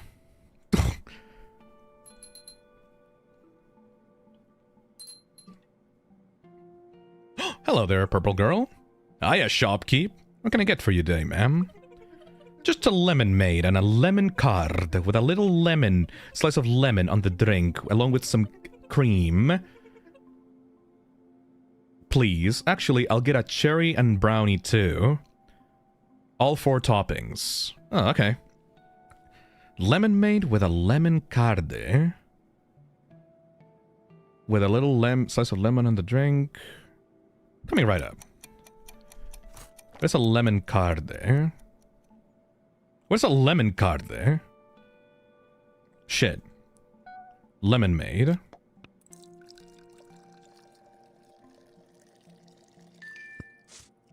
All 4 toppings.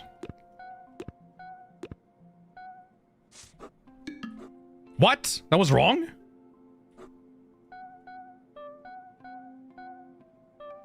Was you talking about a lemon arcade?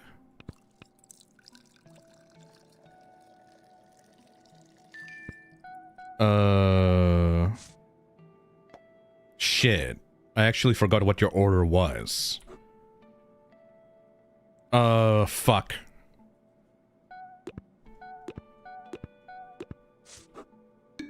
No, that wasn't it either. No shit. Do you want us to help? I would I really appreciate that because I'm kinda not sure what to do.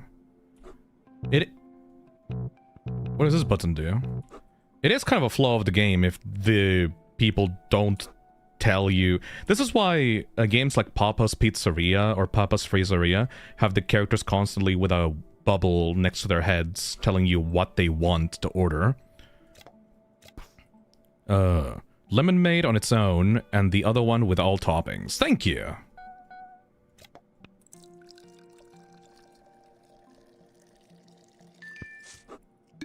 No? There was a second dialogue that could have gotten a more specific order. I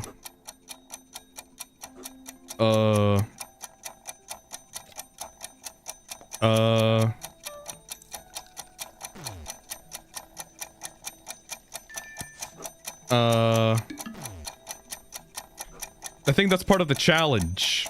Like, you have to remember. But that's not challenging, that's just fucking annoying. Lemon grenade? No, what about a lemon arcade? We're so fucking fired.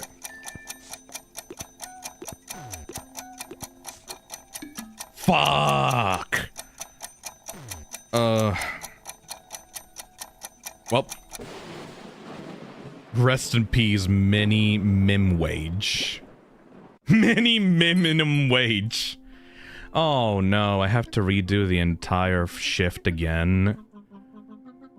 Oh no. It's a memory game for the ADHD streamer.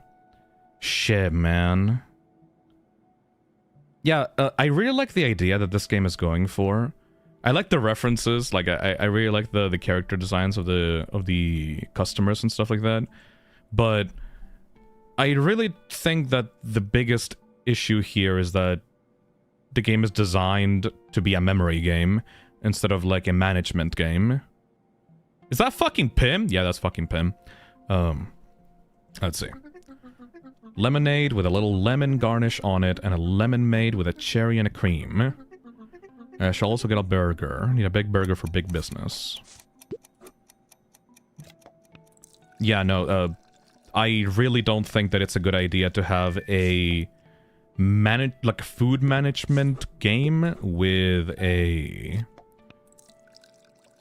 like a memorization aspect to it, because there's already a lot of complex parts going around for these types of games. I think that adding the memorization aspect on top of it is not... Like, I don't recommend that, personally. But that's probably just because I suck at that type of gameplay as well, you know? Gregory Marabella says, there's a reason for why restaurants use tickets. Yeah, exactly. 2 lemonades, both whipped cream. Alright.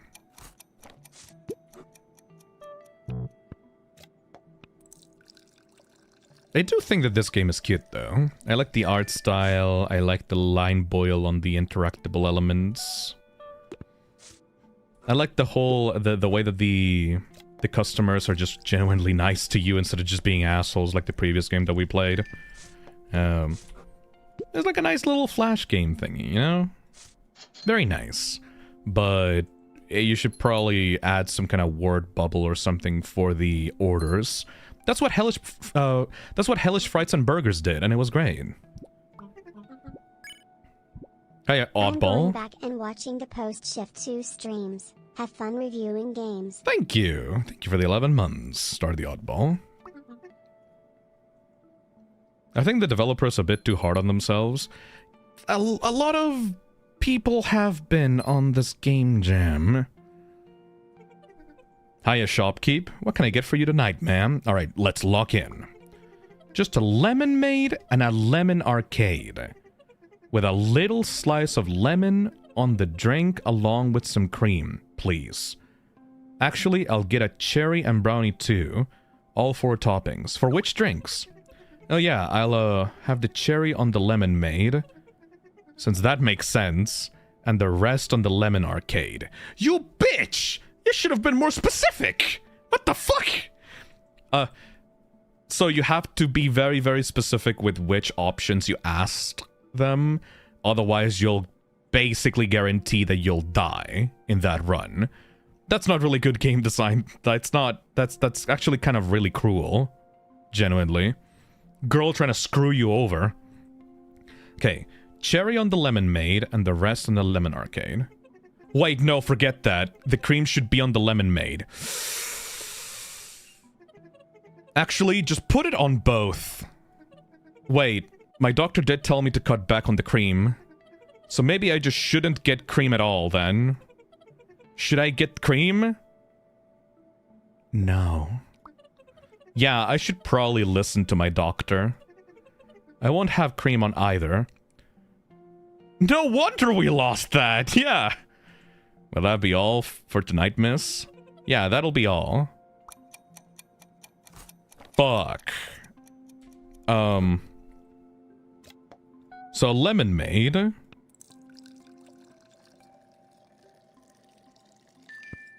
With a cherry on top. Okay. And then a lemon arcade. With everything else but the cream. Brownie. Lemon. And I think that's it. You fucking asshole!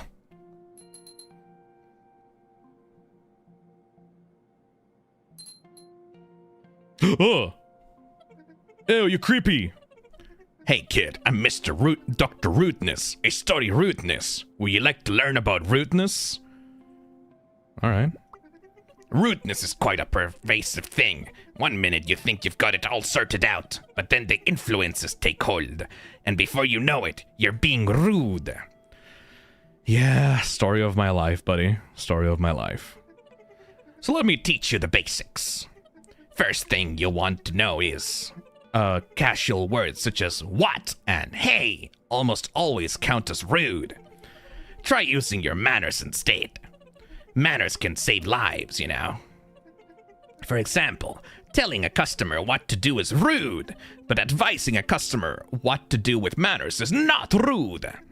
The customer is always right. You can advise them to do things, but it's never okay to imply that they're wrong about anything.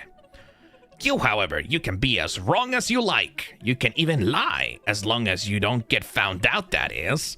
Getting found out is extremely rude. Rudeness tactics. Also, remember that manners can't save lives all the time. For example, do not ignore customers, even if you're just asking something polite like what their order is. If they're specifically asking you to respond another way, then that is rude. Next is the most important thing about rudeness. It is extremely rude under any circumstances to show the customer you are not listening. Fuck. If you show the customer you are not listening to them, you will be punished severely. Have you got all that? Dr. Rudeness out. Thank you, Dr. Rudeness. Yay! That's actually fair customer service advice. Yeah, the random guy nailed it. Customers killed? What? Wait. You can kill them? Alright, I got a B+ on that one. 2 days till Halloween. Can we kill the customers? Oh shit! They added like little lemon thingies on the to celebrate Halloween. Hey, new stuff. How was your first day? That was alright. Good to hear. Not everyone is cut out for the workforce, if you know what I mean. No, I don't. What do you mean by that? So anyway, there's a couple of extra things I needed to go over with you. If you've been keeping up with the news, you'll know that there's been an uptick in ghost attacks lately.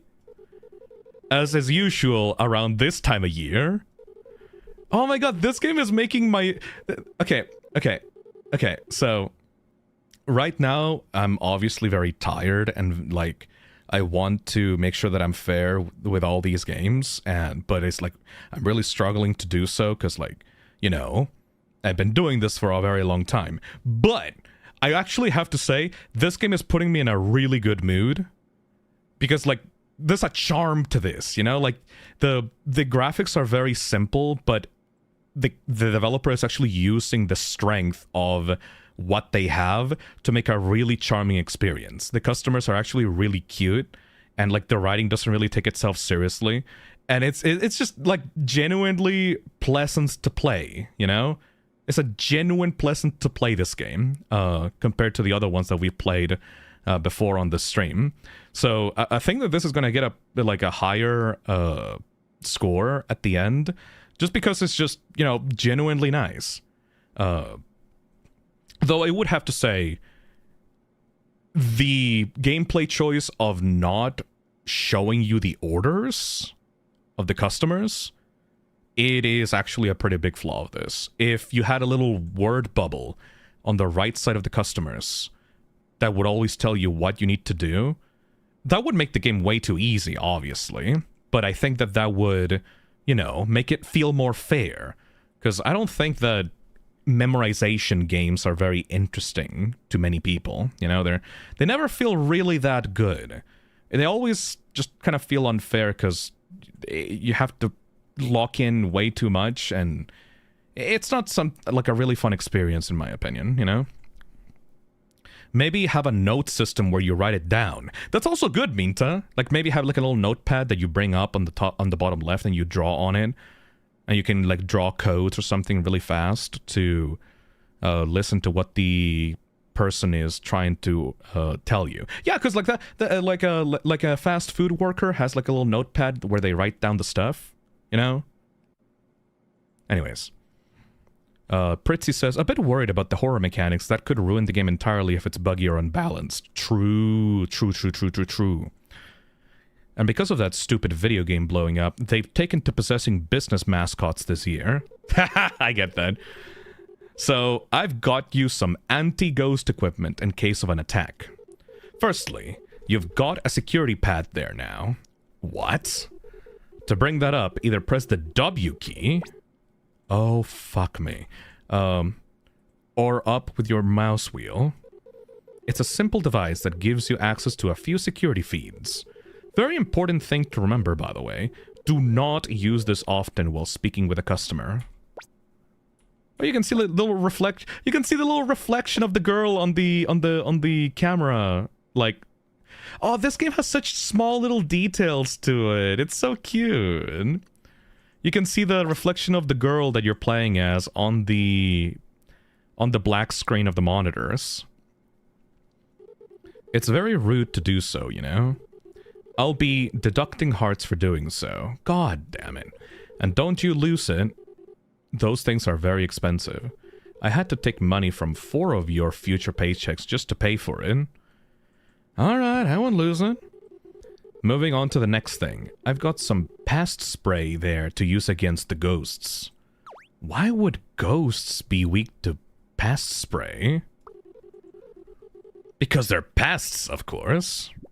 I don't know, I think that ghosts are pretty... I don't know, I think that ghosts are pretty cute in my personal opinion. I think they don't want to be sprayed. Maybe they just want to be smooched, you know? Maybe ghosts can be cute. Looks like we've got some thieving roaches come in just in time for a demonstration. grab the pest spray to deal with them, then press right click or E to use it. It's the green canister at the top left behind you. Oh, that's what it was.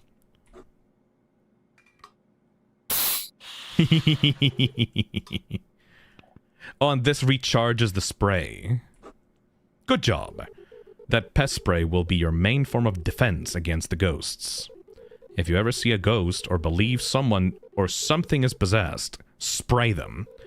If it runs out of liquid fast though, so you'll need to refill it at its dock. To refill it, click its dock again to put it back in, and then press and hold the red button. Oh, that's cute.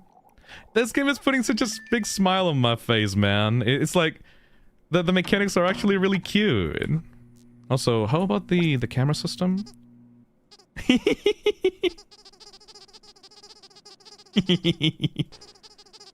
Oh, it does such a silly little fucking noise when you click on the buttons. That's great, man.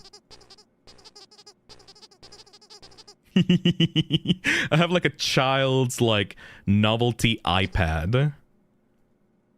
I just don't really know like where exactly these cameras are showing relative to my location.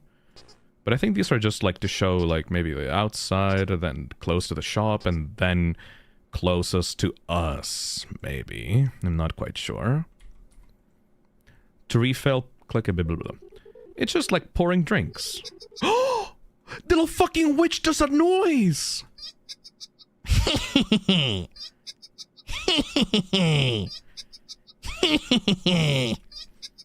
Aw, that's so cute. You got all that? Good. Well, I'll let you do your thing now, sweetheart. Good luck. Aww. Hell yeah, dude. This is so cute. Uh-oh.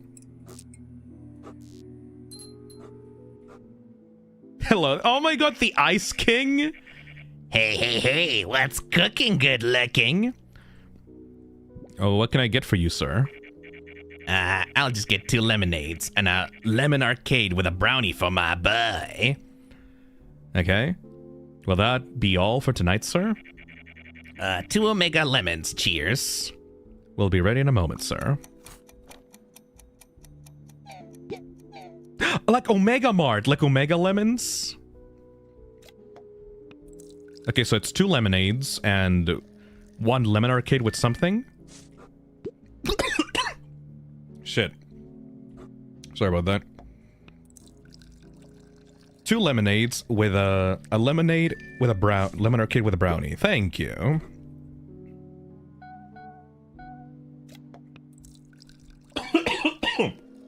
Shit, my throat. There you go, buddy.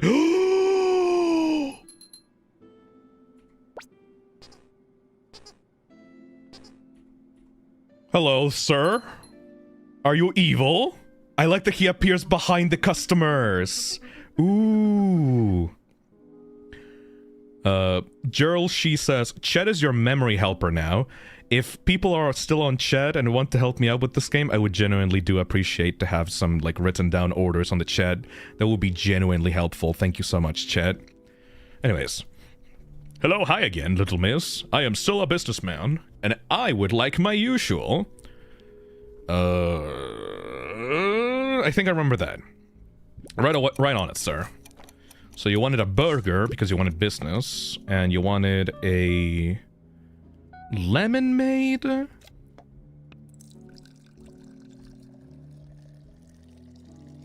With a cream? Cream and cherry. And you wanted a lemonade normal with a piece of lemon. Hydration be important. Thank you. Thank you, Angry. Just hold on a minute while I give this guy the order. Hell yeah. Are there any ghosts here? Any spooky ghosts that need some smooching? Smooching ghosts? No? No, no? Hey. What can I get for you today, sir? What? I'm not here to buy anything. I'm just checking in on my new coworker. Right. Oh. Oh! Oh! Oh! Oh! Oh! Oh! Oh! Oh! Oh! Oh! Oh! Oh! Oh! Points at the screen. Woman! Also, I'm a woman. Oh, shit. Okay, sorry. Name's Burneth. And you? I'm Minnie. Oh shit, look at the portraits for the character. I'm gonna put myself here for the rest of this game, cause I want people to see the reactions of this character, cause like they're really well made. Like the expressions that this character does are like genuinely so fucking cute. I'm Minnie. Cool. I'm so sick of this place, dude. That's not my problem. Why are you telling me this? Fucking, DreamWorks phase. No bitches? Why are you telling me this? Are you not sick of it, too? I mean, you're the one who could end up dying just for a minor mistake. Isn't that stressful? I wouldn't get killed just for a minor mistake. And you wouldn't get killed from... And you wouldn't get killed for a minor mistake? Dude, you can get killed for, like, being too slow. Customers have lives to get back to as well. Oh my god, that's such a brainwashed statement, Minnie. Company time is precious. Whatever. You're not the person I hoped you'd be. No! Sorry. Have fun at your stupid job. Thanks. No! Hey, is it just me, or did it suddenly get really cold in here? Ghosts? No. I don't feel cold. I think I fumbled. Burneth? Hello? What?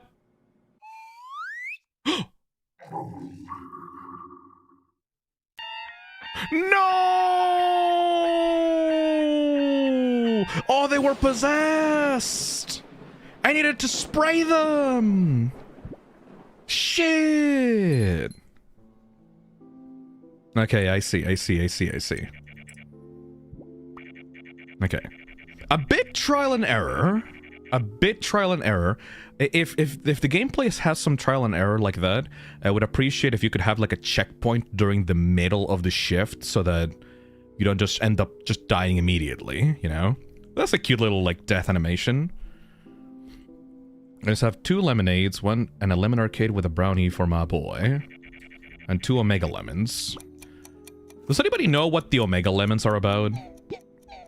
I need to show people Omega Mart stuff.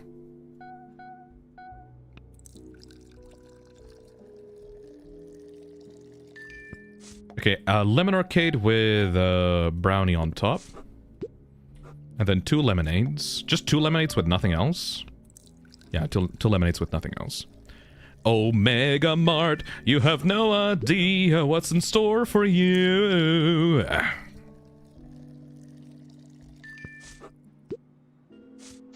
Hey there, creepy ass.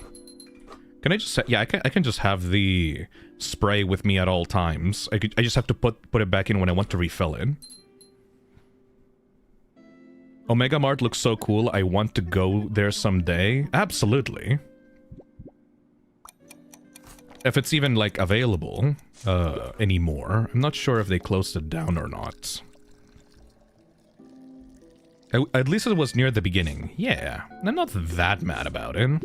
Like, any other game that was a little bit too shitty and forced you to go back because of minor mistakes would have made me just want to call it a day and just review it right then and there. But this game is, like, pleasant enough and cute and just generally really nice to play that I think I can excuse some, like, you know, iffy game design if the developer wants to learn how to, like, improve in the future, you know? I think that's good. Hello? So you're the new girl, huh? As a newly working here? Yeah. How's the job so far? It's a bit boring. It's alright. Name's Burneth, by the way. You? I'm Minnie.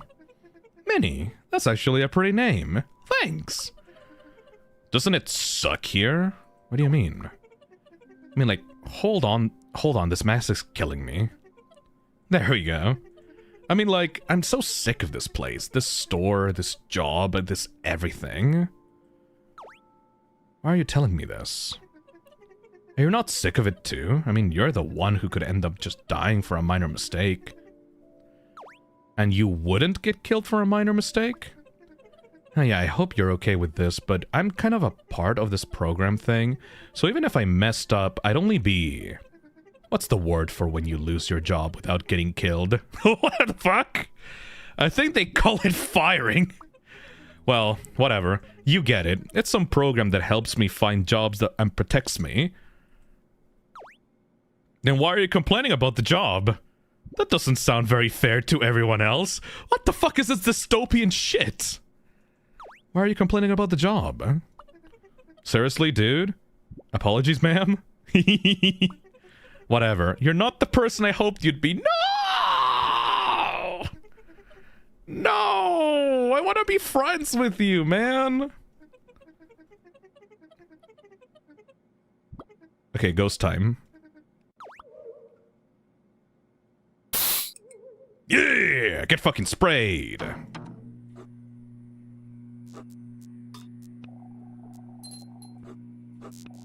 Shit, now I have to deal with her. Hey there, worker. I am here on this lovely night to order 2 lemonades, both with whipped cream. Will that be all for tonight? Actually, forget that order. What the fuck? Just give me a lemon cake, please.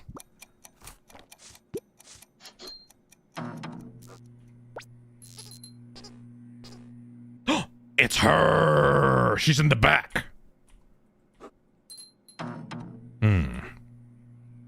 Oh, hello there. What are you, the Kool-Aid Man's son? Hey, hot stuff, can I get 4 lemonades to go? Let me think. Could I also take... your number? We don't serve numbers here, sir. Ah, fine, I see how it is. I'll just take the lemonades then, babe.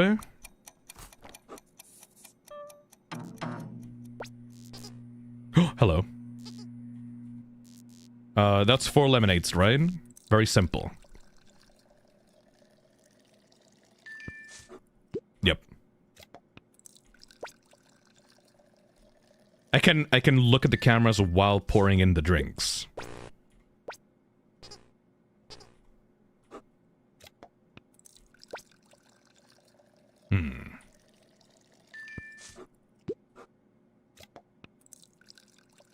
Just joined. Why are you just ahead? Because the main character has a portrait at the bottom right and she's very cute. You'll see when we get to talk to the customer. Oppa!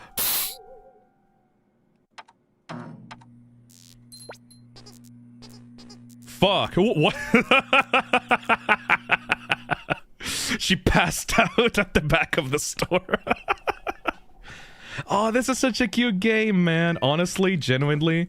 I've been having like a really rough time on the stream, and this game genuinely lifted up my spirits. Like, thank you to the developer. I'm so glad that I gave this game a chance, even if the itch.io page was kinda sus looking. Anyways, look at the main character. Look at the way look at how cute she is and the expressions that she gets whenever you chose a dialogue option. What can I get for you tonight, sir? Got any grapes? No, shake. I'll pass. Unbelievable. Shit. Why is this broken? Shit. Oh, so this is Lemon King. Lemon King? May I take your order, sir? How do I stop her? Shit. I just get a lemon spade topped with chips things. We don't serve that here, sir. Are you kidding? Well, do you at least have a lemon fade? Oh! Fuck. Well, at least you gotta have a lemonade. Right? Nod. Okay, good. Damn, you guys don't know how bad you've got it here. You're missing out on all the good flavors. Will that be what you're getting tonight? Yeah, just get one lemonade, thanks. Just a basic plain old lemonade. Okay, so I like that you get simpler orders when you are dealing with monsters. That's actually... I'm actually very thankful that the simpler orders appear when you're trying to also survive the nights. That's very good. Yeah! Coden says, when the dog walked up to the lemonade stand and he said to the man running the stand, "Hey, bum, got any grapes?" Oh, was that a reference to that duck video? I have never watched that duck video, sadly. I served 5 customers, 0 customers killed, got 10 HP, $25. Very good. Last shift, I think. How? You gotta. For some reason, I just never wanted to watch that video. It never really gave me much of a push to watch it. What the fuck is going on?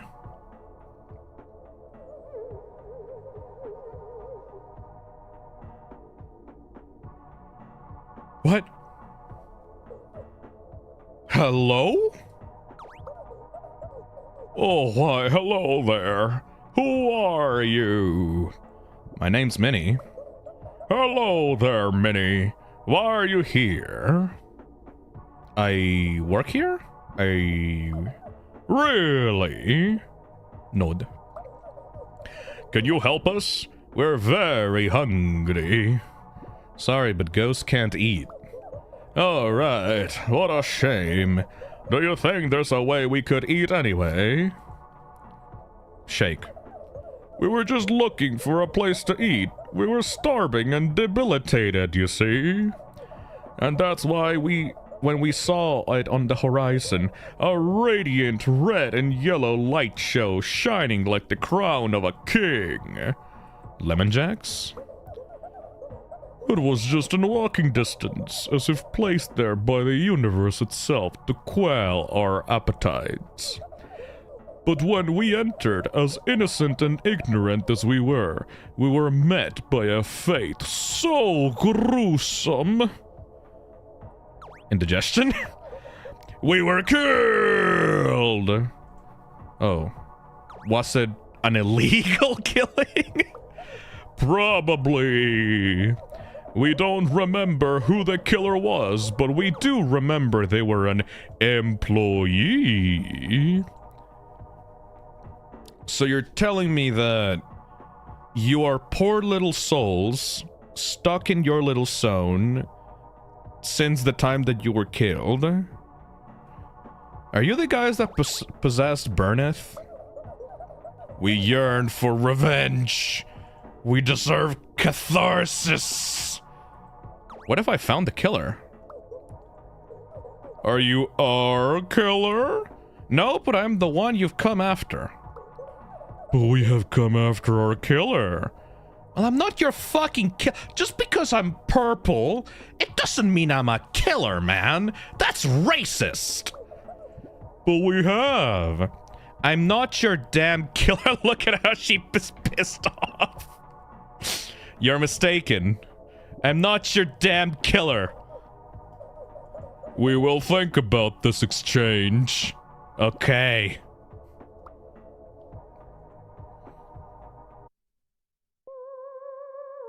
One day till Halloween. Oh shit. Candy corn, bats, and eyes and everything. I like how the store keeps changing to like reflect that you're getting closer to Halloween. Hey, new stuff. Got some more stuff for you to remember tonight. Burneth attacked me yesterday. I'm aware, and you did fine handling her. Good job, sweetie. I guess I did. More stuff came up on the news today. You might have to deal with mimics while on the job, sweetheart. The mimics? That's basically what they are, though the news is calling them demlins. They've been small and pathetic creatures for most of history, but, well, they must have recently evolved the ability to mimic humans. It's turned them from prey to predator, essentially, overnight. And there's apparently been several potential Demlin-related murders in the area as of recent. You might find yourself the victim of one of those murders if you're not careful. So you're gonna need to know how to identify them. Let's go over the basics. Demlins have hard pitch black skin and round glowing eyes of a variety of colors.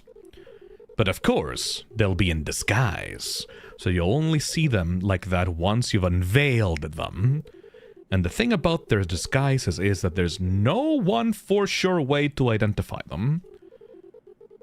There's a variety of identifying factors that may or may not mean someone's a mimic.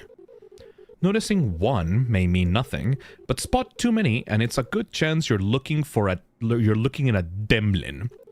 For example, how they speak. Demlins aren't great at pronunciation. They may say words subtly wrong or pause at random intervals. So something like this. So something like this, for example. It would be much more subtle than that though, so look out. But of course, that doesn't always mean someone's a disguised Demlin. Some people are just fucking weird, man. So there's also visual elements to go off of. Since they're usually small creatures, they're disfigured themselves to look as large as a human. That may mean that their general body shape doesn't always entirely make sense. I'd like to describe that in more detail, but there's not a whole lot else to say on that. There's also their eyes to go off of. Since their disguises are just outer shells protecting their true forms within, their eyes may look wrong.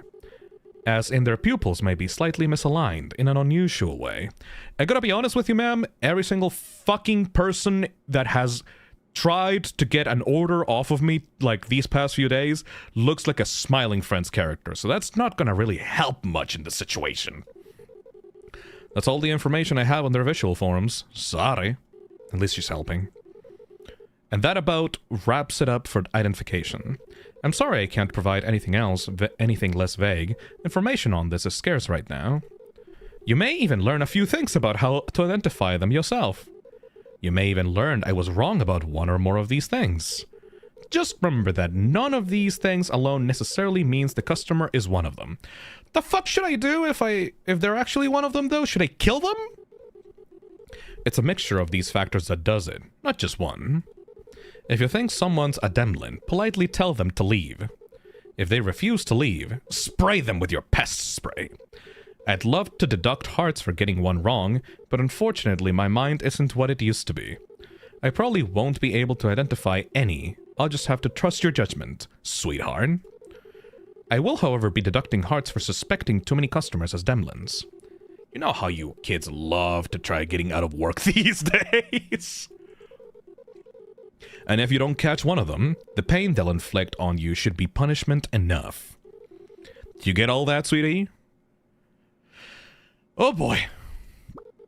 Okay, good. Good luck with the Demlin problem today, sweetie. Oh, lordy. There is a lot of mechanics at play here. She's still here too! Motherfucker!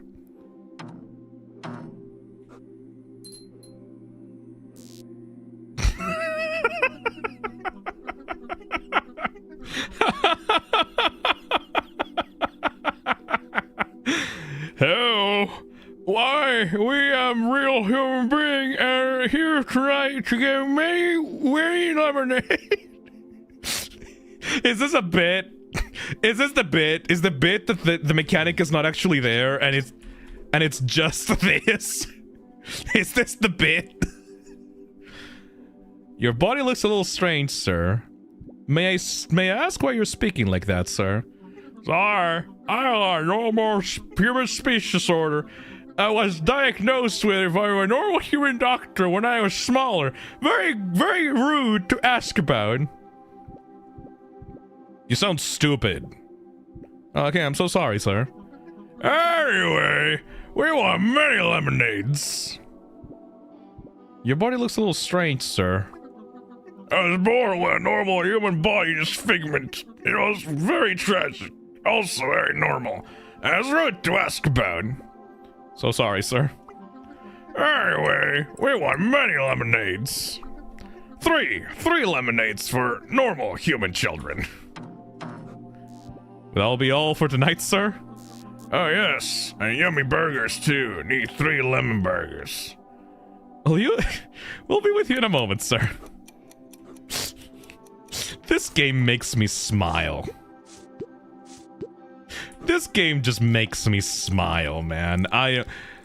This is such a good example of how you should not judge a book by its cover. Because the itch.io page for this game needs a severe amount of work. If I need to tell something to the developer right away, is that you need to include more details and stuff on your itch.io page. Because I was about to DQ this thing, but it's just genuinely such a nice little experience. Like, come on. It's so friendly. Fuck off! It's so friendly and nice, and there's such tiny little details. Like even though the graphics are not like the most prettiest, most detailed graphics ever, it still has a charm to it, and it has like animations to it that make it look so like this game literally put me in such a good mood, dude. What can I get for you today, sir? Got any grapes? Shake. I'll pass. You almost got rage baited into not playing this. Yeah, see, that's the shame, because, like... I really need to encourage people to sell their game properly on itch without... What the fuck?! What can I get for you tonight, sir? Sir? Sir, this is getting uncomfortable. Can you speak up?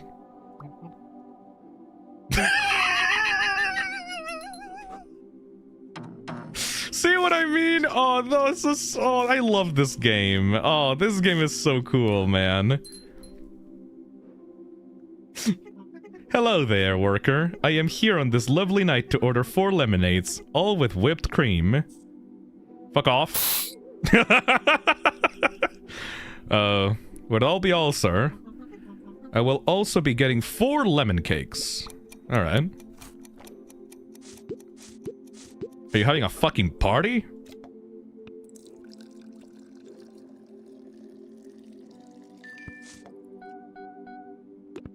Guy said 4, things, right?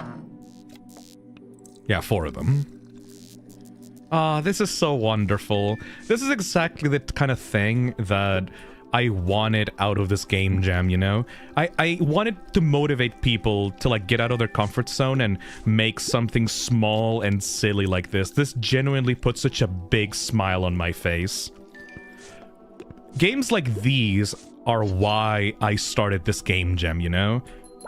Like, this is exactly the kind of thing that just... I'm so glad I played this, you know? The fuck? Oh, hello from below. Hello, sir. Can I take your order? Hold on, let me recharge this. Hey, Angry. Hey, dude, what's the Wi-Fi password? Ass sneakin'. Oh, woe is me, for I am the baseless, faceless one. May I take your order, sir? Come to the show to woe on my dough and give my dotted drivel a go. Excuse me? Sorry, what? I shall ask for the task to go brew the cleanup crew. Then crown it with the round mount of droop goop flesh. And as a side dish, I shall have the roll most delish. 2 freaks the baboons named after the Greek runes. And the pack of the seed off the back of the reed. What kind of Shakespeare bullshit are you spewing? May I take your order, sir? Oh shit, the light is off on the left. Oh no. Why do they break? Have you ignored word, for I have already ordered.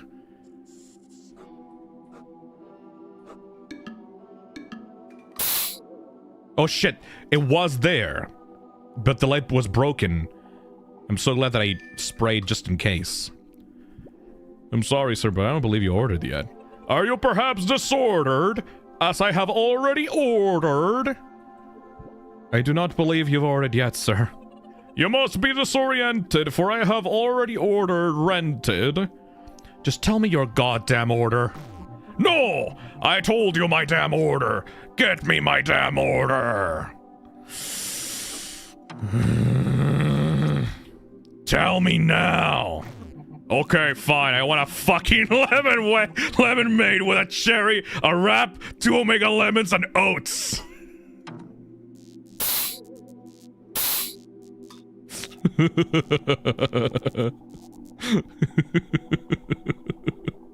Alright, Chad, you got that? Uh-oh. I want a fucking lemonade with a cherry, a wrap, and 2 Omega lemons and oats. But don't actually give me the oats. I only ordered that because of the rhyme. It was too good not to do. There, happy now? That wasn't even a difficult riddle. The answers were all obvious. You bitchy bimbo. Those are satisfactory calories, my dear. Refractory raspberry. Just a fucking moment, sir. Alright, chat. Lemonade. Lemon-made cherry. Okay, good. Wrap 2 Omega. There we go. Not oats, though. Okay, good.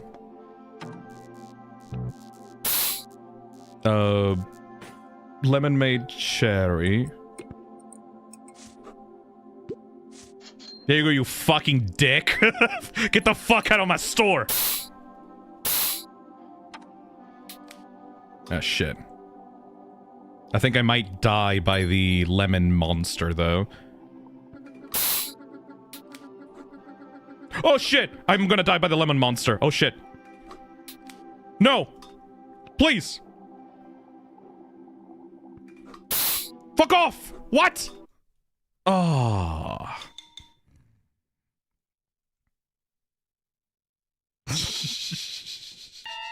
No!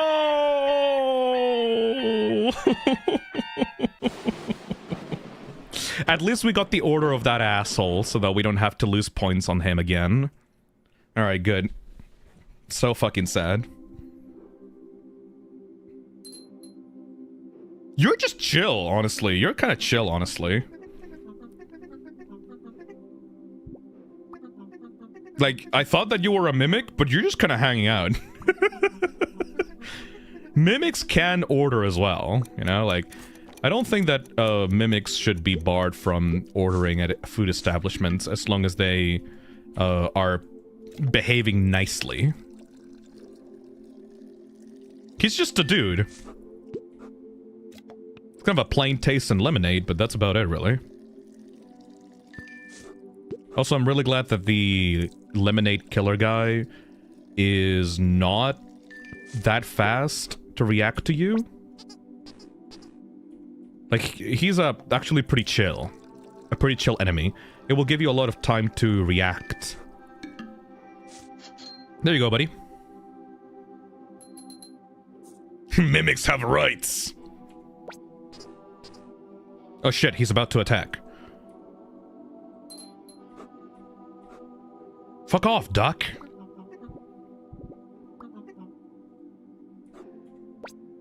You're about to do that, so I'm just gonna wait until... There we go. Yeah, this is such a very simple enemy, but he actually keeps you on your toes.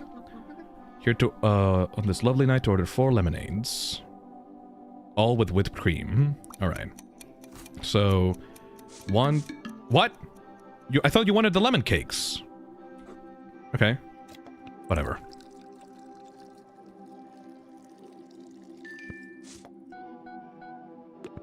That's a woman, though. Oh yeah, I know. It's just I go by guy, dude, he, him by just default, because like I don't have the mental capacity to use pronouns correctly right now. Ah, shit. This is what happens when you don't respect my fucking pronouns. Fucking goddammit. Because you forgot to ask him, Phil. I thought that the orders were the same either way. Alright, hold on. How many lemonades? 3 lemonades, and then for burgers.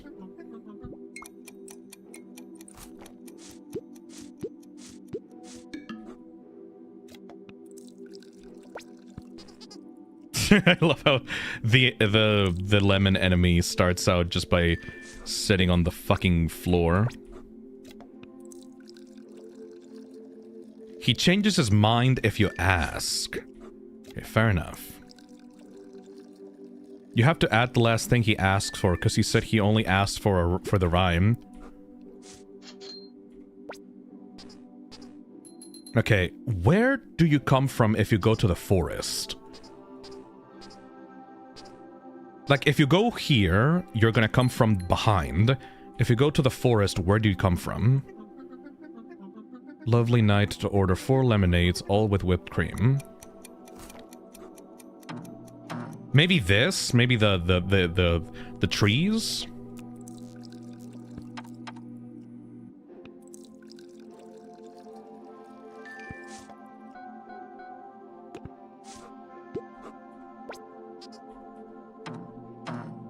Where do you come from?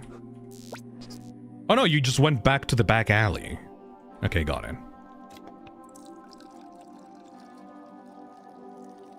Luminous says, as a Spanish speaker, I also sometimes just default to using he/him.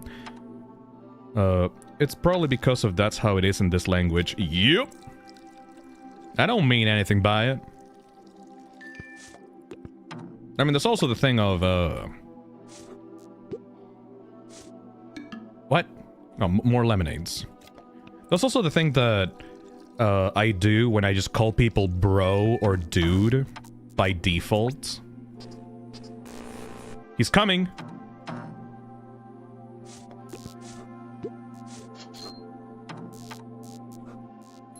At some fucking point he's coming.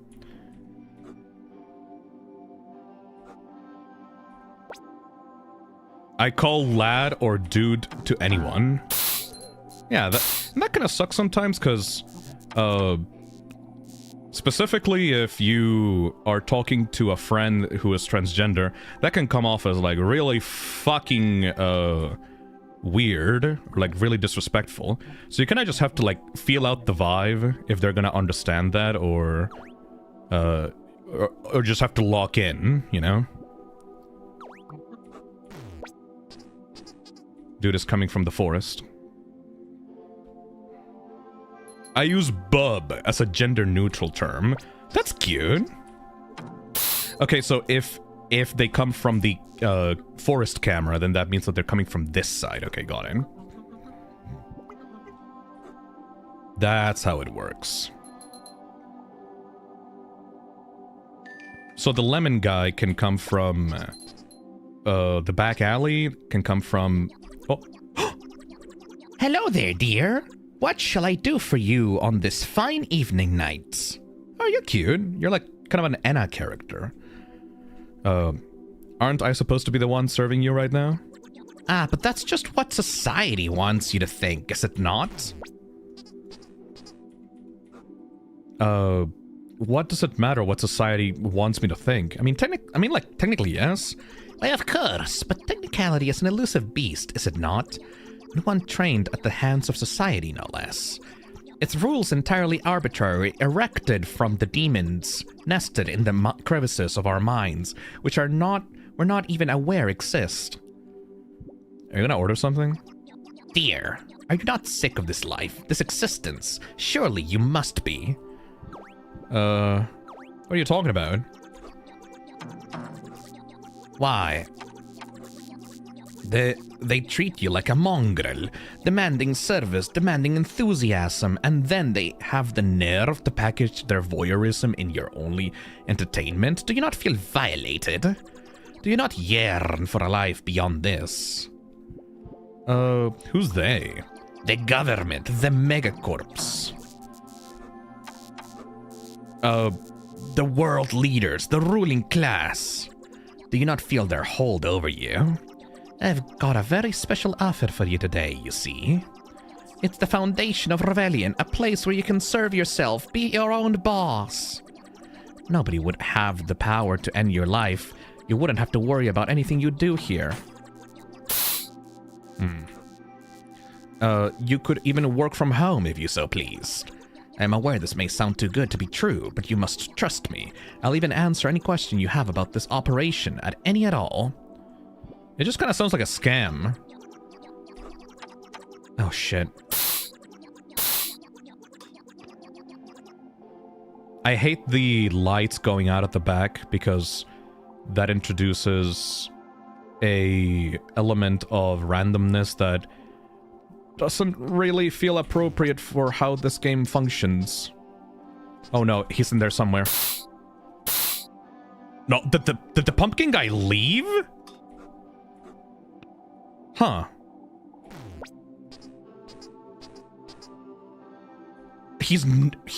They disappeared? Huh. Also, I'm fucking up a lot by... Oh! There they were. Okay, there she was. Okay. It's not a scam, dear. It's all real, and you can come to see it if you don't believe it. I can take you myself, right now if you like. I'm still at work, so I can't really. Really? That's your reason for not coming, but... Never mind, I really must be going now. I'm on a tight schedule here, but I'll be back for you, dear. I promise. Alright. Yeah, pepper spraying the dark hallways is pretty difficult while I'm trying to do my job. Hey! What can I get for you tonight, ma'am?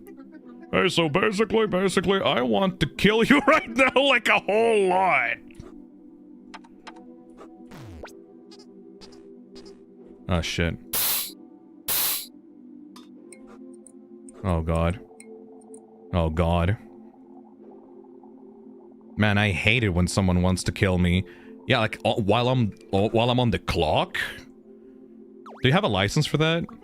Nah, I want to do it, like, illegally. Like, even if I had a license for it, I think I'd still want to do it illegally. Because, like, I'm just fucked up in the head like that. So many bitches trying to kill me today. Jesus. I'm sorry to hear that, ma'am. Please don't do this here. And I'm just, like, swearing all over the place, doing fucks, doing shits. I might even start doing slurs. I'm just that evil. Please don't do that. I fuck everything up because I'm evil. I do evil things. I can't help it. Leave. I push everyone away. I hurt people, strangers, friends, family, everyone. I hurt everyone because I'm just so goddamn evil. You're doing this here? I can't help it. I can't help being this way. I just can't. I hate myself for it. Can anyone hear me? Hold on just a minute.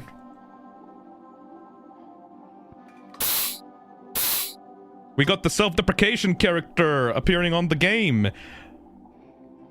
Whatever. I'm right in front of you. Mame, I can hear you. I just wish someone would comfort me like if I were a little fancy southern boy dressed up in a little fancy southern suit. There, little boy. Everything will be okay. I love you, mummy. Oh, they were there. God damn it. Yeah, I hate the lights being able to just completely go out like that. That makes trying to defend yourself against the lemon head really difficult. I love you too, but Mummy needs to do her job, so be a good little fancy southern boy and order. Yes, Mummy. I'll get a pickle sandwich, thanks. We don't do pickle sandwiches here. Why not? We just don't. Okay, okay, fine. Just a lemonade with a little fancy slice of lemon in it, then.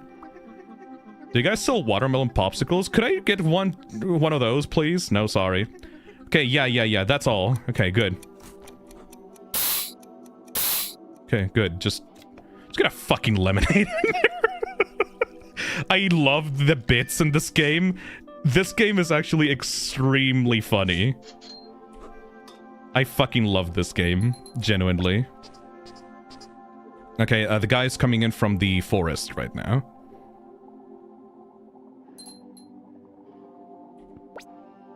Good. Got you, bitch!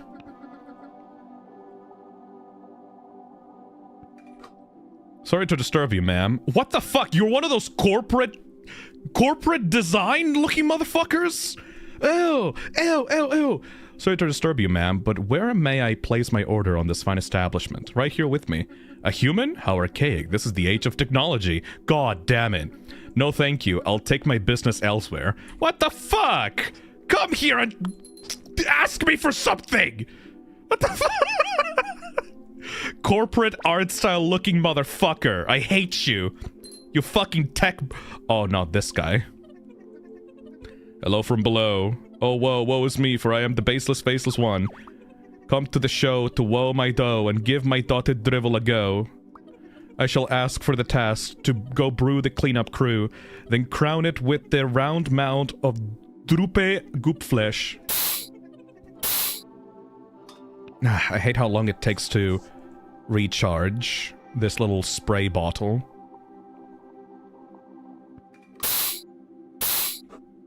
Fuck. Two freaks the baboons named after the Greek runes, and the pack of the seed of the back of the reed. Have you ignored a word? For I have already ordered. Alright, good. Shit, they're in one of these positions. Oh, fuck. Oh, fuck. Oh, fuck, I'm gonna die. No, not again, please. Where are they? God damn it. Okay, what was the order that I needed to get? Lemon made cherry, wrap, and 2 mega, I guess he doesn't care that I'm looking at the cameras. Why doesn't he appear? Lemon made cherry, wrap 2 omega lemonade, but this time give him the oats. There you are! Okay, now I can actually do it. Now give him the oats. Okay. Wrap 2 omega lemons. Okay. And then lemon made cherry. Nothing else on the thing? God damn it. Okay, it's still sitting nice and pretty on the cameras. Very good. What? Shit. What is a lemon wrap? Oh, cherry. Lemon wrap. Holy shit, we did it! Shit.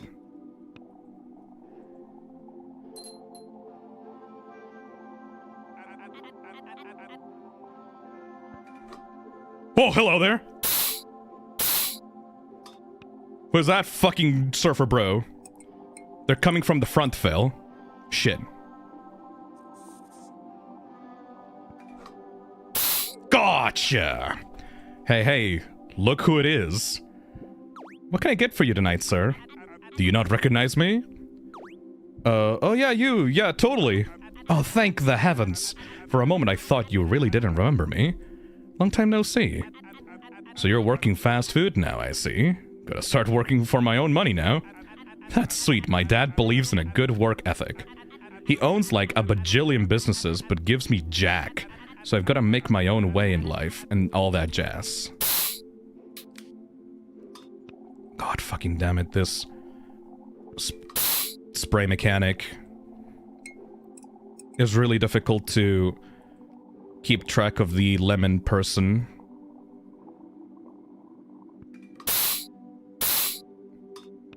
Okay. Hopefully they don't appear while I'm trying to do this. How's that working out for you? Kinda sucks he won't give you anything. Yeah, but I can't blame him. It was how he was raised. Hey, so anyway, I've been getting really into writing, believe it or not. Fantasy novels specifically. But don't worry, I understand the market for that is a bit oversaturated. Oh, he was there! Oh! I wish that these lights were still on! That sucks! But I've got my ways. Got my own book series now called Wolves of the Dark. They're not selling very well, and I know exactly what that looks like, but hear me out. The people who've actually read it, they love it. Let me tell you, it feels genuinely fantastic to see, like, even one good review just hits the spot. Genuinely think this may be my calling in life, believe it or not. Where do I read them? Well, I know the library across the street has a copy. Okay, great, I'll check it out. Hey, so I'm starting to get the impression that you don't actually want to talk to me. No, man, it's okay. Just give me the fucking order. Just give me the goddamn order, man. Just put the fries in the bag, literally. I'm sorry. No, it's okay. I was being pushy, I think. I'll just take 2 lemon wraps and a lemonade, thanks. Yep, sure will. Alright, good. Okay, coming in from the front. Very, very good, very good, very good. Oh, okay. This gameplay is actually kind of stressful. Talking to the customers and having them yap and yap and yap and yap while you're actually dealing with a serial killer is, like, really genuinely stressful. Okay, so if he's in here, that means that he's coming in from the back? What the fuck are you? The ooze hungers for many sustenance to maintain itself. Okay, ooze, just gotta wait for a minute. Shit. Is that Sally Face? I think that's a reference to Sally Face. What can I get for you tonight, ma'am? The ooze demands 6 lemon cakes. And for hydration, the most important absorbable, the ooze demands 4 lemonades and a lemon grenade. For the lemonades, the ooze demands they be topped with 1 topping each. Each with a different one of the available toppings. And for the lemon grenade, it must be topped with a brownie and a cream. I'm gonna fucking kill myself. Alright. The ooze tells me yes, that is adequate. Shit. This sucks. Lemonade with 1 of every topping. Got you.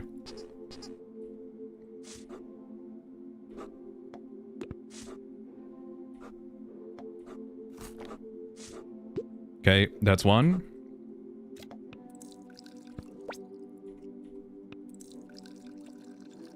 That's 100% a Sally's Face reference. Nice. What the fuck would put a brownie on a lemonade? What the fuck? I just realized that. That's awful.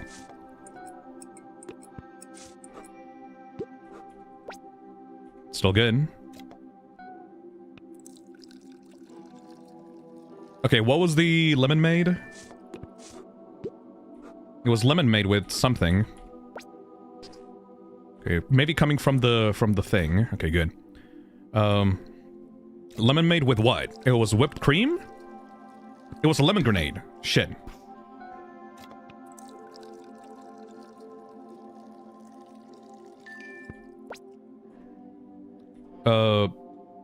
Lemon made with cream and brownie. Okay, no, lemon grenade with cream and brownie. Yeah, there we go. And then how many, Ah,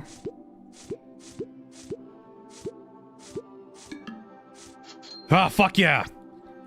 Oh, that's so good! Yeah! That was the hardest order, oh my god! Oh. I killed a customer, what the fuck? Okay, for the developer, please, if my chat wasn't here to genuinely help me with the order, that would have been impossible to do. please, for the love of God, add some kind of thing that tells you what the order is, because the game is already stressful enough without having to actually memorize the order.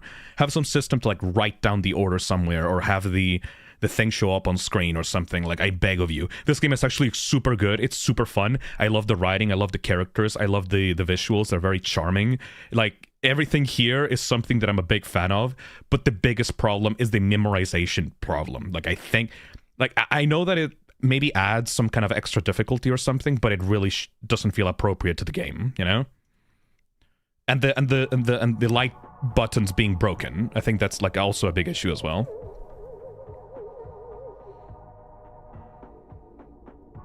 Maybe you can put it as a hard mode or something, I don't know. But it's like, it would be really complicated otherwise. Hello again, Minnie. Excuse me? You don't remember us? I think I remember you bunch if I knew you. Oh, that's disappointing, to say the least. Who are you? We are your murder victims. But I haven't killed anyone. But you're guilty, dear. You murdered this innocent family in cold blood. I've never killed a family before. But you did. I can help you find your real killer. It's impossible to speak with you if you won't even admit it. We'll be going now, but we'll be back for you soon, you soulless heathen. Alright. Halloween!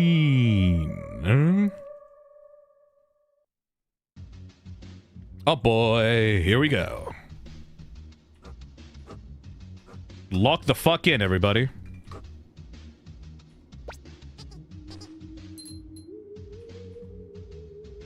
Enderman? Do you know why the witch looks like that? No, why? Never mind. I want lemonade brownie. That'll be all. Lock in. Spoopy time.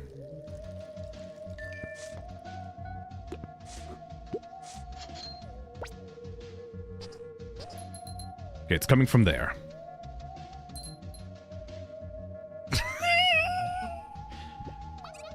Hi! Oh my god, you're like so pretty, girl! What can I get for you tonight, sir? Is that Jigsaw?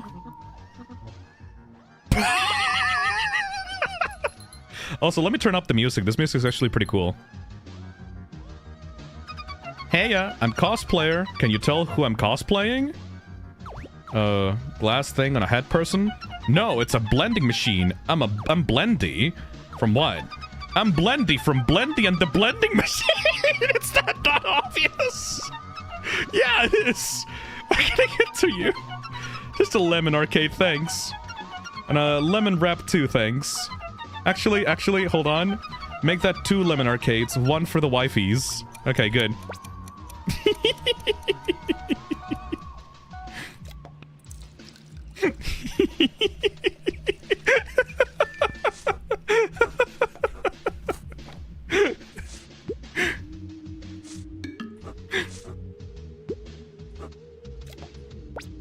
That's so fucking stupid. Why does that make me smile, man? The game keeps being fucking peak. That's so fucking stupid. The game is really charming. It's incredibly charming, Topaz. It put me in such a good mood. Hey, happy Halloween, Minnie. Happy Halloween, sir. Thanks. Means a lot coming from you. Like, genuinely. Like my Halloween costume? That's alright. Hey, so don't worry, I ain't gonna keep you long this time. In fact, I'll cut to the small talk and get straight to the point. Sure? Have you been having any ghost problems lately? Yes, I have, actually. Yes, indeed I have, actually. As you may see, I may have some sort of ghost problem right now. Really? That's great. I mean, what is it? You know, I might have actually forgotten what it was. Sorry, ma'am. I'll be right back later, I promise. Then we'll get you all sorted out. Okay. As you can see, they are indeed trying to fucking kill me.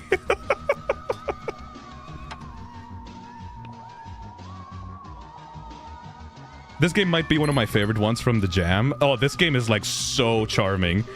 Farewell there, young travelers. I come in peace. What can I order for you tonight, sir? The eyed yellow thing, please. 3 of them. 3 Omega Lemons, 3 Battlefield beverages, all 3 with yellow quarters and whips of white. Thank you very much. Okay, I got it. I actually got that one. Okay, so that's Lemon Arcade. Wait, no, that's Lemon Grenade.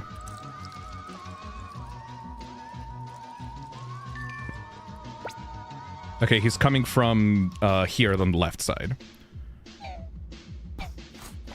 1, 2, 3. Fuck you. 3 Omega Lemons and 3 lemon grenades with cream. It was cream and this as well. Yes.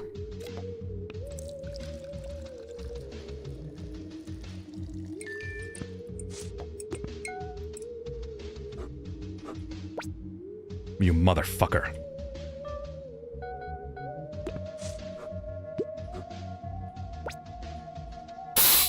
I already know you were there. I don't need to use the light. Fuck you.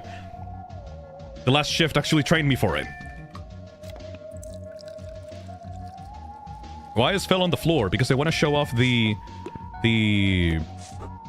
Tolkien portraits for this game. You're coming from the forest area. Very nice, very nice, very nice, very nice. I'm locking the fuck in. Locking the fuck in.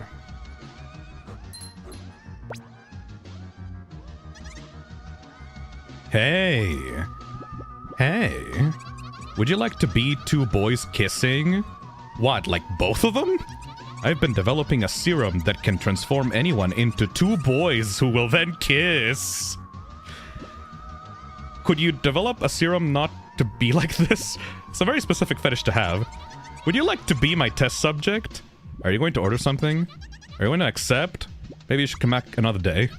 Okay, I'll get a lemon grenade with cream. Oh, thank God. Good. Lemon grenade with cream. Okay. God, this gameplay is actually really fun once you get into it.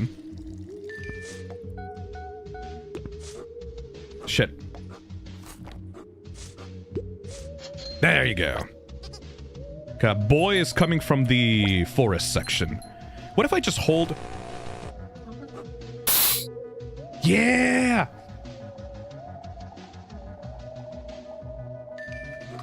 Hey. Got any grapes? Oh, it's you. Got any grapes? No. Does Lossie work here? I miss her. Who's Lossie? Have I been coming here and asking the same thing every day? Nod. Oh God, I'm sorry. I'm so sorry. I think my mind is going on me. I'm getting too old. I can't even remember why I'm in this white sheet. I think my mind has been deluding itself in an attempt to stay well through everything. I'm so sorry. What do you actually serve? Lemonade. Well, how about I get some lemonade then? Sure. Yes, thank you very much. No! I took too long. God damn it.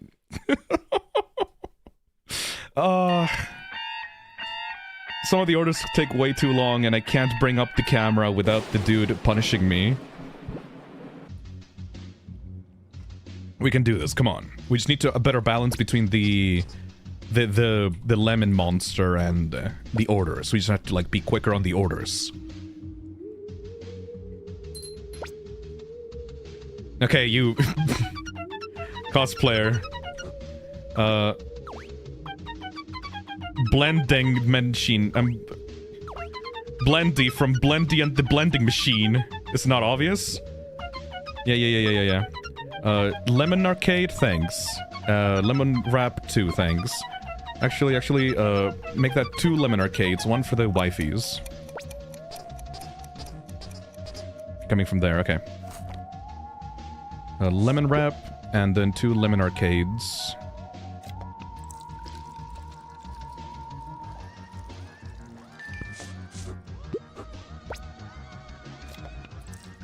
We can do this. We can do this. I believe. I believe. I believe.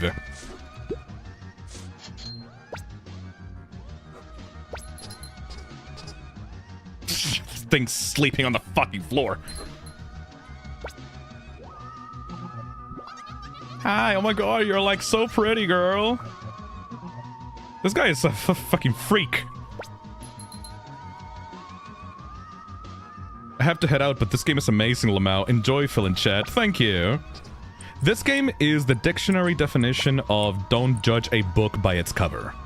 There's so much loving detail put into this. I'm so glad that I tried this out. Know why the witch looks like that? Lemonade, brownie. Okay, good.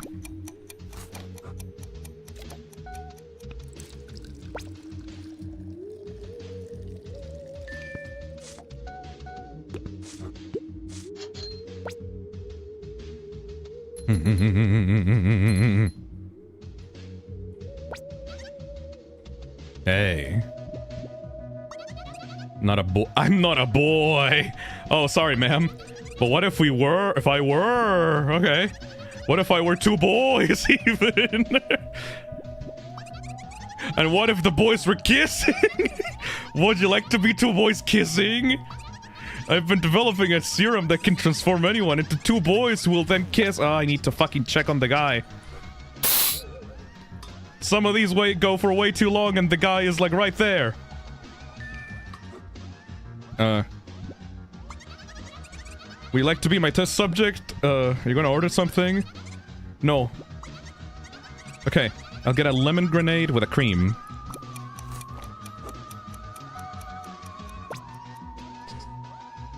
He's coming from the front, I believe.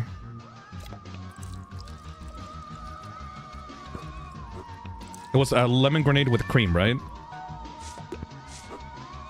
Yes. Fuck off now. Okay, he's coming from the front. That's good.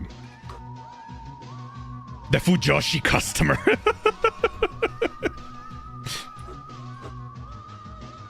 I know that you're gonna come at some point, motherfucker. Who are you? The spooky kids? Hello? Hello? Hi. What can I get you? What can I get you for you kids tonight? We want a lot. We haven't had much luck trick-or-treating tonight. Yeah, we want enough for 4 bellies. Okay, sure. I just like a regular lemonade with one of those slices of lemon that go in the cup, please. And I want a lemon arcade with whipped cream, please. And also an omega lemon, please. And I want a lemon grenade. And I just like a lemon wrap. Cheers.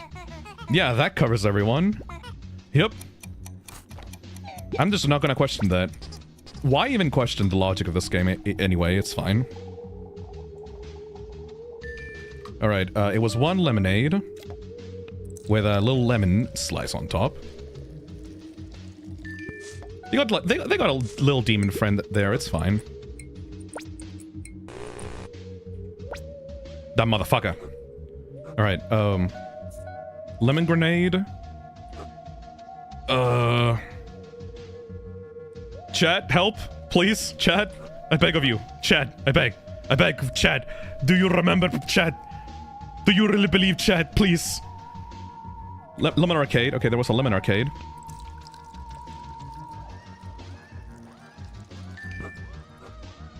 Lemon wrap. Yes, lemon wrap. And cream. Okay, good. No! What the fuck? I thought that you were going on the front! Oh. Shit. I thought that he was coming from the front. What the hell happened there? Oh, god damn it. The shift is very long, dude. The balance here could be improved. I think that if you could improve the balance, I think that this could be like a really cool game. He moved to the back. Oh, I'm stupid. Okay. He moved to the back. Ah, shit. Yeah, because he didn't have the orange eyes. If it has the it had the regular eyes. That means that he can move somewhere else. He hasn't chosen a path of attack. Right.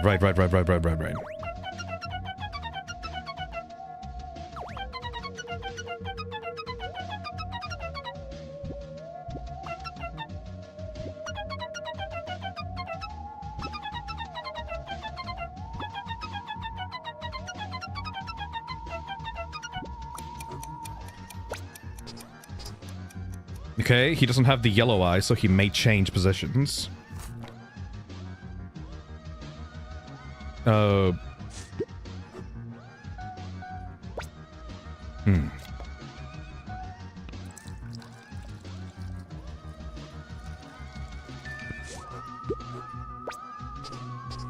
Yep, he keeps changing positions. Okay, good.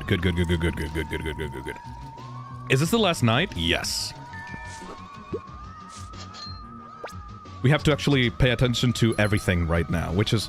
I mean, I guess as long as I make sure to sacrifice some life for information, this is not really that difficult.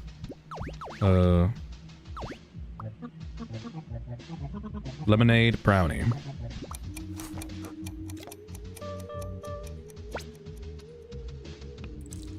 Yeah, I'm glad that at least the monster can give me some breathing room for these orders.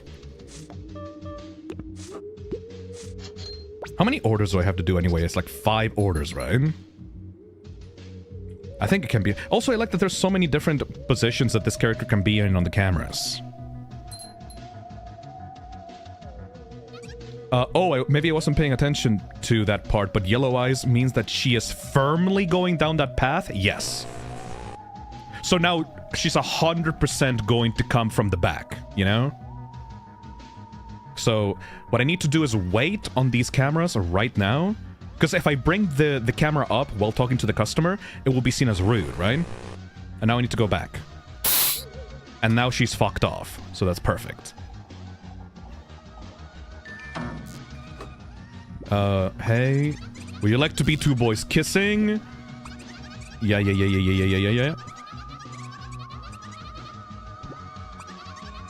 Would you like to be my test subject? I'm gonna order something. Lemon grenade with cream. Okay, still hasn't decided anything. So... lemon grenade with cream.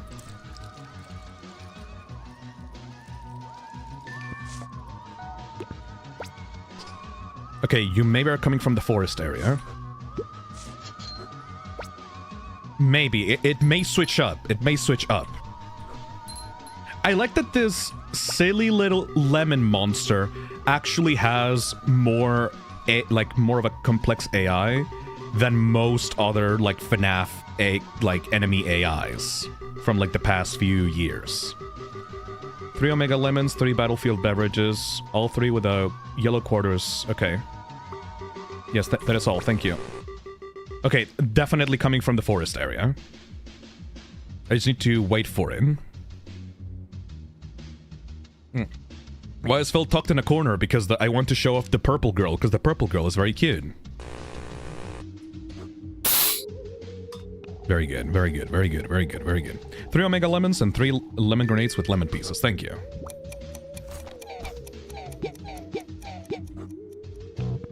Gonna take a long time to do, but... at least it doesn't punish us for looking up at the cameras while we are making the orders. Okay, it's coming again from there. What?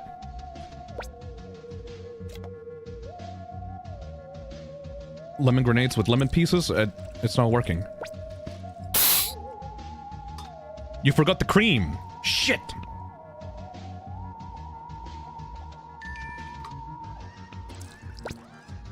Okay, maybe coming from the forest. We don't know yet. Lemon piece and cherry. I mean cream. There we go. I can hold down the button while looking at the camera, so that's good.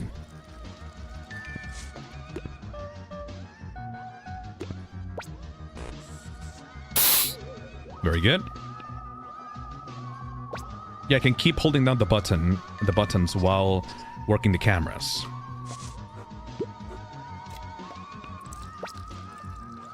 That's not really good strat, actually. That's tech. That's tech.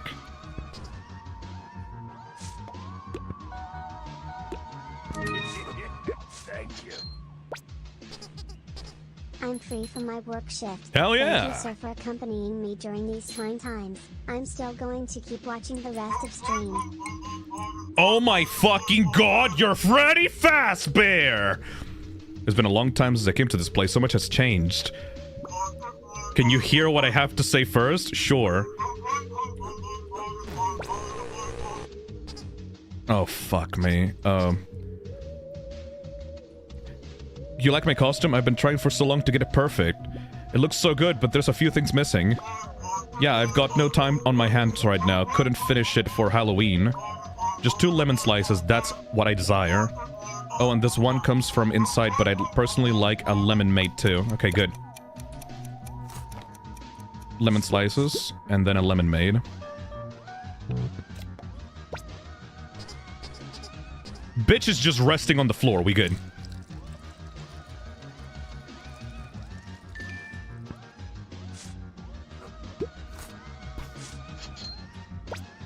Okay, good. Oof. This shift is actually pretty intense. I like it though, I think I understand the gameplay loop now. Is Freddy the final customer? How many customers have we serviced right now? Oh, this asshole. Okay. Happy Halloween, sir. Are you the killer? Okay, whatever. Looks alright. Don't worry, I ain't gonna keep you long time. In fact, I cut to the small talk and get straight to the point. Sure. Been having any ghost problems lately? Yes, they're trying to kill me at the moment. What is it? Fuck, I need to check, man. I've forgotten. What is it? Sorry, man, I'll be right back later. Promise, then we'll get you all sorted out. Okay? This fucking asshole. I hate customers that talk for way too long. Okay, they're coming from the forest. Got it. I may have to just wait in here to know when he's about to attack and then talk to the customer. This game would benefit from giving you a list that keeps note of the current orders. Yes. That's my main point of criticism. That's literally my main point of criticism. Got any grapes? No. Does Lossie work here? I miss her. No. Have I been coming here and asking the same thing every day? Nod. I'm sorry, I need to check. Okay, it's coming again. Fuck! I need to wait on that. Oh my gosh, Phil, all of the Freddy's dialogue was Living Tombstone references. God damn it! I can't even remember why I'm in this white sheet. I think my mind has been deluding itself in an attempt to stay well through everything. I'm so sorry. What do you want? What do you actually serve? How about I get some lemonade then? Yes, thank you very much. Good. You're still coming through the forest.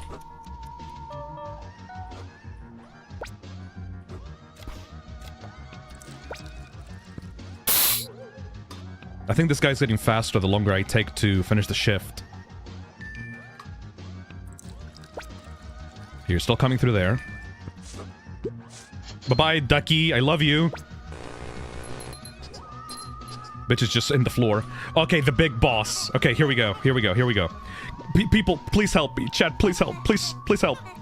Please help. Chat, please help. Please help, chat. Please. Okay, sure. Regular lemonade with one of the slices of lemon that go in the cup, please. Lemon arcade with whipped cream, please. And an Omega Lemon, please. And a lemon... Oh, fuck it. Okay, still on the floor. And a lemon grenade. And I just like a lemon wrap. Cheers. Okay, good. Okay, good. Lemon slice? No? Lemon wrap. Okay, good. Coming from the forest. Okay, good. Lemonade with a little slice on top. Lemonade with lemon wedge. There we go.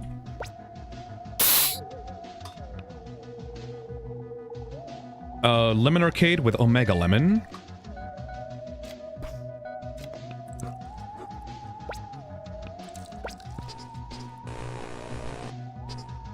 Okay.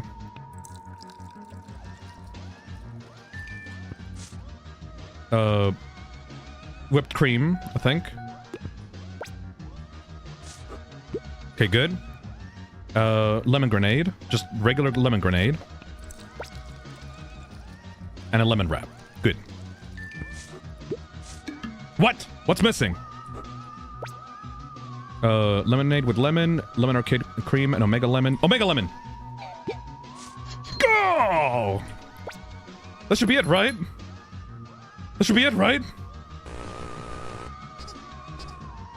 shit. It's not it.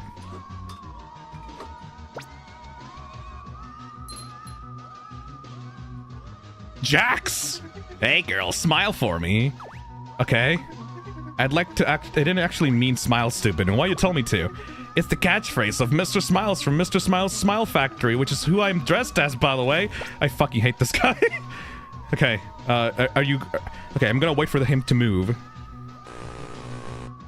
Oh god, he's coming in the back. Oh god damn it. Okay. Just wait a second. Just wait a second. Is that a smiling friend? I think that's a smiling friend, yes. Okay, just wait a second. Wait a minute. Very good.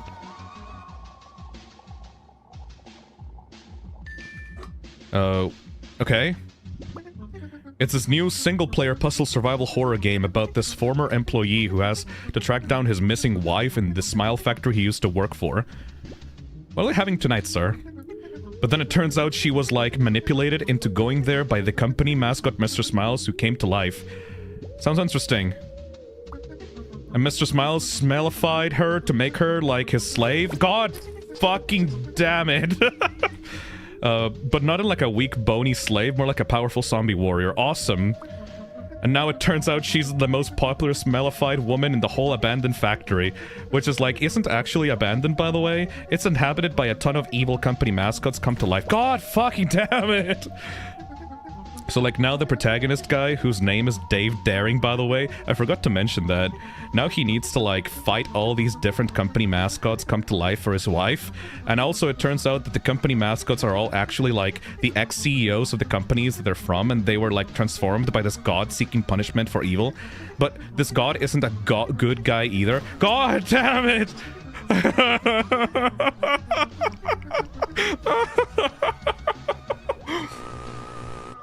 Okay, just wait on it. Also, good mascot horror bit, by the way. This is a really good bit. Every single character here is a good bit. Okay, hold on.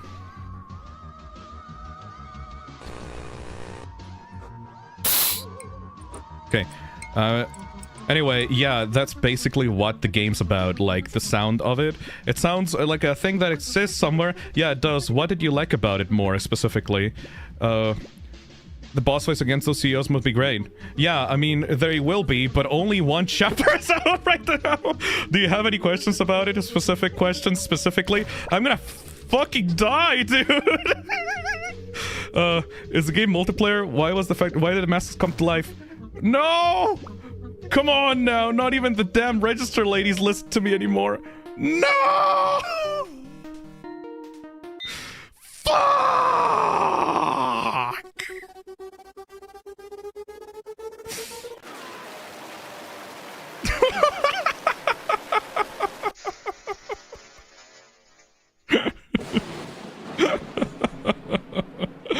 Oh, I fucking hate my job. I fucking hate my job.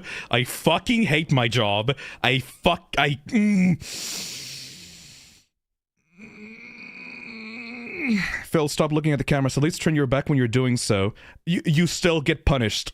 You get punished as long as if you bring your cameras up while the customer's talking, you get punished. The only time you don't get punished when you bring up the cameras is when you're actually making the order. So you actually have to get through the fucking conversation as fast as possible, otherwise you get punished.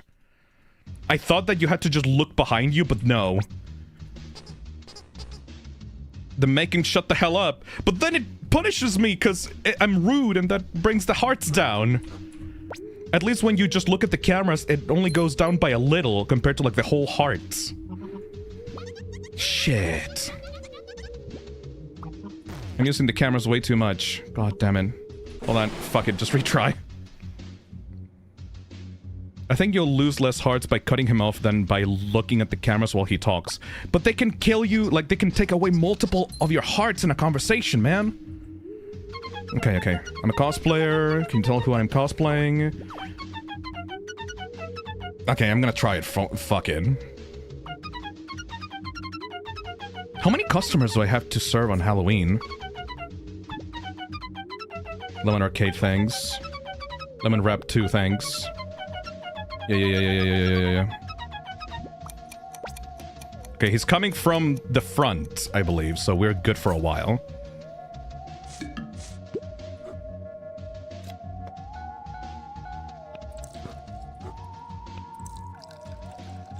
Just skip the dialogue. I'm trying, man. You don't actually have a skip button for the dialogue. You gotta wait for them to actually say everything.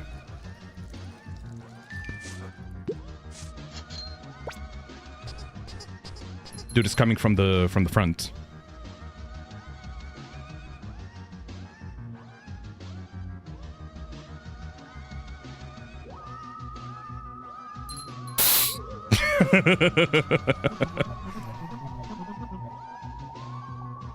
The dialogue taking time is part of the gameplay, which actually is appropriate for the whole customer, like, service job thing.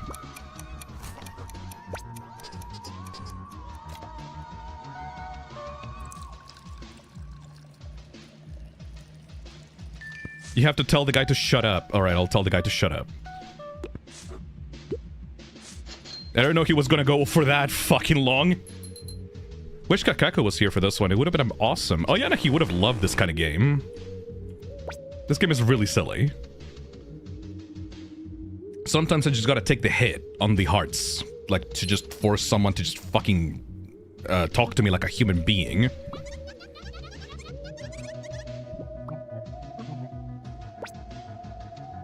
What happens if you spray a customer? It doesn't allow you to spray a customer. The whole mimic thing was a joke, by the way. I would just like to point out, the mimic thing was just a bit. I find that so fucking funny, that the mimic idea is just a parody slash bit of, like, mimic games, because mimic games have become so, like, prevalent in, like, horror nowadays. Anyways. They explained a whole complex mechanic and that sounded legit and just had one guy who didn't use it because he just wanted to order. It's so fucking funny.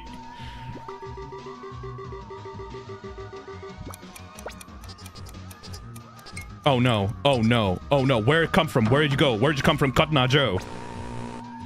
Okay, that's actually good, thank you.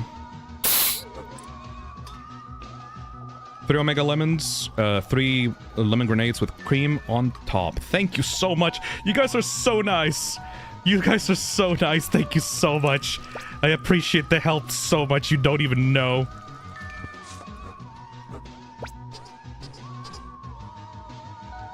I would not be able to complete this game if it weren't for the help of Chad.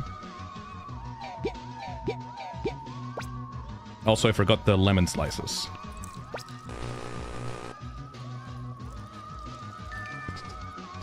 That's the point of the lights. But the problem is that if you use the lights too much,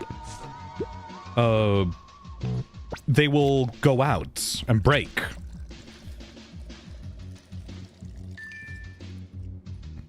Building up this whole gimmick just for the first guy to not even use it is such a fucking bit. Yeah. Because it's like a really popular gimmick for like a bunch of viral games lately as well. No, I fucked up.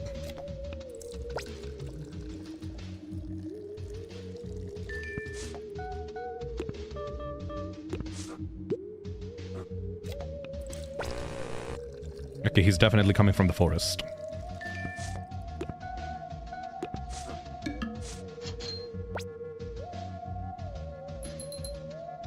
It's been 2 hours with this game so far, and I ain't even mad about it. It's been 2 hours!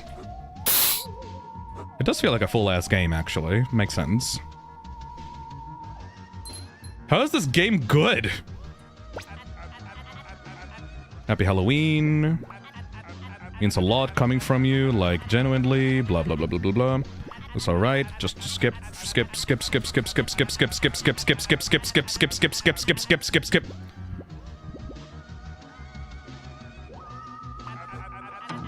Just use the lights, fuck it.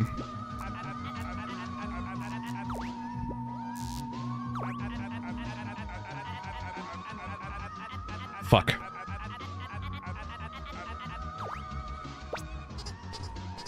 Oh no. Okay, I think it's coming from the front. Okay, good.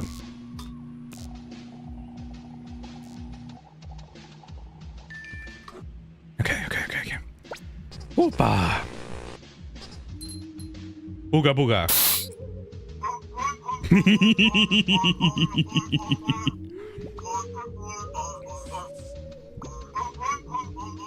Been trying for so long to get it perfect. Yeah. 2 lemon slices. And 1 comes from the inside. Lemon made. Oh no. Oh, that was close.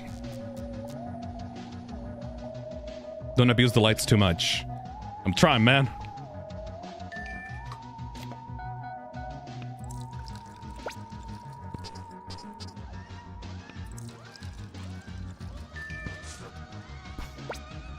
Should I drop the order? God damn it.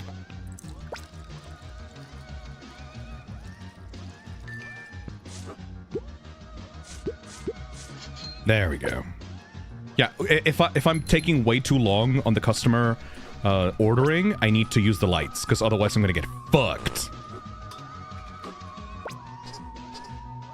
This is actually a really well-built gameplay loop. I'm actually understanding how... Oh, these assholes now.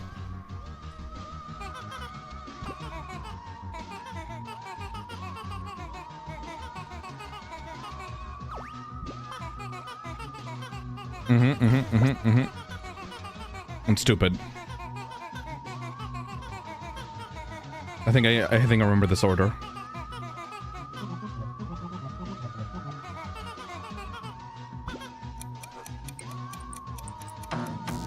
Shit. Okay. Omega lemon and a lemon wrap. Okay, he's coming from the left side. That's good. That's good. That's good. That's good. That's good. That's good.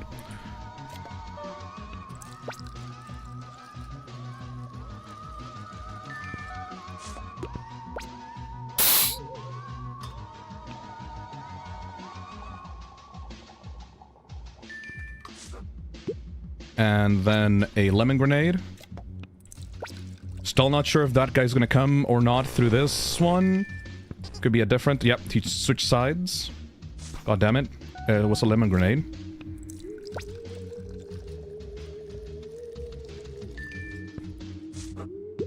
And then, lemon arcade with cream on top.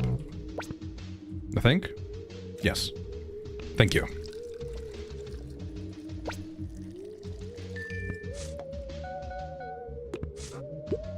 You go, kids. Fuck off now.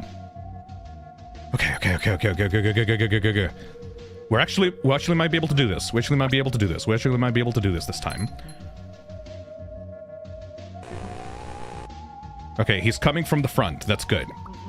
No. No. You just want a normal lemonade. Sorry, man. I love you, Ducky.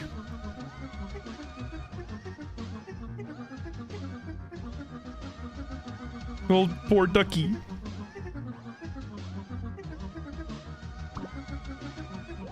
Lemonade then. Alright. Guy's still coming from the front. I'm gonna wait until he appears. Or maybe I can just get the lemonade really quickly, actually. Actually. Okay. Yeah! I like how there's only 3 cameras, but they're all important. I'm so glad about that. I'm so glad that this game has, like, relevant cameras. And that they're not just, like, useless. They put a lot of thought into design for this. I'm not a boy. What if I were? What if I were 2 boys? What if the boys were kissing? No. Opa! Oh! Okay, that was close. Holy shit. Better specific fetish. Going to accept. Lemon grenade with cream. Okay, good. Ooh.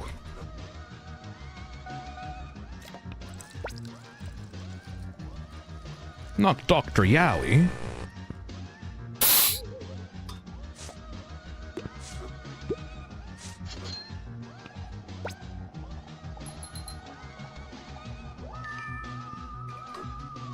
All right. What else is coming? What else is coming? Sleeping on the floor like an asshole. Okay, got it. Oh, not you! The ooze hungers once again. 3 lemon burgers to sustain itself, and 3 boxes of oats as a treat. And as for the hydration, most important absorbable, the ooze demands 6 lemon maids. Half shall have cream and brownies. 2 have... What the fuck? 2 shall both have lemon and cherry garnishes, and 1 shall bereft of any toppings. Oh...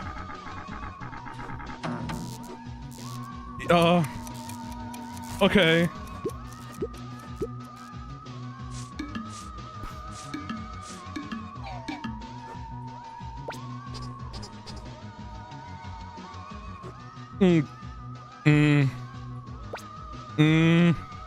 I did not, shit. Chat, did you get that? Shit. Oh, fuck. 3 lemon burgers. Okay, I got that one. I can look back, please. What the fuck was the order? 6 lemonades, yes. But there was something about the lemonades that was different. 2 lemonades with lemon cherry, 3 lemonades with cream and brownies, and 1 lemonade with nothing. Okay, got it. No, wait. 2 lemonades with lemon and cherry. What? No. 6 lemonades. Lemon maids. Yeah, very important. Very important. Very important. Very important. 6 lemon maids.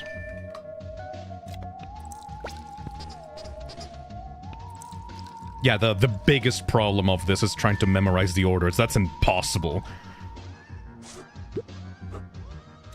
Memorizing these orders is actually, like, not fair. Like, that order is unfucking fair.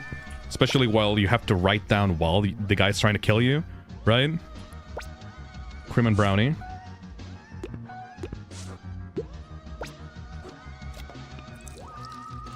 Three with cream and brownie, 2 with lemon and cherries. Oh no. Oh no. Oh no, really? Oh no. Give me a fucking break. This is a long order, dude.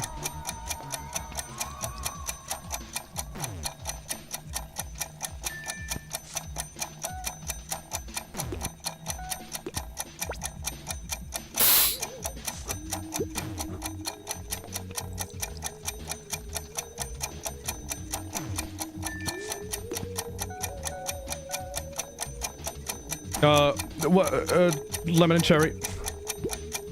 Get the fuck out of my establishment. Holy shit. That was like a boss. Who the fuck are you? This establishment is quite swell, is it not? Yes. I'm quite parched tonight, so I will be getting a lot. Listen closely. God fucking damn it. I would like 2 lemon maids, 1 with cream and the other with cherry. I would also like a lemon arcade and a lemon grenade. Can somebody fucking please screenshot this?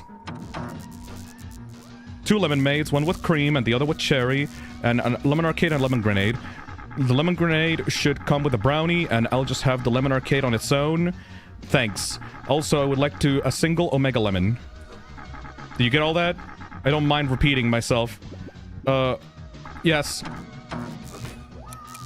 Oh, one of the fucking lights went off. Shit. Okay, a single omega lemon. Okay. Then a lemon maid.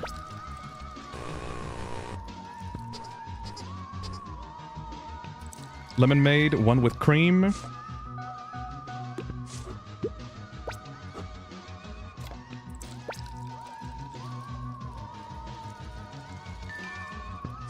One with cherry.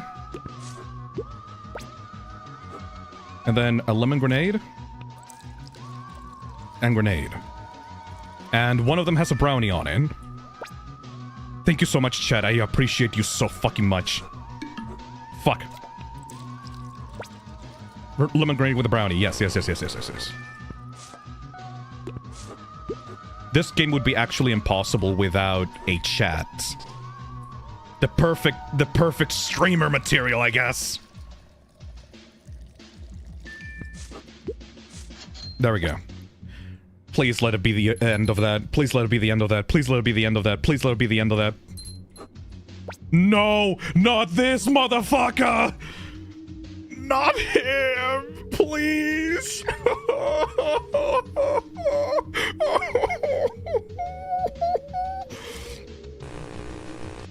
Okay, I'm just gonna wait until the guy is...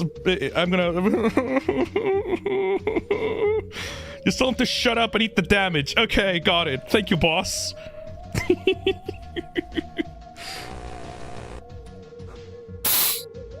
Okay. Remember to tell him to shut up. Alright. Okay. I actually mean to smile. Well, you told me to. Catchphrase from Mr. Smiles Smile Factory, which is who I am dressed as, by the way. What will your order be tonight? I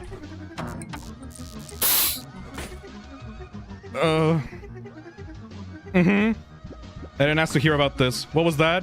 Go away. Come on. Not even the damn register ladies listen to me anymore. Nobody wants me to listen to me. Okay, eat the damage. Oh my god. Oh shit. We had like one. What? Bring us 4 oats, 4 lemon wraps, and a single lemonade. Okay. Wait. Okay.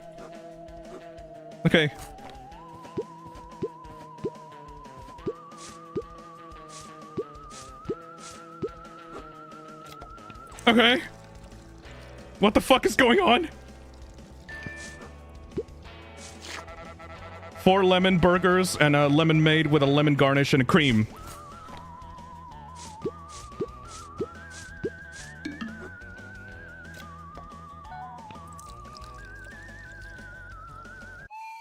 What? She's still there? No way! Oh, please don't tell me I have to redo that entire shift again. No, please, please, please, please, please, please, please. She's still active during that. Okay, good. Okay. Lemon grenade with a brownie and a cream. Okay. Okay, good.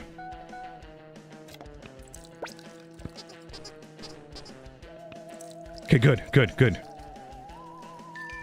Oh, I was actually gonna fucking not finish the game. 8 lemon cakes and a lemonade with lemon garnish. 8 lemon cakes? Shit.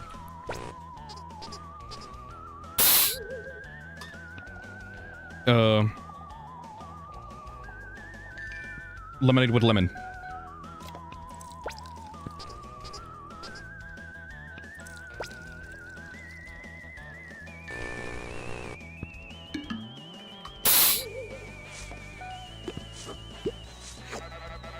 Four oats, 4 lemon wraps, and a single lemonade.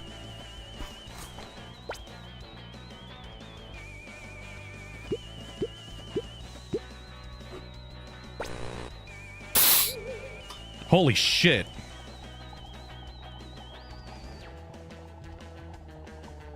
You have a timer. Of course I have a timer.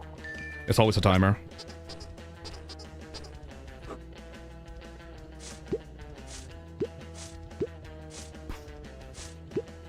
Eight orders left.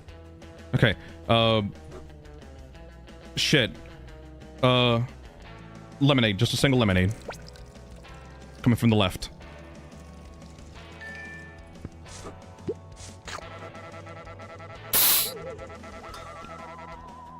Okay, good. What's next? 4 lemon burgers and a lemon made with lemon garnish and a cream. I can do that.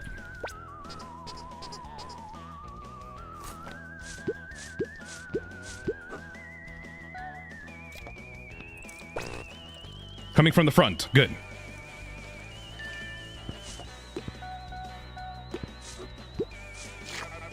Bring us 3 lemon maids, all with cream and cherries. God damn it.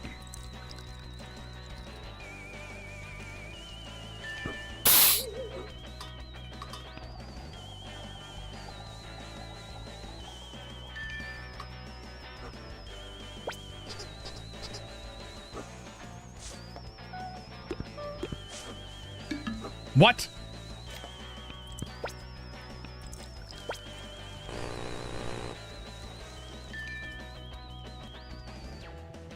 Cream and cherries. Cream and cherries. Thank you.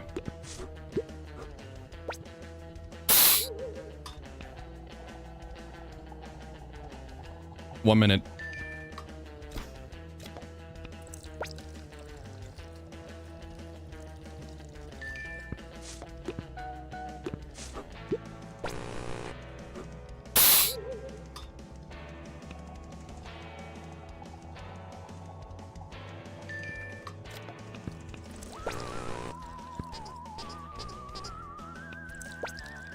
"42 seconds. Coming from the front. Lemon grenade? Actually, forget that. Bring lemonade instead. Actually, maybe a lemonade would be best. Actually, just get the first thing we said. Lemon grenade. Okay, good.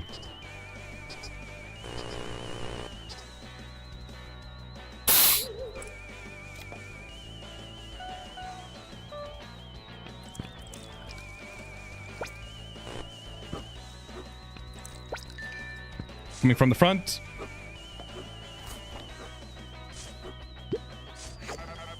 Three lemon arcades with one with lemon cherry garnishes, one with brownies and cream, and one with nothing. So, arcades. Got it.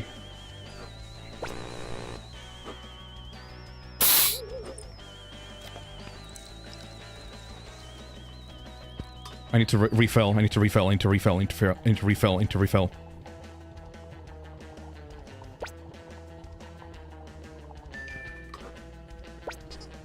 Okay, coming from the thing.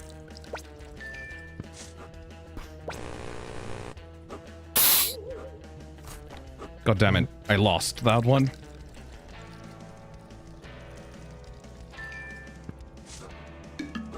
What? It's arcades? Fuck.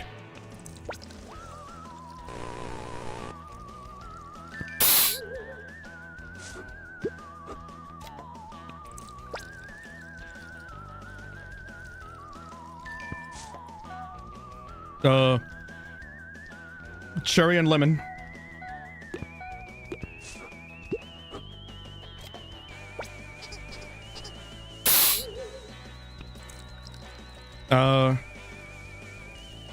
Brownie and cream. No! You're taking too long. God damn it! 4 lemon burgers and a lemonade with lemon garnish and a cream.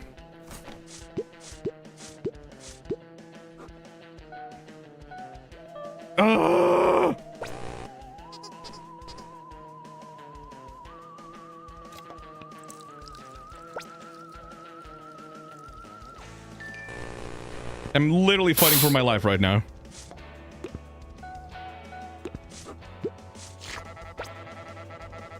Bring us a lemon grenade with a brownie and a cream.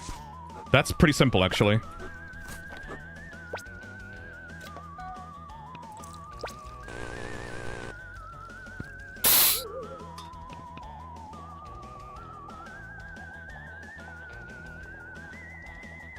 Why is it taking so long?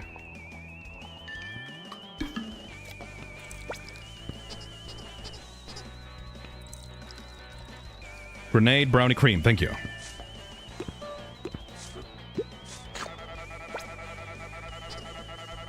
Eight lemon cakes and a lemonade with lemon garnish.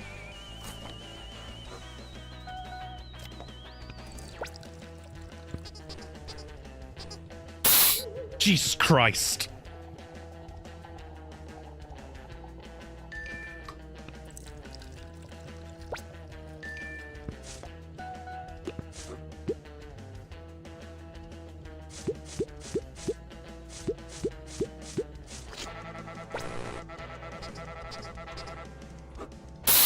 Jesus Christ! 4 oats, 4 wraps, and a single lemonade.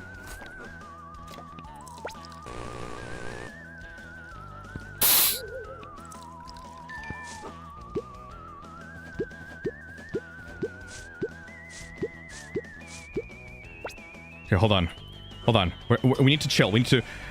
The next thing will reset, so just chill a little bit. Okay. Good. 3 lemon maids with a cream and cherries. Okay.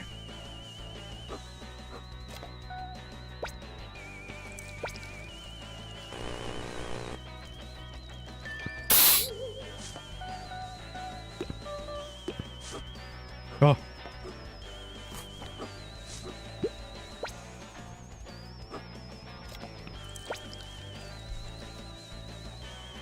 Come on!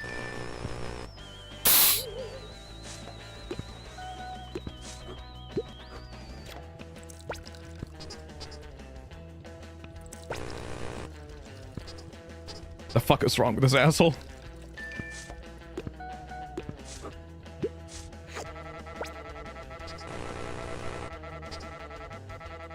Bring us a lemon grenade, lemon grenade. Okay, good. Got it.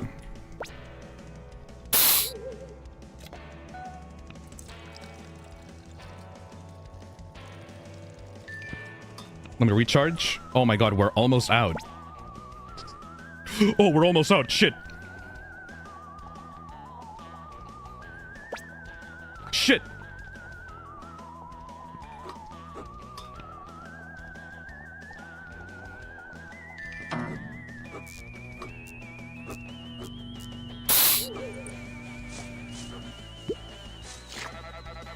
Three lemon arcades, one with lemon and cherry garnishes, one with brownness and cream. Okay, got it. I lost this one. I lost this one. Okay, good. No, fuck. Lemon arcade. Yeah, okay, there we go.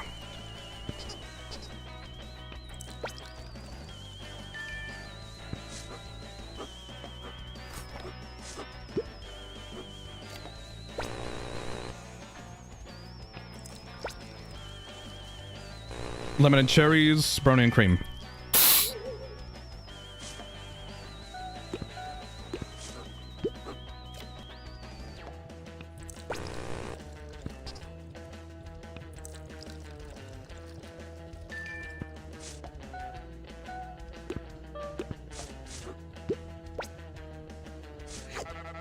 Bring us one of each drink with a cherry for lemon made, brownie for lemon grade, cream for lemon arcade, and garnish for lemonade.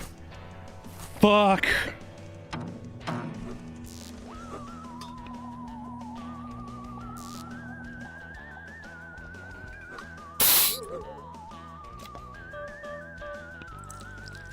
Made cherry, brownie, grenade. Got it.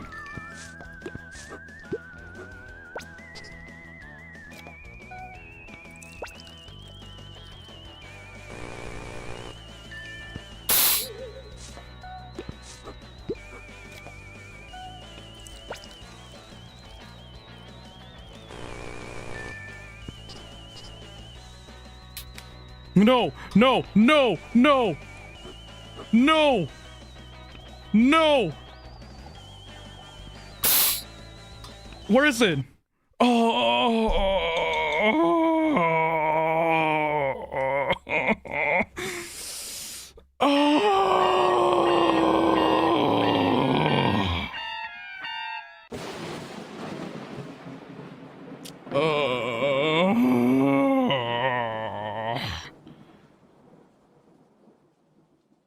Am I gonna quit right now, right at the end? We were right there, man.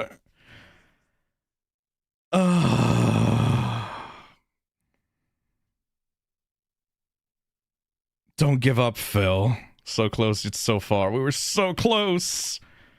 We can't quit right here. One more try. One more try. One more. Okay, you know what? I'm gonna lock in. I'm gonna bring myself back from the pit. Need to lock in. Come on! 4 oats. One more try, one more try. 4 oats, 4 lemon wraps, and a single lemonade.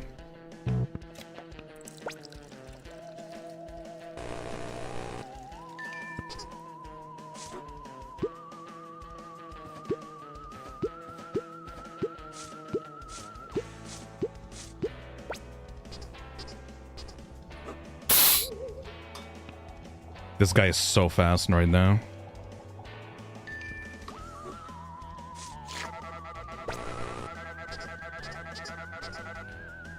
Four lemon burgers, a lemon garnish, lemon made with garnish and cream.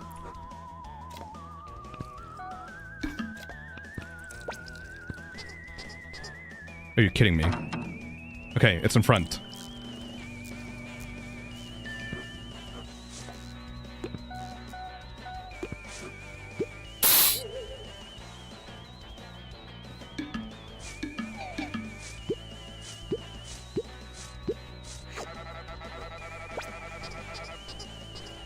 Are you fucking...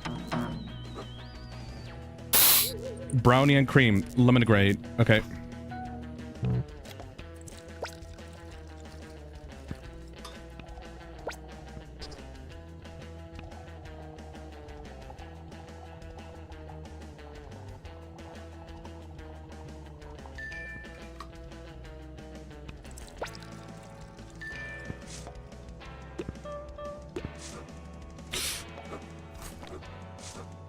What? It's brownie and cream. God damn it.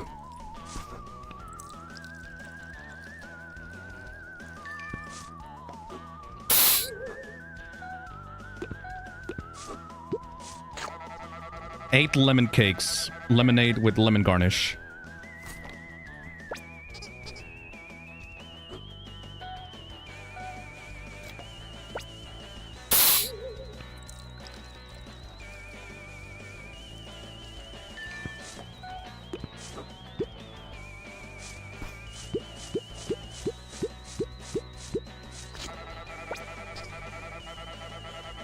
Lemon grenade.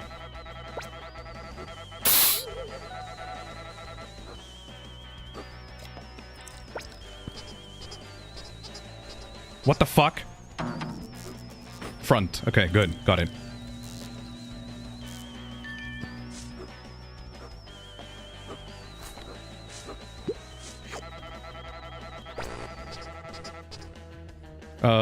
Three lemon maids, all with cream and cherries.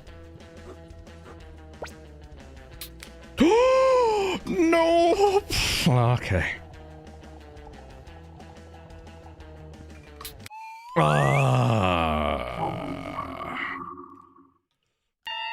Okay. I think I'm good. I think I'm good. This game has taken like 2 to 3 hours of the stream. I think I'm good.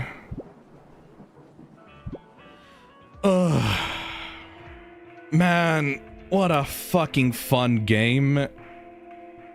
But the difficulty definitely needs to be adjusted, especially at the final few shifts. Game is quite good and fun, but the difficulty at the end is extremely challenging. Jesus, how many games we have left? Oh boy. Alright, we have about 3 hours to finish the rest of the games. Let's, rate that one. Okay. I really liked that game. I liked it so much that I played it for like 2 hours of the stream. So, really good on that, but it suffers from some really, really, really bad game design issues.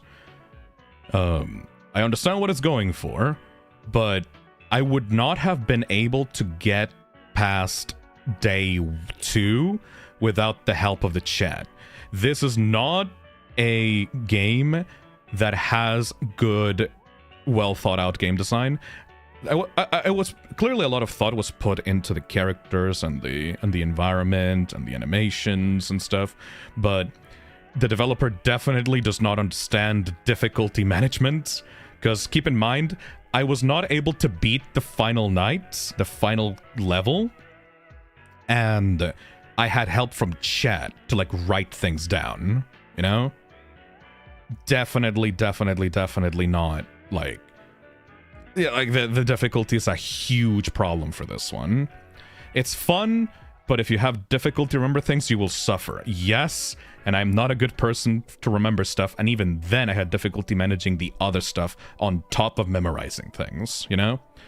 So, I will say 3 on terrific, because everything else is really well built. It's just the difficulty that extremely damages the game. For thematic, 5, and for creativity, 5. Like, this is genuinely a really, really ideal experience for the jam. I love everything about it, but the difficulty needs a heavy... You know what? It's a 2. It's a 2 on terrific, because, I'm sorry, it's so enjoyable, but I had the trick of getting chat to help out with me, you know? This is such a strange game, because it has 5-5 on the other scores, but the enjoyability of it suffers so much because of those tiny game design issues, you know? Arc of the Green Wolf says, the game is as it should be like the hard mode, with the normal mode giving you the notes and on your order, and the demon being a little less aggressive. Yes. I genuinely feel that this game would be so good for a proper Steam release, as long as you fixed up the game page and as long as you adjusted the difficulty for people that are not freak beasts at Five Nights at Freddy's and memory games. Holy shit, I really hope that this game gets like a second version, because I would love to just show it off on its own stream. It just needs way more adjustment on the difficulty, because I feel like the developer did not have much feedback when it came to adjusting the mechanics for people that didn't already know how the game worked, you know? Anyways. Spin the wheel. It's so good, but it needs a nerf. Like, Remain seated. It's so good, but it needs a nerf. It's so good that I spent so much time on it, trying to give it as much of a spotlight as possible, but I can't. It was not possible at the end. Also, I think I'm gonna have to do the announcement for the winners next week, because I don't think I can stream tomorrow, because I can already feel the pain in my chest. So let's do Remain Seated.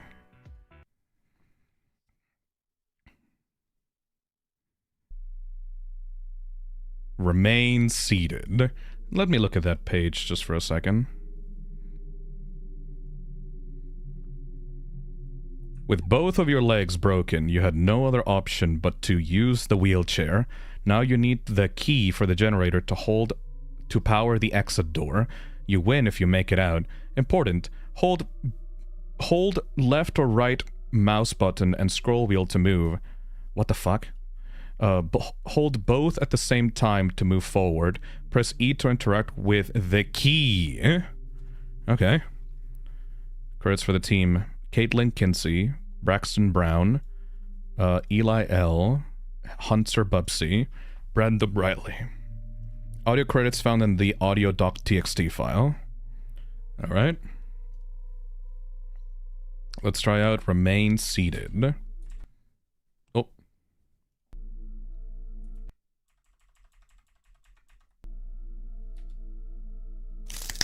Ow.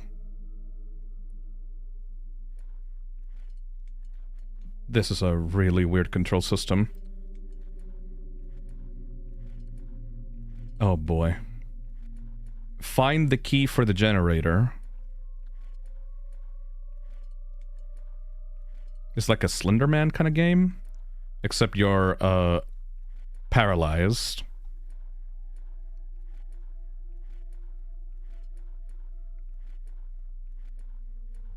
Hey Phil, hope you're feeling okay. Oh, don't worry.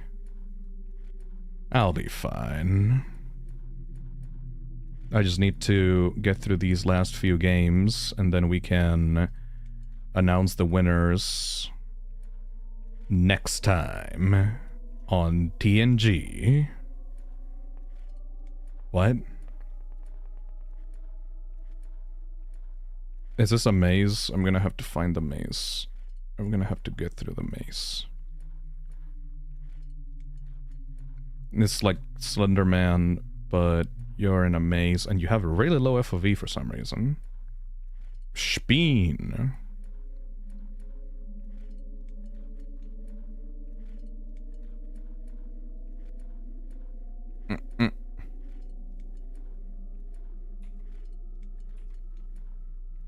shit.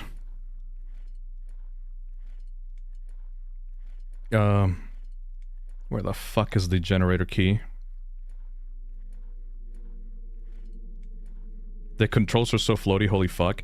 I have to move with the scroll wheel while holding both mouse buttons at the same time. You have no idea how weird this feels to control. It's like an evil, fucked up version of the hospital game that we played as the first one of the jam. Oh, look at the syringes. That's weird. You're in a wheelchair again? Yep. And this time there ain't no one to help me out of this hospital, bucko. What the hell? Okay, that's pretty spooky. Can't go up the stairs. I'm in a wheelchair.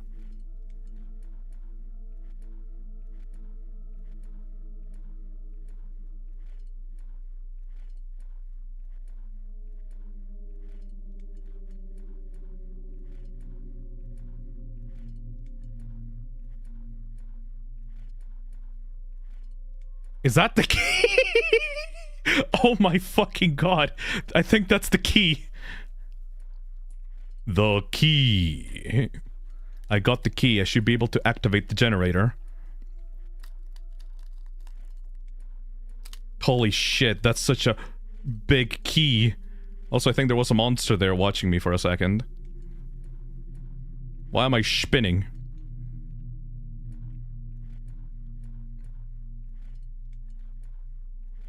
That's a fuck. I thought that it was like a medical equipment or something. Ah, shit.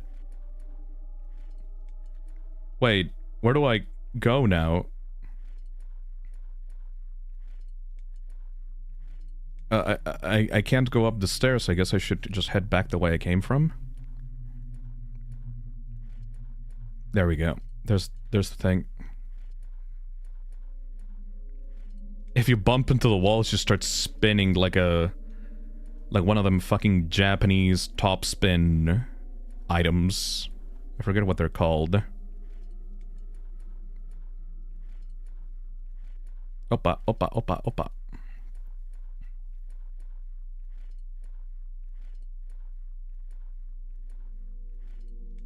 Okay, where's the generator, though? I think I see the monster there. Hello, monster. I don't think I should approach you.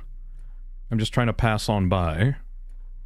Maybe see if the generator is here somewhere. Yeah, there's the generator, I think. Now the exit door should be open.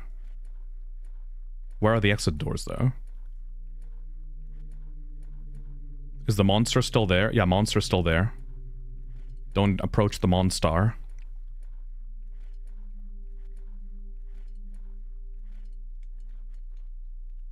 I can't spin.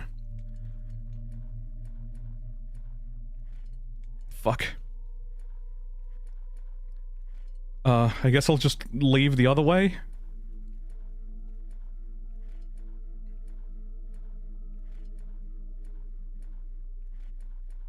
Yes.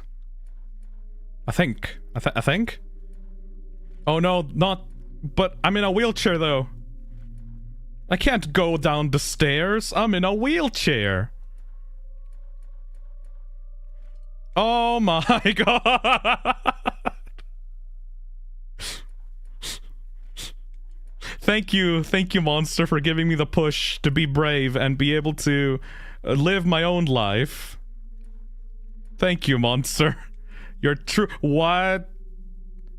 That was close. I think one of the wheels is off alignment. I really need to find an elevator or something safer than stairs. I fell through the floor? The monster was very kind and wanted to give me some motivation to believe in yourself. Sesame Street ass monster. Did we just clip through the floor? Don't worry about it. Literally, don't even worry about it.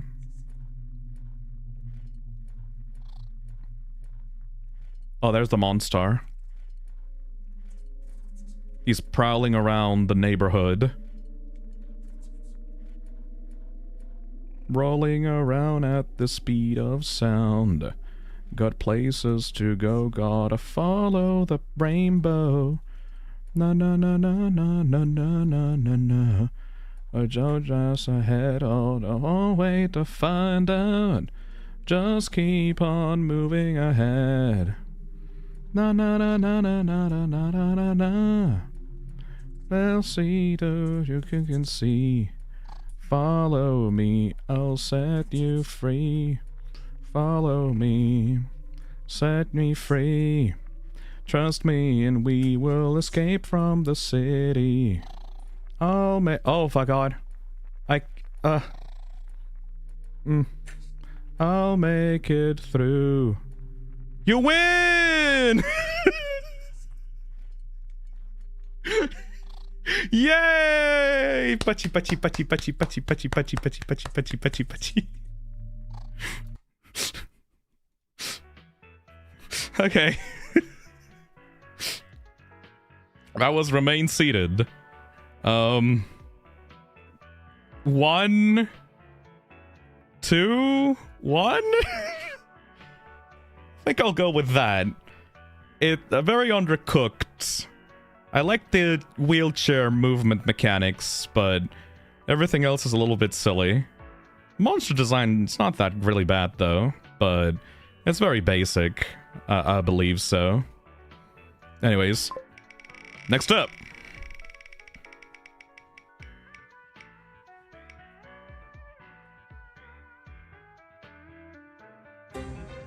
The Cackles heard below. Alright. What are the crackles heard below?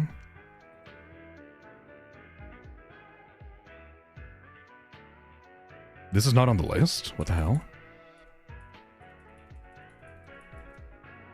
What? What? Hold on, what? Did I fuck up? It's 91. Oh, I'm really losing it right now. Thank you. By the Chaos Man. What would be a good horror game without lasting trauma? You awake in a nightmare in the basement of the horror game Haunted Residence 7. You cannot move. The thought never crosses your mind, and all you have to defend yourself with is a gun and some bullets. If only you could reload faster than they appear. The Cackles Heard Below is an endless sit-and-survive horror game with an arcade shooter element and lots of teeth. Background music by BG Memon. Made for the Toxic Terror Gamejam.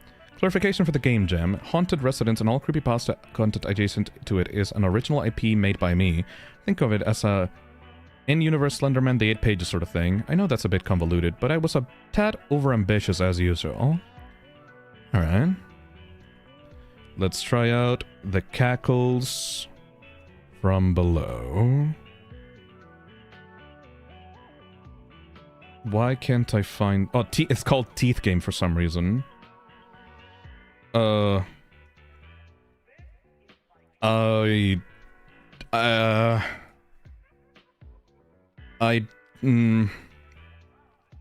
Microsoft Defender prevented an unrecognized application from starting. Running this application might put your PC at risk. Shit. Yeah, it was called the Teeth Game. Yeah, it's this application. I thought I DQ'd all of the ones that did this to my PC. Fuck. Shit.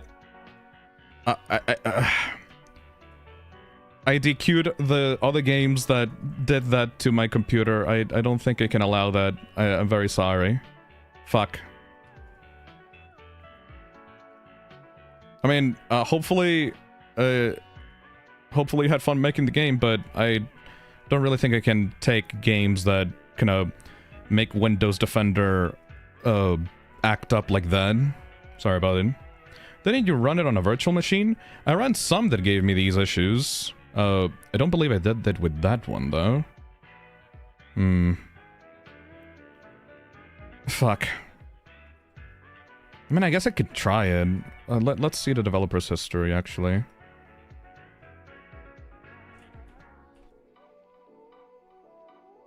I mean, they did games before, right? It's not like their account just appeared out of nowhere. Just visiting. They did something on Newgrounds? It's cool. I'll figure out how to code next time, lol. I'm sorry! I recommend that you put your game in like a packaged thing so that it's properly not flagged by Windows as like a virus. Sorry about that. Alright, next one.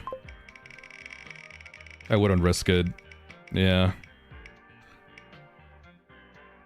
Why is it still here? Oh. Axolabs Tea Room. Alright. Now for some reason Cackles is still here. Where is it? There we go. Okay, Axolabs Tea Room. Ooh. Ooh. Ooh. Axolabs Tea Room, let's see. A simple game in which you can look around and interact with the room you are seated in. Take the role of a very hungry guest, and test how long you can last without passing out. You cannot move from your spot, but you have a unique mechanical hand that you can use to grab objects from afar, although it might take a while to get used to. This game was made for the Toxotero Gamejam hosted by Phisnom. Basic controls. Was to look around. Left click to extend grapple. Left click holding 1, arc grapple. Left click holding 2, extend poke. Left click while holding object, place object. X to interact with held object. Okay. There's an issue with the credit screen, but this won't affect gameplay. Full credits listed below. That's a lot of people, what the fuck? There's a lot of people involved in this entry. Alright. What is it about?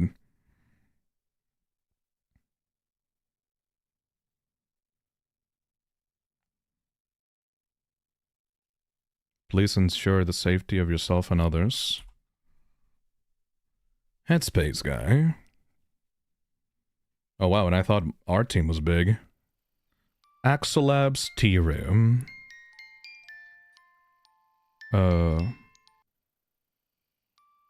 No snack collections. Left click to extend arm. Left click while holding 1 or 2 to change extension type. Cookies. Cookies. Cookies? I want to grab the cookie. No cookie? No cookie? Oh. I turned off the lights. I guess that's good.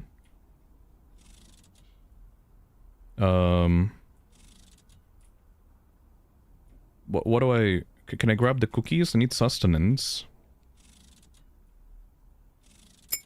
Got the cookie. Nom nom nom nom nom nom nom nom. Very nice. It's a little bit finicky. I was gonna chill here and eat my cookie. Honestly, a really funny way to address the point-and-click protagonist clicking on things across the screen. Alright, I'm gonna need some tea. This is a very awkward control scheme. How can I get some tea?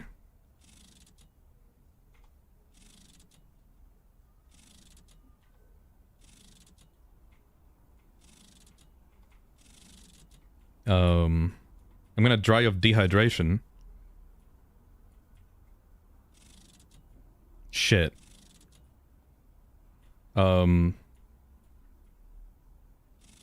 Cup? Maybe? I guess it's just very picky. I got a page. Oh, axolotls! Cute! Oh, fuck. You passed out. Run over. Oh. I got cookies. And I need spaghetti and coffee. Toxic apple. Ooh. Okay, so I can keep doing high score. Okay, so how do I get some hydration? Left click while holding this. Okay, maybe I can get...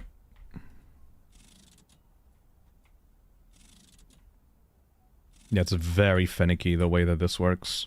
Can I get that toxic apple book? Cool places. Photography collection. Neat. How do I get rid of it from my hand? Because I don't know how to place it back. I'm just kind of stuck with it right now. Is there a way to... Should I give a hint? I guess. It's just a little bit cryptic to figure out all these controls. I go to the sides of the room. Oh shit. Oh fuck! You can move to the other sides of the room? Like you can go to the left and right? Alright. Not really well explained, but... I guess I can place the objects on the table instead of where I was before. Alright, I can do that. So, first of all, let me get some sustenance.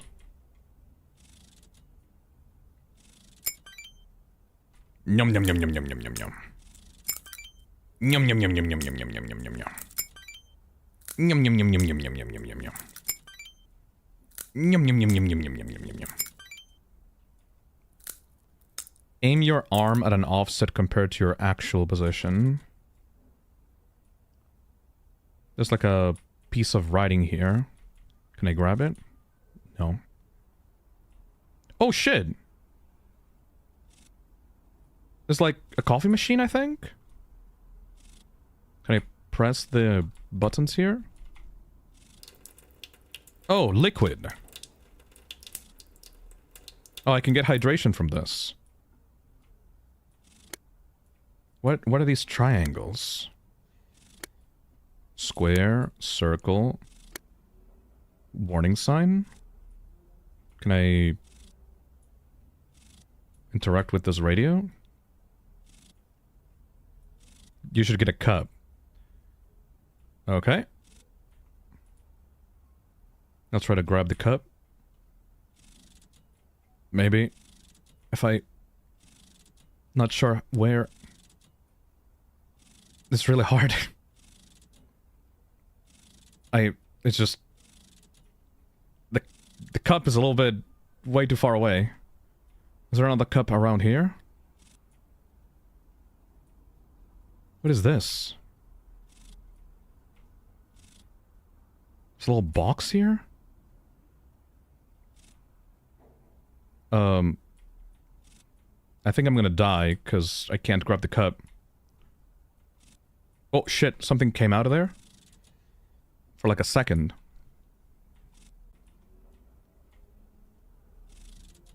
Can't grab that. Fuck. It's, is the point of the game that you have to fight the controls to survive? Because, that's not really terrifying or scary for a horror game. That's just annoying to do. These are like the strangest controls I've had to, like, learn for one of these types of games. This one looks a bit hard. It's mostly just weird.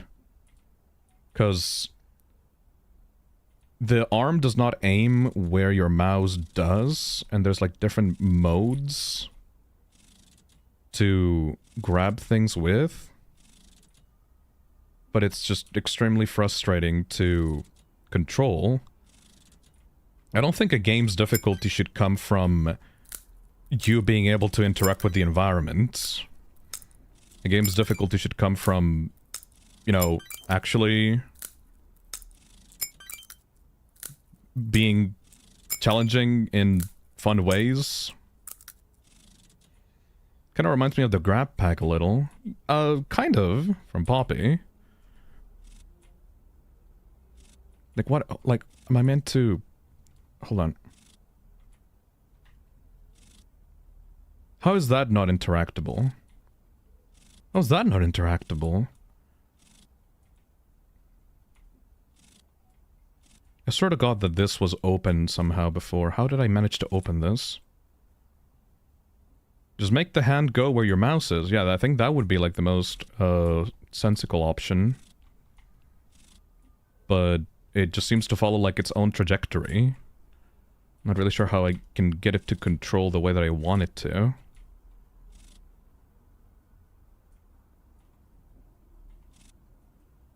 This is the type of annoyance in games that get me to start screeching in an unholy manner.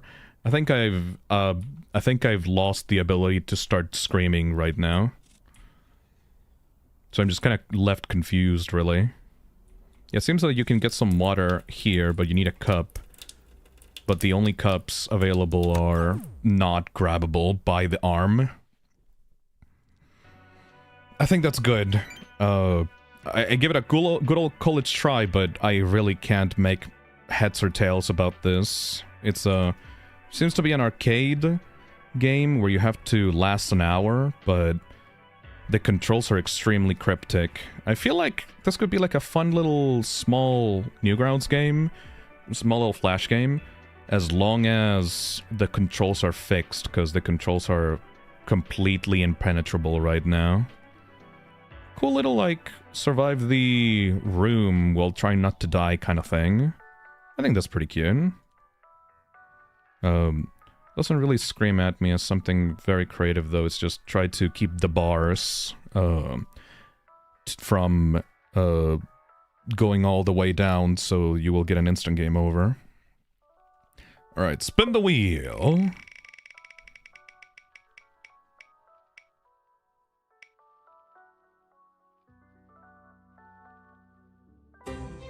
Archive Anomalies, Sit and Survey, Demo.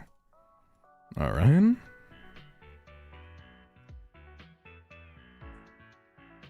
You have a new position at the E-Vial Company. This is a company that records and captures anomalies across the globe. However, a recent mission went wrong with a truck full of anomalies being lost in a pocket dimension. That's where you come in. Using a drone, you must explore the area, marking the walls as you go, to research the entities inside and find the 5 missing files. Be sure to leave notes, as this dimension is time-locked, meaning that every period of time it resets. Oh, and by the way, you are working from one of the more dangerous offices, so if, or when, taking the drone out of the time loop causes a system reboot, keep an eye out on the door. This is a demo, so expect a few bugs. I have tested a lot, and there are no soft locks to my knowledge. Sit down, left click, change that which tab, spacebar, sit up, stand down, stood up, arrows, look at different parts of the room, F for flashlight, E to close the door/window, drone mode, press start to start the loop. You have to set a set amount of time before the loop auto ends, WASD to move, arrows to turn camera, E to interact, use open, etc. Q to look at the wall, place node, Q to look at the entity scan, R to drop item, 1, 2, 3 switch slots. Note mode, change between sticky notes, notes you can place, character notes, notes for entities, and file. See how many files you have and read the ones you've got. Sticky, left click, main drawing area, right click, main drawing area, erase. Either buttons 1 or 1 through 0, change color, white is just erase.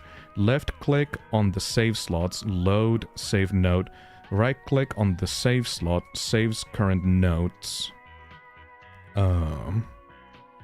Character, left click, note to edit.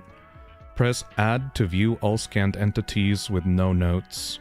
Name them, appears on the preview in the drone mode. Give description first, 10 words appear on the preview. Cameras. Cameras are sorted based on how far away they are from the drone. Only cameras nearby are active. 1 to 9 to switch between them if any are nearby. What?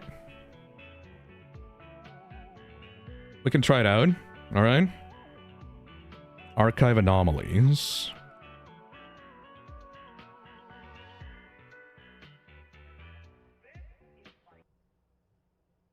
New game. Feature coming soon. Look, okay, Unity makes this hard.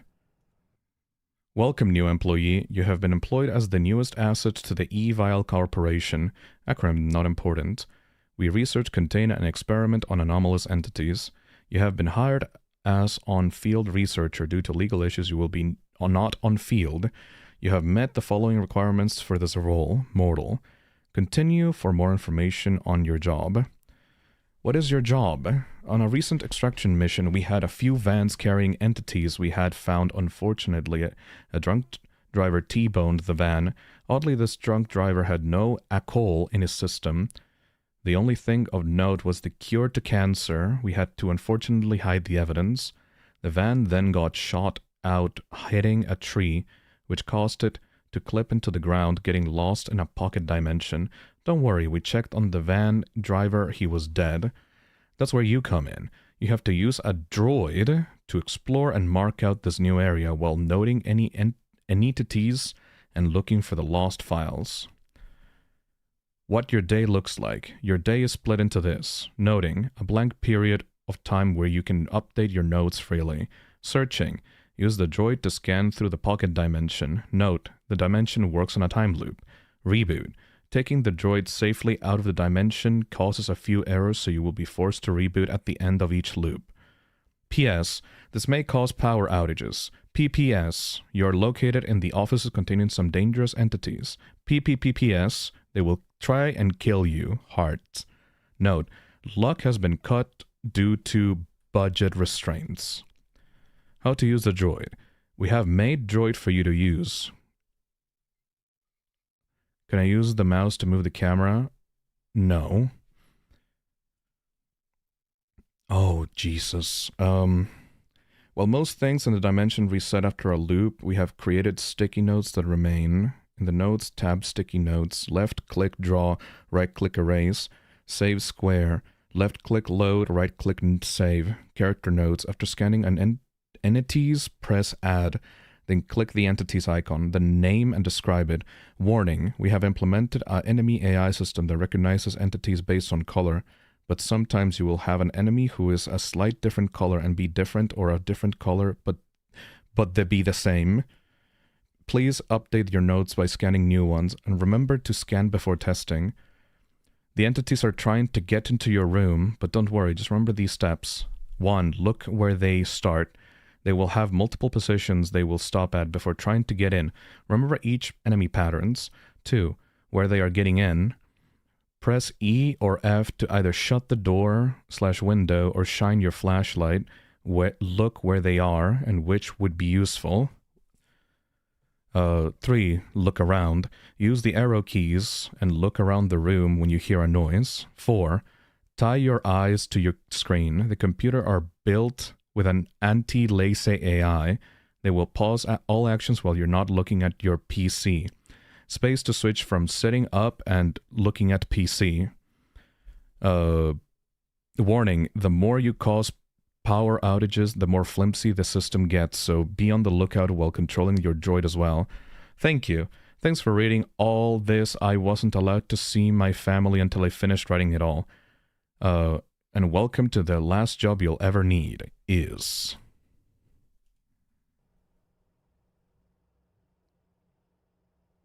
What?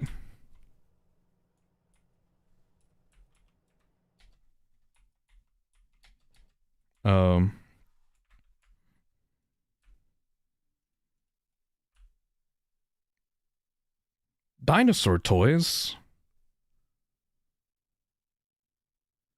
Is that a Jack-in-the-Box toy? I have a flashlight. I can turn the light on with E. And I can close the... That's a closed shutter. Okay.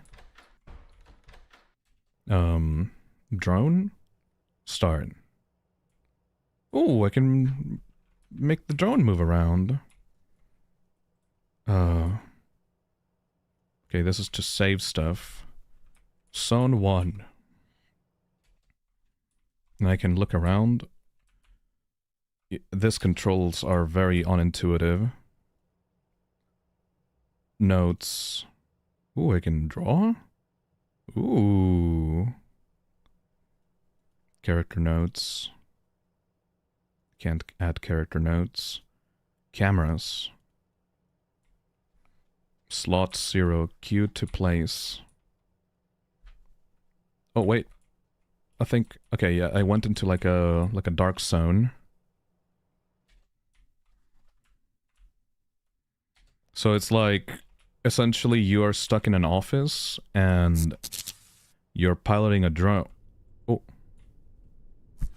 There's a monster? Oh. Oh, shit. Should I,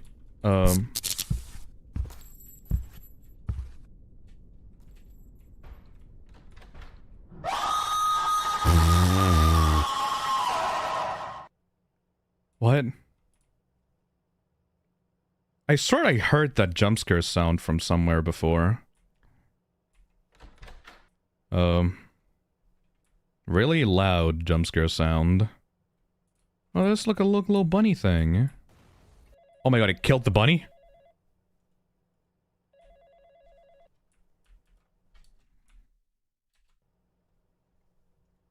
I think it killed the bunny. Should I have scanned it?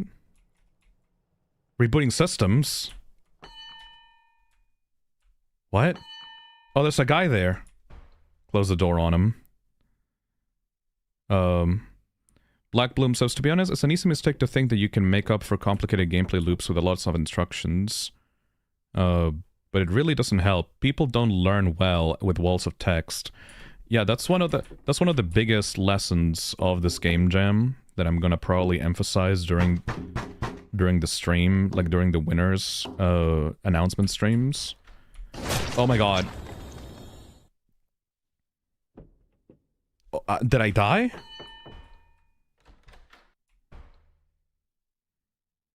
Okay. I don't think I died. Still rebooting systems.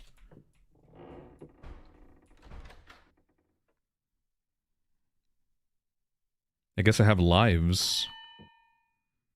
Yeah, like, one of the things that I will emphasize with the winner's stream is I'm going to give, like, a bunch of,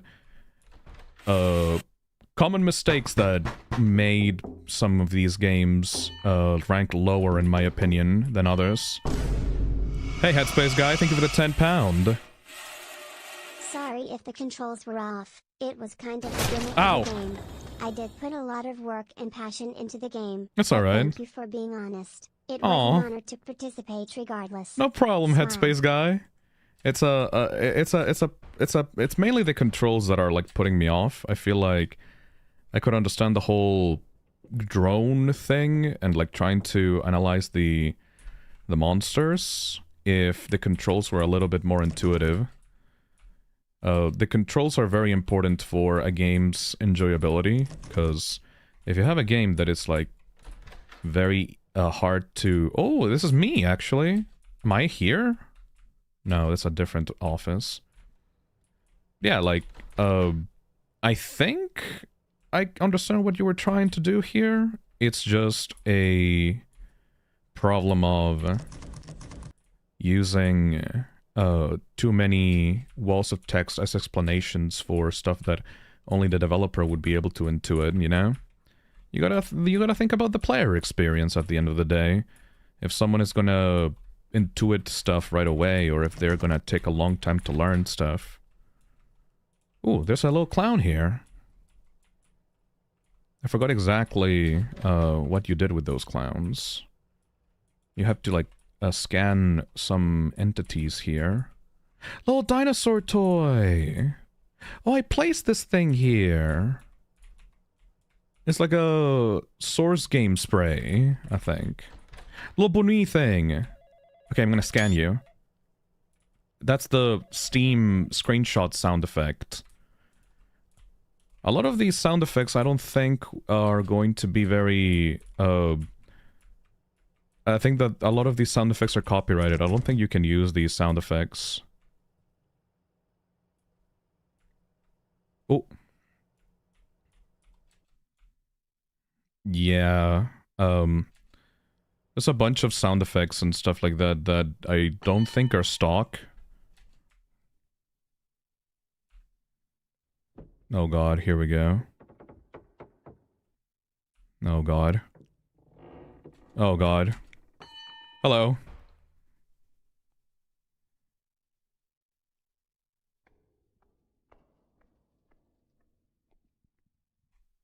Hello. You have to naturally teach the player what to do and ease them into the gameplay. Yep. Oh, Headspace guy was the developer of Axolabs. Oh, sorry, I got confused. My brain isn't working very well right now. But,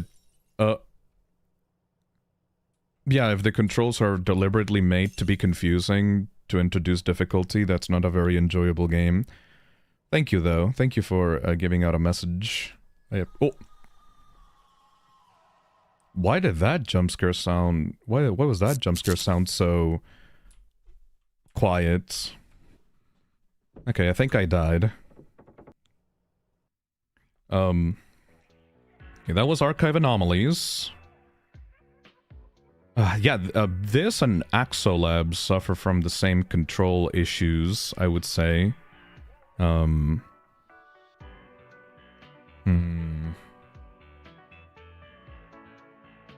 I understand the concept of trying to scan things using a drone in the environment, but a lot of things are put in front of you all at once, and it's really frustrating because of that. Also, I'm pretty sure that some of those sound effects were not...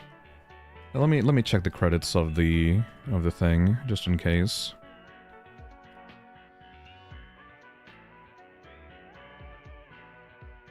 Yeah, I don't think that any of those sound effects were credited. Yeah. I mean, they used the Steam screenshot sound effect for the scanning thing. I think I'm gonna have to DQ that. Alright, I'm gonna DQ that, because there's a bunch of stuff here that it seems to be uncredited. There's no credits anywhere in that thing. Sorry about that. Alright. 3 games left.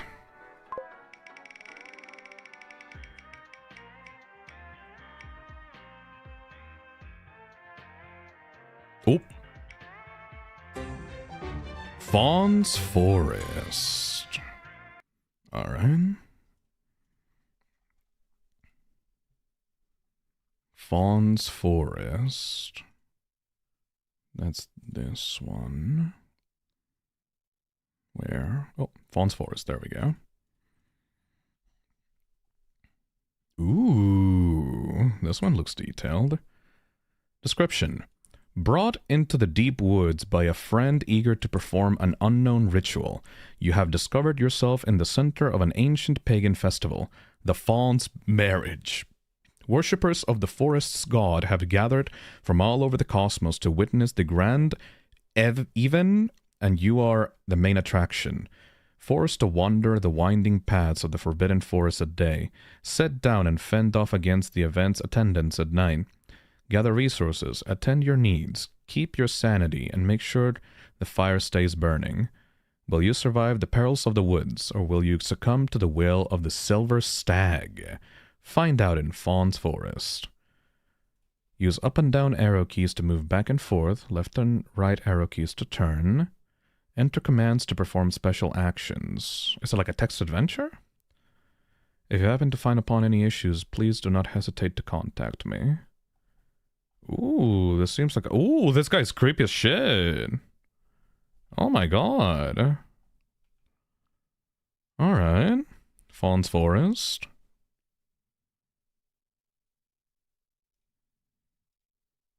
Let's check that out.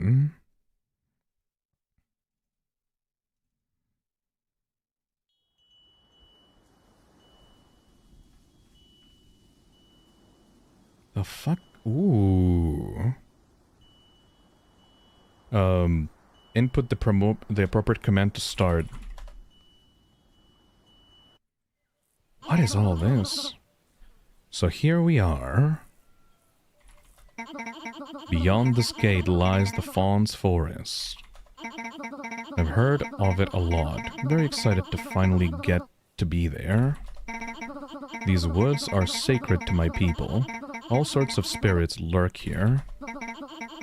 If we want to perform a ritual, this will be the best place of them all. What do you say? Better than school classes, no? That's the spirit. Come on, we've got stuff to do. Oh, this is weird. Ooh. You're called Deer Eyes? No time for small talk. We've got stuff to do. Pass. Okay, so the ritual. It's nothing fancy, just a spirit summon, but certain preparations must be made. For starters, we're late. It's getting late and no spirit will show up like this. It's best we set up camp around here and wait till morning breaks. I'll go up ahead and survey the area. As for you, go and fetch some firewood, will you? We need to feed the fire with something. Speaking of feeding, mind giving me one of those toasts of yours? I'm starving. It's like a text adventure kind of thing, but with visuals. The fatherland may forget you, but I certainly won't. I'm out. There's so many commands here. So you just need to pick up firewood, essentially. You gotta, yeah, gather firewood. This is not really a sit and survive. This is more like a weird text adventure thing. I guess this sit and survive thing will come later though, because it promised that you would survive in a fireplace, I think.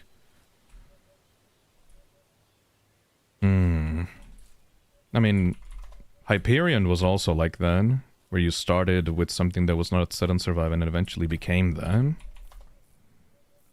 It feels weirdly nostalgic. Yeah, I can see it being nostalgic. But it's not really nostalgic, because no game from the 90s was like this.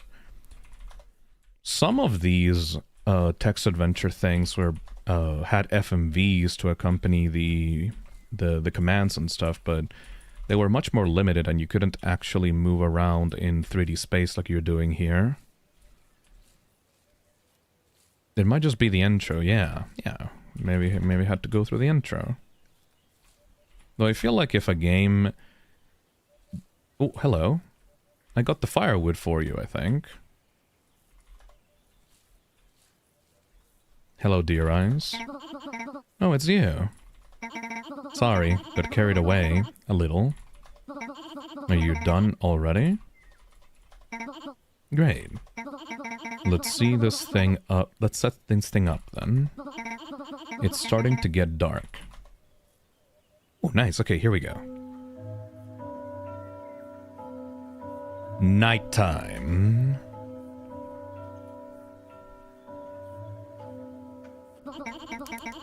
The fire's nice, isn't it? Oh, she's cute. Put stick. Put stick. It's not really putting the stick. Fuel. Pick. Inspect. Okay, it's not letting me do any of these things. Walk. No. It's giving me a lot of these options, but it's not really letting me do these options. So warm and bright, a small oasis in the sea of shadow.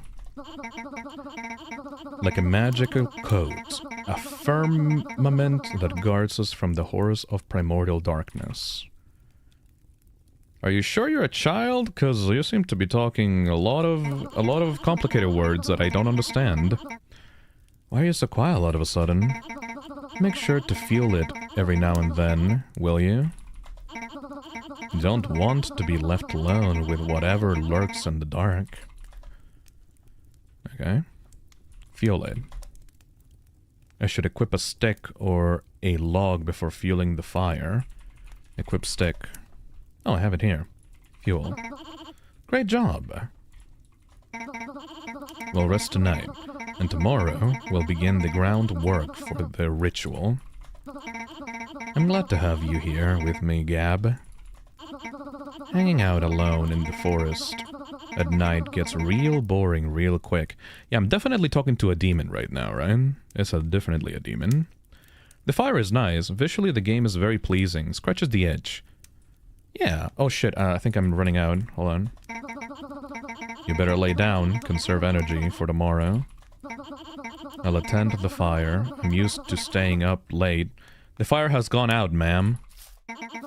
The monster is coming! Good night! Ma'am!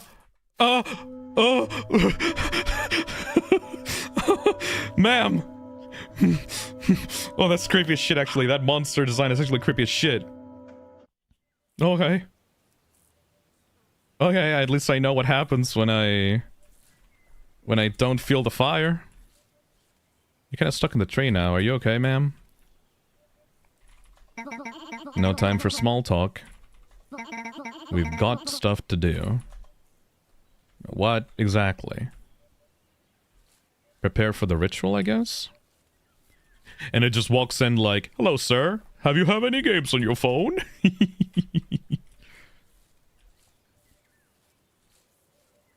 I guess I can pick up these shrooms as well. One of my biggest complaints right now is that the typing the talk thing gets really old. There are some actions here that should probably just be button presses. I guess the entire point is that you're controlling it like a text adventure, but even text adventures did not have you constantly say talk to a character when you're advancing their dialogue. No time for small talk. We've got stuff to do. Like, usually when you want a character to advance dialogue, you just press enter or something to make sure that... To make sure that you don't have to constantly type in one word over and over and over and over again. What the fuck are you? You look cool. Greetings, sir. Enjoying the festival, do you? The pious pilgrims here come out of the purest devotion. It's always fulfilling to be around faithful people. As for me, I come in pursuit of a more earthly objective. You can call me Baroque the merchant. Though perhaps Baroque the purchaser would be more fitting Mame. You see, sir, the craft of my life is trade. I buy from some people, sell to others, romance abundant. And while I'm not interested in selling anything in this particular instance, I will be more than happy to buy whatever useless rubbish you happen to have on your person. You know what they say, one man's trash is another man's treasure. What do you say? Sell poppy. Terrific, sir. We sound different all of a sudden. I got a coin from that. Nice. Sell shroom? Terrific, sir. Nice. What are you buying? What are you selling? I love the merchants. I love merchants in video games in general. They're very cool guys.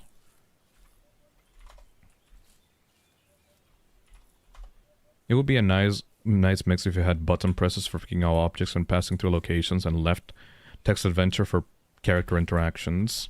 I think so, yeah. The skybox is like really freaking out with my character movement. Alright, what the fuck you want? No time for small talk. We've got stuff to do. I really don't know what you want me to do. Also, I guess we got out of the introduction of the game, and it seems that the sit and survive portion is going to be sitting down at the campfire to protect yourself from the evil demons that come at night. But most of the focus of this game seems to be in the text adventure kind of style, and gathering supplies and watching out for your hunger, thirst, and sanity meters. Yeah, I think it's another case of a game where the developer had a really neat idea they wanted to do, and they just added a sit and survive element to it to make sure that it didn't get DQ'd from the competition. I mean, maybe it's not that, but it still kind of just feels like it, you know? I really feel discouraged about that. I need to collect firewood. I've been trying to collect firewood, man. Well, how much firewood do you want? Are you moving with WASDA? No, I'm moving with the arrow keys, specifically. It would be a nice mix. Yeah, maybe. It's similar to Dead Seed, but I feel like there's more focus on the day sections. I do remember liking Dead Seed a lot, yes. It's about the focus of a game. I guess this would have like really low thematic points because it doesn't focus on the sit and survive sections too much. Also, I don't really know where I'm heading. I feel like I'm in a constant maze. This girl is creepy as shit, by the way. Keeps watching me from the bushes. I can actually pick berries. Nice. Yeah, and the next time I do this kind of competition, I will be extremely specific about the theme. Because otherwise, I will have these, these kinds of moments where the theme actually harms the game created instead of actually helping it out, helps it out, you know? I'm pretty sure I collected more than enough wood for this. I already talked to you, I just need to find the area here that progresses me to the next level.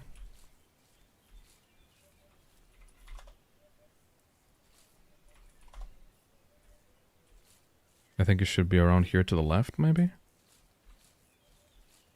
It's a very winding location. Arctic Wing Wolf says, there's a nice balance of creativity. Go far with the concept, but go too far and it's not within the concept anymore. Exactly. Alright, I think we're good. I think that's way more than enough firewood. The game didn't really tell me exactly how much firewood I needed for the next level. But that should be enough, right? I need to collect firewood, but how much, though? It's a... Can the girl maybe tell me how much I need to collect? Because I have like 13 sticks and 16 logs.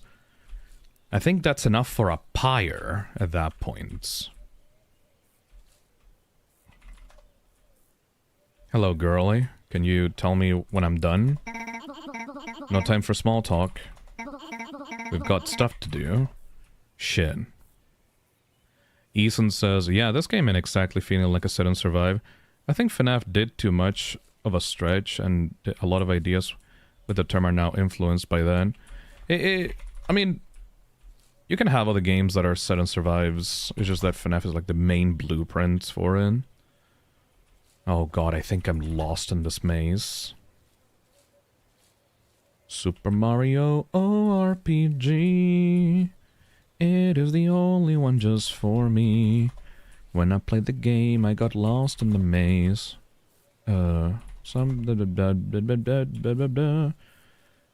Exit in the forest is super simple. All you do is follow these patterns. For the rest... Oh, there's... Wait, I traveled to a different place when I backtracked? What the fuck? Really? It's just... Oh no, wait. What is that? What? What? What? Where did the men go?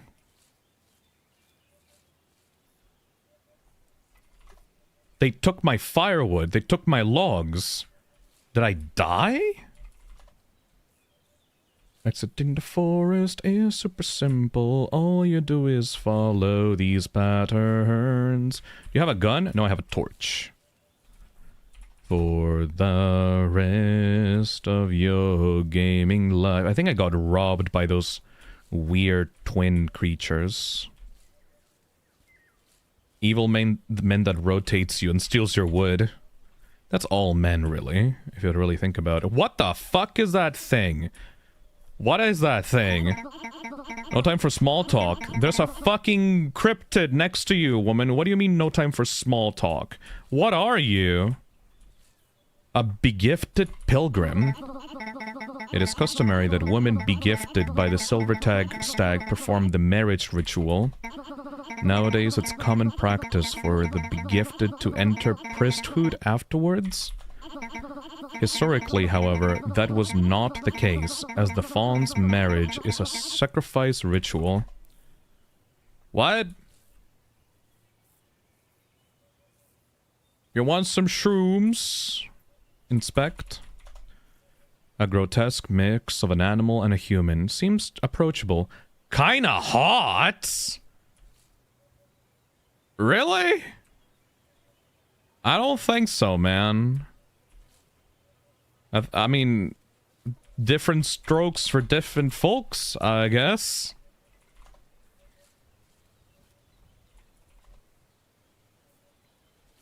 You did call it grotesque, so maybe I guess the main character is into grotesque things. Maybe they got the hots for the deer cryptid thing. Okay, I'm picking up fucking firewood and sticks all over the place. Where the fuck am I supposed to be going?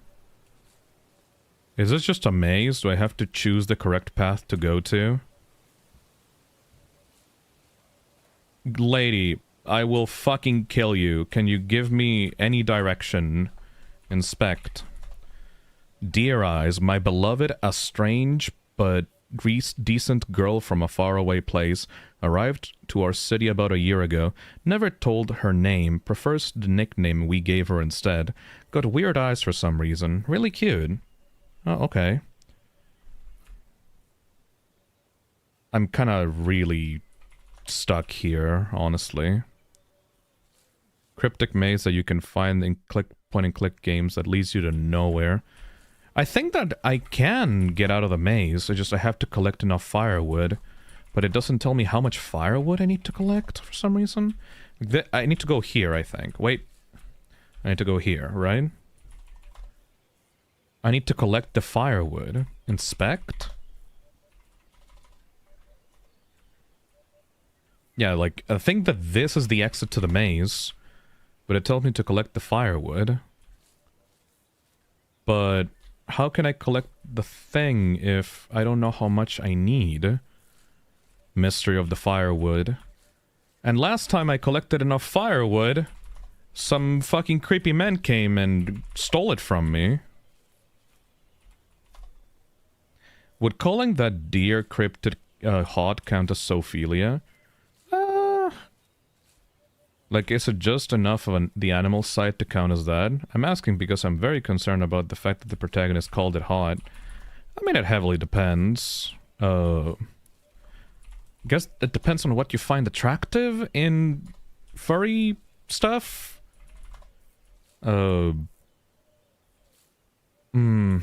Honestly, I'm not knowledgeable enough about furry stuff that to genuinely give you a objective answer to that question.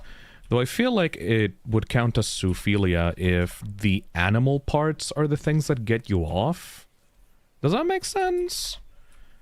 Like if it's the animal part that you find hot instead of the girl or man parts. I think that that's what counts as zoophilia, because you're being excited by like animalistic traits, but at the same time, animalistic traits can be seen as more like an aesthetic thing for like a human, you know? Oh, there's a castle here, I think. For some reason I can't pass through this castle. This doesn't seem to be a place I can go through.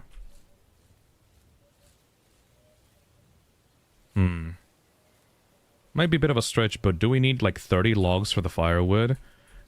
It's a single, like, I guess I need that, but that's a lot of firewood, man. This girl is not really help at all. I would like to see the sit and survive portion of this game, because I like the idea of having to keep a fire lit to make sure that you survive the night. That's a very cool concept, but it's being really mired down by this extra stuff that is not really relevant to the theme of the jam, so I don't know how to feel about that.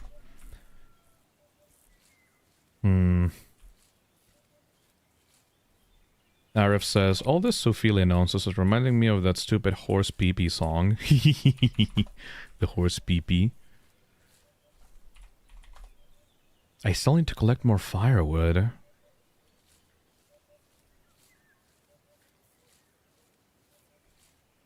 Yeah, you guys just keep on going back. I don't think I can keep collecting firewood for more than an hour, man. I mean, I guess I did I unbalancedly choose to spend more time on some games and some not as long as in others, but it all depends on how engaging the games are, and this game is not really engaging me very much. And I'm the type of person that used to play these games when I was a kid back in the day as well. Like Myst or Age of Empires 2 and stuff like that. Management games and stuff like that were really cool back in the day.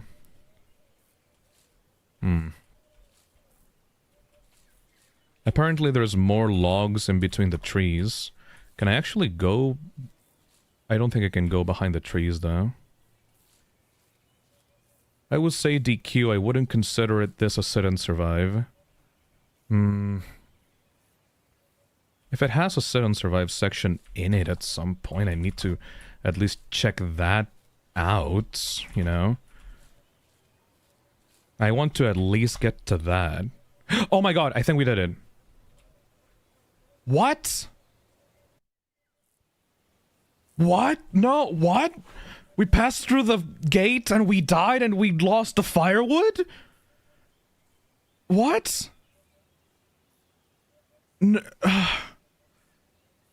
What? But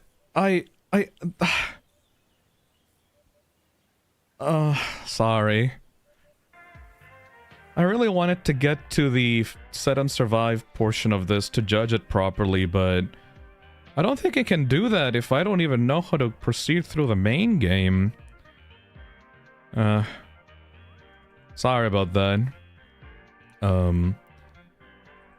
At least the art is really cool and the whole concept of the game is really cool, but I feel really lost on the objective trying to find materials in the forest.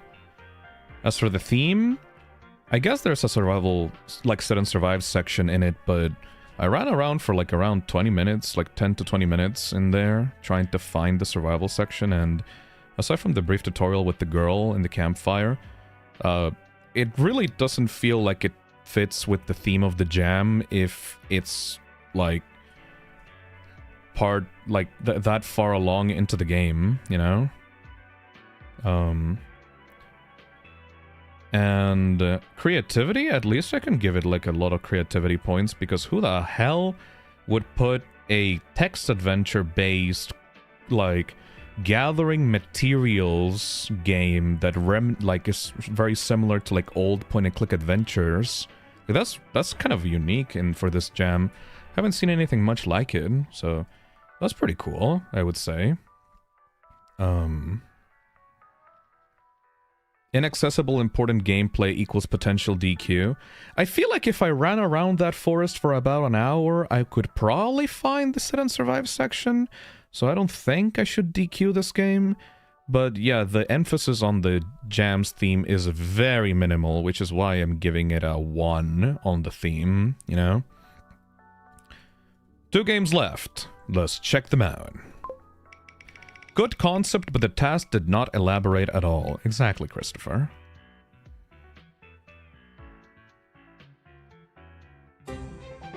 Something wicked. Alright. I'm gonna have to really think about the length and the how to present the theme of the jam in the future, like in the next one that I'm gonna do. I've learned a lot from this event, and I feel like I will apply it more successfully in future events that I do for the channel. Alright. Last 2, it's Something Wicked. Something wicked. In the forest lived a witch green and old, who played with magic daring and bold. One fateful night she dumps her brew into the water, causing the animals to become sick and sour. But little did the witch know those animals grew. They grew and grew through the night into something wicked. Ooh! A new IP title made for the Toxic Terror Gamejam. Something Wicked takes place inside of a witch's hut, where it's your goal as the witch to survive long enough to cast the final spell, cast spells, and fend off against American cryptids in this twist on the Sit and Survive theme. Ooh! Utilize your crow companion to gather resources to survive, and if you need a reminder on the spells, use the spell book that is always on the table. May the wicked not terrorize your nights. In this game, you cast spells by drawing their patterns out on a magical grid. Simply look in the area you want to cast the spell with your eye and draw it out. Ooh! Send your crow to gather ingredients to cast spells, but be warned that it's not guaranteed what ingredients you will get. Finally, the wicked beasts are angry, so don't let them get to you. It may be the last mistake you'll ever make. Controls. W to open your spell grid. Click and hold on the grid dots to draw out your spell patterns and let go to cast the spell of your choosing. A and D to navigate the screen left and right. S to access the main menu. Credits by Thiago Perez, programmer and sound designer. Scott Chiwa, programmer and art designer. Caroline Monning, art director. Sound effects from pixabay.com. Dev note. Thank you for taking a look at our game. This is the first game that has ever been produced by us, and we wish to make more games in the future. Oh, hell yeah. That sounds pretty cute. Let's try it out.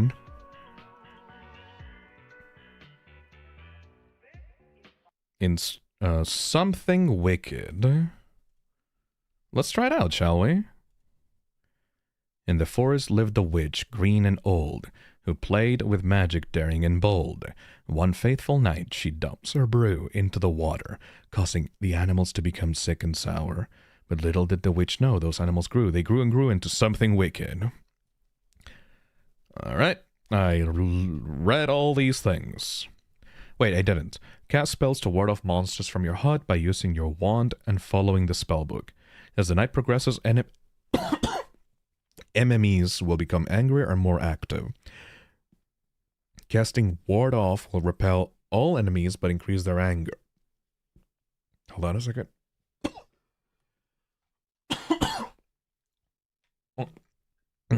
Casting an enemy-specific spell will not increase their anger.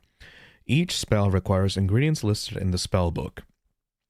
Replenish your resources by sending out your bird to gather more ingredients. Once you've killed off each enemy and have one of each ingredient. You can cast the final spell to end the night. Alright. Play.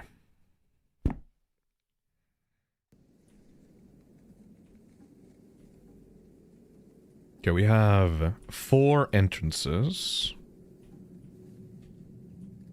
We have a little fucking... What? I can cast something with that. Ward off, mushroom, increase... Okay, I can send... Go, my son! Gather my ingredients! My stupid fucking chud son. Okay, ward off, mushroom, increases anger. It's just a square that we can do. Do you get me my fucking ingredients? Thank you, my stupid fucking chud son. Go! Find me even more ingredients. Repair. Protect. More ingredients. Jackalope. Little green men. Spectre moose. Mothman. Salt. Okay, that chirping is getting fucking annoying, my dude. My stupid fucking chud son, please stop chirping like that loudly all the time. I beg of you. That noise is actually really annoying. Repel all enemies, one of each ingredient. Wendigo, Mothman, Spectre Moose, Little Green Men, Jackalope, Protect. Oh shit, Little Green Men. Frog Leg and Mushroom. I don't have that. Ward off. Just a mushroom. Okay. Oh. I think they're fine though. Okay.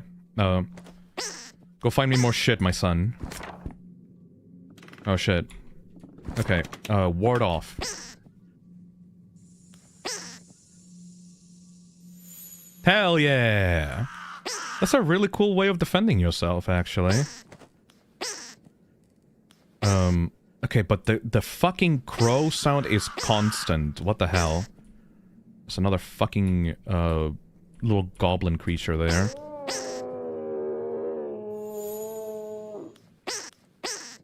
Please stop with the... Please stop. Please stop.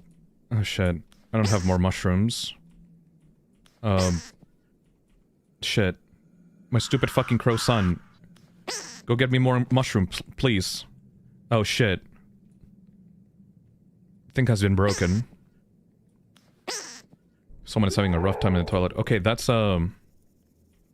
shit.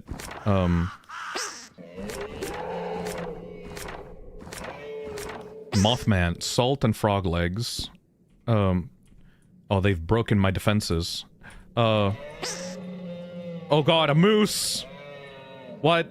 I'm sorry, but I need you to... Okay, that's good, I think. Oh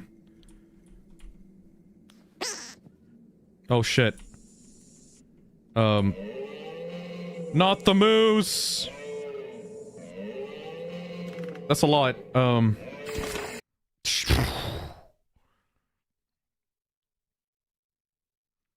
The specter of the moose is funny as hell. Okay. Please stop chirping so much. Just go gather my ingredients, my stupid fucking chud, crow. I can repair things by drawing a circle on it. That's pretty cool. Please stop. Please stop with those noises. I can protect myself. Jackalope, Little Green Men. Can I just... What if I just gather one of each ingredient? As long as I gather one of each ingredient, I can do the pentagram and win the night, right? So what if I just focus on gathering as much ingredients as possible? If I gather enough ingredients as possible, will I not need to do any of the other spells?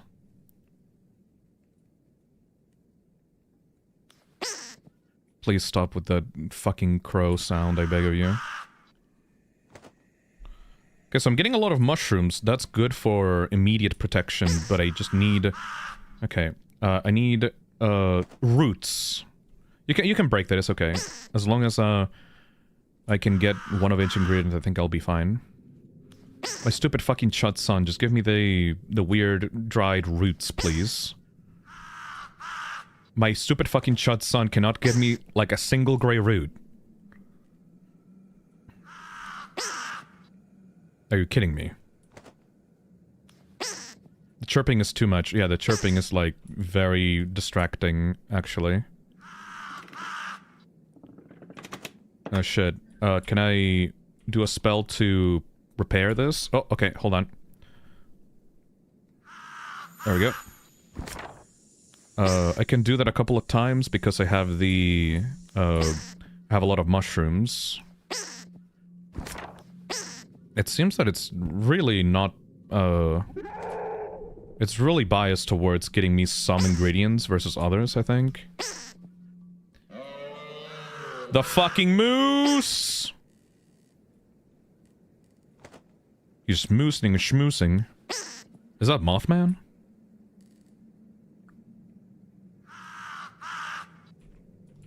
Okay, ward this off. Very nice.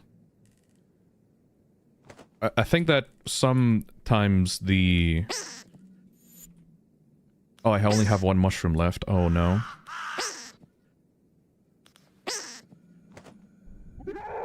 What's the ingredient for the little green men? It's like a half-finished pentagram, I think, with like a little bowl on it.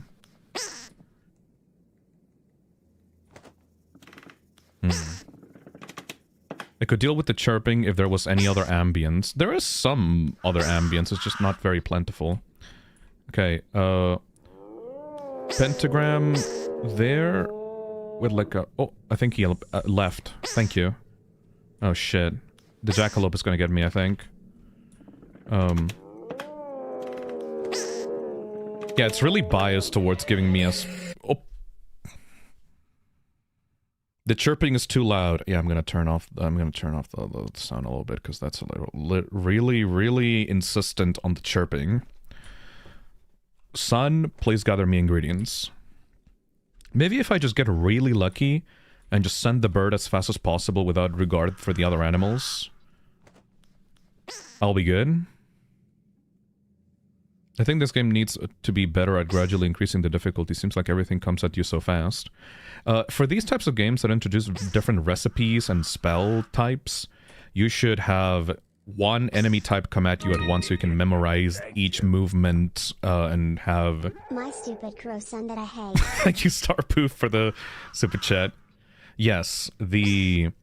I recommend... Ooh, I'm actually getting roots now. Very nice. I recommend that for a game like this, you should have different levels to introduce the different recipes. Because if you don't introduce the different recipes gradually, it's going to be very difficult for a player to get the correct ones right away. It's mostly just going to be trial and error, or it's going to be extremely overwhelming for them, you know? Okay, the motherfucker already broke my door. It seems that it's not letting me get a specific item.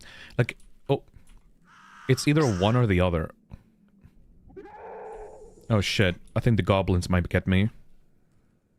Not the gobbos. Gobbo fucked off, I guess it doesn't matter.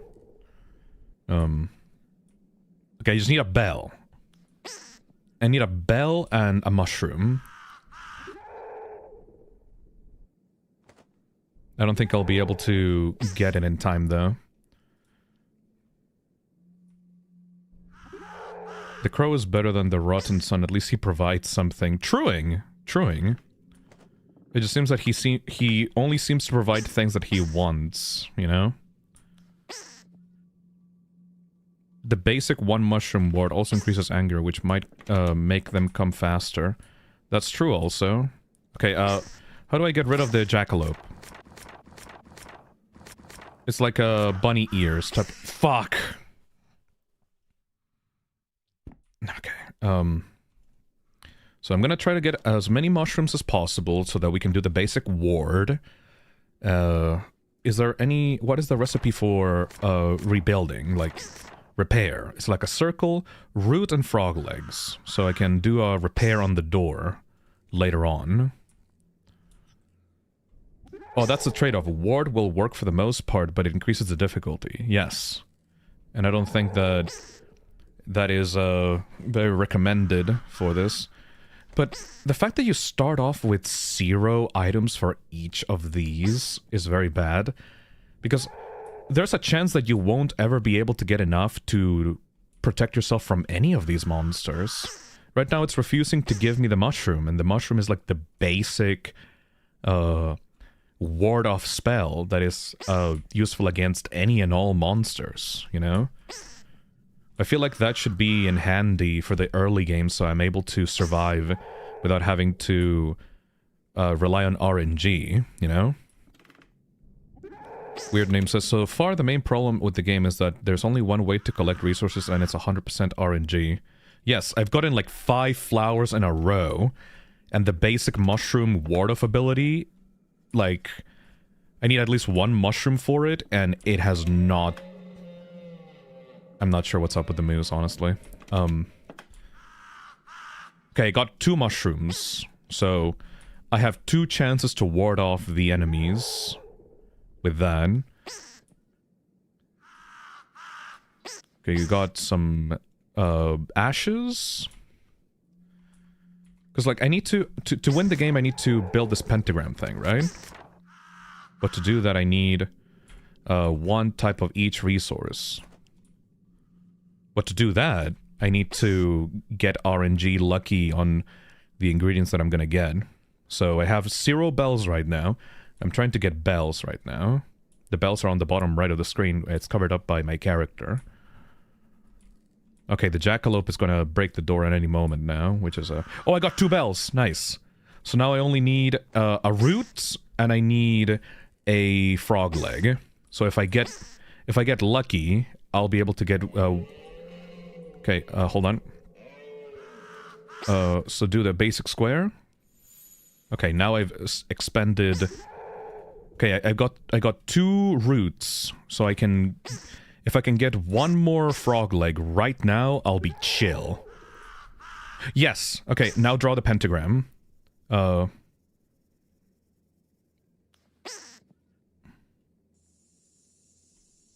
should have done it. What? I got 1 of each. Oh, shit. Do it! What? The pentagram! That should have been it. That's it, right? That's what it's asking of me. 1 of each ingredient. Repels all enemies. That's what the game page told me I should do. Oh.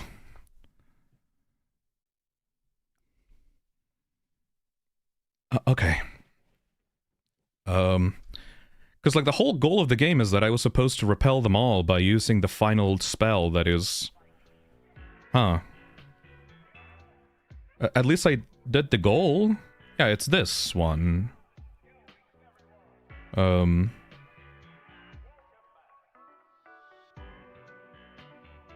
I like the concept, but the execution, you should slowly introduce the enemies to the player, because introducing them all at once like this is a recipe for disaster, you know?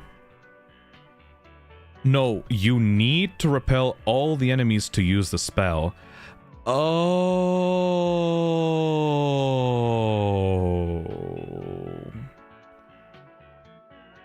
So I needed to make sure that they were all away from the cabin, and then you... Ah.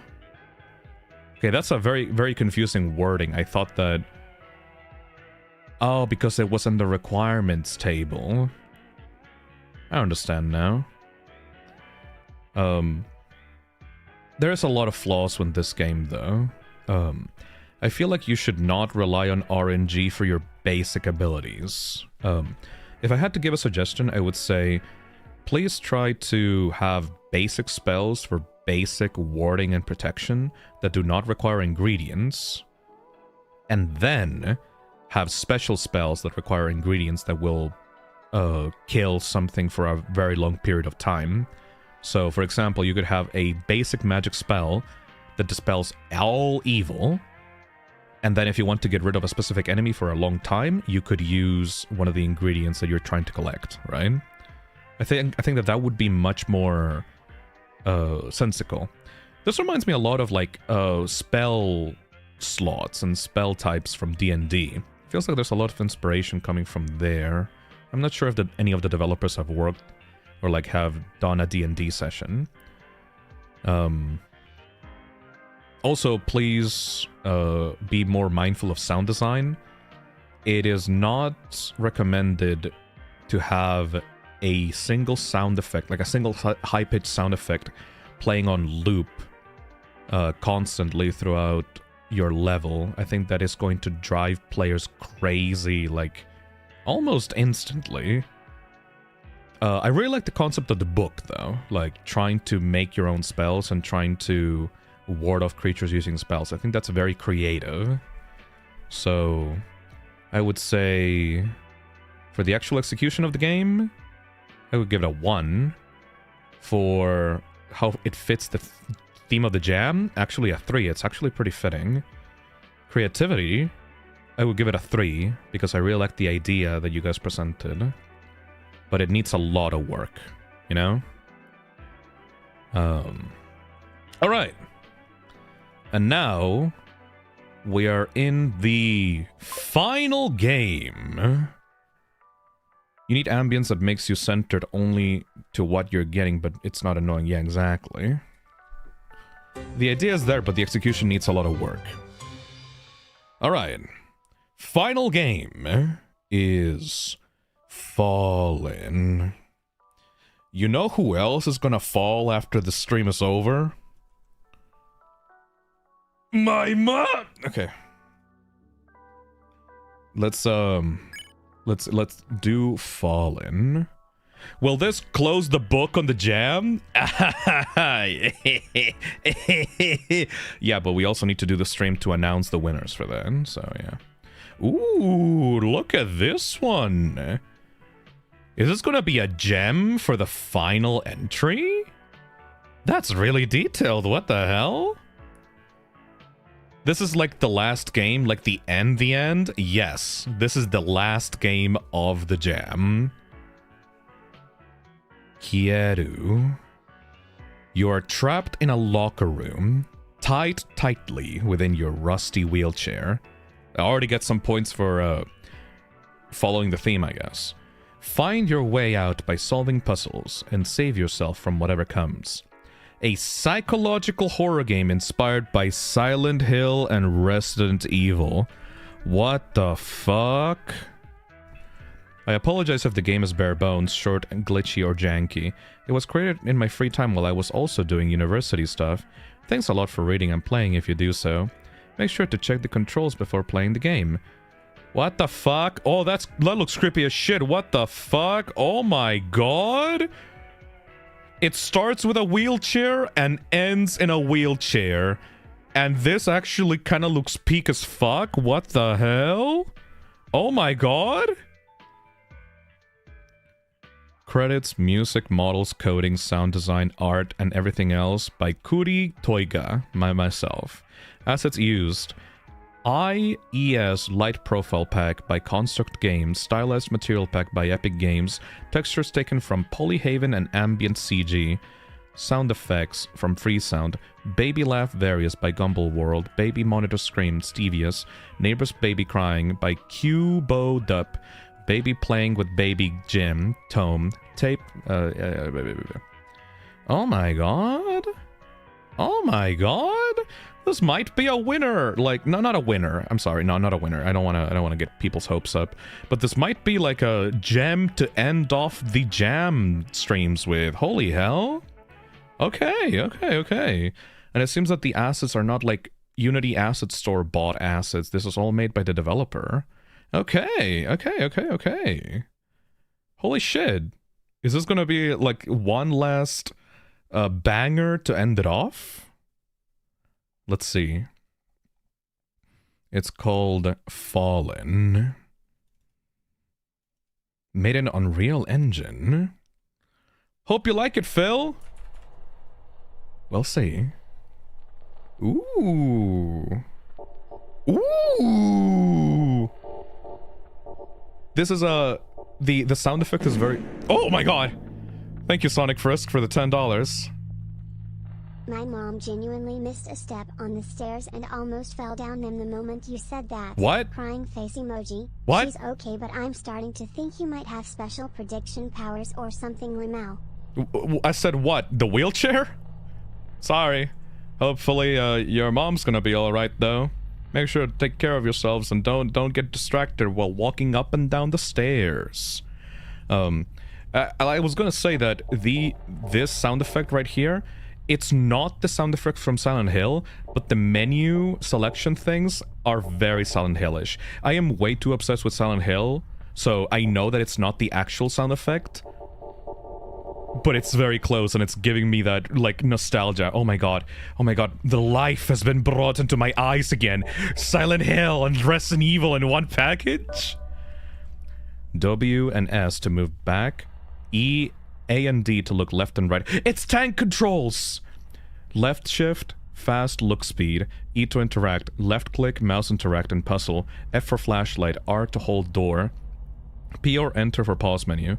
Move the mouse around to move the cursor. When an object is interactable, the cursor will rotate and turn slightly yellow. Hold click and move mouse and puzzles to move the flashlight. Holy fucking shit. Holy shit. Alright, left shift, fast look speed, E to interact, left click, mouse interact and puzzle, F for flashlight, R for hold door, P to enter pause menu. Fuck yeah, dude! EC hints mode. Streamer friendly mode! Thank you! Oh my god, streamer friendly mode? Oh shit! Thank you. F11 for full screen or windowed. For lowering volume, use your PC volume. To change resolution, put the game on windowed and resize the window. To change graphics settings, go buy a new PC! Sorry, I still don't know how to code a graphics menu. It's alright, it's your first game. Let's play. Promising! You were kidnapped. Find your way out. Study your surroundings before touching anything. You won't know what awaits you. Oh.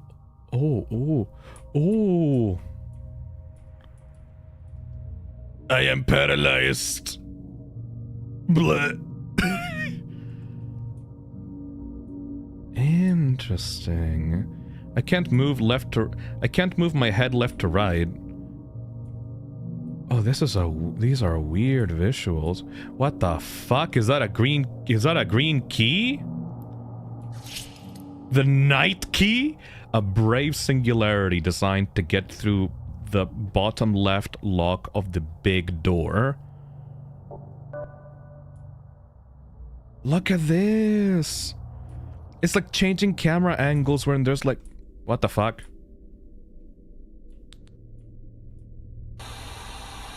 Oh shit. This is creepy as fuck. What the hell?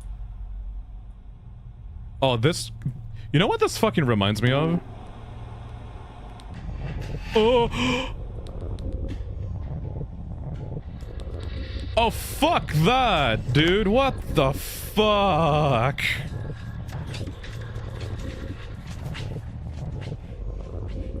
Oh... Oh, that's creepy as shit, man. Get out of here. Get out of here. A lockpick. Okay,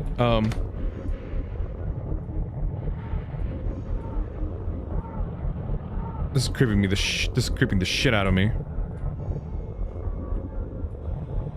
4 locks left. Will you open one? The night one. 3 locks left. Will you open one? No.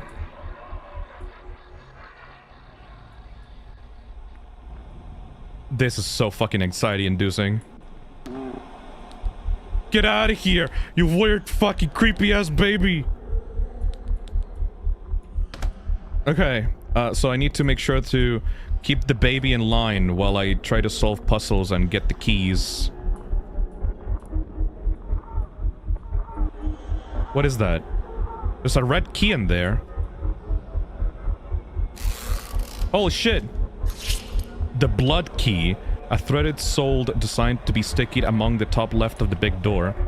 Fuck yeah, dude. Get the fucking baby out. Get out. Get out of here, you fucking baby. Oh my god. That's so fucking creepy. Oh, Jesus Christ. Yes, open one. The blood one. The camera angles, dude. Get out of here, you fucking baby.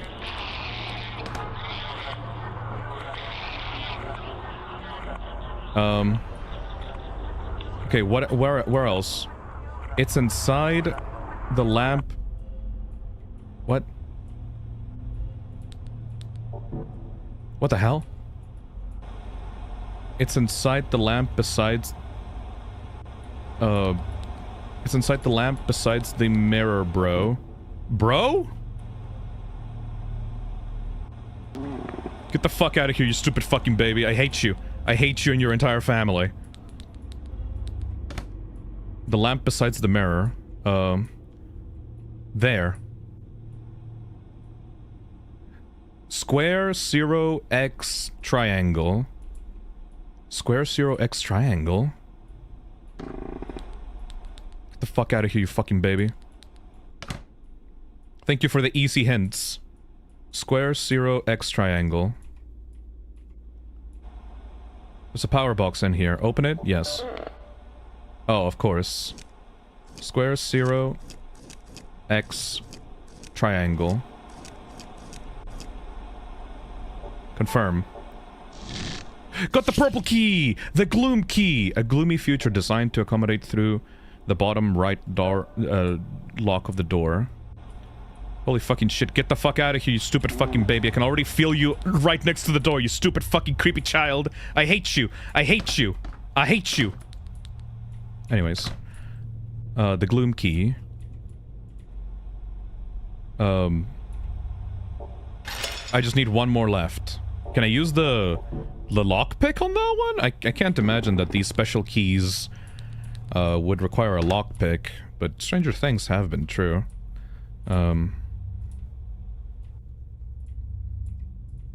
Okay, so we got 3 out of 4 keys. We're surprisingly fucking nailing this on the first try.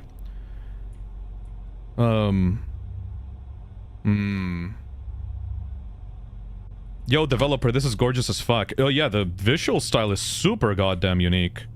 Oh, there's something there.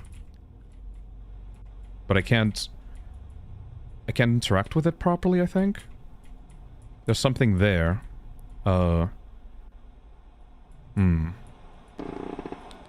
Get out of here, you stupid fucking baby. To be fair, Phil, you did turn on easy hint mode. Yeah, I don't think that I'm in the mindset to run through traditional Resident Evil puzzles right now. I think I would fucking pull my hair out. Oh, hold on. There's a box there. Yes. The Livion key! Yeah! Get the fuck out of here, you stupid fucking baby. I hate you.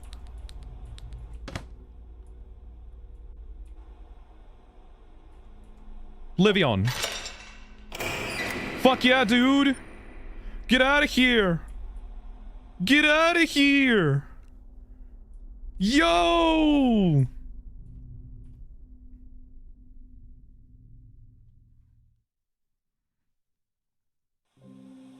Yo! Finish time, 6 minutes and 35 seconds. Thanks for playing. Yo! It's like a simple escape room game. Yeah! That was so cool. Oh my god. The visuals were really creepy. The monster design was creepy as shit. The puzzles were not overly complicated, so you could balance out the baby alongside trying to figure out the puzzles. Holy shit! That put a smile on my face at the very end. I'm so thankful. Hell yeah. Oh my god. I mean, I feel like, okay, if I had to give criticism to this, because I feel like it's a little bit janky at some spots. I think the theme of the jam is harming this a little bit. I think that you tried to ensure that it would be a sit and survive by putting the protagonist in a wheelchair. However, the way that you are looking around the room and the camera angle changes constantly, I feel like having more traditional controls would be better for the player experience, right? I feel like going around the rooms trying to get the different keys, I feel like more easier to move around controls would be best for it. I really loved the different colored keys, very reminiscent to Resident Evil and the different like club, heart, diamond, and spade keys from Resident Evil 2.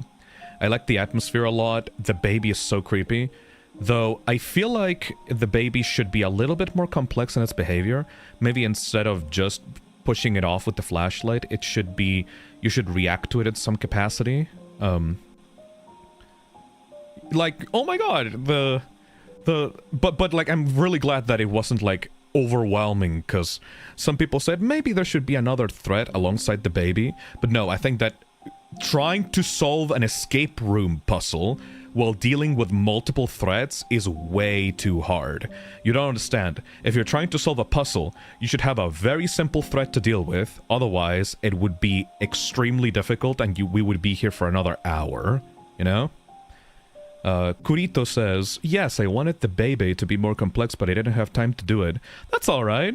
I really like that design.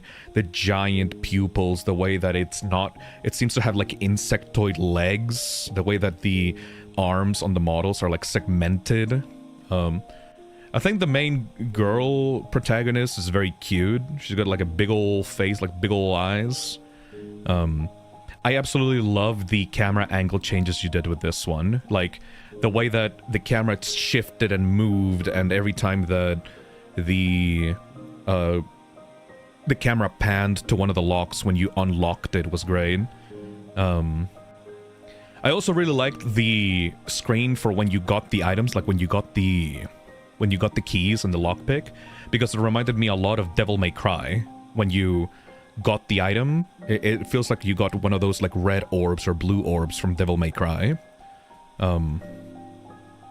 Really cute. Genuinely really cute small experience. Arthur Winwolf says, Phisnom, fixed camera truly is a lost art. The amount of cinematography and presentation it can bring is something I truly cherish. I definitely agree. And I like the movements of the camera that the developer did to emphasize stuff in the environment for this one. Because I would not have found stuff like the locked box, or like the thing in the wall, if it weren't for the camera changing towards those locations, like in old-style Resident Evil stuff. Hell yeah. I'm so glad that we ended off on a good game for the last final review stream. Oh my god.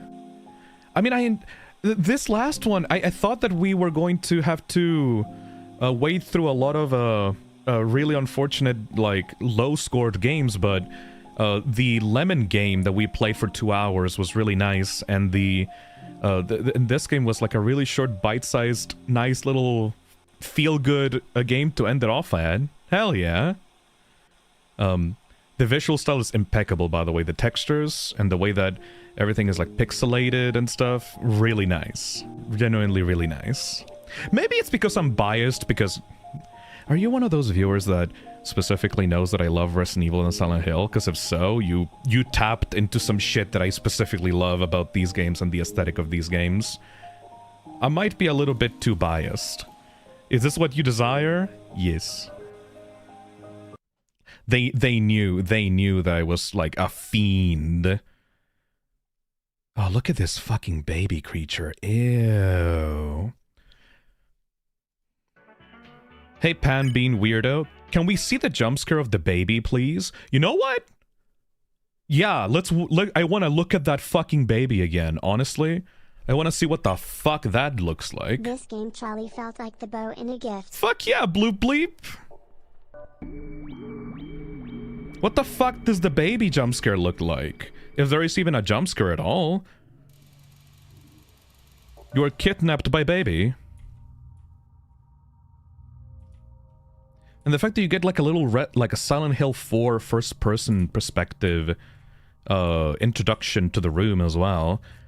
Like, this is straight out of Silent Hill 4. The way that you... Oh shit, I didn't enable streamer mode. What does this look... What is this actual hint about? Let's see. The moths hid what it desired the most within its happy place. The moth's gone now, and its light faded away, besides its eternal reflection, high where blinding light once was. Oh shit! So it tells you that it's the combination is in the lamp, without outright telling you if you don't use streamer mode. That's a really cool, like, little small poetry, like, puzzle thing. This is exactly the type of shit that you would find in Silent Hill, like, puzzles. No, that's a Silent Hill riddle. Fuck yeah, dude! So once you grab the green key, then everything goes to hell. Warning. By any circumstance, do not open the door ahead. Thank you. The door's shut with an electrical lock. It won't open. And this is where the baby comes from. Riddles in my horror game? Fuck yeah. Oh, this is such a nice little small game. These are the kinds of games that make me happy that I did this event in the first place, you know? It's so humble, but like it knows the inspirations that it wants to take and it wants to show. Night key. And then it goes like this. And then it becomes survival. That is so creepy. The way that the TV turns on to give you just a light bit, a bit of lighting into the room, but otherwise you have to use your flashlight. Get that lockpick. There we go. Alright, let's see what happens when you ignore the baby. I'm actually genuinely curious what happens when you ignore the baby. Arc the Green Wolf says, the presentation is like a 5. Like, personally, I'd give this a 5 and terrific. I think I need to give this a 4 on terrific because there is some awkwardness to the controls that I feel like should be ironed out properly. But other than that, the presentation, the atmosphere, the enemy design, the room design, the creepiness... Oh shit, you can see the baby. Is the baby gonna come out? I'm actually kind of curious what happens. Oh! That's so fucking creepy when it's right there. Oh! My rotten son. Ew! Ew! And like, it tells you that it's near and that you need to take care of it by looking at this like fucked up red hand that's coming through the wall. I think it's clipping through the wall. I don't think it's supposed to, like, warn you in advance. Yeah, it's not supposed to warn you in advance. Is it gonna start, like, banging on the door if you let it go on for too long? Like, what's gonna happen?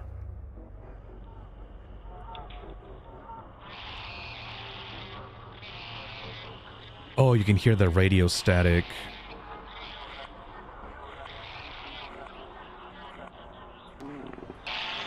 It's gone? What? Did it leave? Oh. Okay, so there was no like jump scare. So when he's gone, I guess he gets you. Okay, thank God that I saw the door in time, though, because I would have been very confused if the game had just booted me back into the main menu after that. That's kind of a shame. He gets in the room, but it's glitched, sorry. Aww. Wait, okay, hold on. Very specific difference. Is it glitched? Or is it not implemented? Like, does he actually get into the room? Did I get unlucky with that? Like, or is there just no jump scare or, like, death animation for the baby? To be honest, I don't know how a jump scare would go. Like, would the thing drag the kid or something?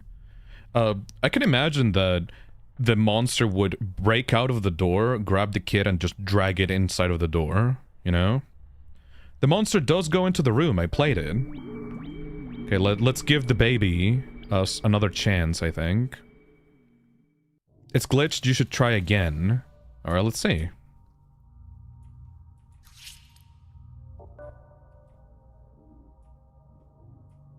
I mean, there are some glitches, but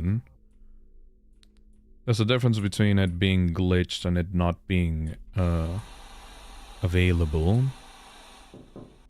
Alright, I'm gonna give the baby as much space as possible so I can see him hopefully entering the room. Phil, so glad you're still playing, to be honest. I mean, when I'm interested in something... Okay, this is the thing. Maybe some people will complain about me not giving the time of day to some games and playing hours of other games, but me choosing to stay with a game for longer is because I'm engaged with it, you know? If something engages me to the point that I want to continue playing in, I think that's a good... I think that shows that the game has potential, you know?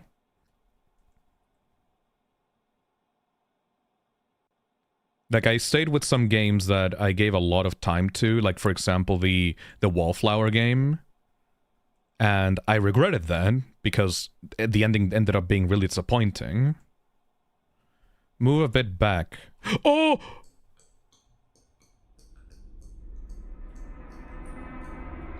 Ew! So it just spawns in the room. Ew, it's way bigger than I thought it was going to be. So there's no animation for it getting into the room, it just spawns in there? What a fucking creepy-ass baby, dude. Okay, so I definitely can't give this a terrific of 5, because there is a lot of issues with the baby, like, glitching out and giving you, like, weird game overs. I can't give a game that is, like, glitchy like that a 5 on terrific. I think that would... Because, like, terrific is, like, overall game enjoyment, and if there are some awkward spots like that, I think that definitely affects the enjoyment of the game, but everything else... Like, I'm definitely giving this a 4 on terrific, I would say. It would be so cool to seeing it crawl out of the hallway. I want to see that. It's just a small little bite-sized, like, Resident Evil escape puzzle thing. Okay, so it's crawling out. So maybe I just give it as much space as possible to crawl out of the door hole. No, it just kind of spawns in there. Wait, what?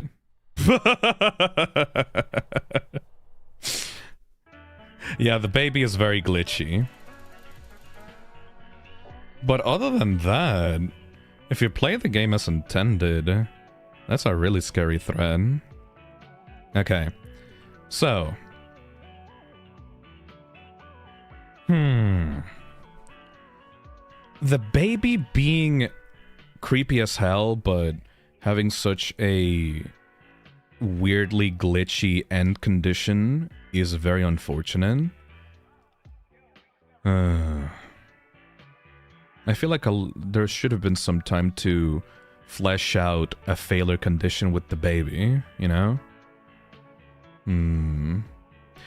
Phil, you should enable upload sometime after the stream, yeah,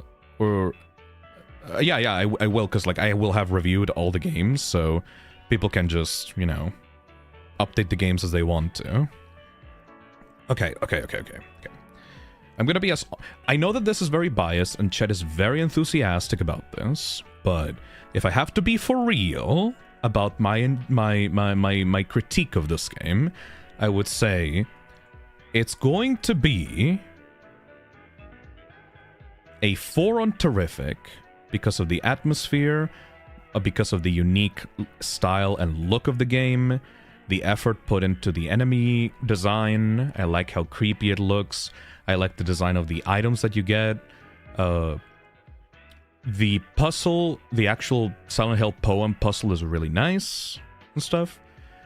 For thematic, I would say it's a 4, because I think that the puzzle escape room idea kind of clashes with the classic styled sit and survive, trying to get a monster to fuck off.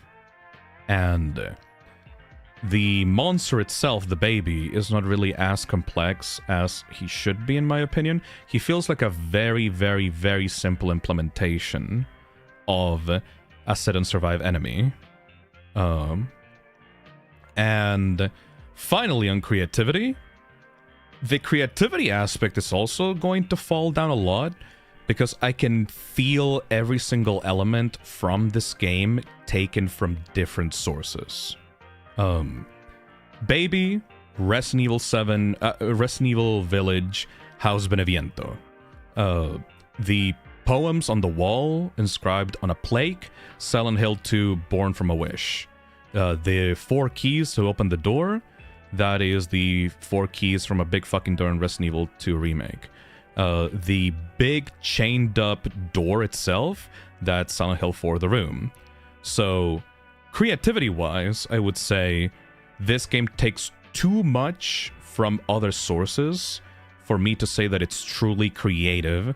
I feel like after this demo, and if the developers want to continue expanding this idea, they should try to bring their own sauce into it, you know?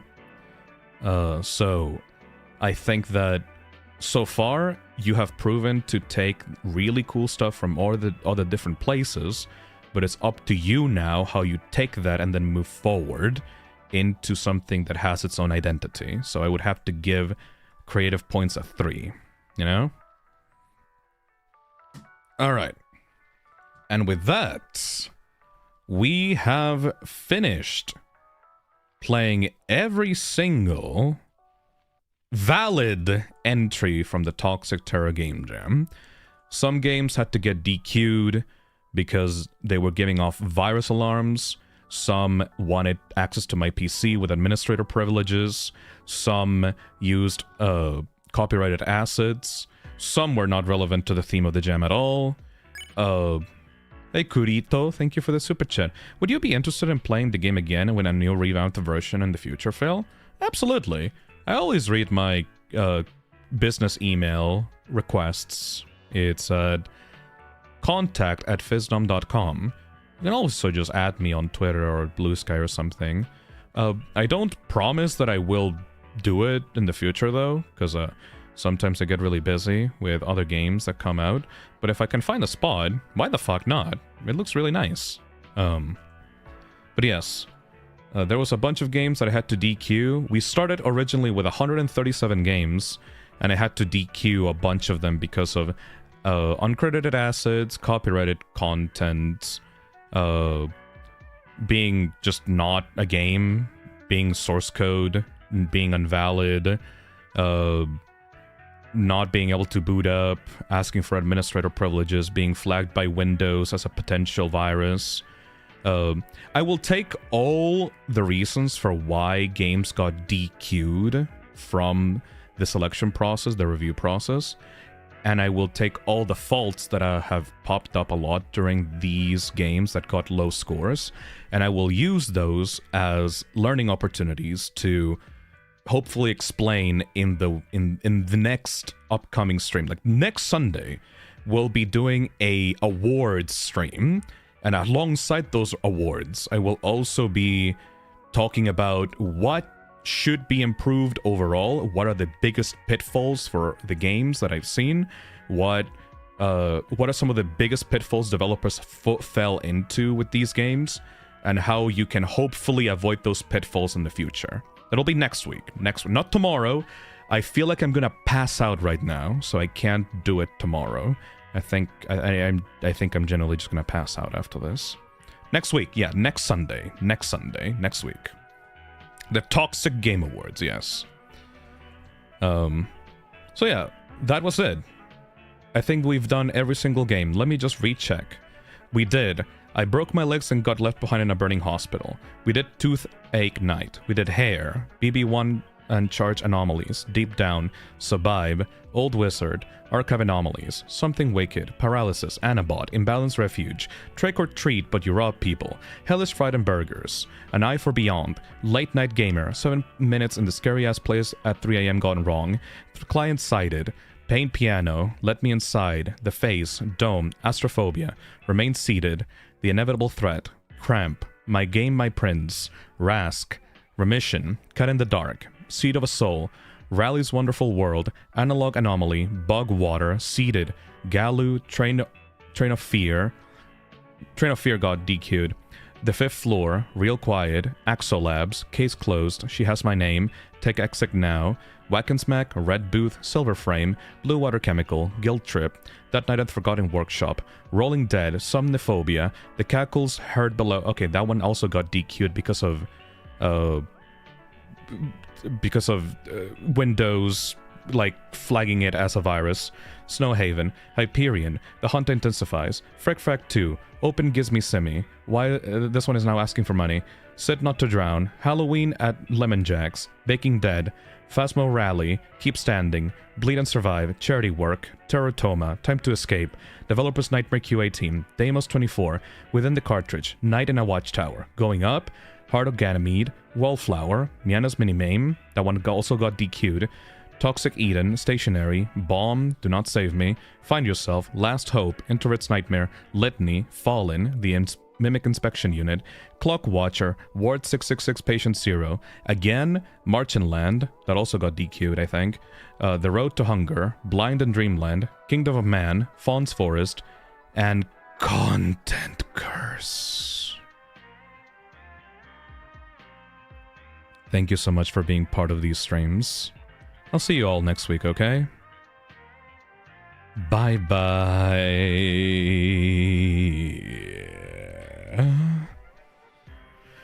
I learned a lot.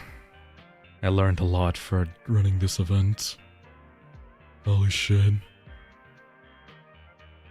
Next time I'm gonna be very mean about which games are valid for review. Very, very mean. Very mean! Thank you. Hey, Clockwork Demon, thank you for the super chat. I didn't participate in the jam, but thanks for putting all this together, Phil. Yay! It's been a lot of fun watching all the entries. You guys are super skilled. Hell yeah. Go to sleep, everybody. Make sure to get some good sleep. Don't be like me. Don't fuck your sleep schedule just because of a stream event, please. Be better. Be better than me. It's not worth it. I mean, it was worth it. It was fun, but still. Be better. Focus on your health. Be happy. I beg of you. Bye-bye.